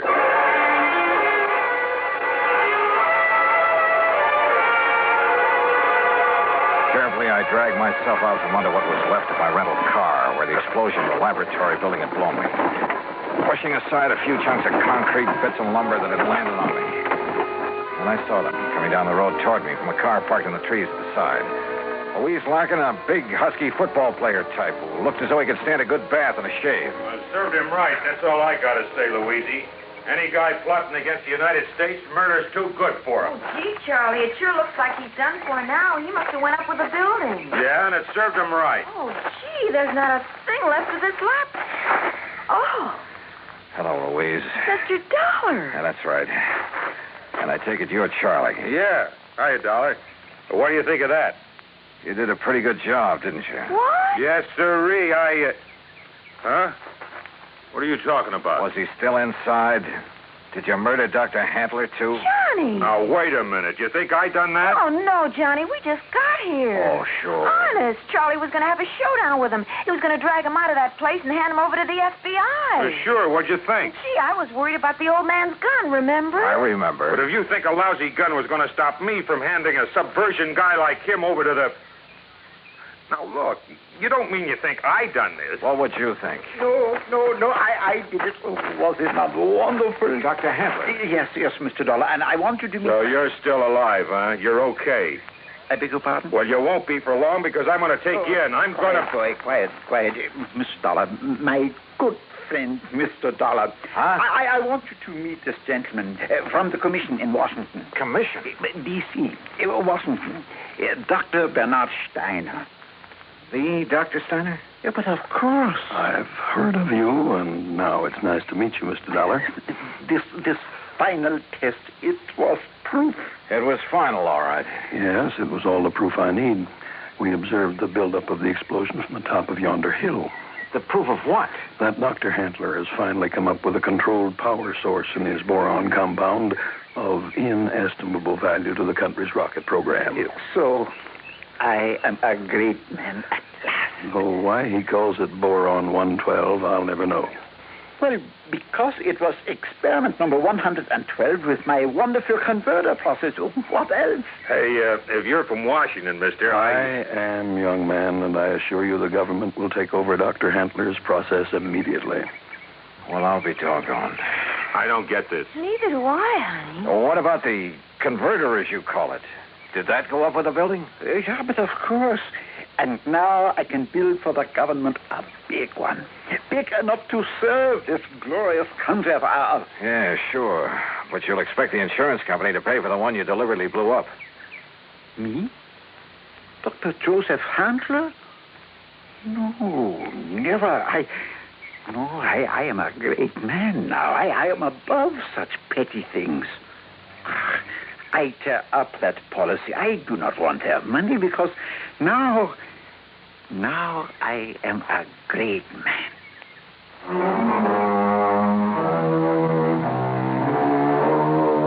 There you are, George. Full report.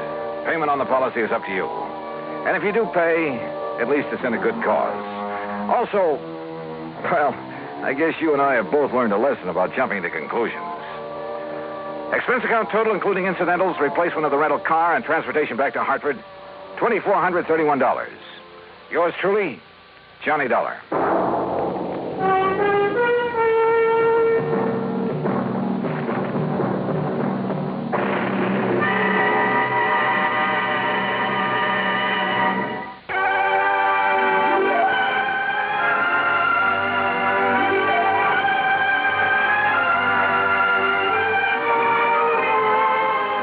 Truly, Johnny Dollar, starring Bob Bailey, originates in Hollywood and is produced and directed by Jack Johnstone, who also wrote today's story. Heard in our cast were Shirley Mitchell, G. Stanley Jones, Harley Bear, Russell Thorson, Frank Gersel, and Lou Merrill. Be sure to join us next week, same time and station, for another exciting story of yours truly, Johnny Dollar. This is Dan Cubberly speaking.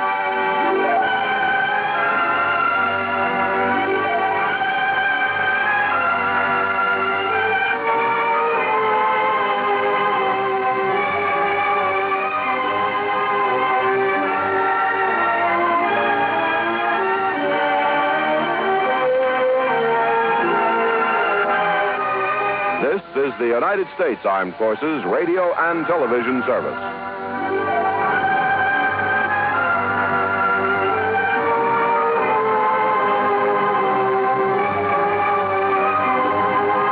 From Hollywood, it's time now for Johnny Dollar. Joe McNabb, Northeast Indemnity, Johnny. Oh, hi, Joe. What's up? At the moment, my blood pressure. Too much work? No. Prospect of having to pay off on a $100,000 life insurance policy. Uh-oh. Fella I think you know, Johnny. Art Wesley. Oh, sure. Been a pal of mine for years. Reporter. Yeah. Apparently he's working on a story right now that somebody doesn't want him to report. What do you mean? Night before last, he got beat up in an alley. Yesterday, a car made a pass at him at high speed. What about today? It's early yet, Johnny. Oh, yeah, sure. But let's hope it's not too late.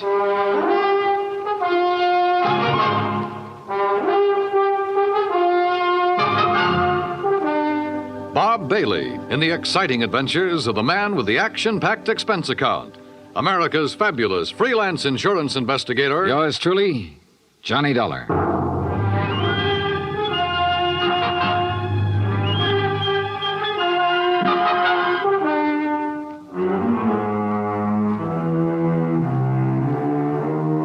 From From Special Investigator Johnny Dollar to the Home Office, Northeast Indemnity Affiliates, Hartford, Connecticut.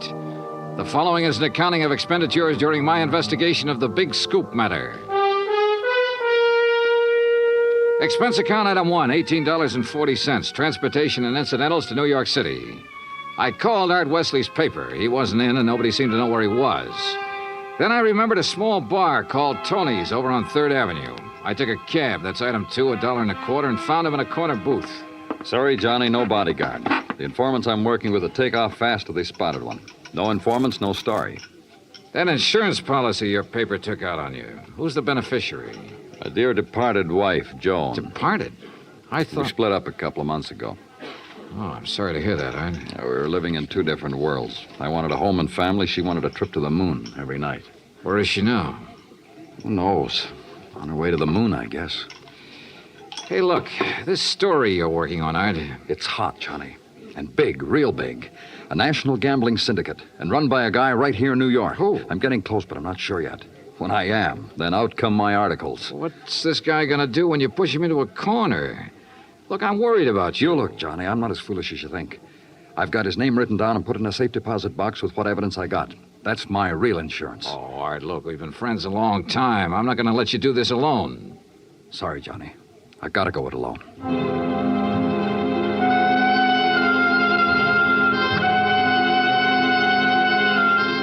Since I'd gotten nowhere with Art, I decided to try his wife, Joan, even though they were separated.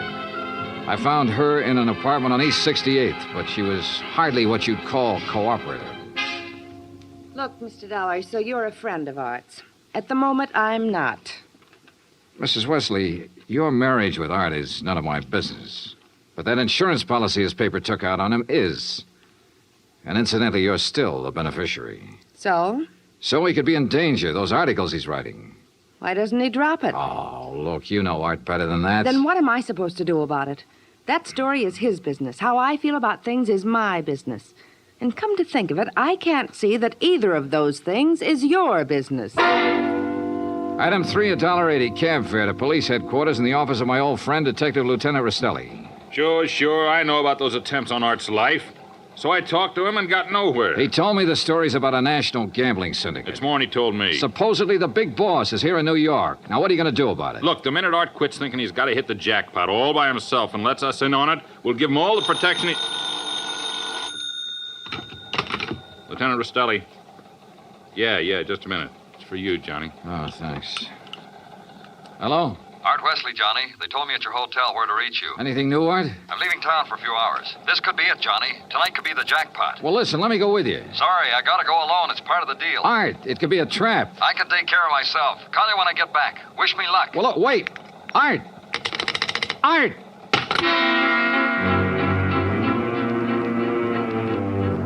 Item 4, $1.80 cab to Art's apartment, where I persuaded the manager to let me in. I was looking for anything that would give me a lead. Then, near the phone on a scratch pad, I found where he'd written the word Watika several times. Sure, Lake Watika, upstate. Art had a lodge there. Item 5, $25 even for a rented car. It was a 3-hour drive to Lake Watika, which was bad enough. But to top it off, it started to rain, and rain hard.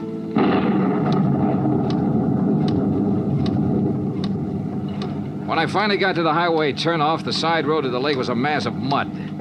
Then I got 2 quick breaks. It stopped raining, and I spotted the 6-mile road into Art's place. Half an hour further on, I saw a light.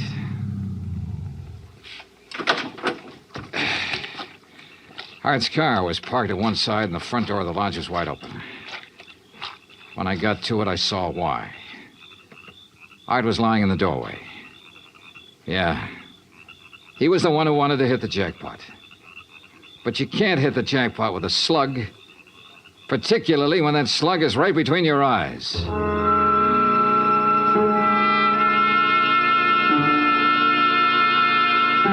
I drove to the sheriff's office and reported it. Sheriff Tompkins and his boys took over. But in the darkness and the mud, they could only make a routine check. He asked me to meet him at the lodge the next morning, so I did. Buddy was right here in the doorway, huh, son?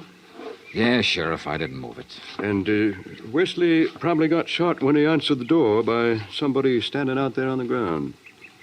Because of that bullet hole in the roof? Yeah. Right over that shelf that's stocked with canned goods, sugar, salt, and the like. Apparently, he used this place regular. Yeah, he used to do some of his writing here. Were you able to determine time of death? Coroner says between 10:30 and 11 last night. What time did you arrive? About half an hour after the rain stopped. I'd say 11:45. Means it was still raining a good half hour after the killing. No wonder we found no tracks. Hey, look, Sheriff. Art was working on a hot story about a national gambling syndicate. Could be that he found out who the boss was last night, the hard way. Oh? Then you think the killer was from out of town? Maybe New York? Yeah. Now, where would he stay? Is there a hotel around here? Lake Watika Inn, just outside the village, about 6 miles from here. Sheriff, I'll check it out. Guests here at the inn, Mr. Dollar? Well, we have only 2 who checked in yesterday. It's the off-season, of course. Yeah, clerk, who are they? Well, Mr. Cooper yesterday afternoon and a Mr. Buckley around dark. Uh-huh. They still here? Mr. Cooper is sitting right out there on the terrace, but Mr. Buckley paid in advance and left quite early this morning. I see. Did Buckley give any reason for stopping here? He said he was a traveling man and didn't like to drive in the rain. Okay. I'd like you to write down a description of him. I'll pick it up on the way out. Oh, I'll be glad to, sir.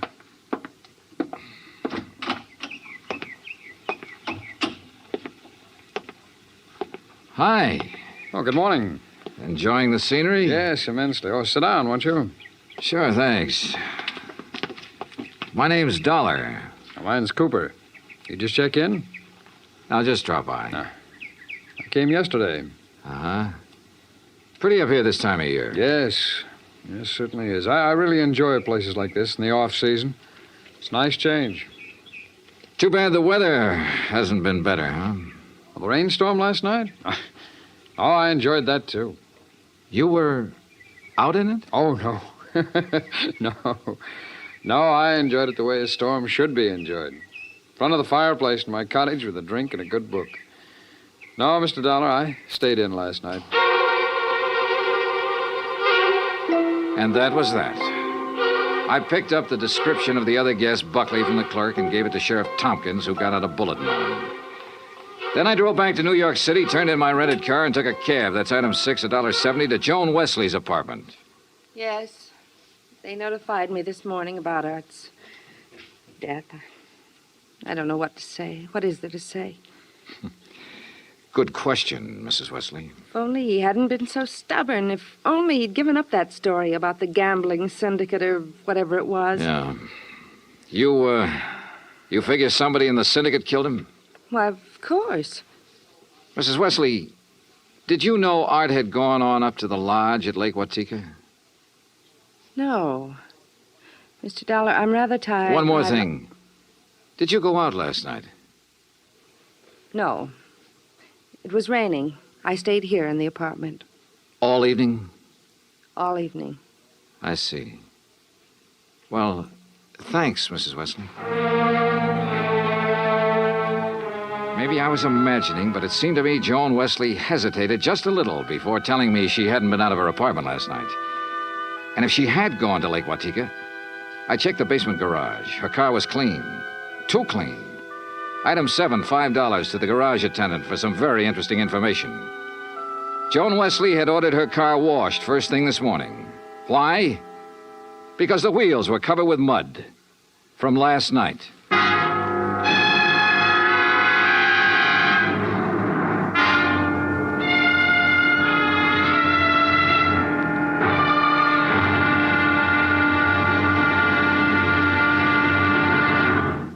Act 2 of yours truly, Johnny Dollar, in just a moment.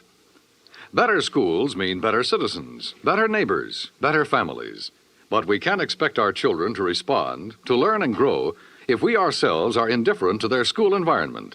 CBS Radio urges that you write to Better Schools, 9 East 40th Street, New York 16, New York, for information about how citizens can spark community action to improve their schools. That address again is Better Schools, 9 East 40th Street, New York 16, New York. Now, Act 2 of yours truly, Johnny Dollar, and the Big Scoop Matter.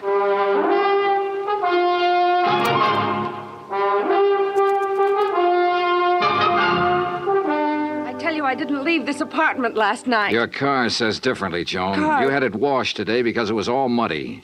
And the reason it was muddy was because you had it out in the rain last night. Look, Another thing. You told me you didn't know Art had gone to the lodge. You hadn't heard from him. But the switchboard operator told me you had a call from him yesterday. Now, why else would he call you except to tell you where he was going? Well, how about it, Joan? All right. Art did call me yesterday and told me he was going to Lake Watika. And how about last night? Yes. I went out, but not to Lake Watika. Art wouldn't give you a divorce. By killing him, you get your freedom and $100,000. I didn't kill Art. I didn't go up there last night. And where did you go? Might as well know. The reason I wanted a divorce from Art was because I'd found someone else. Oh? That's where I went for a few minutes last evening. Why did you lie about the phone call from Art yesterday? I don't know. I was confused. I was afraid it would look bad for me if it came out that I knew Art had gone up there. It doesn't look good for you this way, believe me. Oh, Johnny, I'm telling the truth. Who is this fella you're interested in? I don't see why he Who has is to- he? His name is Ted Nash. Will you have to talk to him? I sure will. And right now. But I was wrong about talking to Ted Nash right now. I called his apartment and got no answer. Item 9, $1.60 cab fare to police headquarters in the office of Detective Lieutenant Rastelli. You figure this guy Nash and Joan Wesley could have killed Art and used the gambling syndicate threat as a cover, huh? It's a possibility, Lieutenant. Well, I'll see what I can find out about Nash. How'd you do at Lake Watika? 2 guests checked in the day of the killing. One, a man named Buckley. He left early this morning. Sheriff Tompkins has a bulletin out on him. Who else? A fellow named Cooper, who apparently likes to go places in the off-season. Nothing to tie him in particularly. Cooper, huh?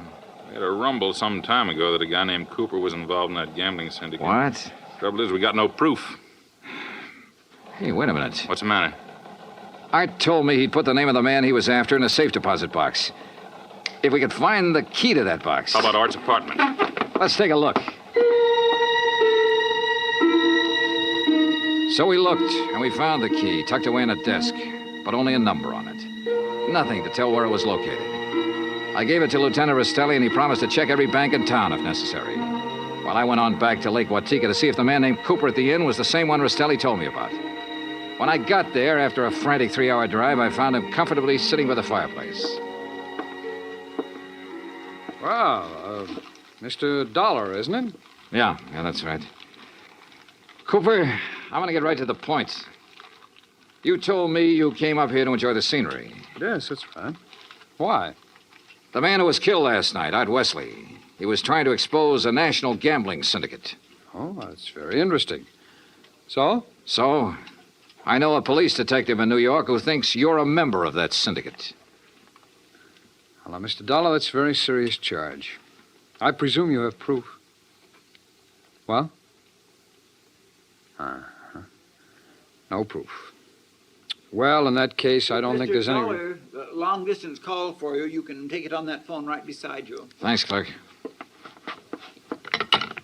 Johnny Dollar. Rastelli in New York, Johnny. Hi, Lieutenant. You locate that? Yeah, the safe deposit box, and in it we found the name of the man Art Wesley was closing in on. It's Cooper. Thanks all very right, much. So you... Well, Cooper, you wanted proof? We've got it. Evidence that ties you in with the syndicate. Clerk. Well, now, this is ridiculous, Is it? Dollar. Let me tell you the facts about this thing. Is something the matter, Mr. Dollar? Get Sheriff Tompkins on the phone, clerk. Tell him I've got Art Wesley's killer here. You mean Mr. Cooper? Oh, now, wait a minute. Now, look, Dollar. If you'd get your facts straight, you'd drop this silly notion of yours. What kind of facts, Cooper? What time was Wesley killed? Between 10:30 and 11 last night. But, Mr. Dollar, Mr. Wesley's place is some 6 miles from here. That's right. Why? Well, then Mr. Cooper couldn't have killed him. What do you mean? Last night, I took a drink to Mr. Cooper's cottage here at the inn. What time? Around 20 to 11, and I chatted with him for at least 15 minutes. Are you sure about that? Oh, quite sure. Well, Mr. Dollar, I'll buy you a drink sometime. Cooper strolled back to the bar with a satisfied smirk on his face. So the one man who had to be Art's killer couldn't have killed him. I collared the clerk again and had him repeat his story in detail. If you recall, it rained heavily last night, Mr. Dollar. Yes, I drove through it on my way up here. Well, I was making the rounds of the inn, checking windows, things like that, when the house phone rang. It was Mr. Cooper calling from his cottage. He wanted a drink. You say that was at 20 to 11? Yes, I always jot down the time when I am called away from the desk. All right, go on. Well, when I got to Mr. Cooper's cottage, he was sitting in the living room in front of the fire with a book. Yeah. We chatted a while, and then when I returned here to the desk, I jotted down the time again. 10:55. Well, that does it. What do you mean? Oh, it's a good 20-minute drive from here to Art Wesley's lodge. If he was killed between 10:30 and 11 and Cooper was here at that time, he couldn't have done it. Well, I'm sorry, but facts are facts. And... Oh, excuse me. Lake Watika Inn. Yes, just a moment. Sheriff Tompkins, Mr. Dollar. Oh, thanks. Hi, Sheriff. Thought you ought to know, son. Remember that man Buckley we were looking for? Yeah, sure, the other guest at the inn. Yeah, we picked him up. I've been questioning him for an hour. Any luck? No, sir. He's just a traveling salesman who stayed at the inn because he didn't want to drive in the rain. You sure? Buckley swears he doesn't even know Cooper. Just between you and me, Johnny, I think we got the wrong fella. No place again. I decided to start all over. Got into my car and drove to Art Wesley's place. Nothing was changed. I remember the trip I'd made the night he was killed, how it rained heavily until about half an hour before I arrived. How I'd found him lying in the open doorway, a bullet hole in his head. Yeah, and the hole in the ceiling over the shelf of provisions, marking the path of the bullet. It was there. So were the provisions. Canned food, mustard, sugar, a package of crackers. There was some... Wait a minute. Sugar. The sugar bowl. I stared at it for a moment. I remembered a couple of things the room clerk at the inn had told me. And suddenly the whole deal slid neatly and quietly into place. I drove back to the inn fast. Cooper's cottage was empty, so I went inside to the bedroom and took a look around. Then I spotted one of the pictures on the wall, a little out of place. I looked behind it. Yeah, just what I expected. Outside, I found Cooper sitting on the terrace in front of the main building. I slid into a chair across from him. Well, Mr. Dollar, what fantastic crime are you going to accuse me of today? Cooper, I got a one-track mind, and it's still stuck on murder. Oh, now look, Dollar, we've been over this before, and personally, I find it quite boring. So much so that it's interfering with my vacation here. That's too bad. Yes, it is. So I'm leaving this evening. I don't think so, Cooper. Oh, come now. Art Wesley was trying to expose a figure in a gambling syndicate. You. Well, that's a matter of conjecture. You had to stop him, for keeps. Oh, now look, Dollar. The time of Art Wesley's death has been established as between 10:30 and 11 last night. That's right, between 10:30 and 11 last night. And I'm sure you remember the room clerk telling you he was with me in my cottage living room from 10:40 to 10:55. I sure do. So that I certainly couldn't have killed your friend Wesley 6 miles from here during that time. Except that Art Wesley wasn't killed at his lodge. What are you talking about? You see, I remembered something else the clerk had told me. The night of the killing, it stopped raining a little after 11. All right, what difference does that make? All the difference in the world, believe me. Here's what really happened, Cooper. You killed Art Wesley in the bedroom of your cottage here at the inn. Oh, don't be ridiculous. You immediately called the room clerk over and chatted with him in your living room for about 15 minutes. He didn't know there was a corpse in the next room. Oh, really? After he left, you took Wesley's body the 6 miles to his place and planted it in the doorway. Oh, now look, Dollar... Your problem was to make it look like he'd been killed there. Then you remembered. The slug that had killed him hit the wall in your bedroom. That gave you an idea. You figured out the right angle at the lodge and fired a shot upwards from the outside the door. It went through the ceiling at the back. All right, Dollar, I've had enough of your half-baked theories with no proof whatsoever to back them up. Correction, Cooper. This time I've got proof. There was a shelf of food under the bullet hole and a bowl of sugar directly under it. A bowl of... So what? When sugar gets wet, it gets crusty, and it stays that way. But the sugar in that bowl was dry. Now, if the killing was between 10:30 and 11, and it rained heavily until after 11, then some rain would have dropped through the bullet hole into the sugar. I see. But, Cooper, the sugar was dry. So the bullet hole was made after the time of the murder, when you planted Wesley's body there. Just a little detail, Cooper, but it nails you. That and, of course, the fact I found the slug that really killed Wesley just a couple of minutes ago. Oh? Buried in the wall of your bedroom behind a picture you'd moved slightly to cover it. Well, Dollar, I may as well tell you that I saw you come out of my cottage a few minutes ago. I figured you knew. So ever since you sat down here, I've been holding a gun on you under the table. You know, Cooper, I may as well tell you. Ever since I sat down here, I've been holding a gun on you, too. Well, you... Let's have it. Well, you didn't have any gun. A big-time gambler bluffed right out of the game. Cooper, you're slipping.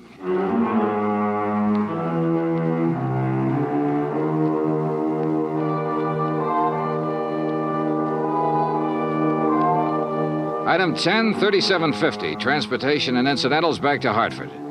Expense account total $187.40. Remarks? Cooper's awaiting trial. About Art Wesley? Well, I guess that sugar bowl was a dead man's revenge. And come to think of it, that revenge was pretty sweet. Yours truly, Johnny Dollar.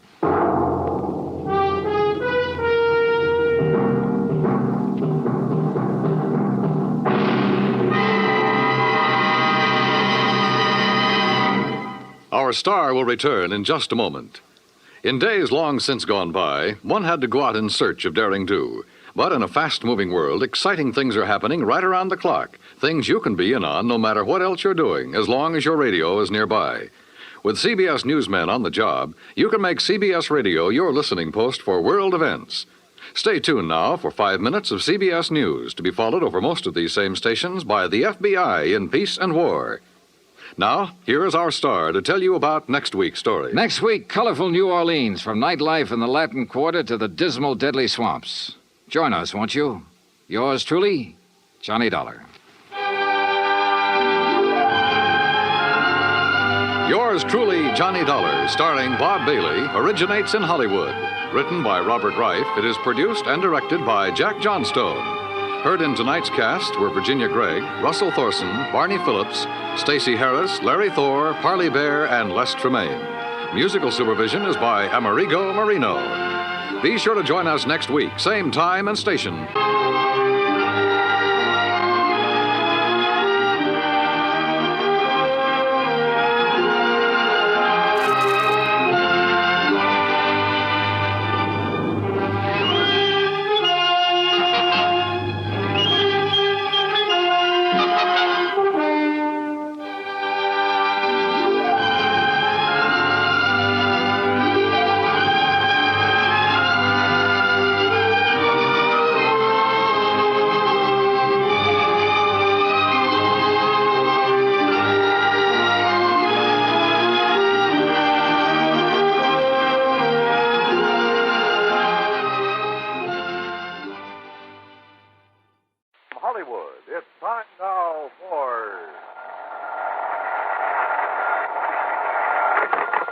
Johnny Dollar. Johnny, this is Fritz Melchior at Star Mutual. Fritz, I can't think of anybody I'd rather hear from. What? Every insurance case you've called me on has put a lot of dough in my pocket. Well, now, And Johnny... it just happens that right now I can use a few extra bucks. Quite a few. So what's the deal? Well, as a matter of fact, I hadn't thought in terms of any fee on this one. Oh. But of course, we'll pay whatever expenses you may incur. Oh? You, trust me with my expense account, Fritz? Are you kidding? Of course not. Okay, then, now that we understand each other, what's the problem? Or rather, who's the problem? John Wakefield Edwards. Ever hear of him? No, I can't say that I have. Retired businessman. Leather goods, I think it was. He lives just outside of Albany, New York. So what's happened to him? Well, nothing that I know of. But he has a lot of insurance with it, including a straight life policy worth $155,000. How old is he, Fritz? In his late 60s. Married? His wife died, 3 or 4 years ago. Then who's the beneficiary? His adopted daughter, Marilyn. And how old is she? In her late 20s. She's a very attractive girl, I understand. Then who cares about a fee? Fritz, I'll take the assignment. Easy, Johnny. You probably won't even see her. Oh, why not? But she lives and works over in Troy. Well, what's happened to the old man? Well, he called me a few minutes ago and asked, or rather demanded, that I send you over to see him immediately. Yeah, why? He wouldn't say. What he did say, though, just before he hung up, is that under no circumstances are you to let her know that you're coming. Meaning Marilyn? I would if you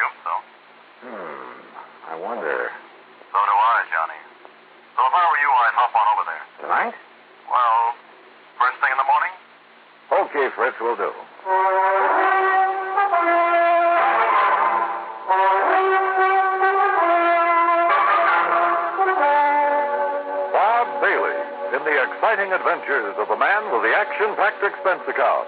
America's fabulous freelance insurance investigator. Yours truly, Johnny Dollar.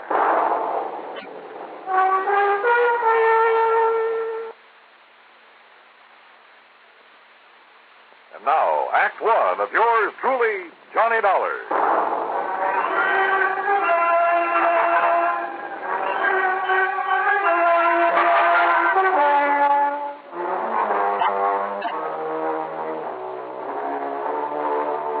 Expense account submitted by Special Investigator Johnny Dollar to the Star Mutual Insurance Company, Home Office, Hartford, Connecticut. Following is an account of expenses incurred during my investigation of the hair-raising matter.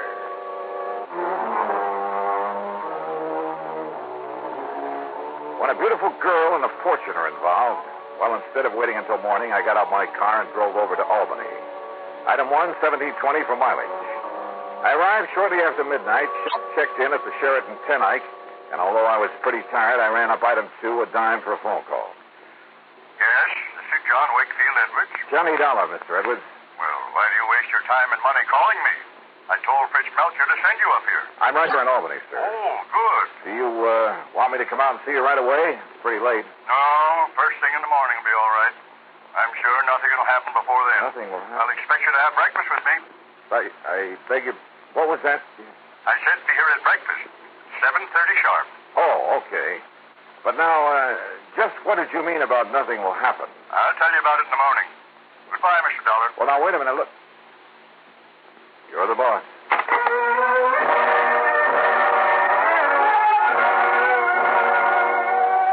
Why, oh, why didn't I call him back? Demand to know what it was that he was expecting to happen. For it obviously tied in with his wish to see me. But I guess I was tired after the long drive, and he seemed to think the morning was time enough. So I hit the sack. Early in the morning, some coffee sent up to my room, and then the hotel bill came to $9 even. That's item 3. And by 25 minutes after 7, I swung onto the long, winding drive that led up to the front of the Edwards mansion. It was in a wealthy residential section, a couple of miles north of the city proper, and sat in the middle of what must have been a full acre of beautiful trees and gardens. As I approached the house, I noticed a car parked out front, a sleek, new little sports job. The door was open, and the good-looking chick got out of it and was just about to climb in. As I pulled her up to a stop, she stood there looking at me questioningly.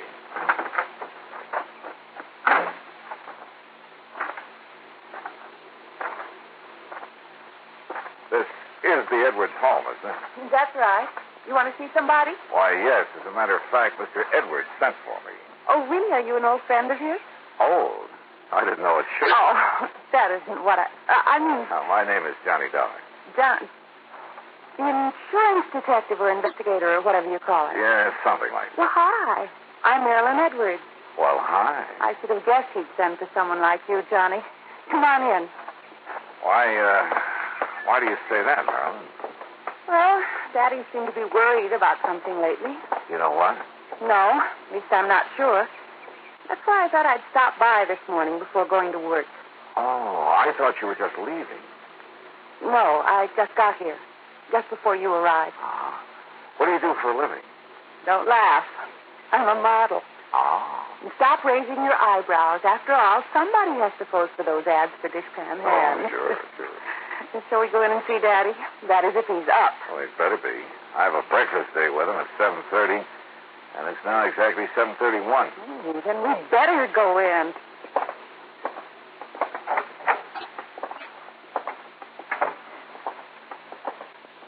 Hi, Daddy. Daddy? Durkin? Durkin! I hear you. Your foster father hasn't come down yet. Johnny, this is Durkin, Daddy's housekeeper. Now, what is breakfast prompt at 7:30, and I ring the bell, and he don't come down for it. Durkin, stop it. Stop it! There now. That's the third time. Third time? Daddy, not punctual? I think I better go up and see. I'll go with you. I heard his alarm clock go off 3/4 of an hour ago, so there's just no excuse.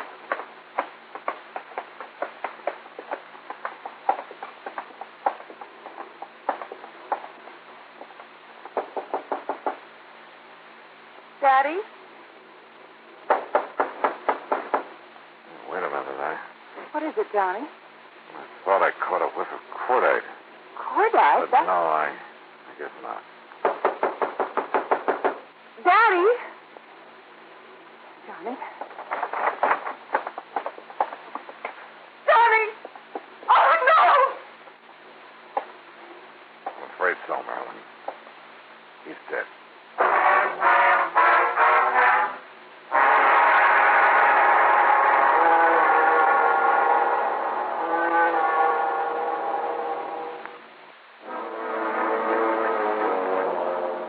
Together with Marilyn Edwards, adopted daughter of John Wakefield Edwards, I found his body in his bedroom slumped over the desk. There was no sign of any wound, no evidence of foul play. Without touching the body, I phoned the Albany Police Homicide Division, and within minutes, Sergeant Christie arrived with Dr. Walter Mencken in tow. The doctor's examination was brief but very thorough, including several on-the-spot tests for poisons of any kind. How old did you say he was, miss? I didn't, Doctor. But he was 68 or 9, I think. And he hasn't been sick? Not that I know of. Miss Durkin, the housekeeper, would know better than I. He hasn't had a day of sickness since he caught that cold last spring. Yeah.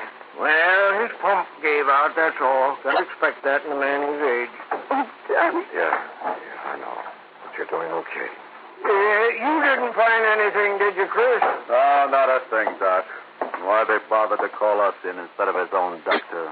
Yeah. Of course, if you folks want, I can order an autopsy. Oh, no. That would be terrible. And down it goes to natural causes. Time of death, approximately 7:15. Doctor. And I expect you can carry on from here, can't you, miss?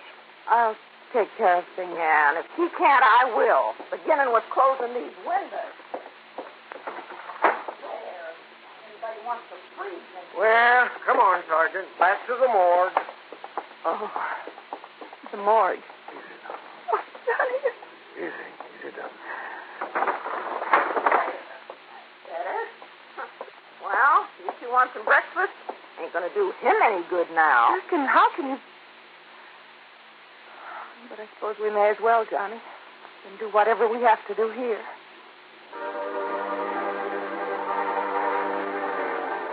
There was something mighty wrong here, yet I couldn't put my finger on it. Had I really caught the smell of cordite before we entered that room? It was too late to tell now, even with the windows closed. Those windows. It was a cold morning.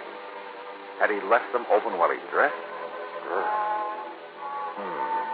Marilyn, heir to his big insurance policy. Had she really just arrived when I got there?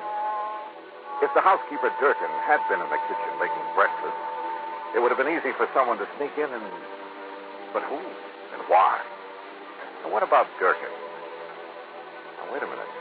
The police medic said death due to natural causes. No poison, no wounds of any kind. So that's that. The undertaker must have been hungry for business because he got there before noon and took the body away. Meantime, of course, I'd questioned both Durkin and Marilyn pretty thoroughly. Enemy? Oh, no, Johnny. Daddy didn't have... Johnny, you keep talking as though you think he might have been murdered. Does anyone beside you benefit from his death, Marilyn? That's a horrid thing to say. I do. Durkin, what are you doing snooping around this way? Well, it's as much my affair as yours now that Mr. Edwards is gone. What do you mean by that, Durkin? I mean the money he left me in his will.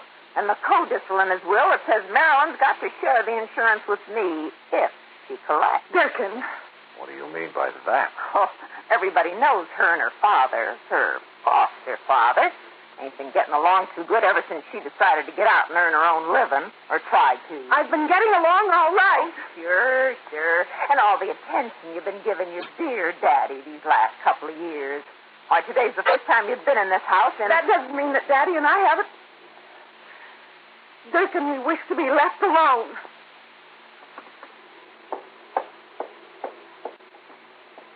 I'm sorry, Johnny. Marilyn, I want to go up and look at your father's room again. All right, if you like. And I'll go along with you. No, thanks. I'd rather do it alone. Oh? What did I find? Nothing. Sure, there were a couple of old bottles of hair tonic hidden away under some shirts. But after all, I mean, at his age.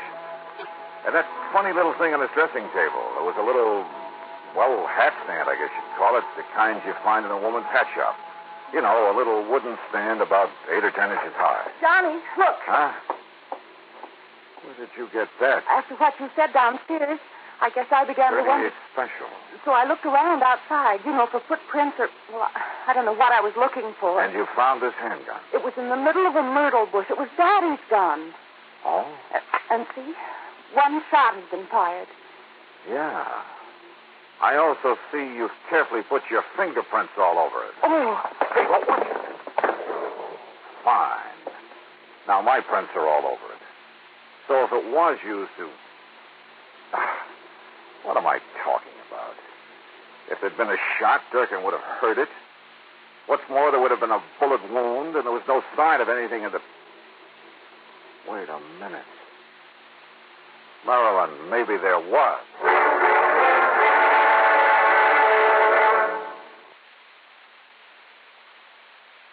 New 6-roll.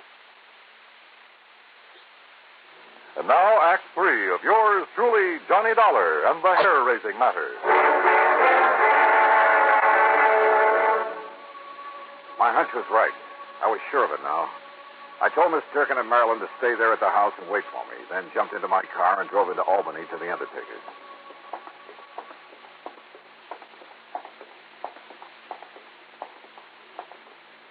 Here we are, Mr. Dollar. The embalming room is right here. Though I must confess we haven't had opportunity to prepare Mr. Edward's body yet. Good. We've been rather rushed all day. Yeah, sure. Now, where is he? Right over. Here we are. Was he a relative of yours? No. Wait a minute. What are you doing? Just, trying to make sure that a crazy hunch I had is... Look here now. Are you trying to pull his hair out? No. Off. What? I think. Now, look here, young man. Look. You see what I'm trying to do here? What? Yeah. Good heavens, I can't believe it. We would never have noticed it. I don't think anybody would have. But it's a hairpiece, all right. Just big enough to cover a small bald spot. It matches the rest of his hair so perfectly. Hey, you got some kind of a solvent? I don't want to have to rip it off. Yes, I think we have. To be here somewhere. Sure, those old bottles of hair tonic. Probably hadn't used them in years. But that little wooden stand, sure, he parked his wig on it. What did he say? And probably nobody knew that he wore it except himself. And somebody very close to him. Here, Mr. Dollar. Here, this will remove the toupee without damaging it. Yeah, good. But I don't understand why you want to take it.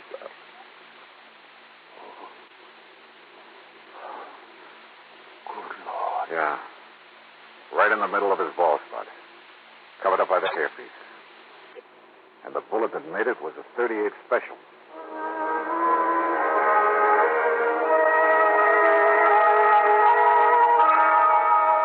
Marilyn, you say you didn't get here this morning until I did. Yes, Johnny? You're sure? Yes, Johnny. Run up to his room again. Where's Durkin? The kitchen, I guess. Johnny, you have a funny look. Yeah, come on. I'll tell you this much. Your father was murdered, all right. You sure of that? Yes, you bet I am. Now, look here, on his dressing table. You know what this is? Of course. It's a little hat stand I used when I was a kid. What's it doing here? I don't know. Funny. I never really noticed it before. How long did Daddy wear a toupee, Marilyn? A what? Toupee, a hairpiece. Oh, never. He was always very proud of his hair. You're sure about that? Of course I am. For a long time, he always used to smell of hair tonic when he came downstairs Well, in the morning. It just happens that you're wrong. What? A small, very well-made hairpiece covered the bald spot where he was shot this morning. with this 38 you say you found outside? But I did. Honestly. All right. All right, I believe you. In spite of the way you covered up any fingerprints that may have been on it. You did too, Johnny. Yeah, that's right. Now listen. That leaves only one person who could have known about the hairpiece, have killed him, and then covered up the bullet wound with it. I knew I'd smelled burnt gunpowder when we first came up here. Johnny, if you think that you mean... Yeah, but to prove it, well, I've got to try a bluff. Yeah, see if I can bluff her. I can't believe it. Yet with him dead, she'd have money, more money Hold than... it, Marilyn. Well, Durkin? So you're back. Where you been, anyway? Checking up on something. Something I should have suspected last night when I talked to Mr. Edwards on the phone. What do you mean, Johnny? Line clicks. That meant somebody was listening in on the phone downstairs. Don't look at me. I didn't even know you called him last night. I was in bed asleep. Were you, Durkin? What I was just checking on at police headquarters... Police headquarters? Yeah, was a set of fingerprints I found on a glass you'd been using in the kitchen. What? I wanted to compare them with some prints I found on this gun. Well, that's Mr. Edwards' gun. The one you used to kill him? That's a lie. Is it the fingerprints match? No, that's a lie. I wiped them off the gun. Before you threw it out the window? Yes. Then opened the other windows to let the smell of powder out? Yes, I wiped them off. At least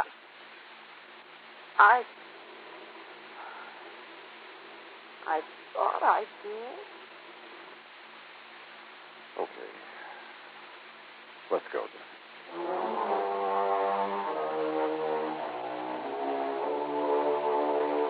Don't worry. There'll be no part of the insurance or any other money for Durkin. The courts will take care of that. And probably with vengeance. But for Marilyn, well, you know something? There's a gal I think I'd like to see again. And I don't mean because of her fortune. Expense account total, including all the mileage on my car, $47.50. Yours truly, Johnny Dollar.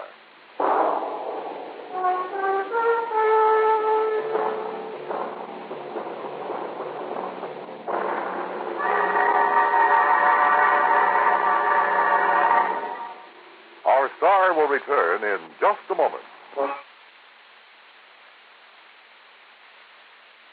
Now, here's our star to tell you about next week's story. Next week, a little jade statue is the key to one of the cleverest plots I've ever seen. Join us, won't you? Yours truly, Johnny Dollar.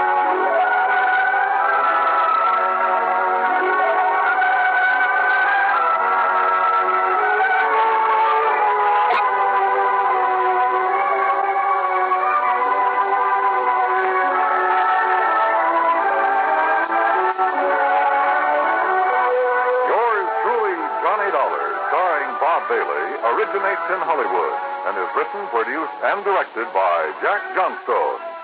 Heard in our cast were Virginia Gregg, Shirley Mitchell, Jack Edwards, Ralph Moody, Junior Matthews, and Parley Bear. Be sure to join us next week, same time and station, for another exciting story of yours truly, Johnny Dollar. This is Dan Cumberly speaking.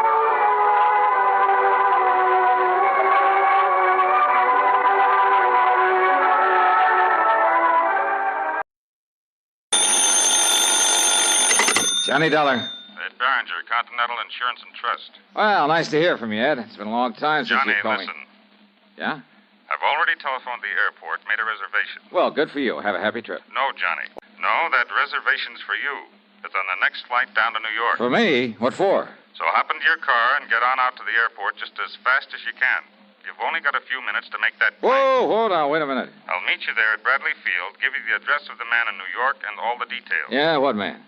His name is Lucian Look, Johnny, there isn't time. Get on out there to the airport. Yeah, you look. Unless I know why you want me to get down and see this Lucian, whatever his name is. Well? Sure, I'll tell you why. Well? Johnny, it's to prevent a murder. Oh?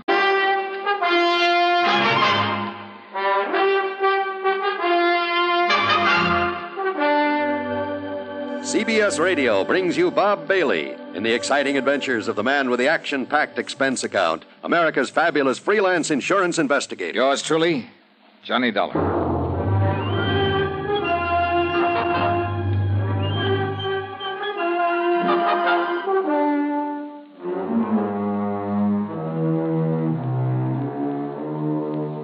Expense account submitted by Special Investigator Johnny Dollar to the Continental Insurance and Trust Company, Home Office, Hartford, Connecticut. Following is an account of expenses incurred during my investigation of the back-to-the-back matter.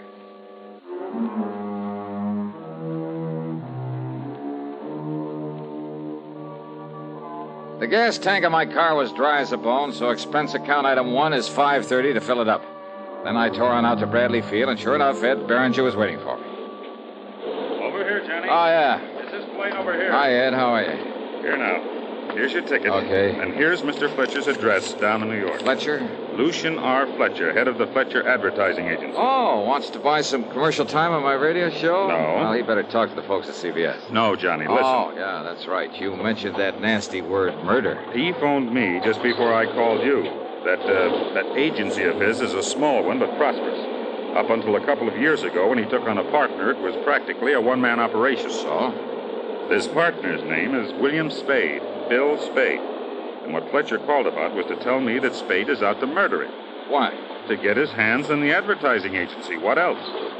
So jump onto that plane. No, wait, Ed. If Fletcher knows this, if he's sure of it... He's sure of it, all right. So, Johnny? Well, look, then why doesn't he call in the police? Have this guy, Spade, locked up? Spade is out of town on some business down in Philadelphia. But he's due back sometime today. There in New York. Now, Ed, look, Johnny, old man Fletcher isn't the kind to go off half-cocked, to come up with a false alarm.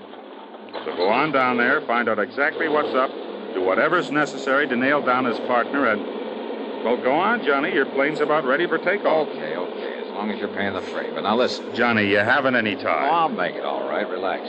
Listen, as soon as we take off, you telephone Lieutenant Randy Singer. Sure. New York Police Anything Department, 18th Precinct, Homicide Division. Yeah, okay. Tell him what you just told me, and then I'm on my way. Sure. Now get aboard before you're too late. Sure.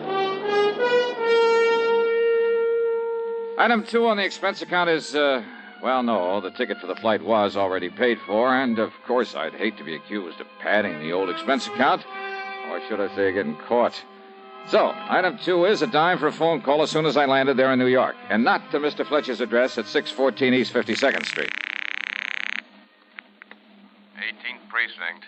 Conroy. Yeah, Conroy, this is Johnny Dollar. Let me talk to Lieutenant Singer. Oh, hiya, Dollar. How's the private eye business these days? Special investigator to you, copper. Don't like being called a private eye, huh? What's your guess? And listen, us cops don't like being called cops anymore. Yeah, so I've heard. But haven't you heard, Conroy, that a rose by any other name? Now, what's that mean? Well, you figure that one out. Now, will you switch me over to Randy Singer? Afraid I can't do that. What? The lieutenant pulled out here about 20 minutes ago in one of the squad cars. Oh. Big emergency or something, like aren't they all? But he'll be back. Well, look, do you know if he got a call from up in Hartford, Connecticut a while ago? Not that I know of. But I only come on duty about half an hour ago. Okay. But I know he made a lot of frantic phone calls before he took off, if that means anything. Well, does it? Also, he took the medico along with him. Well, listen, Conroy, when he comes in, tell him I'll be over at 614 East 52nd Street. 614? At the apartment of a Mr. Lucian R. Fletcher. Now, Dollar, you... Tell him if he can make it, I want to see him over there. 614 East 52nd Yeah, that's right. Now, listen. Gotta go now. Item 3 is 640 for a taxi into 614. For some silly reason or other, the doorman at that snooty address hesitated about steering me up to Mr. Fletcher's apartment. That is, until I flashed my credentials at him and mumbled the magic word, emergency. And I took the elevator up to the 9th floor.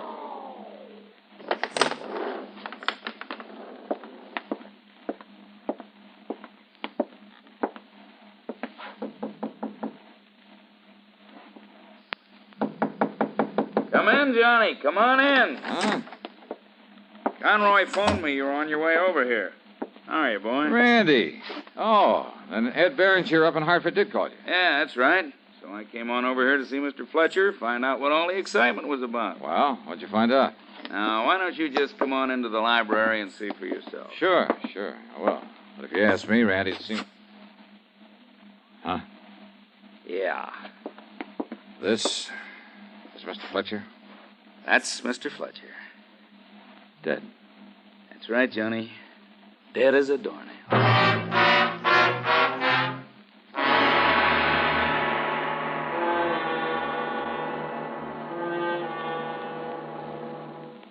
Who'd you vote for in the last general election? You may not realize it, but you voted for someone you probably never heard of and whose name may not have appeared on your ballot. And who was this stranger? He was the elector appointed by your state to decide who was to be our president. Every state has as many electors as it has representatives and senators in Congress combined. Collectively, they're called the Electoral College. And it's the members of the Electoral College alone who can vote for the President of the United States. Your vote was cast for the group of electors that pledged itself to vote for either the Democratic or Republican nominee. But you did not vote directly for either candidate. A roundabout way of doing things? Yes. But you must remember that when the Constitution was written, there was no television, no radio, and few newspapers. The majority of voters had never traveled more than a few miles from their own homes. In these circumstances, it was impossible for a voter in Maine to know about the great public figures of New York or Pennsylvania, Virginia, or South Carolina. There were not even any political parties to guide him. And so the voter in Maine didn't try to do the impossible.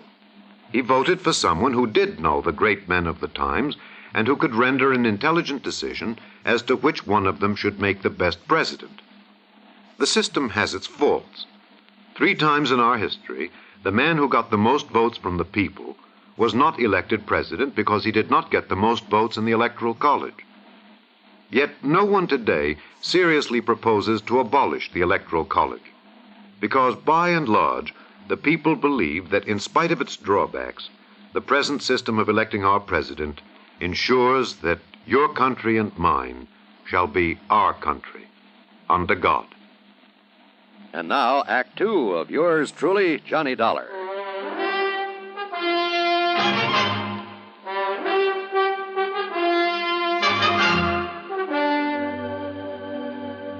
Yeah, Johnny, somebody came in here and finished him off with just exactly one nice, clean shot through the heart. Uh-huh. Any sign of a struggle, Randy? Anything like that? No, sir. So it must have been somebody that he knew that let him in here himself. Well, I'll buy that, all right. And it kind of proves the old man was right in his fears after all. Huh? When, Randy? Any idea when Mr. Fletcher was murdered? Well, I got that call from your insurance agent up in Hartford early this morning. I tried calling Mr. Fletcher at his office, but they told me he hadn't come in yet. Yeah? So I tried calling him here. No answer. So I grabbed Doc Snyder, and he was sure that Fletcher hadn't left the place. Well, I borrowed the key, and the Doc and I came up here. Randy, you haven't answered my question. Oh, according to the Doc, it happened sometime very early this morning, right after midnight. Uh-huh, I see. Doc and a couple of boys from the lab just left. Oh, did they find anything, Randy? Any clues? Not a thing to work on. All they know is that he was shot through the heart and what he was shot with. And believe me, Johnny, that bullet was placed just exactly right. Well, now, what do you mean by that? Well, just take a good look at it right there. Well, now, what under the sun is that? Some kind of a bulletproof vest? Yeah, that's what I thought until Doc Snyder looked at it. No, Johnny, it's a kind of a corset. Corset? Yeah, that's right, a kind of a back support that was made for him especially. On account of some kind of sacro lumbar trouble or something. Oh, yeah, sacro-lumbar support. Yeah, that's it. Well, I've never seen one quite like this. Now, this thing's almost like a suit of armor. Sure. That's why I say it was a lucky shot. I mean, the shot had to be placed exactly right. Inch or two on either side, and one of those wide steel ribs would have bounced it off, or at least kept it from going straight into his heart. Oh, now, wait a minute. A .38 slug pack's a lot of wallop. Yeah, only this was a little .22.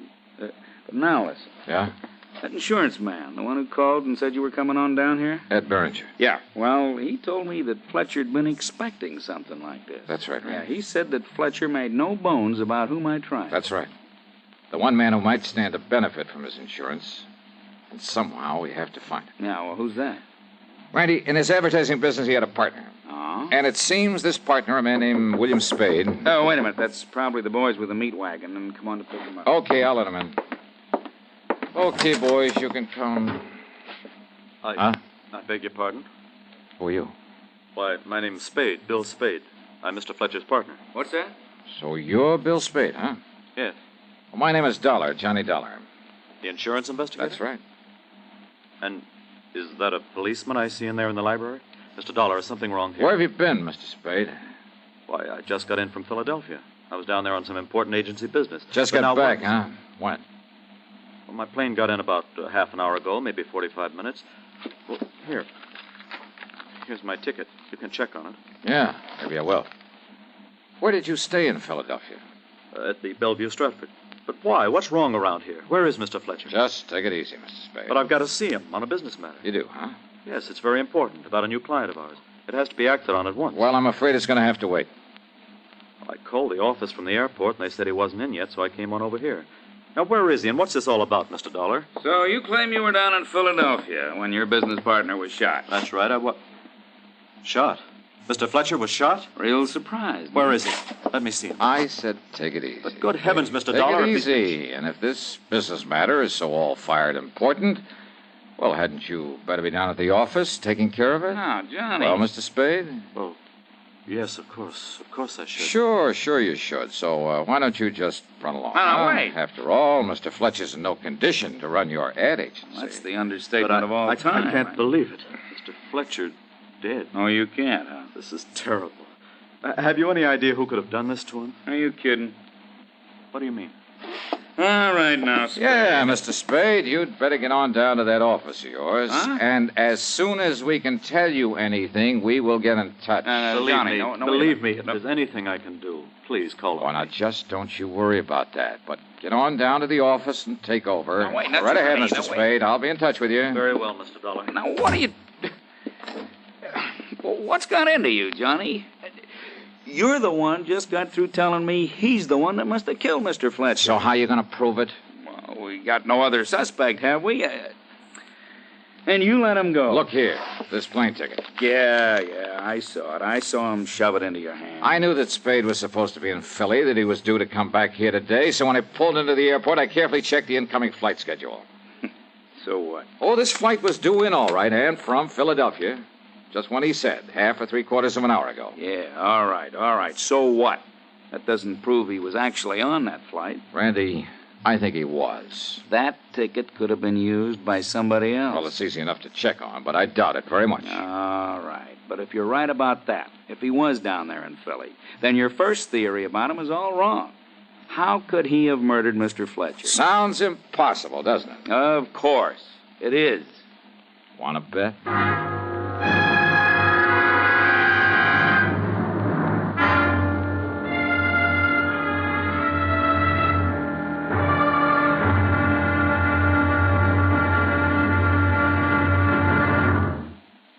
He looks just like his father. We've all heard statements like this, but have you ever stopped to wonder exactly why we resemble our relatives?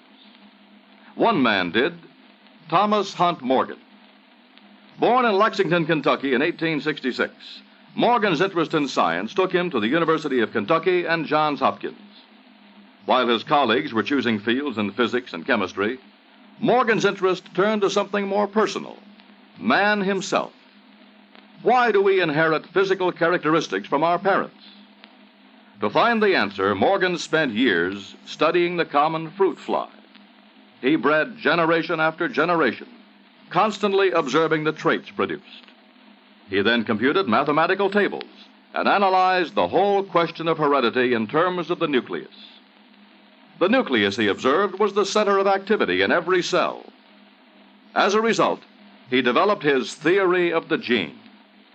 This theory, simplified, holds that each human cell contains hundreds of units called genes, and each gene carries a physical characteristic from its parents. For this outstanding work, Morgan was awarded the Nobel Prize for Physiology and Medicine in 1933. Thomas Hunt Morgan, an American scientist with the philosophy that somewhere there must be an answer. Let's find it. Now, Act 3 of yours truly, Johnny Dollar, and the Back to the...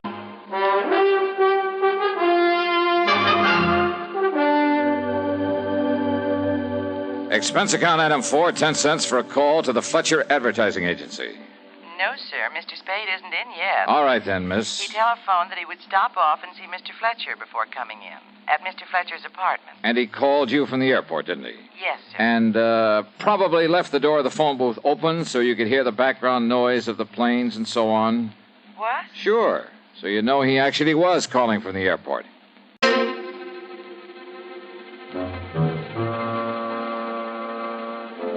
Item 5, 60 cents for half a dozen calls to various departments of the airline company. And finally, I managed to get hold of the gal who'd been stewardess on the flight in from Philadelphia. Yes, kind of light sandy hair and blue eyes. Uh-huh. And he wore a dark brown tweed suit. Oh, and his briefcase had the initials WS on it. Yeah, then it must have been Bill Spade, all right. But how come you remembered him so well out of your whole list of passengers? Oh, how could I forget him? What do you mean by that? Oh, Mr. Dollar, from takeoff to landing, that whole flight was perfect. But Mr. William Spade insisted he was airsick, or on the verge of it. Oh? He must have pushed the call button a dozen times. Mary and I were busier with him than with all the other passengers put together. Oh, I see. Mary swore he was perfectly all right. That didn't keep him from pushing that button. Yeah, almost as though he was deliberately calling attention to himself. Yes, certainly looked that way. But why? I think I have a pretty good idea. Thanks a lot.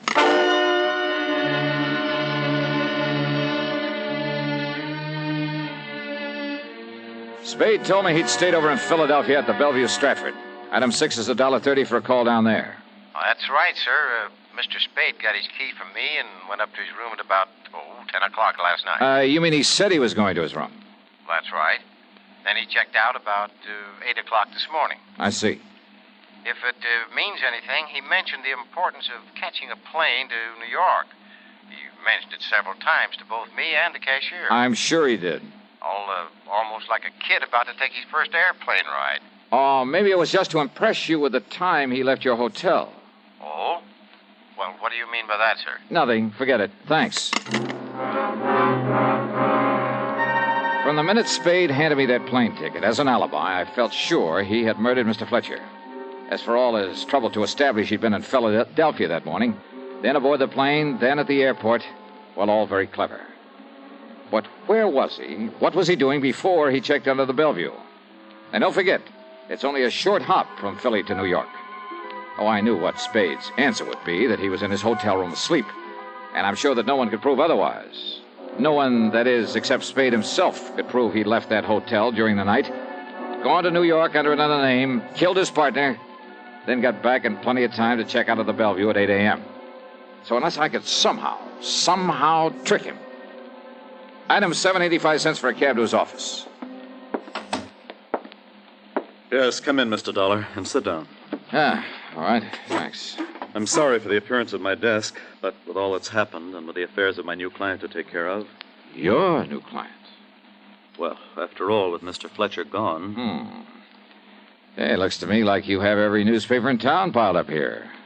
But they wouldn't write about Mr. Fletcher unless he were dead or murdered. What? Tell me, how did you and Fletcher get along?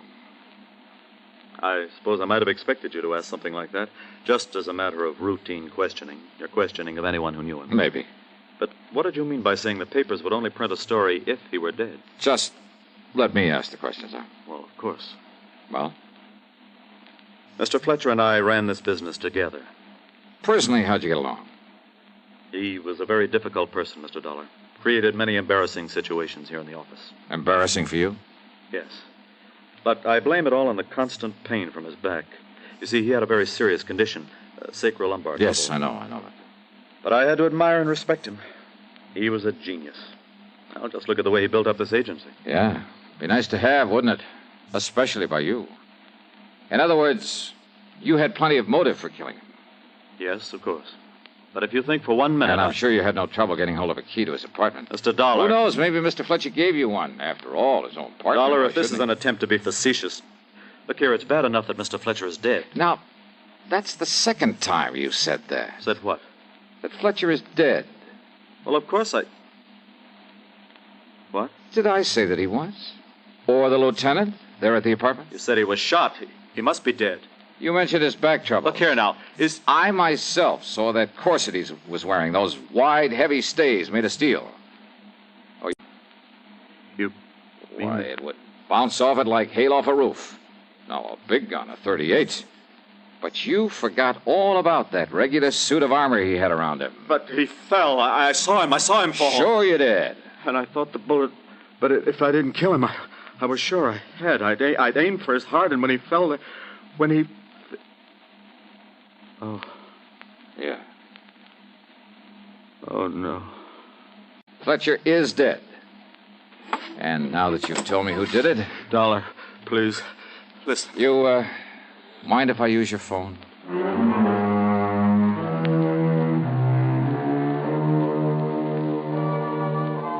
Ah, it's funny how a man like that can plan a thing so carefully, carry it out so carefully, and then when he's caught, lose his head and blab all over the place. Yeah.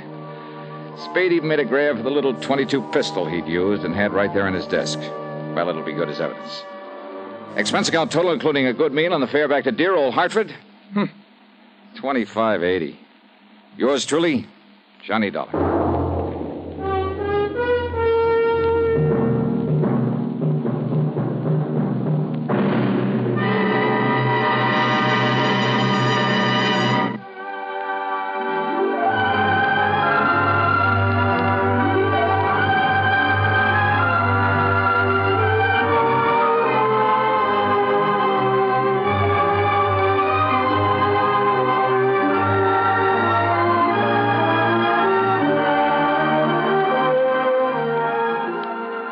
Truly, Johnny Dollar, starring Bob Bailey, originates in Hollywood and is written, produced, and directed by Jack Johnstone.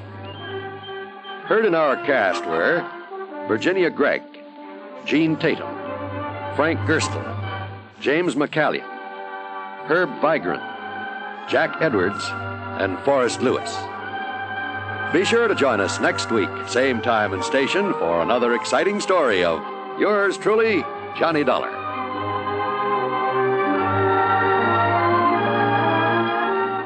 This is John Wall speaking. Johnny Dollar has come to you through the worldwide facilities of the United States Armed Forces Radio and Television Service.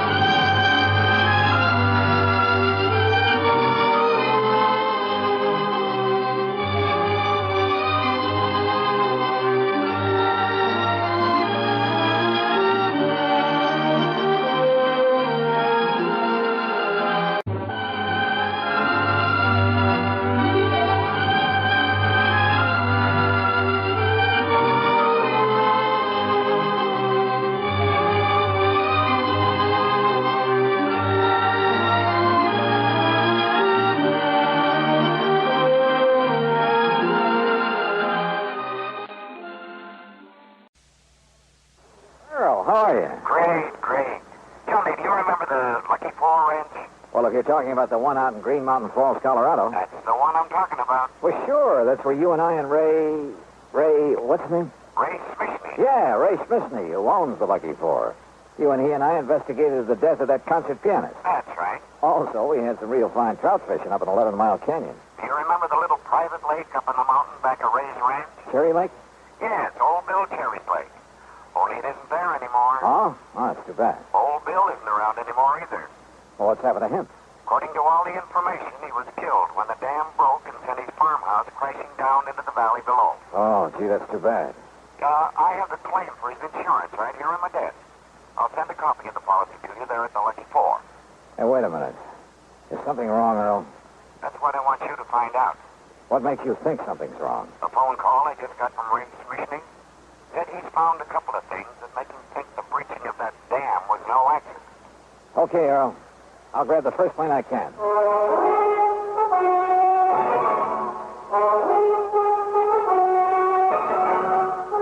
Bob Bailey in the exciting adventures of the man with the action-packed expense account, America's fabulous freelance insurance investigator. Yours truly, Johnny Dollar.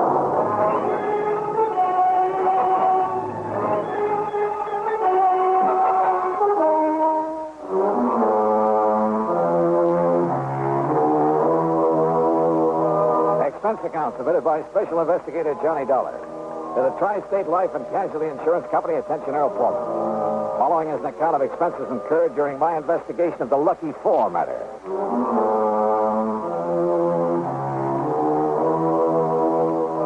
Expense account item 1, $3.25 phone call to Ray Schmishney to tell him I was on my way.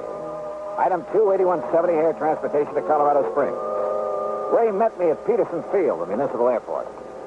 Well, glad you could make it, Johnny. Yeah, it's good to see you again, Ray. How are things with the Lucky Four? Oh, just fine. Our best season ever. Here, we'll shove your bags in the back seat. Okay, good. Go ahead now, hop in. Yeah, sure. All right. Now, what's this about your thinking old Bill Cherry's death was no accident? Johnny, I'd better give you the whole story. You remember Cherry Lake, don't you? Sure. I remember taking a couple of nice trout out of it on a Silver Doctor. Or was it a Royal Coast? Well, you didn't meet old Bill because he was away at the time. Actually, we were kind of poaching when we fished up there. Oh? If he'd suddenly come back and caught us, he'd probably have filled our hides with birdshot. And here I always thought you were on the side of law and order. He was a kind of ornery old cuss, but in spite of it, we got along pretty well. Even after he put in that dam. How'd the dam affect you? 3 Mile Creek used to water some of my property before he put it in. Some of the others down below, too. Oh, I see. But now what happened? Johnny, old Bill's little plot of farmland is up around the 9,000-foot level, you know. Yeah, I know. So the snowpack melts down pretty late. That meant a big summer flow of water into his lake. Yeah. And what about when some of your big summer rains come pouring down? It was during one of the big rains a couple of weeks ago, one night it was, that the dam gave way. Johnny, that thing busted loose like an explosion. And what was left of old Bill's house came tumbling down on the Lucky Four property. And old Bill? Oh, we found his body in the wreckage. Oh, hold on. I'm going to take my favorite shortcut and get away from the highway traffic. Sure. But now, Earl Foreman told me you seem to think that dam didn't give way by itself. Well, I did in the beginning. Everybody did. And why not? Homemade dam, more water in the lake than ever before, more water pouring down out of the sky to fill it up. Big storm. Maybe it was even hit by lightning. But now? Johnny, I went up there and poked around a couple of days ago. First chance I've had since the rains quit. Now, what did you find? A couple of things I want you to look at. What kind of things, Ray? Now, they may not mean a thing, Johnny, any more than who's the beneficiary of old Bill's insurance. Which reminds me, did Earl send me something in the mail? Oh, yeah, a big envelope, Johnny, and I opened it by mistake. It was supposed to contain a copy of Bill Cherry's policy. It did. And when I looked at it and saw who the beneficiary is... Hey, sounds to me like you need a tune-up, buddy. That's funny. Let's stop and take a look, huh? Yeah, why not?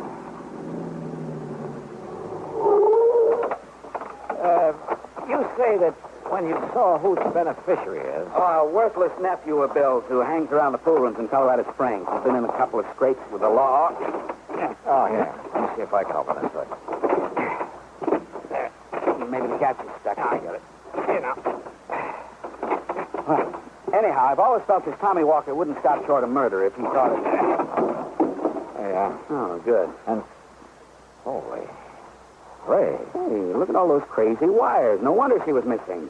You didn't put that wiring in there? Are you kidding? Ray, come on, hit the deck. Huh? Come on the side of the road, back of this rock. What's the matter? All right, get down fast. What's got into you, Johnny? And look. No, you look. Johnny, holy smoke.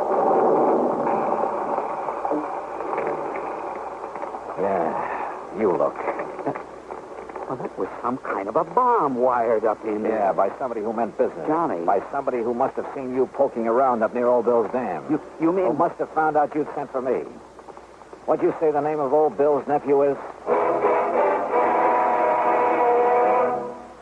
Act 2 of yours truly, Johnny Dollar, in a moment.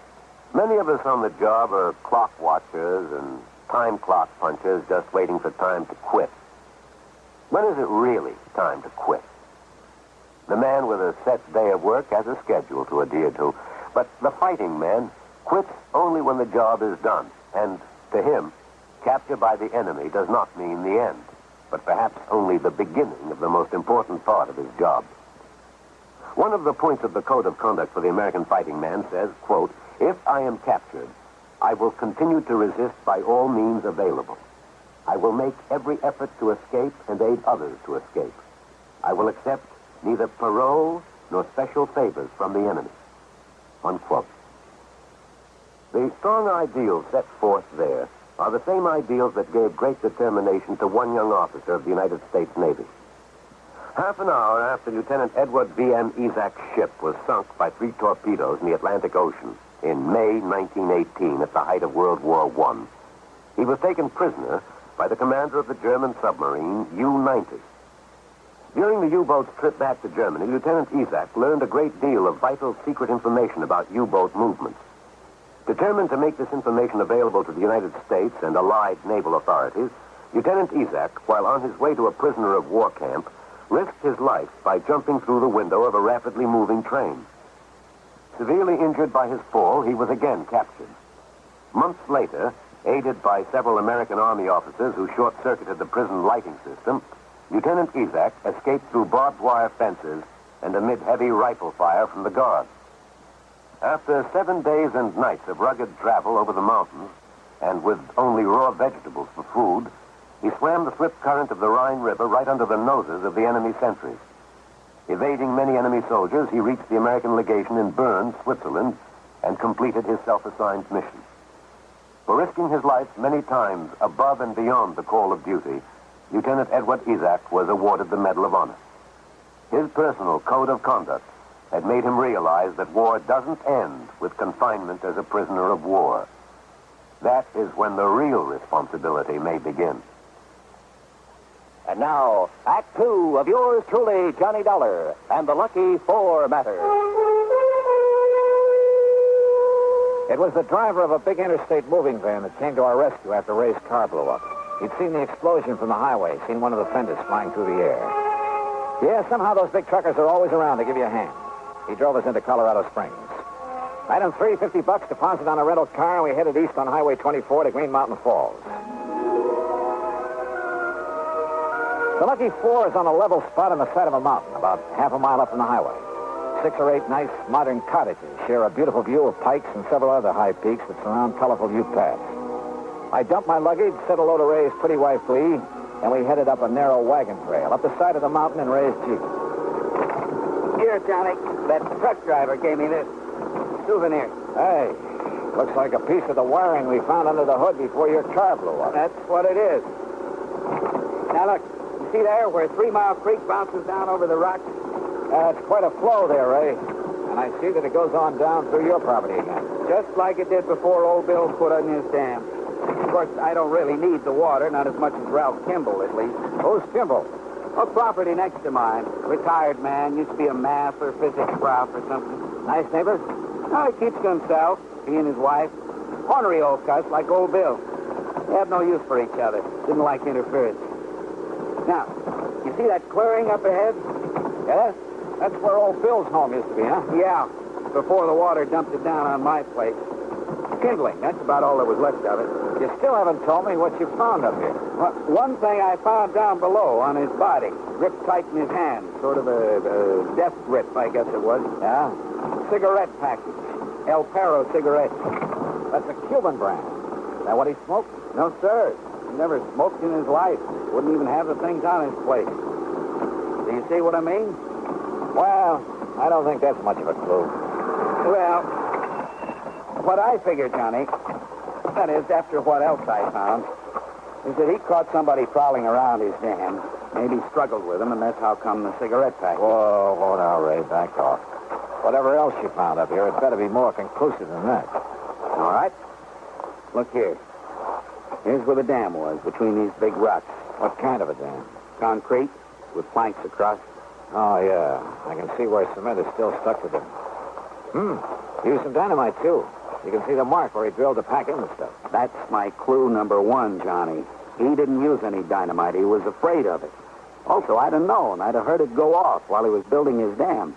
But somebody... Yeah, somebody, all right. Look at this. Plastered on this rock. A piece of label?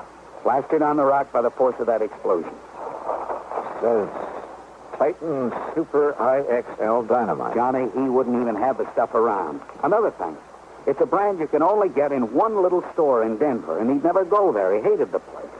Yeah, you said the dam went like an explosion. Yes, sir. But of course, with all the thunder and lightning that night, who could be sure which was which? Oh, well, chances are lightning wouldn't reach down here, Ray, with all the high peaks around. That's what first hit me, Johnny. Come on. Let's go into Colorado Springs and find this nephew of old Bill's. Tommy Walker. Yes, sir, Johnny. Being the beneficiary and all, who else could it be? Ray, I'm with you.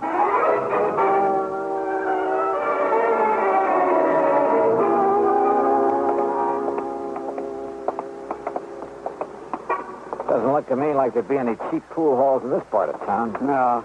But up ahead's the Ace High radio shop. That's where Tommy was working, last I heard. Oh? Can you think of anything better to tie in with the way that infernal machine was wired into the hood of your car? Holy smoke, Johnny, you're right. But, well, what I don't understand is how come it didn't go off the second I turned on the ignition? May I help you, gentlemen? Some kind of timing device. I think whoever said it wanted to get me, too. Yes, sir, gentlemen. That means he knew you'd be in the car with me on the way back from the airport. That's right.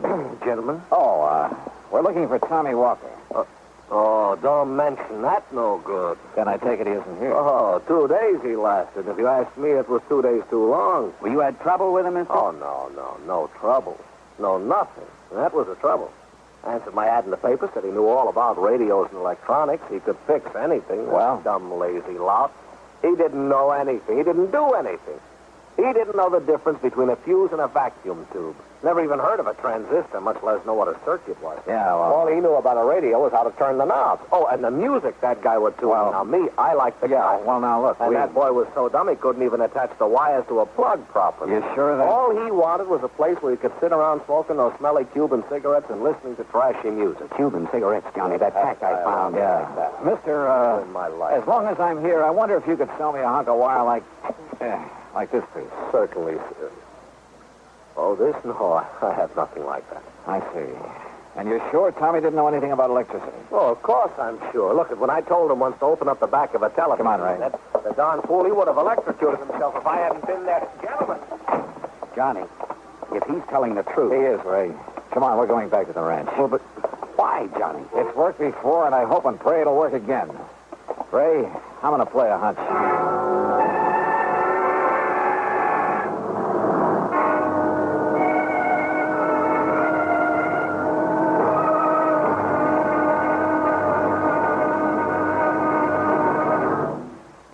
Act 3 of yours truly, Johnny Dollar, in a moment. And now for another episode in the life of Sergeant Donald Bellwether, my husband.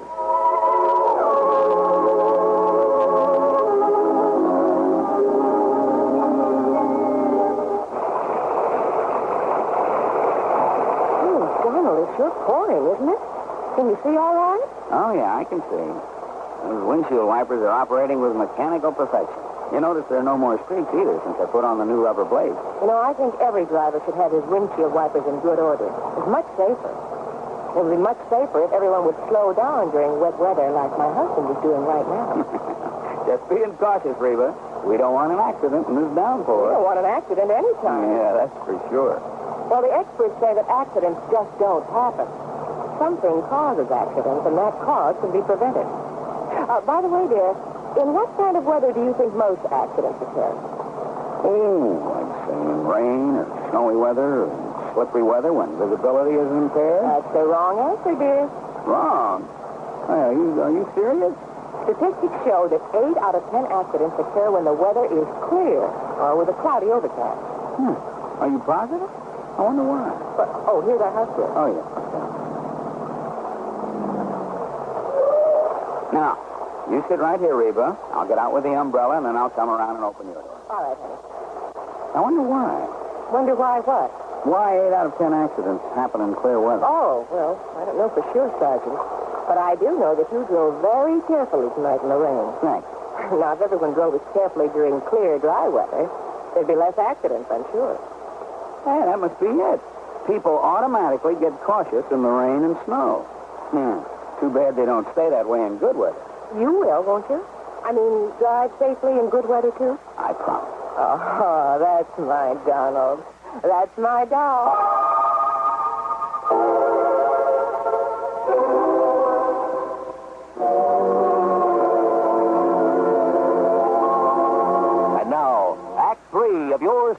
Johnny Dollar and the Lucky Four Matter. Back at the Lucky Four, Ray's wife, Glee, made us a couple of sandwiches and some coffee. We'd kind of forgotten about lunch. But I looked over the insurance policy that Earl Pullman had sent on to me. Yeah, Tommy Walker was the only beneficiary. But, and this was the important part, he was due to receive the munificent sum of $1,000. And that's all. That's all? You mean he'd kill his uncle for $1,000? I don't think so, Glee. Well, and yet, if Tommy is the only one to benefit... Listen, Ray. You told me right off the bat you hadn't liked the idea of old Bill putting that dam up there. Johnny. Johnny, no. That is... Well, none of us liked it. What do you mean by us? Well, none of us. The Kimballs and us. Only because it kept the creek from coming down here. He made a diversion when he put in that dam. But after I put in the pumps, we've had plenty of water. And I'd have had to put in the pumps anyway. You ever use dynamite around here, Ray? Sure, most everybody does one time or another. In this whole section, use it to clear the land. Johnny, that... Listen, Johnny, I don't know what you're driving at. Most everybody does, huh? Yes. Have you ever used that particular brand? Titan Super IXL? No, sir, never in my life. But you knew where to get it.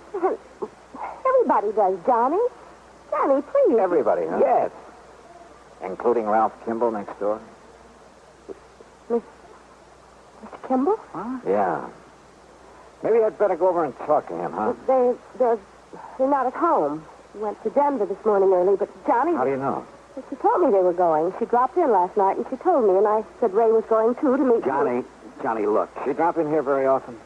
Well, only since the dam broke, and... Well, they weren't too friendly before, but now... Well, Physics professor, huh? Electronics. Good Lord, Johnny. I'm going over and take a look around. Oh, dear. I'll go with you, Johnny. Ray had minimized the problem he'd had when the dam was put in. Maybe his next-door neighbor hadn't. Kimball had kept to himself, Ray said. It was very much like old Bill Cherry, an ornery sort of cuss who didn't like interference. And old Bill's dam had certainly interfered with Kimball's water supply. We started our search in the workshop back at Kimball's house. Here it is, Johnny. Take a look. Titan Super IXL. Look here, Ray. This rock drill the same size as the one used up on the dam? Sure is, Johnny. And if we can find some of it. Yeah, this is it, all right. Same kind of wire that was on the bomb under the hood of my car. Pretty good evidence, if you ask me. And here. El Perro, the same brand as the cigarette package you found clutched in old Bill's hand. But listen, Johnny. Yeah? This is only what you'd call circumstantial evidence. But if there's enough of it, listen. Yeah? Maybe you underplayed it. Maybe you were pretty sore about that dam. Well, of course I was. And so was Kimball. Well, he threatened to sue, Johnny. He threatened a lot of things, but that doesn't... All right. Call that the motive. Now, this evidence, this rock drill. But a lot of people use them, maybe even the same size. And this wire, the same kind used to hook up that bomb. But, well, most anybody could get wire like that. I think. The point is, he has it. And the right brand of dynamite. Well, anybody who knows that store up in Denver... As for hooking up that infernal machine, Kimball was a physics professor, electronics. Yeah, that's true. Did he know about your private shortcut to Denver? Yes, Johnny, I told him one time. He also knew when you and I would be on that road. Glee had told his wife. She probably told her why I was coming here. Yes, that's true. Kimball and his wife left for Denver early this morning. And look, Johnny. Huh? The mud on these boots here in the corner. The same gray silk you find only up around Cherry Lake. Yeah. And if that doesn't prove it... But, Johnny, it's all circumstantial. But it'll hold up in court. What? 7 points of similarity, Ray, that'll stand up in any court in the land. But even if... Even if. Because what the law calls 7 points of similarity, as any mathematician can tell you, will occur only once in 38 billion times. That's true? That's true. And that's what's going to hang Mr. Kimball. That, Mr. Dollar, is not true. Huh? Kimball. Oh, now, surely you're not going to be foolish enough to use that thing, Kimball. You've left me no alternatives now that you found out. Now look, Mr. Kimball. All right, Bizney. Dollar, if you want to do any praying, do it fast. What? Yes, Mildred? Ray's wife. Ray's wife? Yes, she's coming over here with a shotgun. Shotgun, eh? Well, she's too late. Oh, no, she isn't.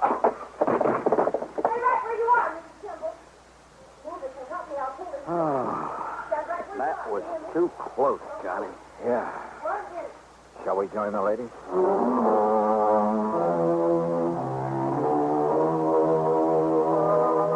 Well, it's up to the authorities now, the courts. And I don't think there's much doubt about the outcome. Kimball's attempt to kill us was the clincher. As for Tommy Walker, the heir, well, you'll have to pay him off on old Bill's policy. Expense account total, including the trip back to Hartford, $224.95. Yours truly, Johnny Dollar.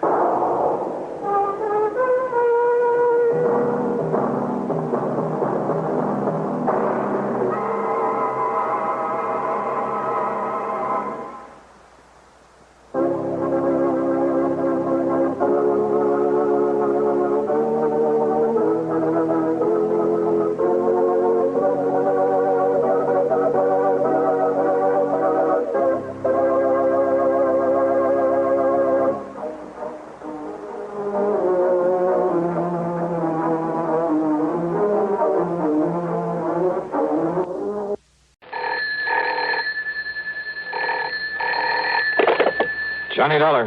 Monsieur Dollar, you will be amazed. You will be thrilled. Yeah, well, I think I've had all the thrills I need here in Paris. And who are you?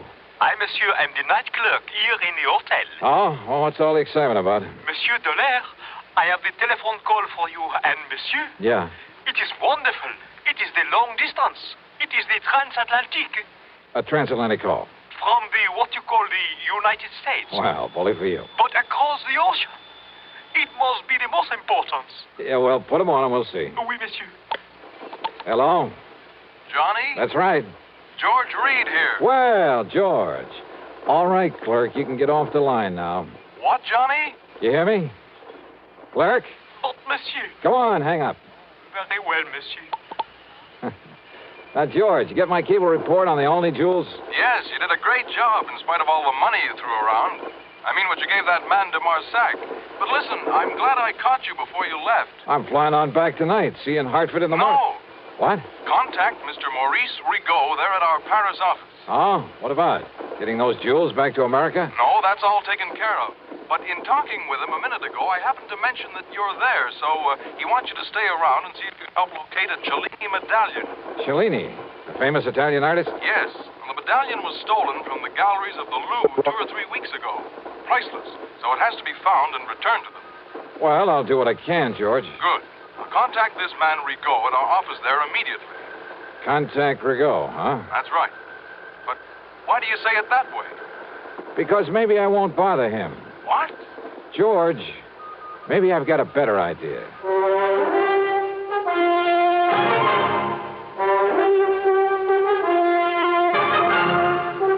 CBS Radio brings you Bob Bailey in the intriguing adventures of the man with the action-packed expense account, America's fabulous freelance insurance investigator. Yours truly, Johnny Dollar.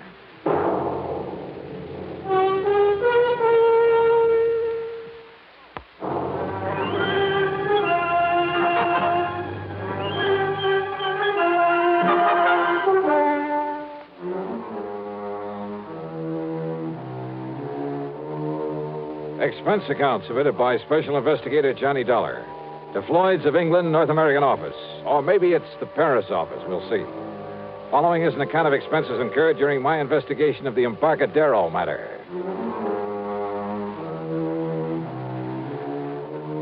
Expense account item 1, a few francs. Call it 10 cents American for a telephone call.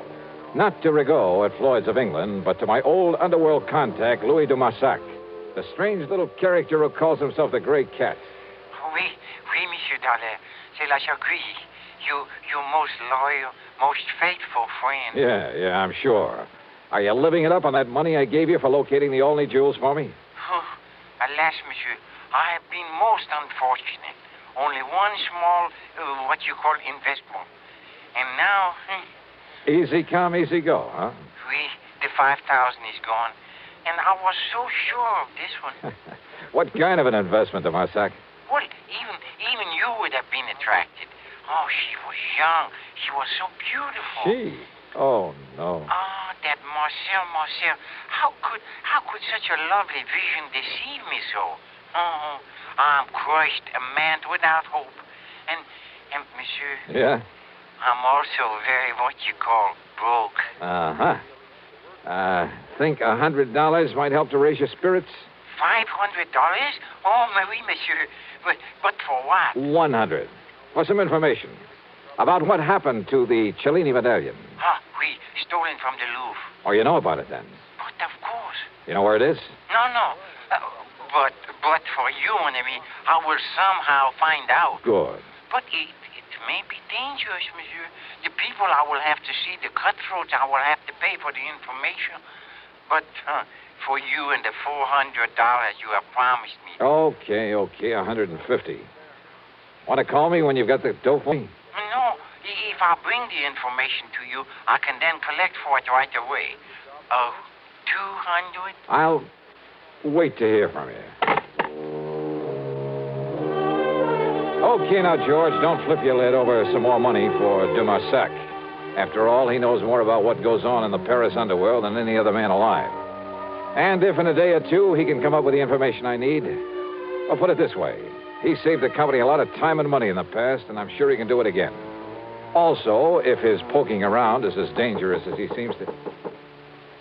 Yeah? Well, come in. De Marsac. Oh, oui, monsieur. I agree.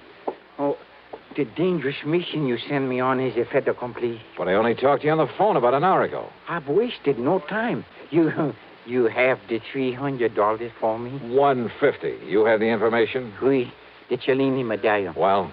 Well, it's on the way to your own country. On the way? How? Hidden away in a case of wine aboard the ship, the Klemper Hall, out of Le Havre. The Klemper Hall, huh? Destination? San Francisco. Now, when's it due to arrive there? Late tomorrow night. The cargo is many cases of wine. Yes, bottles of wine. The medallion is hidden away in one of them. You're sure of all this, de Marsac? But of course, mon ami. Because if I fly all the way to San Francisco and find out you're giving me a wrong steer... Oh, no. How can you, my oldest, my dearest... Yeah, sure. Now, this means that someone over there is going to have to pick it up. Oui, at the warehouse at the pier. And Monsieur Frank Gerstel. Gerstel? You know? If he's the one I'm thinking of. A fence who used to operate in New York, but they can never pin anything on him? It must be the same. But in a shipload of wine, how'll he know which case has the Cellini medallion in it? By this mark, mon ami. Yeah? So. A tiny circle, yeah? With a Maltese cross in it. Oui, like so. Okay, de Marsac.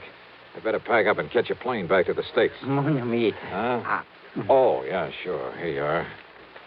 50, 100, 150. Oh, monsieur, such a dangerous... Okay.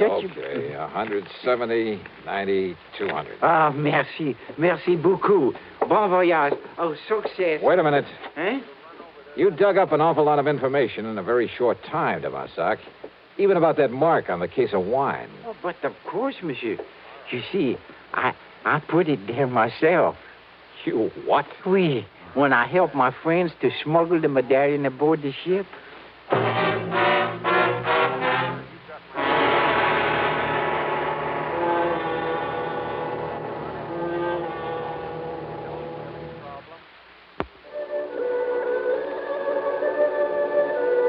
Expense account item 2 is the couple of $100 to de Marsac for the information about the stolen Cellini medallion.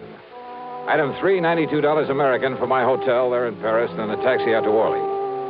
Item 4, $5.99 even plane fare, Paris to New York to San Francisco and a taxi to my favorite hotel, the Huntington, up on Nob Hill. A pea soup fog had settled over the city, and the driver had to practically feel his way the last couple of blocks. By the time I'd cleaned up and changed my clothes, it was late, and I was hungry. And after the long plane trip, I was glad for a chance to walk over to the Fleur de Lis on Sutter Street. Cocktails and a rare good dinner ran up item 5, $11 even.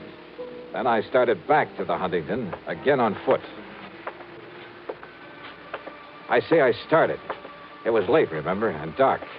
Not many people on the streets. And suddenly I was conscious of someone behind me, slowly catching up with me. In the fog, he was only a shadow, but I was sure he was following me. I slipped out my gun under my coat, then slowed my pace. All right, brother, what? Huh? Yeah. Hi, Johnny. Smokey Sullivan. Yeah. Well, what under the... How are you, Smokey? I thought that was you coming out of that fleur-de-lis. Hadn't you better put that back in your coat, huh? Oh, yeah, sure. Hey, listen, you're just the man I want to see. Yeah? Yeah. And if you can dig up some information for me about somebody, I'll make it worth your while. You're real good to me, Johnny. I'll do anything I can. And listen. Yeah? I don't know why you're out here this time, and maybe this ain't got nothing to do with it. What's that, Smokey?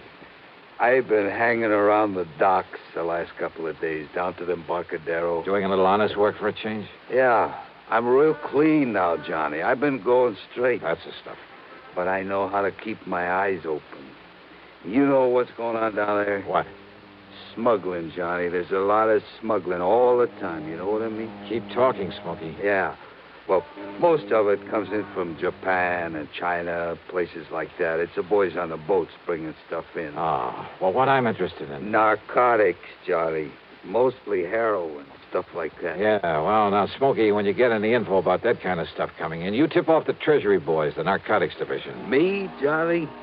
Me go to the cops? You mean because of your past record? Yeah, they wouldn't believe me, Johnny. That's the trouble with going legit. I mean, the kind of guy I was. Don't ever kid yourself. I don't want to lecture you, Smokey, but believe me, it's the best way in the world for you to make up for some of the things you've done in the past. Look what you've done in helping me. Yeah, I know. And it was you got me going straight. But don't you see, if anybody was to find out that I was informed... Don't worry. The Treasury boys will never talk. Okay, Johnny. But now the man I'm interested in... But now, like I was going to tell you... Smokey, listen. Like I said, most of the stuff is from the Orient. But down there to the docks, a couple of nights running now. Well, Johnny, you ever hear of Frankie Gerstel? Are you kidding? That's the man I was going to... You mean the one who used to be a fence back in New York? Yeah. Long time ago, I done a couple of jobs for him. That was before, you know. You've seen Gerstel around here? Down to the Embarcadero. Sure. Waiting for the Klemper Hall to pull in from Europe. The Klemper Hall, Johnny? Yeah. With a cargo of French wine? Yeah, that's it. How do you know? I helped unload her. You what? Yeah, come in ahead of time, early this morning. And I got here too late. Huh? Or maybe I haven't. Come on, let's get on down to the Embarcadero.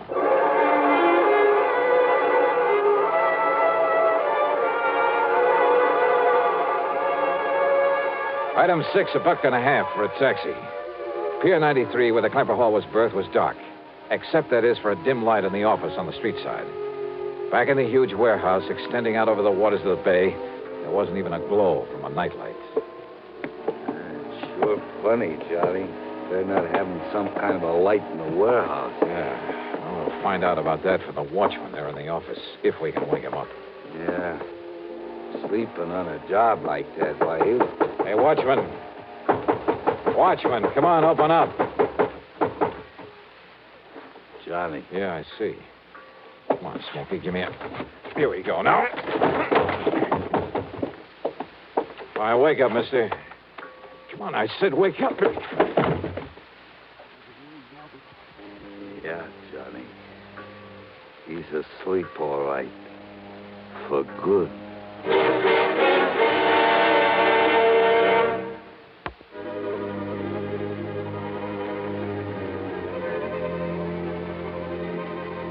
Fog-shrouded San Francisco, or the Embarcadero at night. There in the little office on the shore end of Pier 93, we found the watchman. Found him dead, with a bullet in the back of his head. Which meant that in all probability, Frankie Gerstel had gotten there before us, had already taken the Cellini medallion out of its hiding place.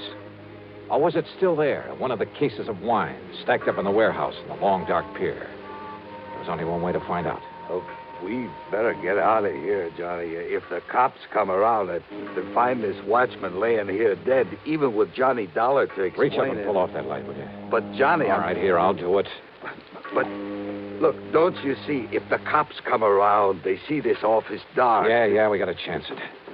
Now, if this watchman had a flashlight on him... Yeah, in the side pocket of his coat. Side pocket, yeah, here it is. What are you going to do, Johnny? I'm going back into that warehouse. But, Johnny, don't you see, if you put on the lights back there... That's why I've got this flashlight. I've got to locate a case of wine in there with a peculiar mark on it. Something else in that case? A priceless medallion that was stolen from the Louvre. It was smuggled in so Gerstel could pick it up. But if he's already been in here and taken Well, I gotta it- make sure. You wait right here. Johnny, if a prowl car comes down the street... Okay, shove the watchman's body under the desk. Turn the light on again and sit there in that chair with your hat pulled down over your face. If a prowl car comes along, wave to it. Whatever you say, Johnny. If anybody else comes along, tries to get in here, yell bloody murder and get out the best way you can. I'm going back in the warehouse. And don't switch on the lights in there. But be careful, Johnny. Yeah.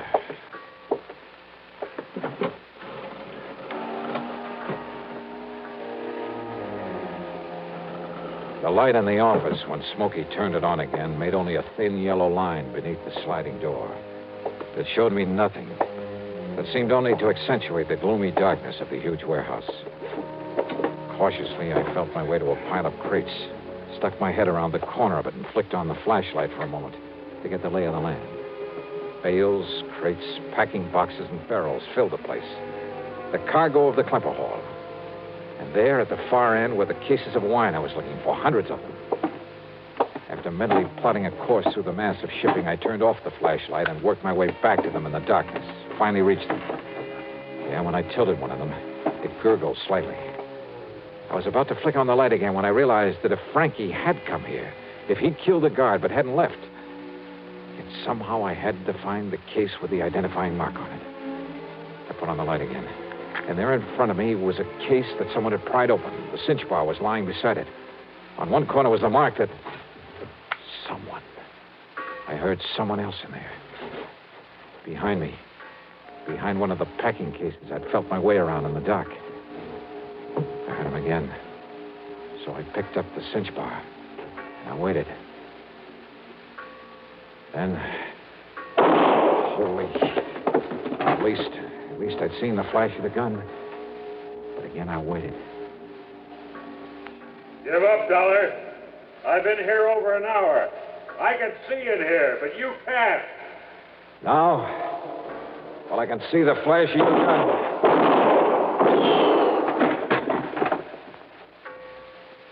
You see what I mean? Dollar?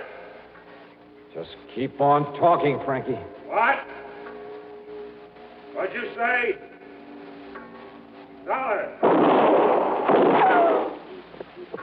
The cinch bar. All right, here, Frankie. Ah, that's a stupid trick.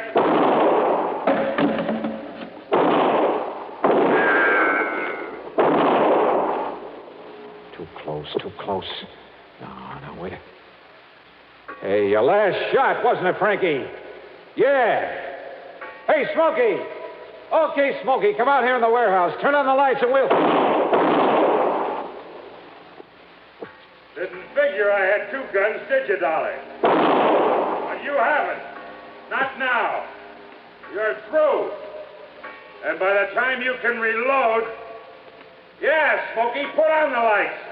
I can use them now. No, Smokey, no. That's right. And leave them on. And, Dollar, I'm going to dig you out from behind those crates and kill you. You hear me, Dollar? You can't get away. Yeah, because now I see you. So I pull this trigger. Smokey. Johnny, I took the gun off the dead watchman. Are you all right, Johnny? Yeah. Are you all right? Yeah, sure I am. You saved my life, Smokey, thanks. Yeah, you're welcome, Johnny. But listen, the cops are coming. Yeah, I hear them. Well, then, Johnny... Stop worrying, Smokey. But don't you see... You're on their side now, remember? But if they... Yeah, I guess I am. Sure.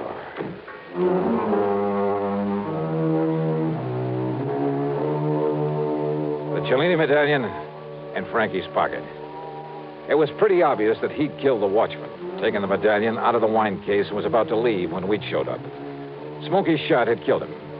Had Smokey been worried, too, when the police barged in on us. But now he's a public hero.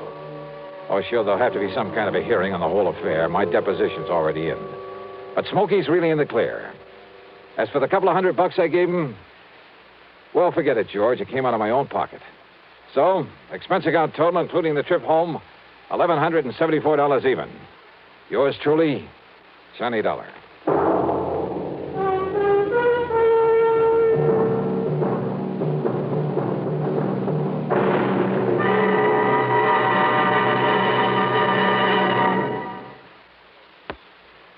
Now, here is our star to tell you about next week's story. Instead, let me say hi to 3 new CBS affiliates. They're KAAB in Hot Springs, Arkansas, WRIG in Wausau, Wisconsin, and WOMI in Owensburg, Kentucky. Welcome to CBS Radio. Yours truly, Johnny Dollar.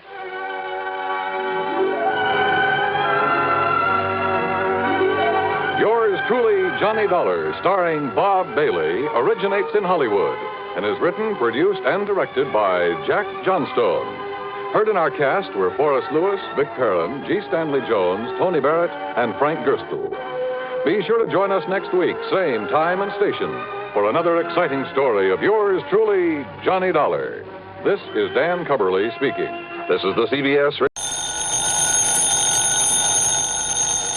Johnny Dollar. Pat McCracken, Johnny, Universal Adjustment. Sorry, Pat, but the answer is no. Huh? My bags and fishing tackle are all packed. Johnny. The plane ticket is just waiting for me out of Bradley Field. Plane's due to take off in a few minutes, and believe me, I'm going to be on board. Well, fine. So don't try to stop me. Well, because what I called you about... Well, listen, Johnny. It's no use, Pat. I'll see you when I get back, and not until. That's what you think. Well, now, look, there's nothing so important that it can't wait a week or so. Wrong, Johnny. Now, listen. No, I'm sorry, but it's no use. But don't you see, Johnny... All I see is that it's time for me to get out there to the airport. I'll drive you out. Oh, no, you won't. Johnny, will you listen to me? So long, Pat. Johnny! And so help me if he tries chasing me out to the airport.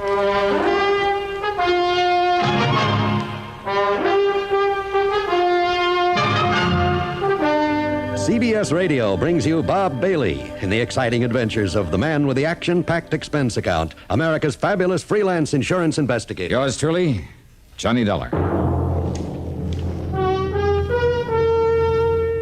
Now, Act One of yours truly, Johnny Dollar.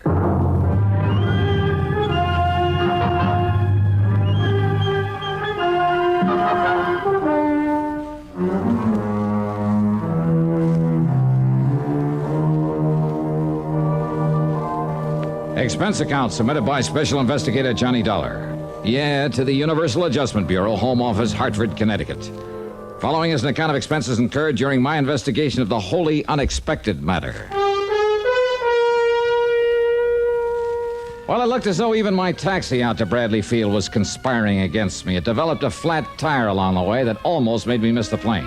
Oh, and that cab and plane fare, item 1 on the expense account, $163 even. Though I didn't realize that at the time it was going to be paid for by Universal Adjustment Bureau. Anyhow, I got to the field in the nick of time, jumped aboard the ferry plane for New York.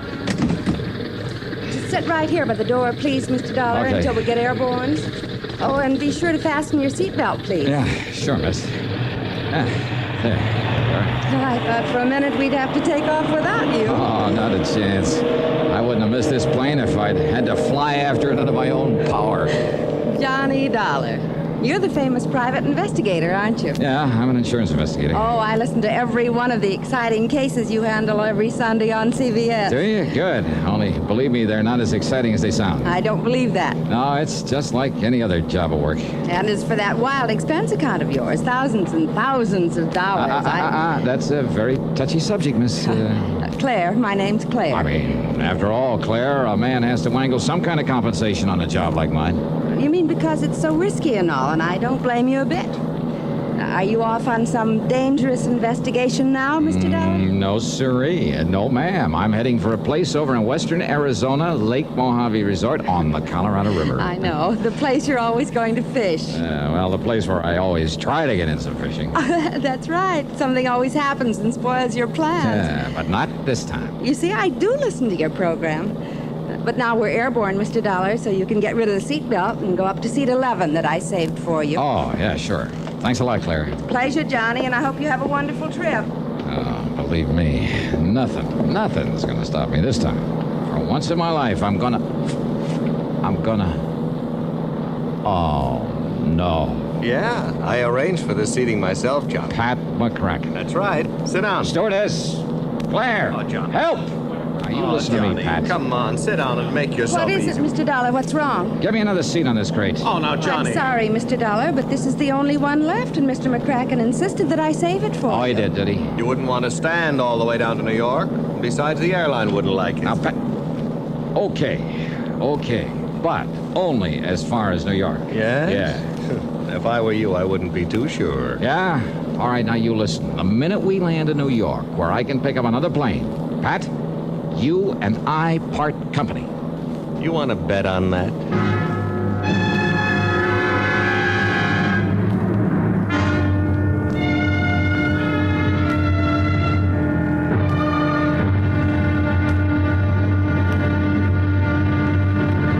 It's an interesting fact that many of our greatest inventions and discoveries have been hit upon accidentally by doctors, engineers, or inspired tinkerers while working toward some other objective. Thomas Edison had such an accident. While working on an advanced telegraph instrument, he noticed a faint musical sound coming from the revolving paper-covered cylinder he was using. He noticed that indentations in the paper caused the needle to vibrate, and the vibrations produced the sound. Setting aside the telegraph instrument momentarily, he experimented with the principle he had accidentally discovered. He fixed a needle to a diaphragm mounted on the short end of a horn and arranged this apparatus so that the needle would scrape on the revolving cylinder as it turned. Instead of paper on the cylinder, he used a covering of tinfoil and then spoke through the horn as the cylinder turned, and the vibrations of his voice caused the needle to make indentations of varying depths in the tinfoil surface. After a few models had been made and tested with minor success, Edison recited into the horn the nursery rhyme, "Mary Had a Little Lamb." Then it was played back, and for the first time in history, a machine spoke with a man's voice. Thus the phonograph was born, an invention that grew out of an ingenious inventor's attempt to produce something else.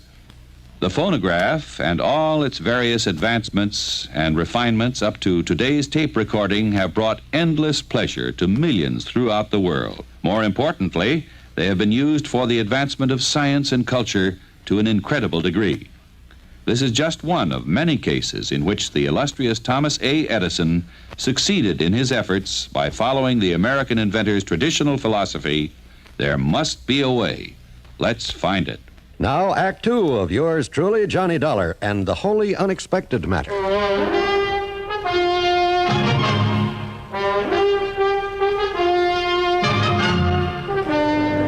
When we got home from New York, I said so long and goodbye to Pat McCracken, then climbed aboard one of the big jets. But just before takeoff, who should come barging in and take the seat next to me? Well, of course, Johnny. This is the seat that was assigned to me. All right now, Pat. How did you know what flight I was taking out of Hartford? Which one out of New York? Easy, Johnny, easy. I simply checked with the airline back there at Bradley Field. Ish. Now, instead of clamming up the way you did on the trip from Hartford to New York, let's talk about this. I'm sorry, Pat, but I'm on a vacation, and this is one time. Neither you nor anybody else is going to keep me from going out to... Yes? Well... Go ahead and say it, Johnny, to Lake Mojave Resort out along the Colorado. How did... I mean... Oh, what makes you think that? Well, where else in the world would you go to get away from it all for a few days? Well, lots of places. Not this time. How do you know? I'm just betting on it. That's why I dragged along all my fishing tackle. Huh? Sure. After hearing you rave about the place all these years, I decided it was high time I took a crack at it, too. Now, wait a minute, just a minute. Yes, Johnny. You mean that when you called me back at my apartment, it wasn't about some kind of an assignment? Farthest thing from my mind. Oh, yeah? Honor bright. What? Then why didn't you say so? So who had a chance? Well, do we go fishing together or don't we? All right, just one condition, Pat. Not one single word of business until we get back to Hartford. Who said anything about business? Don't you think I need a vacation now and then as much as you do? Okay, then, okay. Now, that's settled. That's settled, yeah. Now, make with some talk about those nice big fish that we're gonna... Okay, Huh? What's the matter? Nothing. I've been looking at that fellow sitting up there in the seat next to the emergency exit. Oh, what about him? Nothing, really. It's just that he looks very familiar, and what's more, I'm sure he was also aboard the plane out of Hartford. Oh, so were several other people. Remember, the plane was full. Yes, and I tried to tell you about the way he kept looking back at you in a funny sort of now way. quit it, Pat. Just well, quit it's a fact, John. Oh, look, did you see that? He gave us a quick glance and then buried his face in his magazine again. So what? Well, almost as though he didn't want to be seen by us. Now, you look here, Are you Pat. sure that you don't recognize him? That face is mighty familiar. Well, it isn't to me, so forget it and relax and let's enjoy ourselves. Funny little scar on his cheek when he half turned just... Johnny, are you sure you didn't... Now, I said forget it. Okay, whatever you say.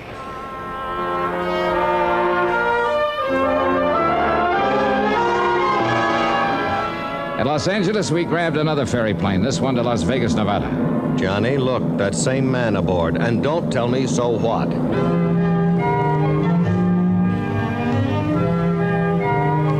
It was late when we arrived at the fabulous city of Chance out there in the middle of the Mojave Desert. So we grabbed a cab into the Hotel Sahara. That's item 2, $1.25. Item 3 is $16 for a suite of rooms. Item 4 is $12.20 for a couple of drinks and a good meal. Then we dropped into the casino. Oh, real excitement. Yeah, watching the little ivory ball click around the roulette wheel, the snap of cards at the blackjack table, the rattle of dice, the click of poker chips, the ring of silver dollars, and over it all, the constant chuck and whir of the slot machines. Pat and I had separated, and by some stroke of good luck, I did all right with the dice. So I hauled my stack of chips over to the cashier's cage and collected, believe it or not. 200, 300, 350, 60, $365. Right on the nose. Thanks very much. Yes, sir. Next, please. Johnny, there you are. Yeah, I sure am. Well, how you doing, Pat? All right, fine. Now listen. Yeah? That man we saw on the plane. That you saw? Well, I saw him again a little while ago while you were at the roulette table. He was what? watching you, and when he saw me watching him... Now, Pat, would Johnny, you... Probably, look, half a dozen people from Hartford have taken this same set of planes out here. After all, it's vacation time. A lot of people. Okay, Johnny, I hope you're right. Oh, sure I'm right. Now, look, let's get some sleep, and first thing in the morning, we'll head down to the lake, huh? Come on. Well, whatever you say, only... Stop worrying, will you? Will you? Sure, Johnny, sure.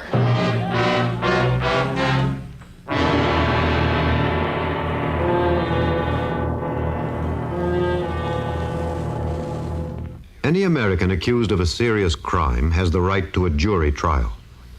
But you also have the right to have your case decided by a jury in most civil cases when you're suing in the federal courts for damages or for the recovery of your property. Do you know when you can exercise this right? The answer is in the Constitution. The 7th Amendment says that you can have your case decided by a jury whenever the amount involved is greater than $20. This is one of the ways in which the Constitution seeks to provide every citizen with fair and impartial justice. It is one of the ways in which the Constitution ensures that this country of yours and mine shall be our country under God. And now, Act 3 of yours truly, Johnny Dollar.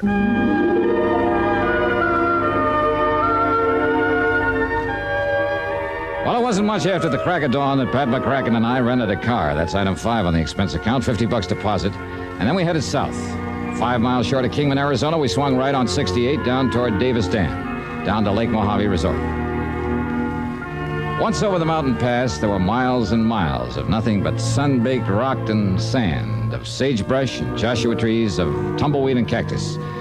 And then, right in the middle of it, that clear blue water of Lake Mojave. The resort itself, with everything for water sports and, more important for me, for the fishermen. Buster Favors signed us in at the office, and then... Okay, you're number 8, Johnny. And if you and Mr. McCracken don't get limits every day... Mr. McCracken? Oh, out here, Buster, it's Pat. Okay, Pat. Wow, shall we?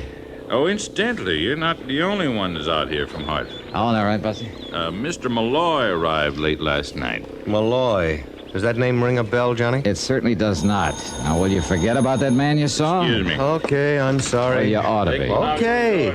Now let's unpack and go fishing. Oh, brother, just try and stop me. Just forget all about business. Excuse me, Pat. What? This calls for you. Oh, thanks. You mean you told somebody where you were coming? Only my office, Johnny, you know. Idiot. Here you are. Thank you.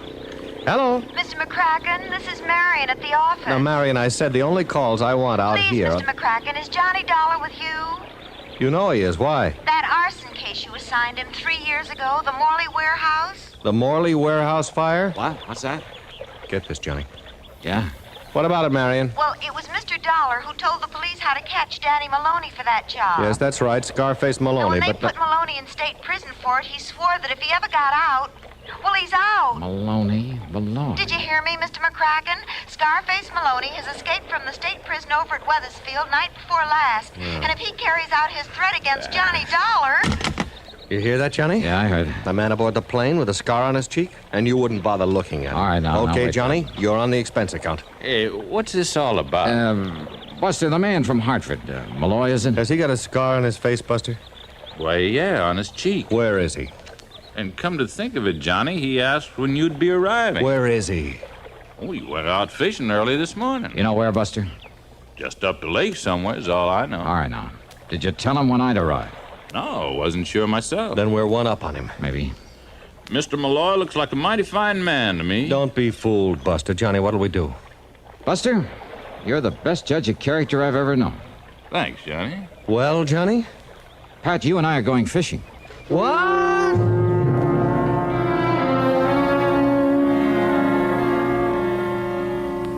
I know Lake Mojave well. Scarface Maloney, he couldn't possibly know much about it. So Pat and I put on fishing clothes, took along our tackle. I took along a gun, and we headed up the lake in a fast outboard. We prowled into every wash and cove at the lower end of the lake, slowly and methodically. We saw lots of fishermen, but not the man we were looking for. Finally, well, I guess the spell of Lake Mojave was just too much for me, so I hove to at the end of a long, narrow cove with high walls of rock on every side. Hey, why stop here, Johnny? Well, one cast cove, Pat. What? Oh, look, it's just too good to pass up. Now, you drop a plug there in the corner. Just one cast, and I guarantee you a bass. You think of fishing at a time like this? Oh, come on now. Just try it, Pat. Then we'll go back to the main body of the lake and we'll find the... Johnny, look. Huh? No, careful so he won't see you. Up on that rock that overhangs the end of the cove. Yeah, I see him. Hiding behind a boulder. Yeah. Look. I see it. At least the glint of the sun. Blued steel, Johnny. Yeah. I can't see what it is, but I don't need to, Johnny, because it's aimed this way. Of all the heavenly bodies, the moon has gained such importance that it's continually in today's news. Now, to land a rocket ship on the moon, you must know the moon's exact orbit and rate of speed around the Earth. For decades, scientists were sure they knew these facts, but one man felt they were wrong and proved it. Simon Newcomb was born in 1835 in Wallace, Nova Scotia. Throughout his childhood, he amazed his elders with his uncanny perception of mathematics. While in his teens, Newcomb joined his father, who was teaching in the United States. In 1854, they finally settled in Maryland, where Newcomb also became a teacher. One day on a trip to Washington, he visited the Smithsonian Institute. From then on, he spent every free moment studying from its wonderful wealth of books. Reading book after book, he stumbled onto 4 volumes which kindled his enthusiasm into a brilliant flame. The books told of the amazing world of astronomy. Early in his new career, he became especially interested in the moon. He studied it intensely. One evening, he noticed that it seemed to be lagging a little behind its predicted schedule of motion. Surrounding himself with tables and charts, he painstakingly pursued the possible error. After exhaustive effort, he found it. An error in computation had been made back in the year 1675. If Newcomb had not discovered this error, a flight to the moon might never have been possible. Simon Newcomb, another American scientist dedicated to the principle that somehow there must be a way. Let's find it. Now, here's Act 4 of yours truly, Johnny Dollar.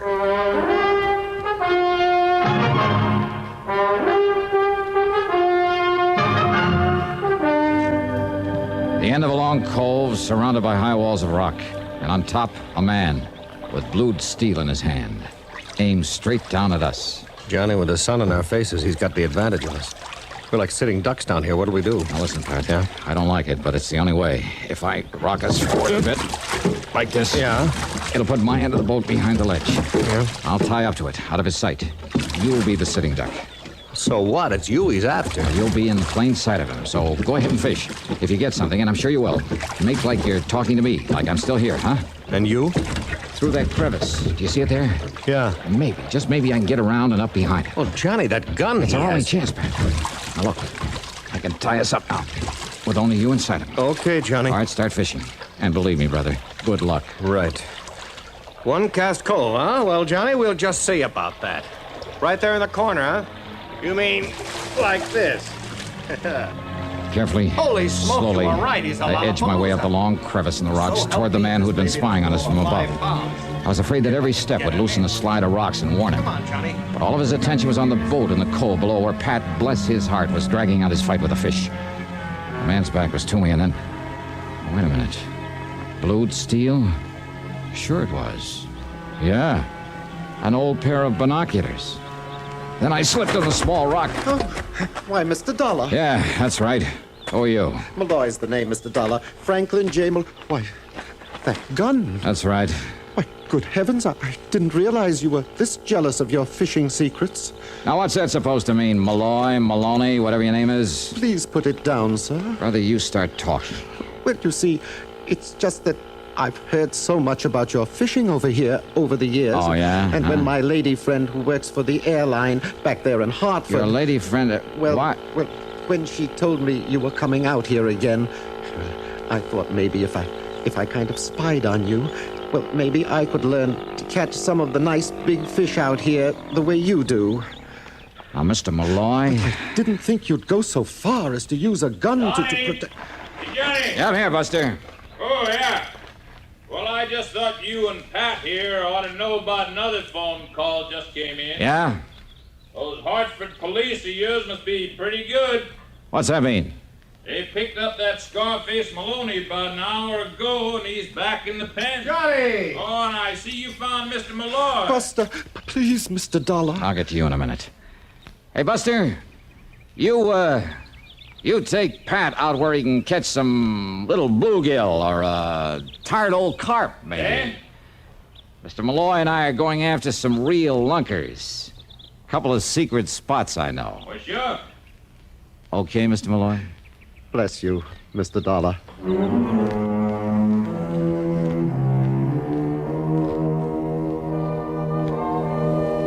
Well, you sure can't win them all, especially when there isn't anything to win. And at long last, I got in a full week of fishing at Lake Mojave. Expense account total? Well, Pat, you add it up. After all, you're paying for it. Yours truly, Johnny Dollar.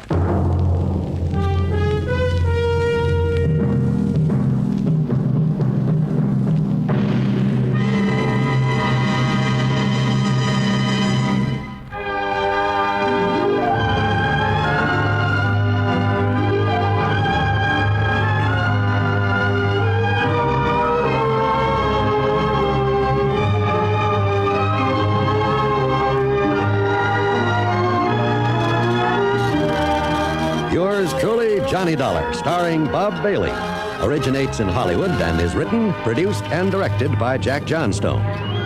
Heard in our cast were Virginia Gregg, Shirley Mitchell, Larry Dobkin, Sam Edwards, Barney Phillips, and Edgar Barrier.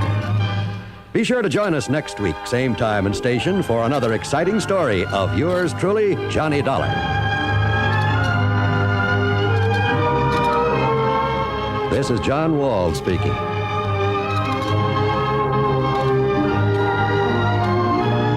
Johnny Dollar has come to you through the worldwide facilities of the United States Armed Forces Radio and Television Service.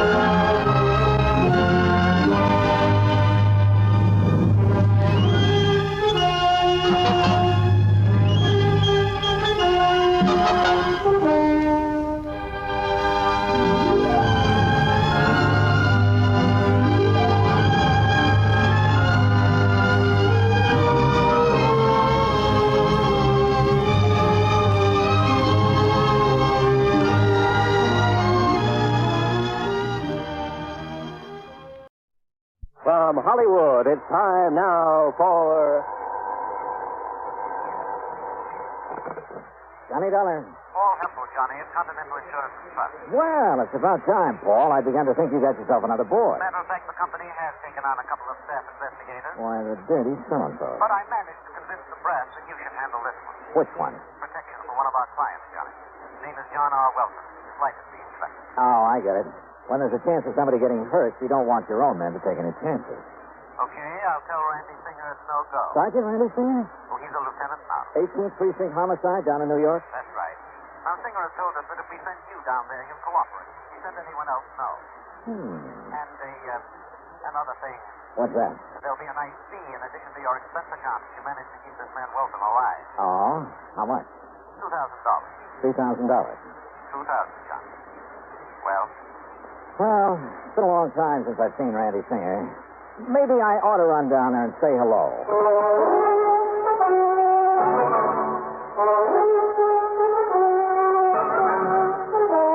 Bob Bailey in the exciting adventures of the man with the action-packed expense account, America's fabulous freelance insurance investigator. Yours truly, Johnny Dollar.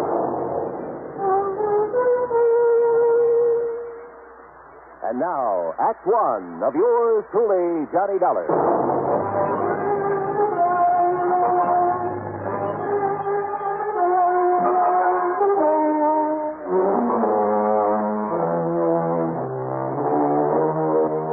Expense account submitted by Special Investigator Johnny Dollar to the Continental Insurance and Trust Company, Home Office, Hartford, Connecticut. Following is an account of expenses incurred during my investigation of the Wayward Killer Matter.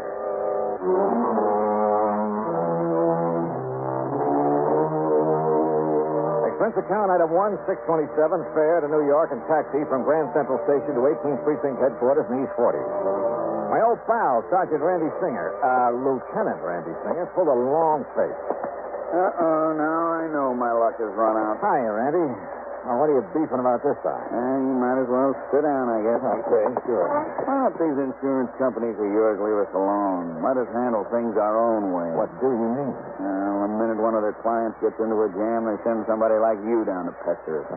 Johnny, there isn't a thing you can do about this man Welton. The company said something about his life being in danger. Yeah, that's what he said. Well, is it true? I doubt it. Why should his life be in danger? I don't think it should. Okay. Why does he think his life's in danger? Because he was a witness to a shooting, a murder. Oh? Where? When? You remember reading about the bookie who was killed last week over in an alley off of First Avenue? Know anything about bookies? All right, now, did you read about it or didn't? Yeah, I read about it. Don't tell me a whole week has gone by and you haven't found a killer. We haven't found him. Even with a witness to the crime, this John Welton? Oh, Randy, you're slipping. Except for the description Mr. Welton gave us, we haven't a single solitary thing to go on. No fingerprints, no clues of any kind. The weapon? 38 special, make unknown. The same one apparently that was used to slug Mr. Welton. Just what happened, Randy? Well, it was Tuesday night, last week, that is. Yeah? Late, about 2 a.m. Welton was taking his dog for a walk before going to bed. And he passed this particular alley, saw these two men struggling. Heard a shot, so did his dog. Pooch let out a yelp, galloped around in circles, tied up his legs in the leash, and down he went. The dog or Welton? Welton, and don't be funny. Okay, go on. Then the killer came running out of the alley and stumbled over Welton. Welton got a good look at him in the streetlight. The dog pulled the hunk out of the killer's pants. The killer smashed Welton on the head and took off. The dog kept yowling until a patrolman came around, found him there, and found the bookie in the alley, dead. And? All I want to know is what you think you can do about it. No clues, huh? Except Welton's description. You get him a look at the mug book? Yeah, he came up with nothing. You find a gun? No, ballistics said it was a 38 that did the job. Tried looking in the storm drains around there. Not yet. Look, why does Welton feel he's in danger? Because some fool reporter wrote it up in Sunday's paper that Welton not only saw the killer, you see, he'd been trying to keep that quiet, but that he could positively identify him. And when Welton tied that up with the fact that the victim was a bookie... Yeah, I see. That means the possibility of a connection with a syndicate. Or if he didn't play ball with the syndicate, they decided to knock him off. Well, now, Johnny, we don't like to admit that there might be a syndicate in operation anymore. Sure. The town's absolutely clean. Well, now, I sure. didn't say... All your handsome lads in uniform have to do is march in the St. Patrick's Day parade, be on hand to welcome important foreign dignitaries, or snitch apples off the fruit stands over on 10th Avenue. Johnny... The fact remains that I think Welton's right. Bookmaking is a racket. Rackets mean racketeers. And as a mobster who killed that bookie was smart enough to leave you no clues, he's smart enough to shut the mouth of anybody who might be able to identify him permanently. Have you got a guard on Welton? Well, he's after one, and I've arranged for... Where does he live? Over on East 53rd. Tim Conroy, the man I'm going to send over there, just reported in. Then tell Conroy I'm going over there with him. But, Johnny, what for? What can you possibly do that we haven't done? Well, look, Randy, I'm getting such a nice, big, fat fee on this, I have to at least look like I'm earning it. Sure. Oh, set the goal. Oh, Conroy, come in. Who knows, Randy? Maybe I'll even solve a murder. Conroy, get this wise guy out of here, will you? Mr. Dollar, nice to see you again. Hi, Conroy. Yeah, your dear old pal, Johnny Dollar. Now, take him with you. Take him anywhere, but get him out of here. Yes, sir. You'll be sorry you're being nasty to me, Randy. Johnny, so help me. Yeah, it was pretty obvious Randy hadn't gotten anywhere on the case. And believe it or not, that he was glad I'd come along. But my job was solely to protect Mr. Welton. So in Conroy's prowl car, we drove over to the little apartment building on East 53rd. Drove over to find a crowd milling about in front of the place. A crowd that included a couple of New York finest. Come on, please. Wait away. Come on, Johnny. Something's happened to you. Yeah, and I shudder to think what it might be. Wilson! McCarthy! What's happening around here? You're a little late, Conroy. What's up? Well, don't you see him laying there? What? What's wrong? Who is the officer? Man named Welton. John R. Welton.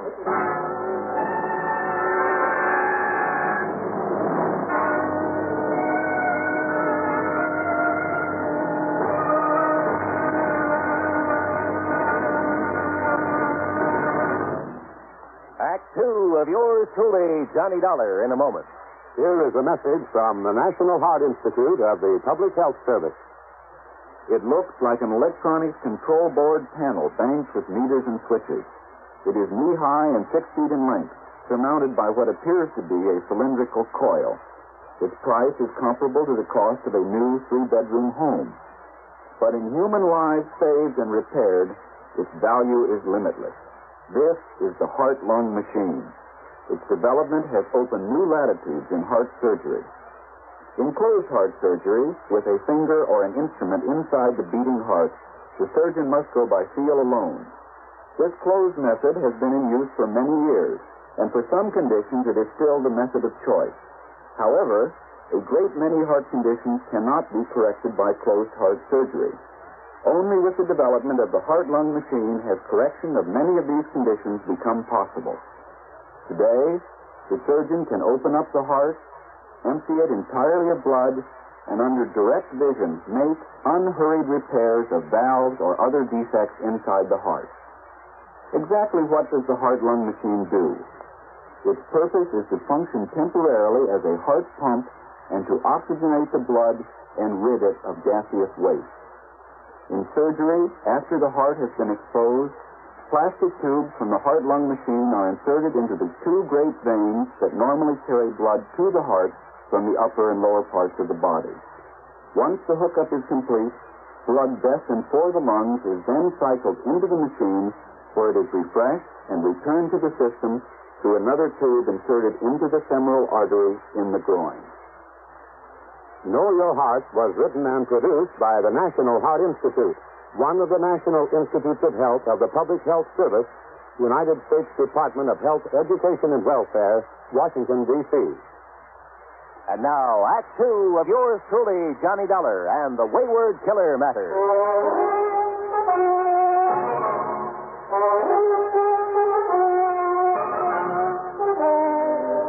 It looks as though I got there too late. The man for whom I was supposed to act as bodyguard lay sprawled awkwardly on the sidewalk in front of his apartment. Yeah, that's Mr. Wilson, all right. Johnny, looks like you and your insurance company just lost a client. Hey, get this crowd back. He's still breathing. Come on, get him back. All right. Hey, get him there now. Get back, all of you. Get back in the tent. Has anybody sent for a doctor? We got one on the way, Mr. Dollar. How did it happen, McCarthy? Do you know? Well, some kids were playing out here on the sidewalk. A couple of mothers with them. They heard a lot of noise up in Mr. Welton's apartment. Up there on the second floor. What kind of... You see up there where the windows broke out of the frame? Yeah, I see. What kind of noise? Like a big fight, they said. And Mr. Welton yelling for help. He was yelling bloody murder, they said. They hear anybody else? Anything else? No, sir. Not even the dog. You sure? Then all of a sudden he comes smashing out through the window and lands here on the sidewalk. Have your men been inside there yet? Yes, sir. Wilson went in. Come on, get back. Stay back of that line, will ya? He said Mr. Welton's place is an unholy mess, like a big fight. Any sign of the assailant? No, sir, but the door of his apartment was flung open. So was the back door leading into a court in the alley. Yes, sir. That's what Wilson told me. That's a fire door that can be opened only from the inside. So it looks like whoever did this to Welton made his getaway through the alley. No doubt about it. Well, all I have to say is I hope this man lives. We'll soon find out, sir. Here comes Doc Schrader.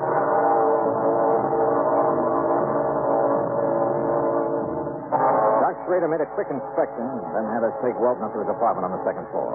Fortunately, he wasn't hurt badly. No bones were broken. All right, boy. All right. Your match is going to be okay. Just lay yourself down in your pillow. Well, quite frankly, Mr. Dollar, I think that it's shock more than anything else. After all, thrown out of a window, even if he did suffer only a few bruises and contusions. Yeah, Doctor, I see what you mean. Down, boy. Down. How long before I'll be able to talk to him? Well, the sedation I've given him should keep him asleep until... say mid-afternoon. After that, you and your chief can question all you want. My chief? Aren't you working under Lieutenant Singer? Yeah. Maybe I am.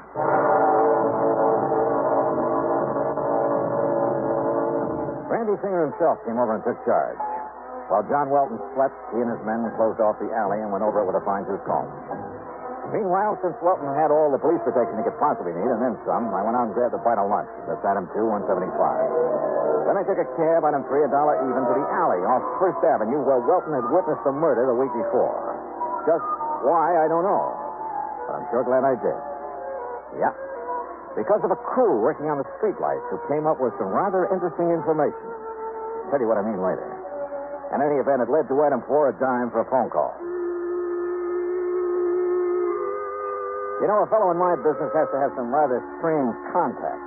My call was to one of them, to a man Lieutenant Randy Singer would have known by name, at least, would probably have liked to get his hands on, or, more to the point, would like to have had some concrete evidence against for a number of things. My contact's name was Smokey Joe Sullivan, ex-counterfeiter, ex-bootlegger, burglary suspect, numbers racket, a man who's been picked up on more petty charges than you can possibly think of. Yeah. In a city with an underworld the size of New York, a man like Smokey's good to know. On occasion.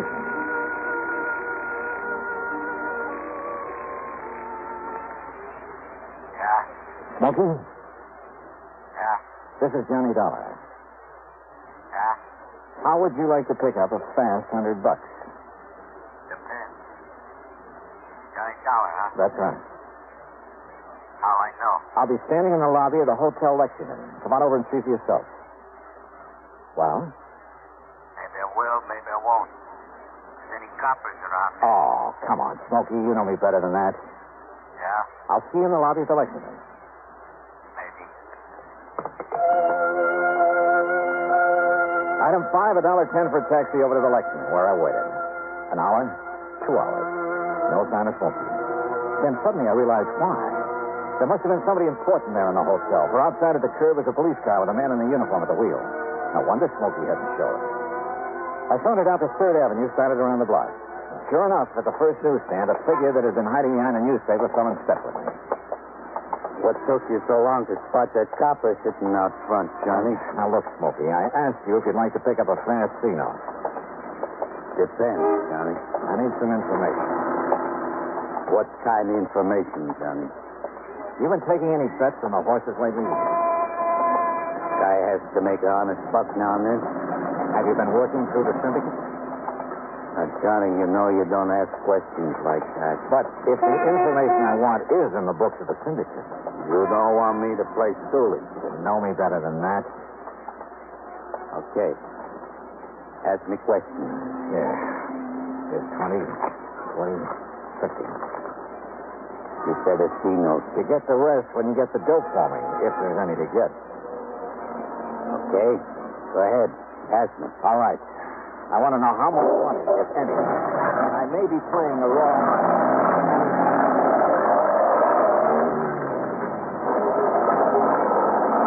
Okay, Johnny.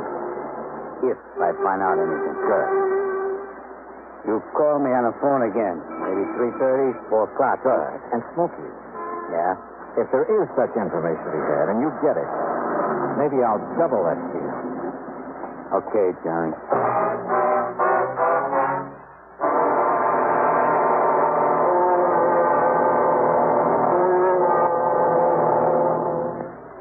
Act 3 of yours truly, Johnny Dollar, in a moment.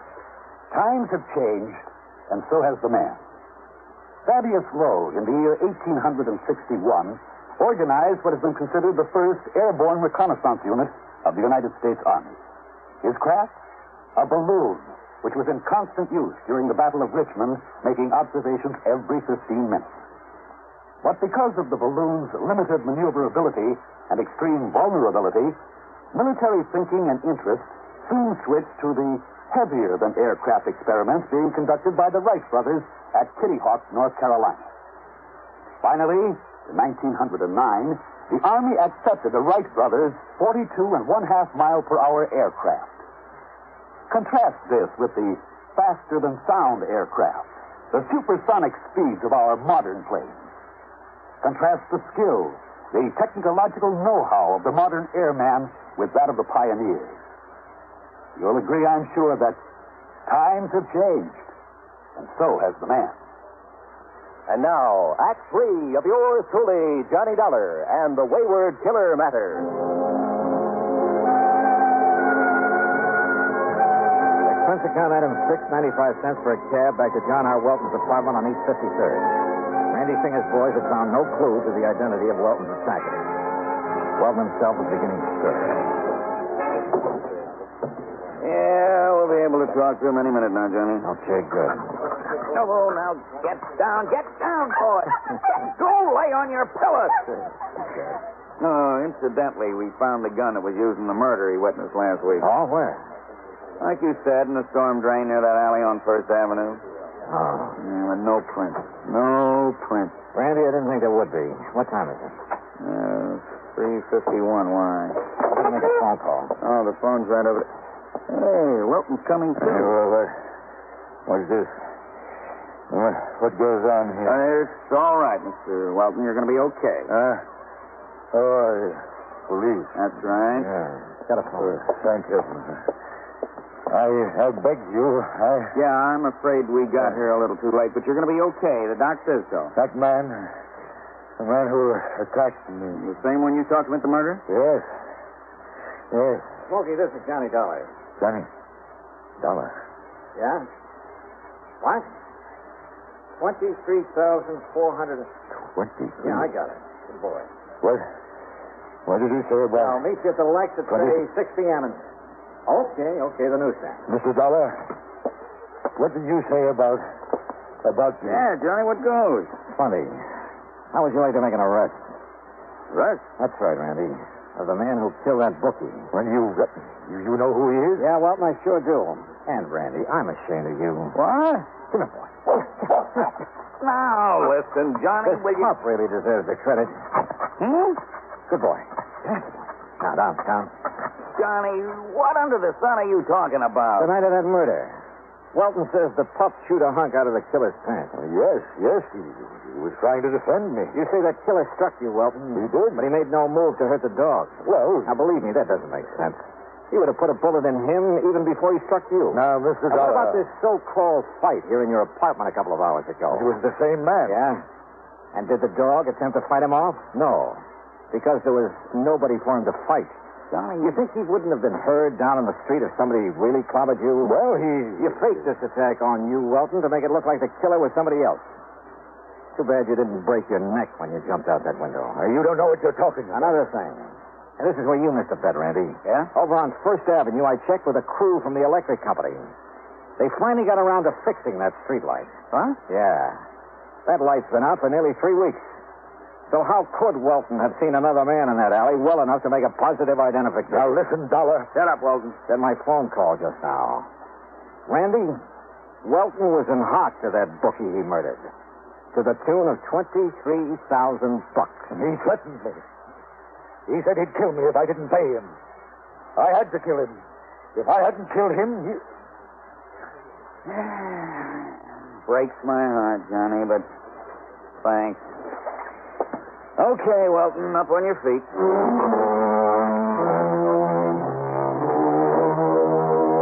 Item 7, $65 even for a night in the town.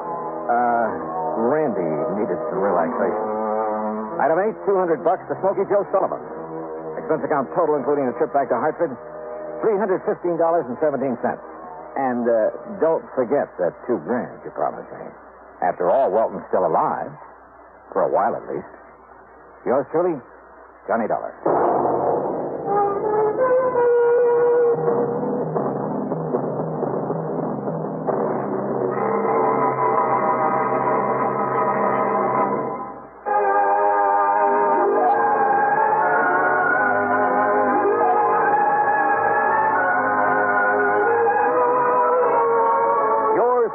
Johnny Dollar, starring Bob Bailey, originates in Hollywood and is produced and directed by Jack Johnstone, who also wrote today's story. Heard in our cast were Edgar Barrier, Herb Vigran, James McCallion, Paul Dubov, Lawrence Dobkin, John Daner, Bill James, and Vic Perrin. Be sure to join us next week, same time and station, for another exciting story of yours truly, Johnny Dollar.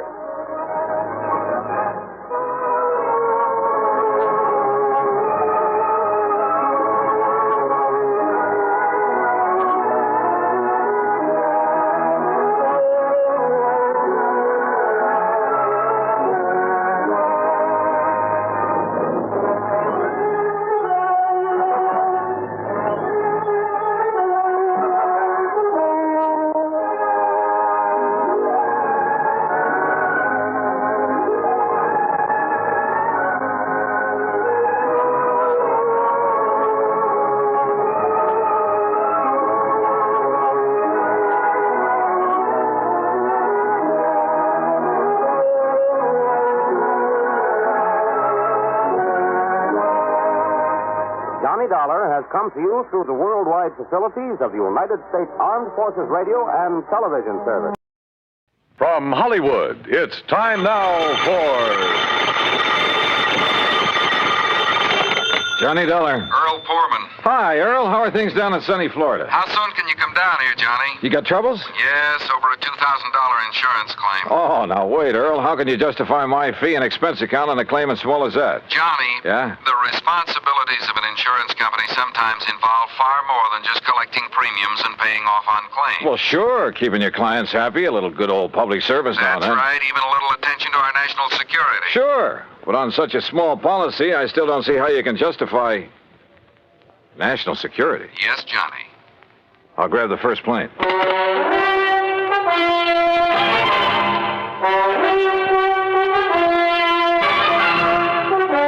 Bob Bailey in the exciting adventures of the man with the action-packed expense account. America's fabulous freelance insurance investigator. Yours truly, Johnny Dollar.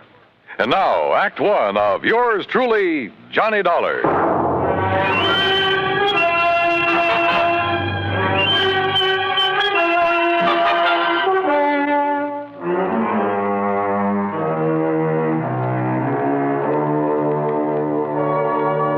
Expense account submitted by Special Investigator Johnny Dollar to Tri-State Life and Casualty Insurance Company, Sarasota, Florida. Following is an account of expenses incurred during my investigation of the Wayward Moth Matter.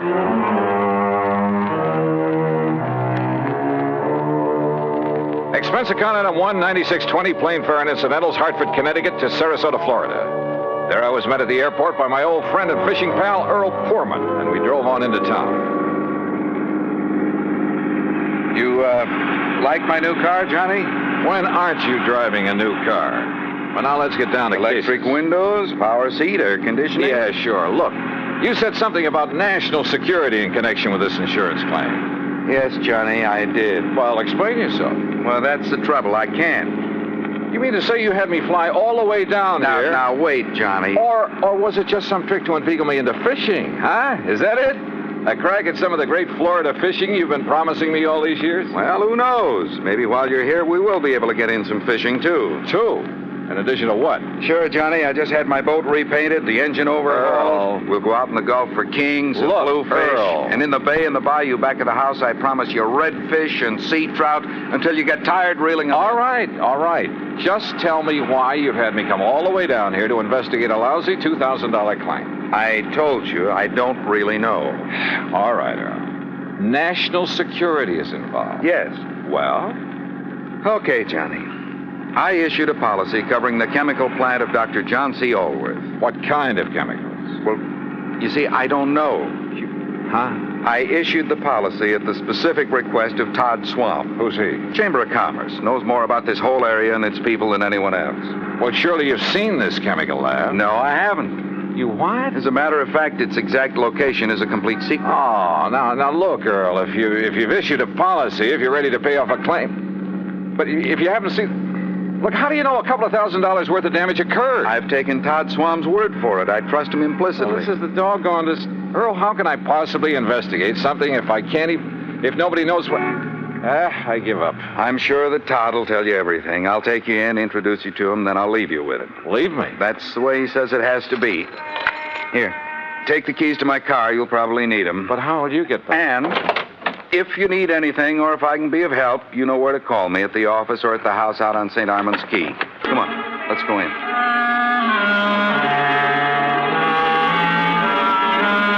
Todd Swam is a young, pleasant, aggressive sort of chap. Serious, alert, perceptive. He thanked Earl for bringing me, then led me alone into his private office.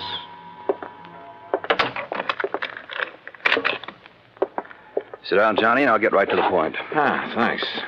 I know all about you, at least all I need to know. Not only from Earl Poorman, but from a lot of the cases you've handled. Well, then you one up on me. I also know that on occasion you've handled security matters, worked hand in glove with the FBI, and so on. So? All right.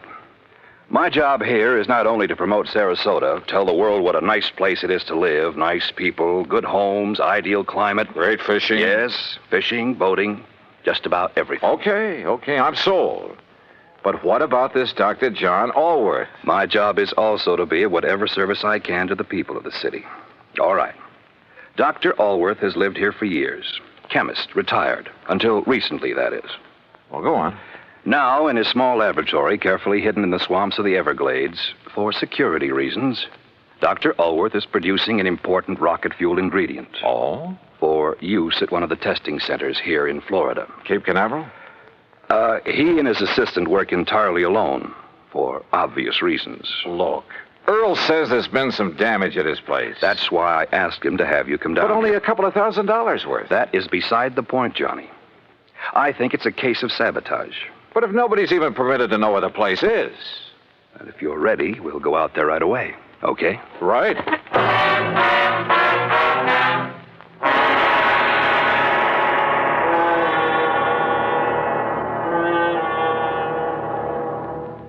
Act 2 of yours truly, Johnny Dollar, in a moment.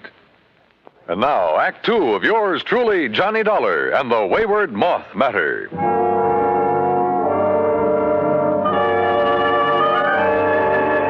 Todd Swam, manager of the Sarasota Chamber of Commerce, suggested we use 2 cars, so I got behind the wheel of the one Earl Poorman had left for me and followed him. We drove south on Highway 41 through Fort Myers, then swung left on Route 82 into the Everglades, and finally into the Big Cypress Swamp Country. A few miles further south, I'm not permitted to say how many, we left the main road for a pair of wagon tracks leading into the swampy jungle.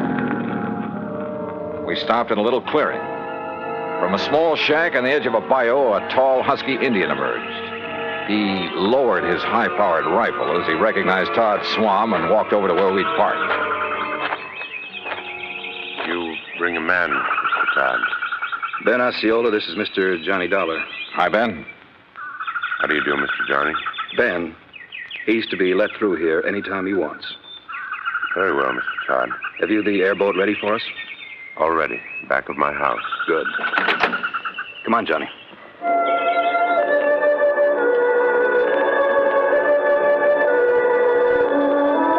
The airboat parked on the edge of a bayou back of Ben Osceola's shack was an aluminum hull about 12 foot long, square across the bow instead of pointed. 2 high seats were built up on it. At the back was a powerful motor with a propeller of the airplane type. Todd Swam and I climbed onto the precarious little seats, and we took off. And brother, took off. What a ride. The airboat half planed, half skipped over the shallow water of the bayou. Perched up over the hull itself, I kept waiting for us to flip. After a quarter mile or so, we came on a vast plain of soggy, grassy marshland, splotched here and there with patches of clear water. Now and then, on half-submerged logs, big turtles quickly drew in their heads as we approached. More than once, a huge alligator gave us the beady eye, then quietly sank below the surface of a shallow pool. Plenty of rattlers and cottonmouths around here, too. Thanks a lot. Finally, we pulled up to an acre or so of brush and trees that looked almost like an island in the middle of the swamp. On it sat a long, low building made of concrete block. This is the place, Johnny. Unless you'd like to ride around a bit more. No, thanks.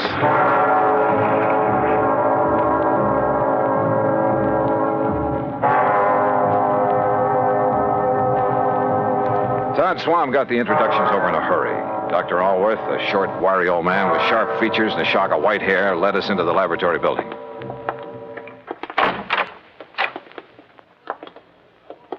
No, Mr. Dollar, not in there. Oh. No one is permitted in the laboratory except myself and my assistant. Oh, I'm sorry, Doctor. You lead the way. About your assistant, Dr. Allworth. It was in the vault that the accident occurred. It was an accident. Of course it was. Who would possibly want to... Plenty of people, Doctor, and you know it. May sound corny, but this whole country has enough enemy agents. You speak as though we were at war, Todd. Well, we're certainly in a Cold War. And speaking of agents... A moment, please, gentlemen, while I work the combination of this lock. This vault looks big enough for a bank. In it, I keep 2 things, Mr. Dollar. The finished rocket fuel component. Yeah? And the delicate apparatus with which I complete the final secret stage of its production. Apparatus no one but myself has ever seen. And you're letting us see it? Well, the accident has rendered it completely unrecognizable. I still haven't learned what happened here, you know. Matter of fact, I haven't either, Johnny. But I certainly have my suspicions. Doctor. There we are. No, don't go in. Well, The substance on the floor is so corrosive that... Well, look. You can see how the legs of that heavy metal table have completely corroded. Left nothing but a pile of splintered metal and rust. The rocket fuel did that? Now, there, in the corner at your left, are the rotting, tangled remains of the apparatus I mentioned. The apparatus the insurance money will replace so I can make up for valuable time lost. Doctor, I tell you, it was no accident. What happened, Mr. Dollar, is that the heavy glass flagon containing the finished rocket fuel additive... Glass, Doctor? A very special glass, over an inch thick. The flagon containing about 5 liters of it was on that marble slab there in the middle of the floor, ready to be crated and shipped to its destination. I see. I had completed processing it night before last. Early yesterday morning, for some reason I have not been able to determine, the flagon exploded. Well, I'll bet I can find a reason. Where's that assistant of yours? Leon? Yes, Leon Salkoff. Salkoff? Yes, Johnny. A man doing secret work for the rocket missile project hires an assistant with a name like that. No, Todd. Leon Salkoff. Doctor, there was a famous, well, I should say infamous character by the name of Salkoff during the last war, a young chemist. Yes, Mr. Dollar. Mixed up in a couple of industrial bomb plots. And if this is the same man... It is the same man. Well, then, good heavens... Exactly what I think. No. You're both wrong. This man was cleared in the war trials. Well, what difference does that make? I say a leopard can't change his spots. But don't you see that not even he knows the combination to this vault? Some other way to get in? Those little windows up there? 8 inches square and 2 inches thick. And you're sure there's nothing in your process that would cause the bottle to explode? Oh, I have checked and rechecked it. Where was Leon Salkoff when it happened, and where is he now? Well, he went to Fort Myers for supplies early this morning. He should be back. My guess is that he kept right on going. Yeah, Todd, I'm inclined to agree with you. Because, Doctor, if what you've told us is true, Well, somehow, someone must have got to this stuff. How high are those little windows above the ground outside? Oh, about 5 feet. Then a gun, perhaps, aimed in through a window. But they are all in place and unbroken. Well, any reason why one of them couldn't be removed from the outside, then replaced? Well, I don't know. I'm going to see. I'll be right back.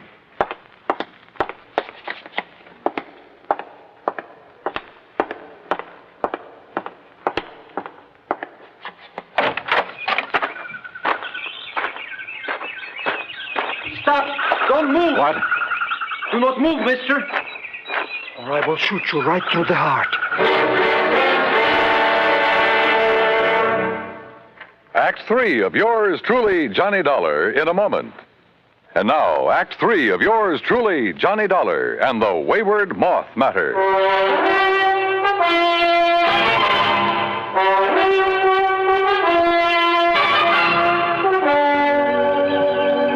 Put your hands above your head, mister. Now, wait. One move and I will pull this trigger. Who are you? I will ask the questions. What are you doing here? Where is Dr. Elwood? Answer me. Or so help me, I will shoot you down. Mr. Dollar! Mr. Dollar, did you find anything? Doctor! Stay there, Doctor. There's a man out here with a gun. What's that? No, don't come out here. Leon, no, that's Mr. Dollar. What? Johnny Dollar, insurance investigator, to arrange the payment of our claim. You're sure, Doctor? Of course I'm sure. Oh, I recognized Mr. Swan's car at this shack of the Indian. But when I saw the other car, well, I was worried about you. No, it's all right. He's here to help us. Salko, so you finally decided to come back. Mr. Swan. What took you so long, Leon? All the way into Fort Myers this morning, I puzzled over how the flagon could possibly have exploded in the vault. You found the answer? Or have you known it all along, Salkoff? I do not understand, Mr. Dollar. I think I do, Johnny. I thought so from the first. I've heard about you, Salkoff, about some of your activities during the last war. I pray that heaven will forgive me for what I have forced to do in that conflict, Mr. Dollar. Forced?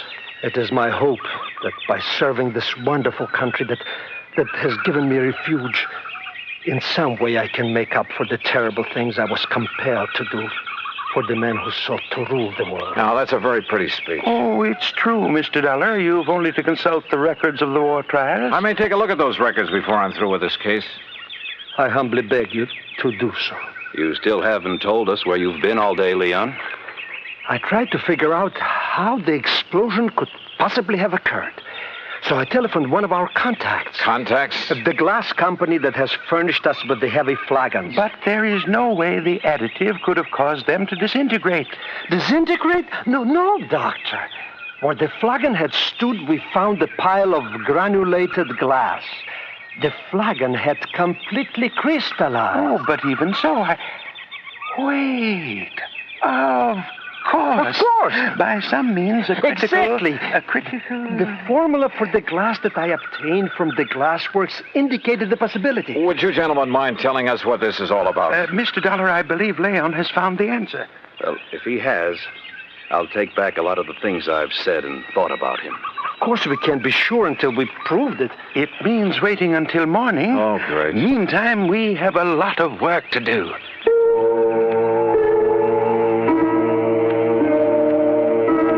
We spent most of the night working like dogs, swabbing out the vault with a powerful neutralizing solution. Then, early in the morning, the four of us gathered in the vault. A flagon like the first one was placed on the marble slab in the middle of the floor. We sat around and waited. A long time. Then I noticed something. The rays of the sun coming through one of the tiny, thick windows. The light was focused, as though through a magnifying glass. Slowly, the powerful searing pinpoint of light worked its way over to the flagon. Dr. Alworth rose and held a piece of paper where the rays converged. It burst into flame. There! Now you can see the tremendous heat generated at this point. Yes, and on the flagon itself. Exactly. The tempered thick glass wall of the bottle, tempered perhaps to a highly critical degree. But to crystallize, Doctor, the way the other one did? Leon, I still don't believe it. Well, many things will cause glass to crystallize. Vibrations of many kinds. You've heard, I'm sure, of the tenor who shatters a goblet by the vibrations of his voice. But light vibrations? Oh, Doctor. Of course, it should have occurred by now. If it's going to at all. Oh, the temperature of that bottle must be terrific. The pressure building up in the glass itself. I don't understand. Still, the angle of the sun is slightly different each day. Or an imperceptible flaw in the one that exploded. Oh, sure. Well, perhaps the other had some outside stimulus to act as a trigger. A sudden draft, perhaps. Oh, any little thing. Excuses, Leon. You're stalling. You said the other bottle was in here alone. The door's closed, only it wasn't because you exploded that thing. I don't know how, but you did it. And if that isn't sabotage... Come on, Johnny. This gag has been carried far enough. Look! I saw it, too. A tiny moth, attracted by the blazing spot of light on the side of the flagon, where the focus rays of the sun converged. The moth circled, flew past it, almost brushing it with his wings. We waited. He circled again. Again. Then dove at it.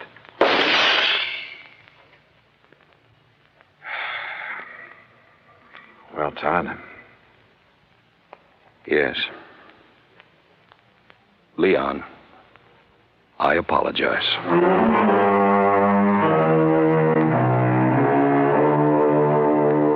Yeah. A tiny moth triggered the reaction that disintegrated, that crystallized that bottle into a million tiny grains like sand. And simply because of the difference in temperature of his little body. Seems impossible, but it happened. Expense account total, including the trip back to Hartford, $204 even. Remarks? Pay up this claim in a hurry, will you? The more help we can give to people like Dr. Alworth and Leon Salkoff, the better. Yours truly, Johnny Dollar.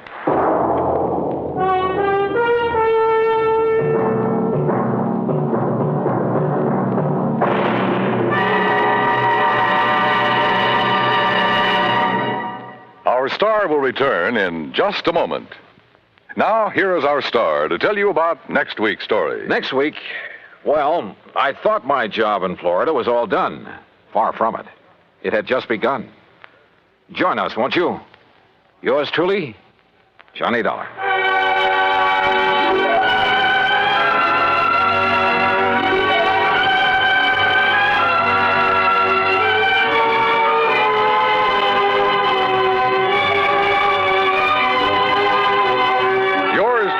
Johnny Dollar, starring Bob Bailey, originates in Hollywood and is produced and directed by Jack Johnstone, who also wrote today's story. Heard in our cast were Vic Perrin, Herb Ellis, Paul Richards, Lou Merrill, and Leon Velasco. Be sure to join us next week, same time and station, for another exciting story of yours truly, Johnny Dollar.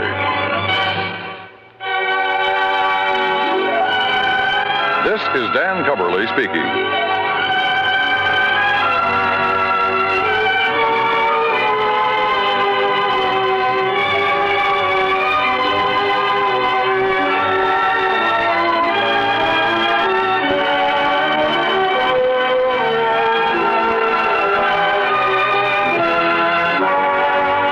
The United States Armed Forces Radio and Television Service.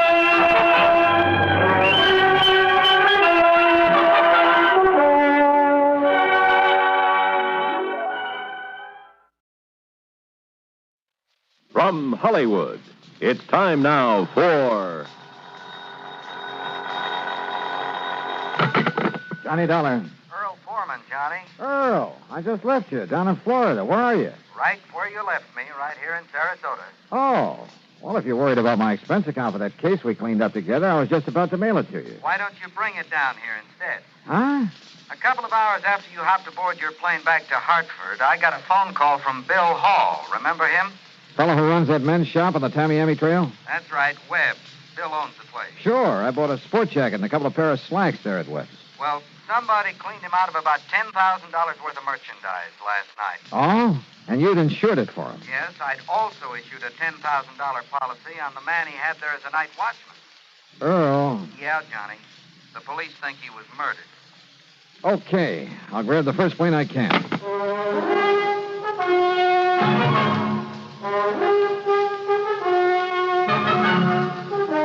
Bob Bailey in the exciting adventures of the man with the action-packed expense account, America's fabulous freelance insurance investigator. Yours truly, Johnny Dollar.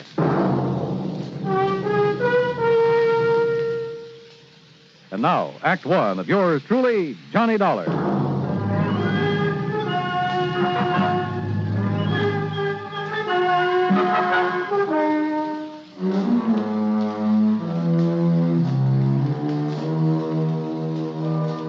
Expense account submitted by Special Investigator Johnny Dollar to the Tri-State Life and Casualty Company, Sarasota office. Following is an account of expenses incurred during my investigation of the net of circumstance matter. Expense account item 1, $75, plane fare and incidentals, Hartford to Tampa, Florida. There I'd figured on changing planes, but Earl Portman met me in his car, and by 7 p.m. we arrived in Sarasota. We drove straight to Webb's. The place was in a mess. Well, I'll say this, Mr. Pullman. You certainly didn't waste any time. Well, I didn't see any reason to, Bill. Johnny, you remember Bill Hall. Yeah, sure. How are you, Bill? Not good, Dollar. Not good. Look at the place. Yeah, I see. You've lost a lot of your stock. We haven't finished checking yet. I sent the boys home to get some sleep, but as nearly as we can tell, whoever did this got away with over $9,000 worth of clothing and accessories, and heaven knows what they did to old Jimson. Jimson? Jimson Cooley, the night watchman. Earl, you said over the phone that you thought he's been murdered. Yes, sir. Somehow they must have got old Jimson to open the back door for them. Then when he saw what they were up to, he tried to fight them off. You'll see the marks of a big struggle out back. And bits of his clothing were lying around, covered with blood. But no sign of him. Johnny, the police figure that they must have killed him and then dumped his body somewhere. You keep saying they, Bill. Well, they had so little time that, well, one man couldn't have done it alone very well. You see, it all happened between the regular rounds of the PD's prowl car. Last time this sort of thing happened, there were 3 men in on it. Well, you been robbed before? About a year ago, something like $18,000 worth. The police managed to track down 2 of them. Oh? What about the third? Well, he was never identified, or rather, he was identified but never located. Anyhow, it was after that we put old Jimson on as night watchman. I wonder about that third man. Was your store the only place that Jimson watched? Yeah, after all, he was a pretty old man. I gave him the job to help him out as much as anything else. And I figured his just being around would keep something like this from happening again. I guess I was wrong. Jimson used to run a shrimp boat in his spare time. He used to work the spot east of Humpback Bridge a lot, south of City Island. That's right. Come to think of it, I heard a boat working out there last night. The point is, he couldn't really make a living at it, so he was glad to take what little we could give him for this watchman's job. And in return, somebody's taken his life. I'm afraid so. Of course, you can't be sure until his body's found. What are you thinking of, Johnny? Well, if by any chance this Jimson Cooley isn't dead... The police say that according to all the evidence... If he's still alive, he's the one person who could tell us something about whoever cleaned out this shop. Have the police found any actual clues to work on? Well, no. That's where you're wrong, sir. Sergeant Drummond. That's right. Johnny boy, how are you? Hiya, Sergeant. So they dragged you in on this. Yeah, I'm afraid so. Well, you know how it is, Drummond. When the police can't get anywhere, you call in the experts. Oh, and I thought you were a friend of mine, Mr. Pullman. You said that Bill was wrong, Sergeant. What's it? When he told me your boys haven't found any clues to who did this job and knocked off Jimson Cooley. Knocked him off, huh? Oh, now, what's that mean? One of the boys picked up a drunk last night right in this neighborhood. Yeah? Late this morning, when he'd sobered up enough, we sent him home. But a little while ago, he comes barging back to headquarters. Seems he'd suddenly remembered something he saw around here last night. Go on, Sergeant. Oh, it must have been around 2 or 3 a.m. That's when we figured the robbery occurred. And the murder of Jimson Cooley. Yeah? Please, get to the point, Drummond. Well, he was holding up that building across the street, minding his own business and his bottle, when all of a sudden he saw a car come round from in back of this building and head north on the trail. Maybe 2 of them, he wasn't sure. Anyhow, the one he noticed was a little pickup truck. But in his condition, I suppose he didn't get a license number. Didn't need to, Johnny, because he recognized that truck. Oh? Yes, sir. And he said it was all loaded down with something, with an old piece of canvas stretched over it. The stuff that was stolen from me. Maybe. You say he recognized that pickup? Whose was it? Yeah. Johnny, it was that old 1930 model he used to haul shrimp in. What? Whose? That's right. That's right. It was that old truck of Jimson Cooley. Act Two of yours truly, Johnny Dollar, in a moment. And now for another episode in the life of Sergeant Donald Bellwether, my husband.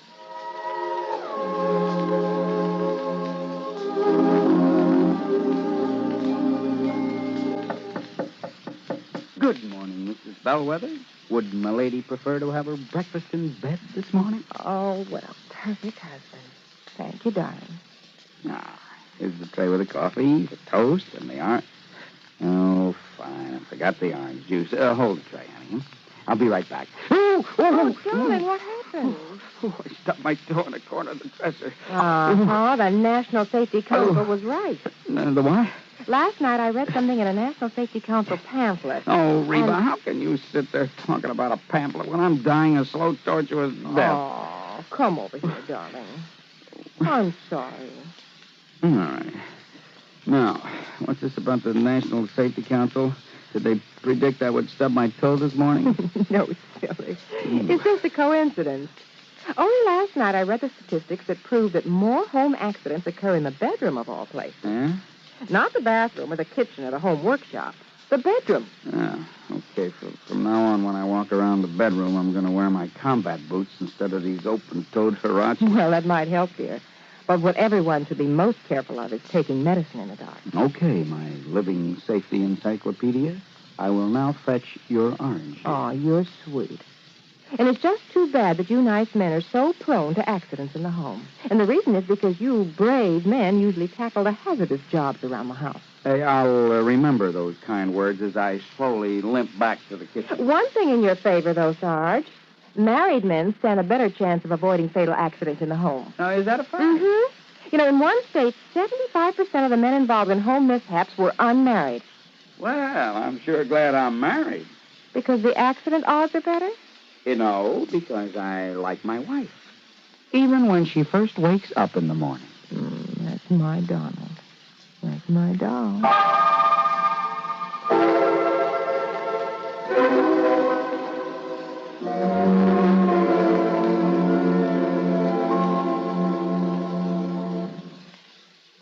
And now, Act Two of yours truly, Johnny Dollar and the Net of Circumstance Matter. Yeah, everything indicated that whoever burglarized Webb's haberdashery there in Sarasota had murdered the night watchman, old Jimson Cooley. That is, until somebody reported having seen a loaded pickup truck at the time of the robbery pull away from the back of the store. And whose truck was it? Yes, sir. He swears it was that old 1930 pickup of Jimson Cooley's. And he says it went north on the Tamiami Trail. Yes, sir. Well, what have you done about it, Sergeant? Alerted every police department from here to the Georgia state line. Be on the lookout for him. Didn't you know that truck was missing from wherever Jimson lived? Well, we hadn't actually got around to checking on his place yet. You thought he was murdered, and you didn't even bother to check his home? Well, we called his wife, Johnny, and when she said he hadn't come home with all the evidence of a big fight out back of this store... Oh, fine. You can't blame him, Johnny. All the blood back there, bits of Jimson's clothing that were torn off on... Look, maybe it's just a wild hunch, but... Earl. Yes, Johnny? You suppose Doc Crutcher's at home? Probably. Lives just up the street from my house. Oh, we got a doctor connected with headquarters, you know, Johnny. Phil, how do we get out the back way? Why, right out here, Johnny. What's this hunch you've got? Tell you, Earl, and it'd probably turn out to be wrong. Here you are. Now, you can see for yourself, Dollar, why we figured him a dead one. Old Jimson, I mean. Yeah. This busted railing, blood spattered around, and look there, where somebody hit the dirt. A pool of blood there, too. He must have lost plenty. And also, we picked up a short length of lead pipe with blood on it. Is this the piece of cloth on the shirt he was wearing? Yeah, Johnny, it's from a shirt I gave him. Torn off in a fight. Oh, well, I guess we must have overlooked that little piece. Yeah. And maybe that isn't all. Mind if I keep it? Oh, sure. Go ahead. Well, what do you mean? Come on, Earl. If you feel like driving me around a bit, there are a couple of people I'd like to see. Sure. No, wait a minute. We'll see you later. Yeah, it was a hunch. Nothing else. But I learned a long time ago that sometimes it pays to play a hunch for all it's worth. Particularly when you haven't anything real solid to work on. Ignoring Earl's questions, I had him drive me to Doc Crutcher's home out on St. Armand's Key. Fortunately, he was at home. Even better, we found him in his study, poring over a microscope. Sure, Johnny. I'd be glad to, just as soon as I finish making this hemoglobin count. Well, there's no hurry, Doc. I'll drop by and check with you later. Jimson Cooley, huh? We'll see. Look, Johnny, do you mind telling me what this is all about? Not until I'm sure myself, Earl. Listen, do you think you can find out where old Jimson's wife lives? Well, sure, I guess I Don't could. you mean widow, Johnny? Maybe. Well, last I heard... Everything I've heard, well, it doesn't all tie up. But, Johnny, if Jimson's still alive... That's what I'm banking on. Come on, Earl.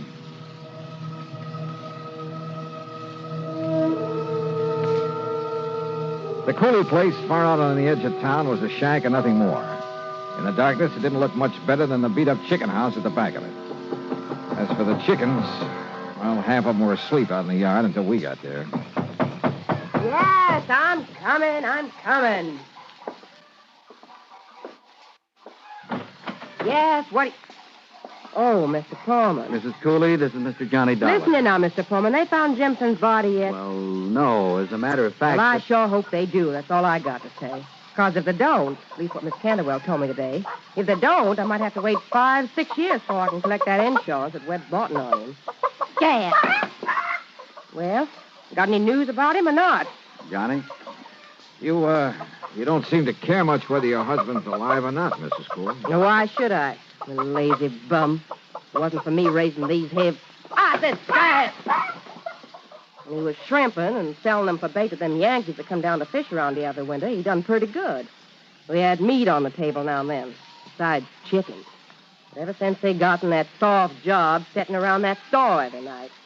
Did you notify the police when he failed to come home this morning? I did not. No. Besides, when I seen that one of them nets was missing. You see where he keeps them hung over the limb of that tree out there? Mrs. Cooley... Well, what I figured is maybe he'd gone out to do some more shrimping. Or else he'd taken it out and sold it so as he could buy some more of that rot gut he's been drinking lately. So I got this broom handy by the door.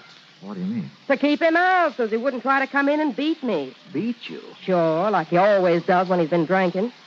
And then when he didn't come home at all, Mrs. Cooley. When Miss Canterwell stopped by and told me he'd been killed. Well, you know who I think, Donnie? Who? One of that gang that tried to rob Webb's last year. Now, why do you think that? Because Jimson told me one of them was around town. That's why. Jimson knew who he was and didn't report it to the police? Well, how should I know? I wonder why not. Now, look, if you all didn't come around to pay me my insurance, what is it you want? Well, what I really stopped by for, Mrs. Cooley, was to see if you'd sell me one of your chickens. What? Yeah. Why, sure. Only it'll cost you money. Maybe 75 cents? All right. Here. Here's $1, and we'll call it even. Well, thank you. Here, you look out for them fancy clothes of yours, and I'll wring its neck. There you are. Only I suppose you want it plucked, too. No, thanks. Suppose you just give me the head. Eh? Yeah, you can have the rest of it for dinner tomorrow. What? And come on, Earl. Let's get back to St. Armand's Key. I'm sorry, Johnny, but I really ought to have some of the materials down at my office for putting that specimen you gave me under the microscope. Of course, if you could wait until morning. Oh, sure, why not? Once more, I could use a little shut-eye. But here. Yeah. Take along a sample of the blood from this, too, will you? You've been out raiding somebody's chicken coop? No, you may want it for comparison. If you know what I mean. Yes, Johnny, I think I do. Well, I don't. Earl, why don't you and I go home and get some sleep?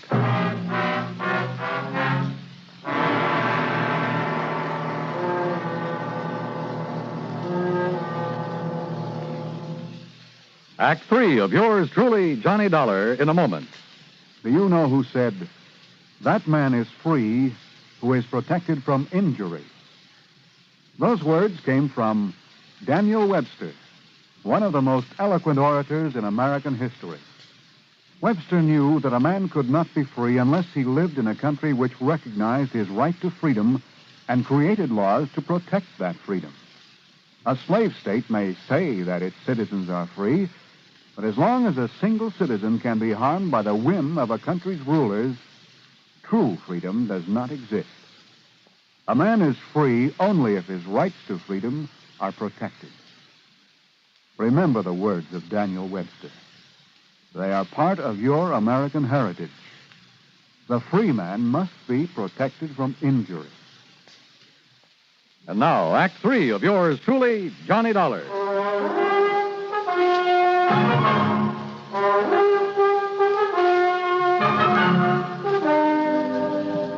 Early the next morning, I got a phone call from Sergeant Drummond down at headquarters. Yes, sir, Johnny. Some of the boys found him laying in his car on a little wagon trail just off Bee Ridge Road. Jimson Cooley?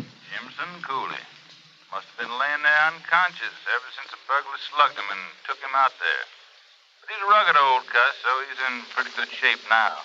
What did he say about that burglary, Sergeant? Same as we figured. Man made him open the back door, beat him up, cleaned out the place and probably thought he'd killed him. So he drove him out to that side road and left him there. What about the stuff that was stolen? Must have transferred it to his own car when he left Jimson there. Was Jimson able to identify him? Said he claimed to be the man we never did get for robbing that store the first time. You want to talk to Jimson? Yes, Sergeant. I'll be right over.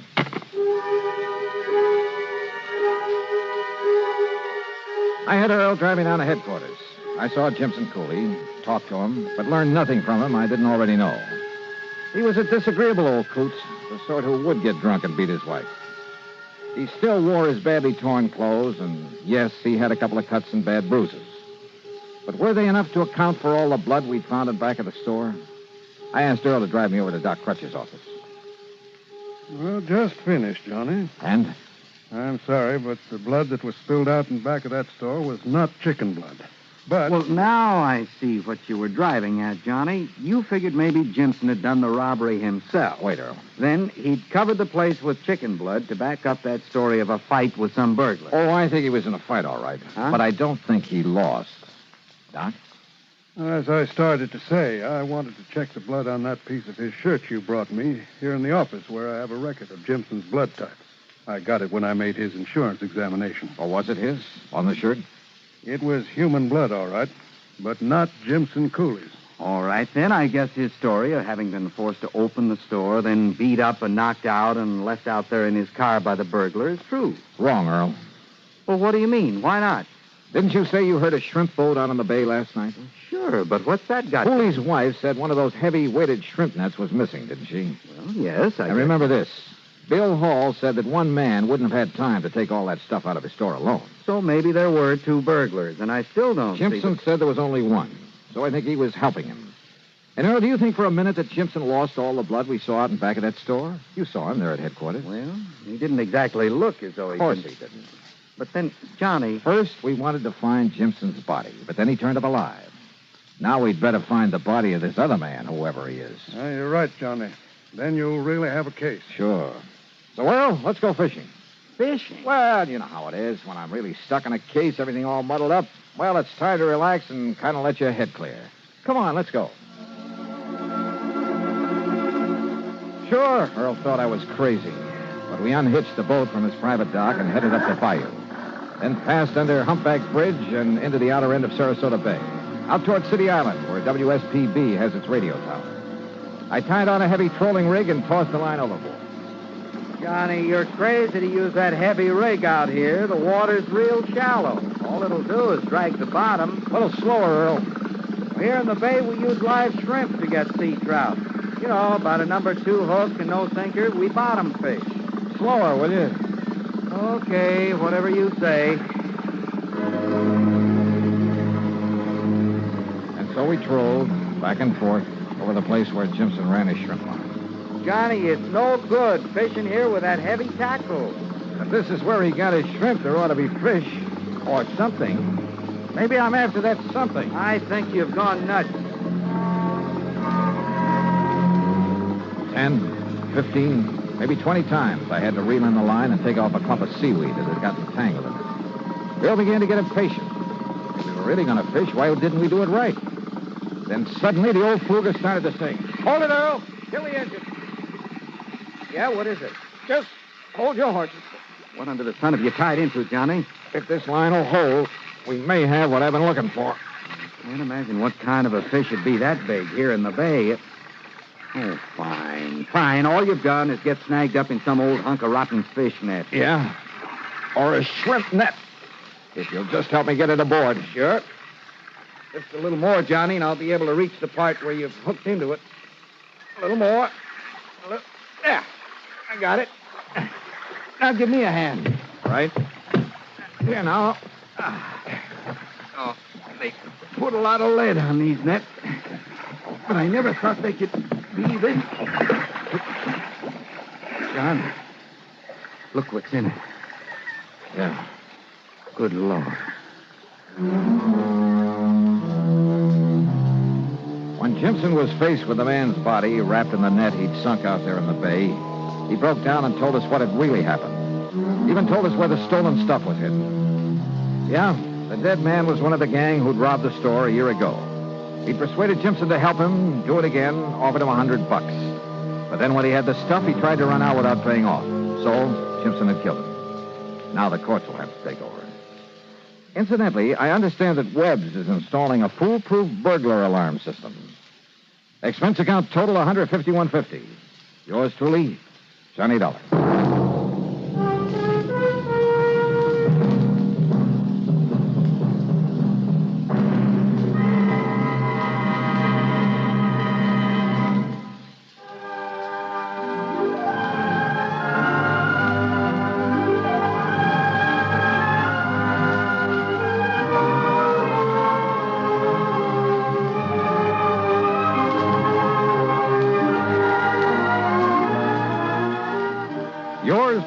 Johnny Dollar, starring Bob Bailey, originates in Hollywood and is written, produced, and directed by Jack Johnstone.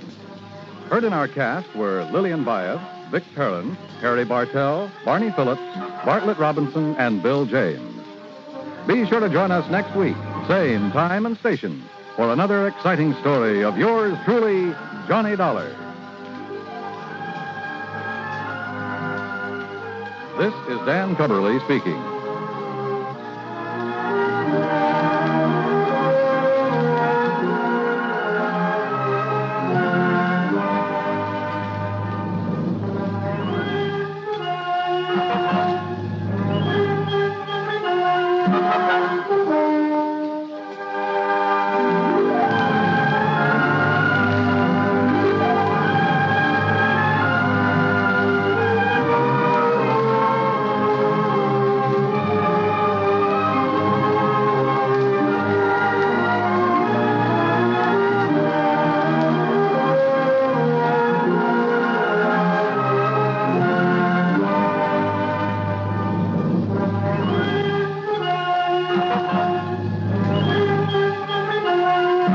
Johnny Dollar has come to you through the worldwide facilities of the United States Armed Forces Radio and Television Service.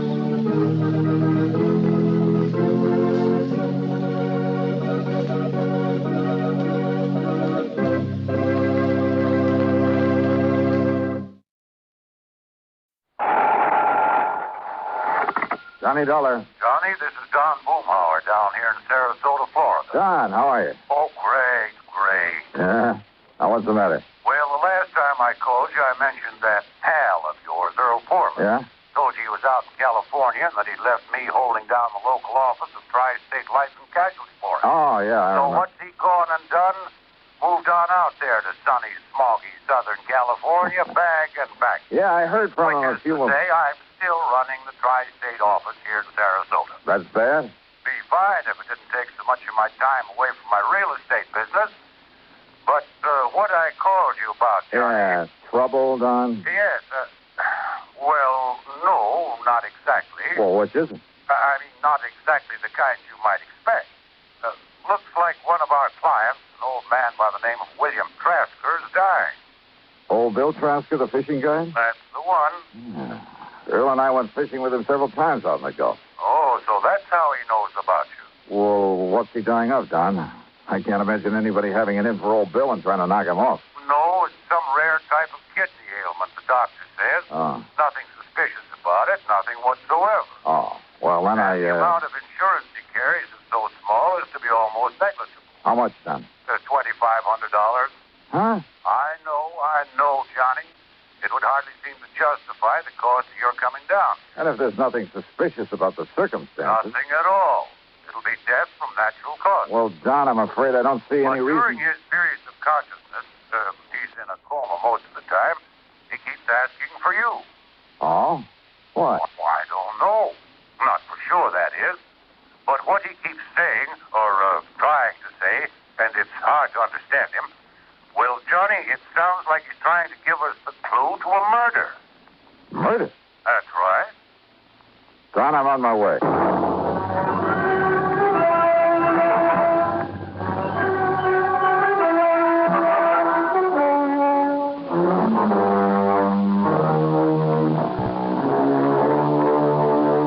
Expense account submitted by Special Investigator Johnny Dollar to the Tri-State Life and Casualty Insurance Company office in Sarasota, Florida.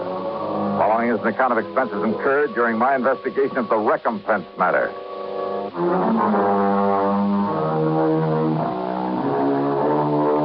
Expense account item 1, $79.70, taxi and a plane from Hartford to New York, then another one to Florida. At the International Airport in Tampa, Don Boomhauer was waiting for me.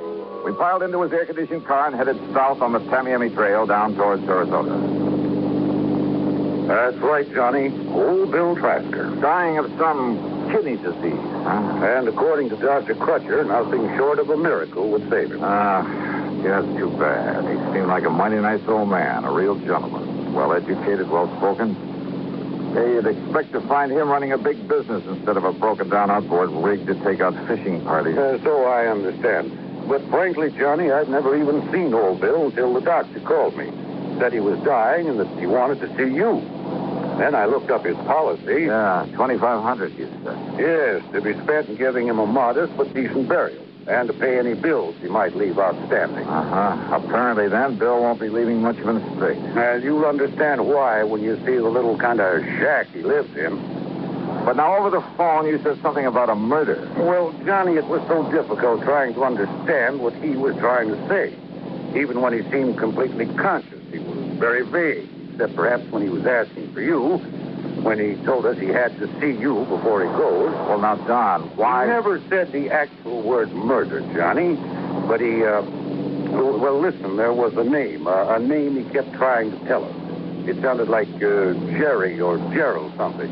Last name we couldn't get at all. Well, have you checked over his relatives? When we asked him about relatives, he just turned his face away and shook his head.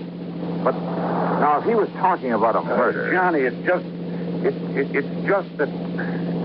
Well, Doc and I agreed that from what he said, and, well, his knowing you and your work and wanting to see you, and, well, you know how deathbed confessions are. You're not making much sense. Look, Doc will be waiting for us, and if Bill is conscious enough to make sense when he talks to you, well, let's just wait and see what you can get out of him. Whatever you say, Don.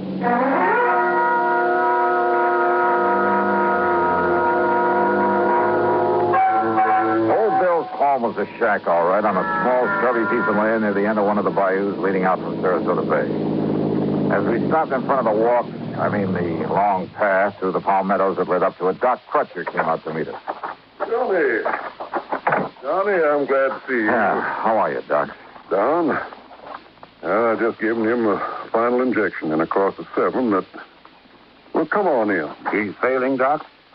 As a last resort, I've used a new, very radical sort of treatment. One of the so-called but not fully tried miracle drugs. And I'm just afraid he came to me too late. But, Doc, there is a chance. Oh, there's always a chance, Johnny. But in this case, a very slim one. Doctor... Here we are, Bill. You just relax. $15.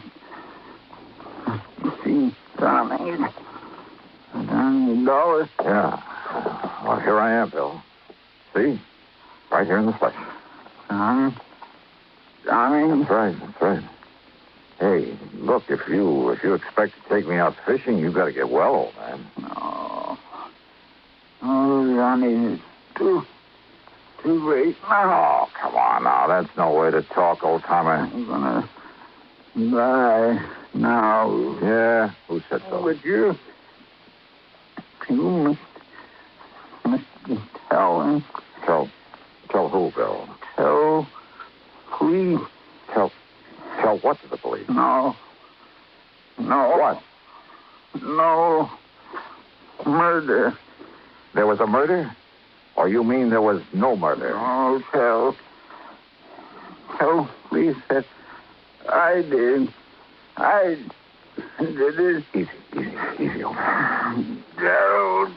Gerald? Yes, John Gerald. Gerald who, Bill? Gerald.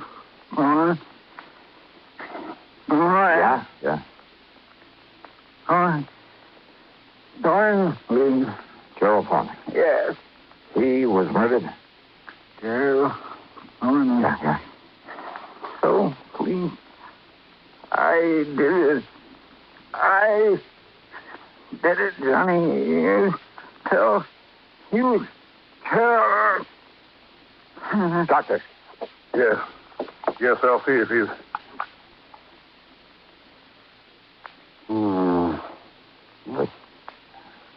The end, Doc? Well, no.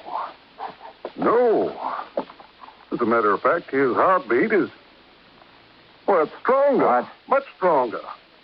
Doc, listen. Yes, Doc? Get to a phone and get an ambulance while I make him ready.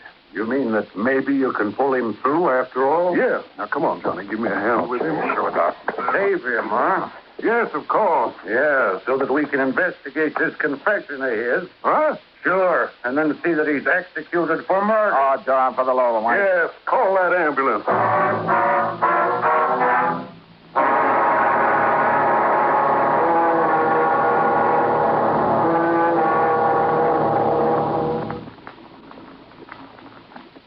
Great scientific achievements usually are made through the combined efforts of many men. Such is the story of the Atlantic Cable, one of the outstanding milestones of the 19th century. But today, the name of one man remains to remind us of that venture. The organizer and director, Cyrus W. Field, a retired paper merchant who risked his fortune, sanity, and integrity in an awesome adventure that lasted 12 long years. Field first was approached in regard to a short underwater cable to Newfoundland in 1854. After a huge investment of both money and energy, the cable was completed the following summer. Field then went to England to tackle the much larger problem of laying the Atlantic cable. Many futile attempts were made. Cable was broken. Splices were made. Cable was lost. Tempers flew, and ship captains resigned in disgust.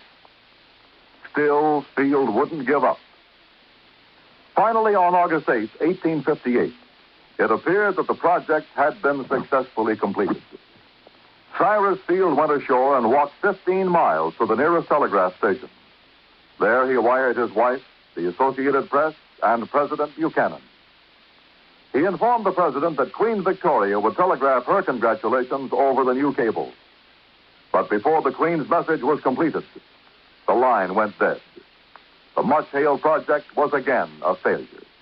Faulty insulation was blamed. In 1865, the largest steamboat afloat, the Great Eastern, made another attempt. Just 660 miles from Newfoundland, the cable parted. Inadequate hoisting tackle prevented its recovery. Field broke down and wept like a child. And yet, the very next year, he sailed with the Great Eastern for one more try. This time, every failure had been studied, every provision made. On July 27, 1866, Cyrus Field landed at Heart's Content. After personally cabling the unbelievable news, he immediately boarded the Great Eastern, retrieved the broken cable of the year before, spliced it, and laid the second Atlantic cable. Cyrus W. Field, another American whose driving energy insisted that somehow there must be a way. Let's find it. And now, Act Two of yours truly, Johnny Dollar.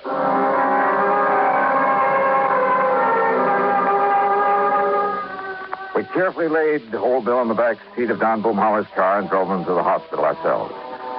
And then we could only wait to see if the drug that Dr. Crutcher had given him would really do its work. And yet, if it did, if by some modern miracle the old man should recover. Well, Don had said it there at the shack, and he said it again that evening as we sat in the comfortable den of his home, trying to console ourselves with a couple of scotch and sodas. No, it's wrong, Johnny. There's something very wrong about it. I mean, pulling him away from death's door only so that he can be electrocuted for that murder he confessed to. But did he really, Don? What else could he have meant? So you've got to investigate, Johnny. Even Doc Crutcher has to report that confession to the police. Maybe. And so do I. We've no way out of it. None of us. Earl Thornton. Yes, the name of his victim, the man he murdered. Did he? Is that what he tried to tell us? Well, what else could he have possibly meant? And don't forget, he thinks that he's dying. I know. A deathbed confession, Johnny. Happens all the time. Oh, but look, is he the kind of man who could have killed somebody? He certainly didn't strike me that way. But how do you know? It may have happened years ago. And it may never have happened at all. And I hope that somehow you're right. But can you prove it? Well, Johnny? Pour me another drink, will you? Sure, all you want. But you haven't answered my question. I'm going to try, Don. I'm going to try.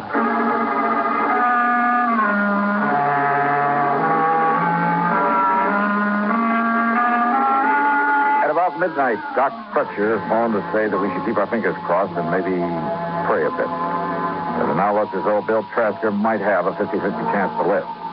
Then, unexpectedly, a call from Lieutenant Barney Phillips of the police department. Yes, Mr. Dollar. Doc Crutcher told me all about it.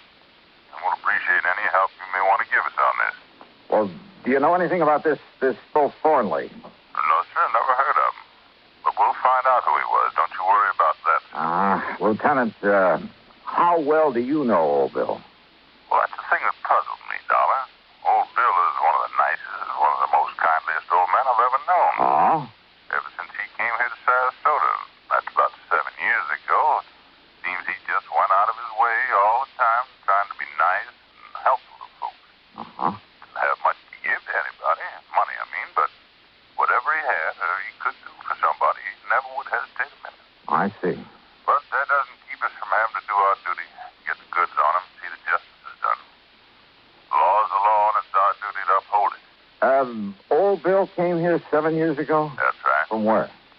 Well, now, if we knew that, we'd know where to look for information on this man Thornley that he killed. Yes, he did. What's that? I'll talk to you later, Lieutenant. Oh, fine, Mr. Dolan. If you have any connections anywhere that can help us find out who Gerald Thornley was and why old Bill killed him. Or if I can find out that he didn't kill any such man or anybody else. Now, Mr. Dolan. I'll be in touch. Why are you so sure he didn't murder someone, Johnny? Did I say that, Don? You didn't need to. Don, I want no part of this thing. Donnie, I know this is no ordinary sort of investigation, but as a company, we have to go through with it. Why? If you can prove that Bill didn't do it, which I doubt, well, it's the least we can do for a client, or something. Yeah. And if you end up proving he did, well, it's a public service by the company, or something. Or something. Let someone else handle it. I want to put it. Why did old Bill ask for you? Well? Oh, well, I think it's because of... Well, in spite of what he said, in spite of what it sounded like... Hey, let me use your car, will you? At this time of night? Oh, well, here. Here are the keys. All right, good. What have you got in mind? Well, maybe keeping an innocent man out of the chair. Now, Johnny... I'll see you later.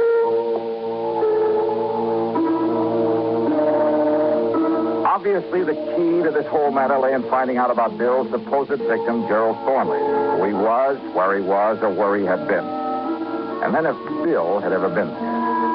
So I drove over to the shack again and went through Bill's clothes, hoping that some of them might be old enough to show where he'd been before he moved to Sarasota.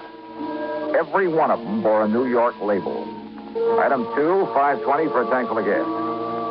Item 3, after I reached the airport in Tampa, $4.60 for a long telegram to Ripley Keener, a pal of mine on the New York side. Item 4, $71.70, and shortly after dawn, I was in New York. Rip was waiting for me at the airport. You should have saved yourself the time and money and phoned me, Johnny. Now, just what do you mean by that, Rip? Well, I could have told you all there is to tell about Gerald P. Thornley in one sentence. I handled the story on him for the paper myself. All right, well, what about him? He ain't. He what? 7 years ago, that crooked promoter disappeared. Promoter? And when the police finally caught up with when and where and how he disappeared, it left him with only one possible conclusion. Thornley was murdered. Nevertheless... No, Johnny. Stop trying to act like a Pollyanna and get on back to Sarasota and nail that old guy for murder.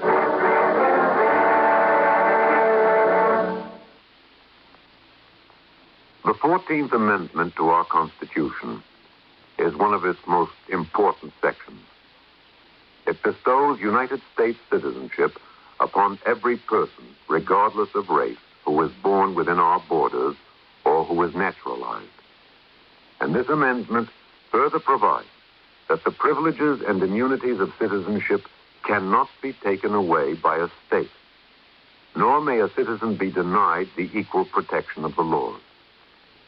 It is this amendment which makes us all equal citizens with equal rights, to the end that this country of yours and mine shall be our country under God. Now, Act 3 of yours truly, Johnny Dollar, and the Recompense Matter.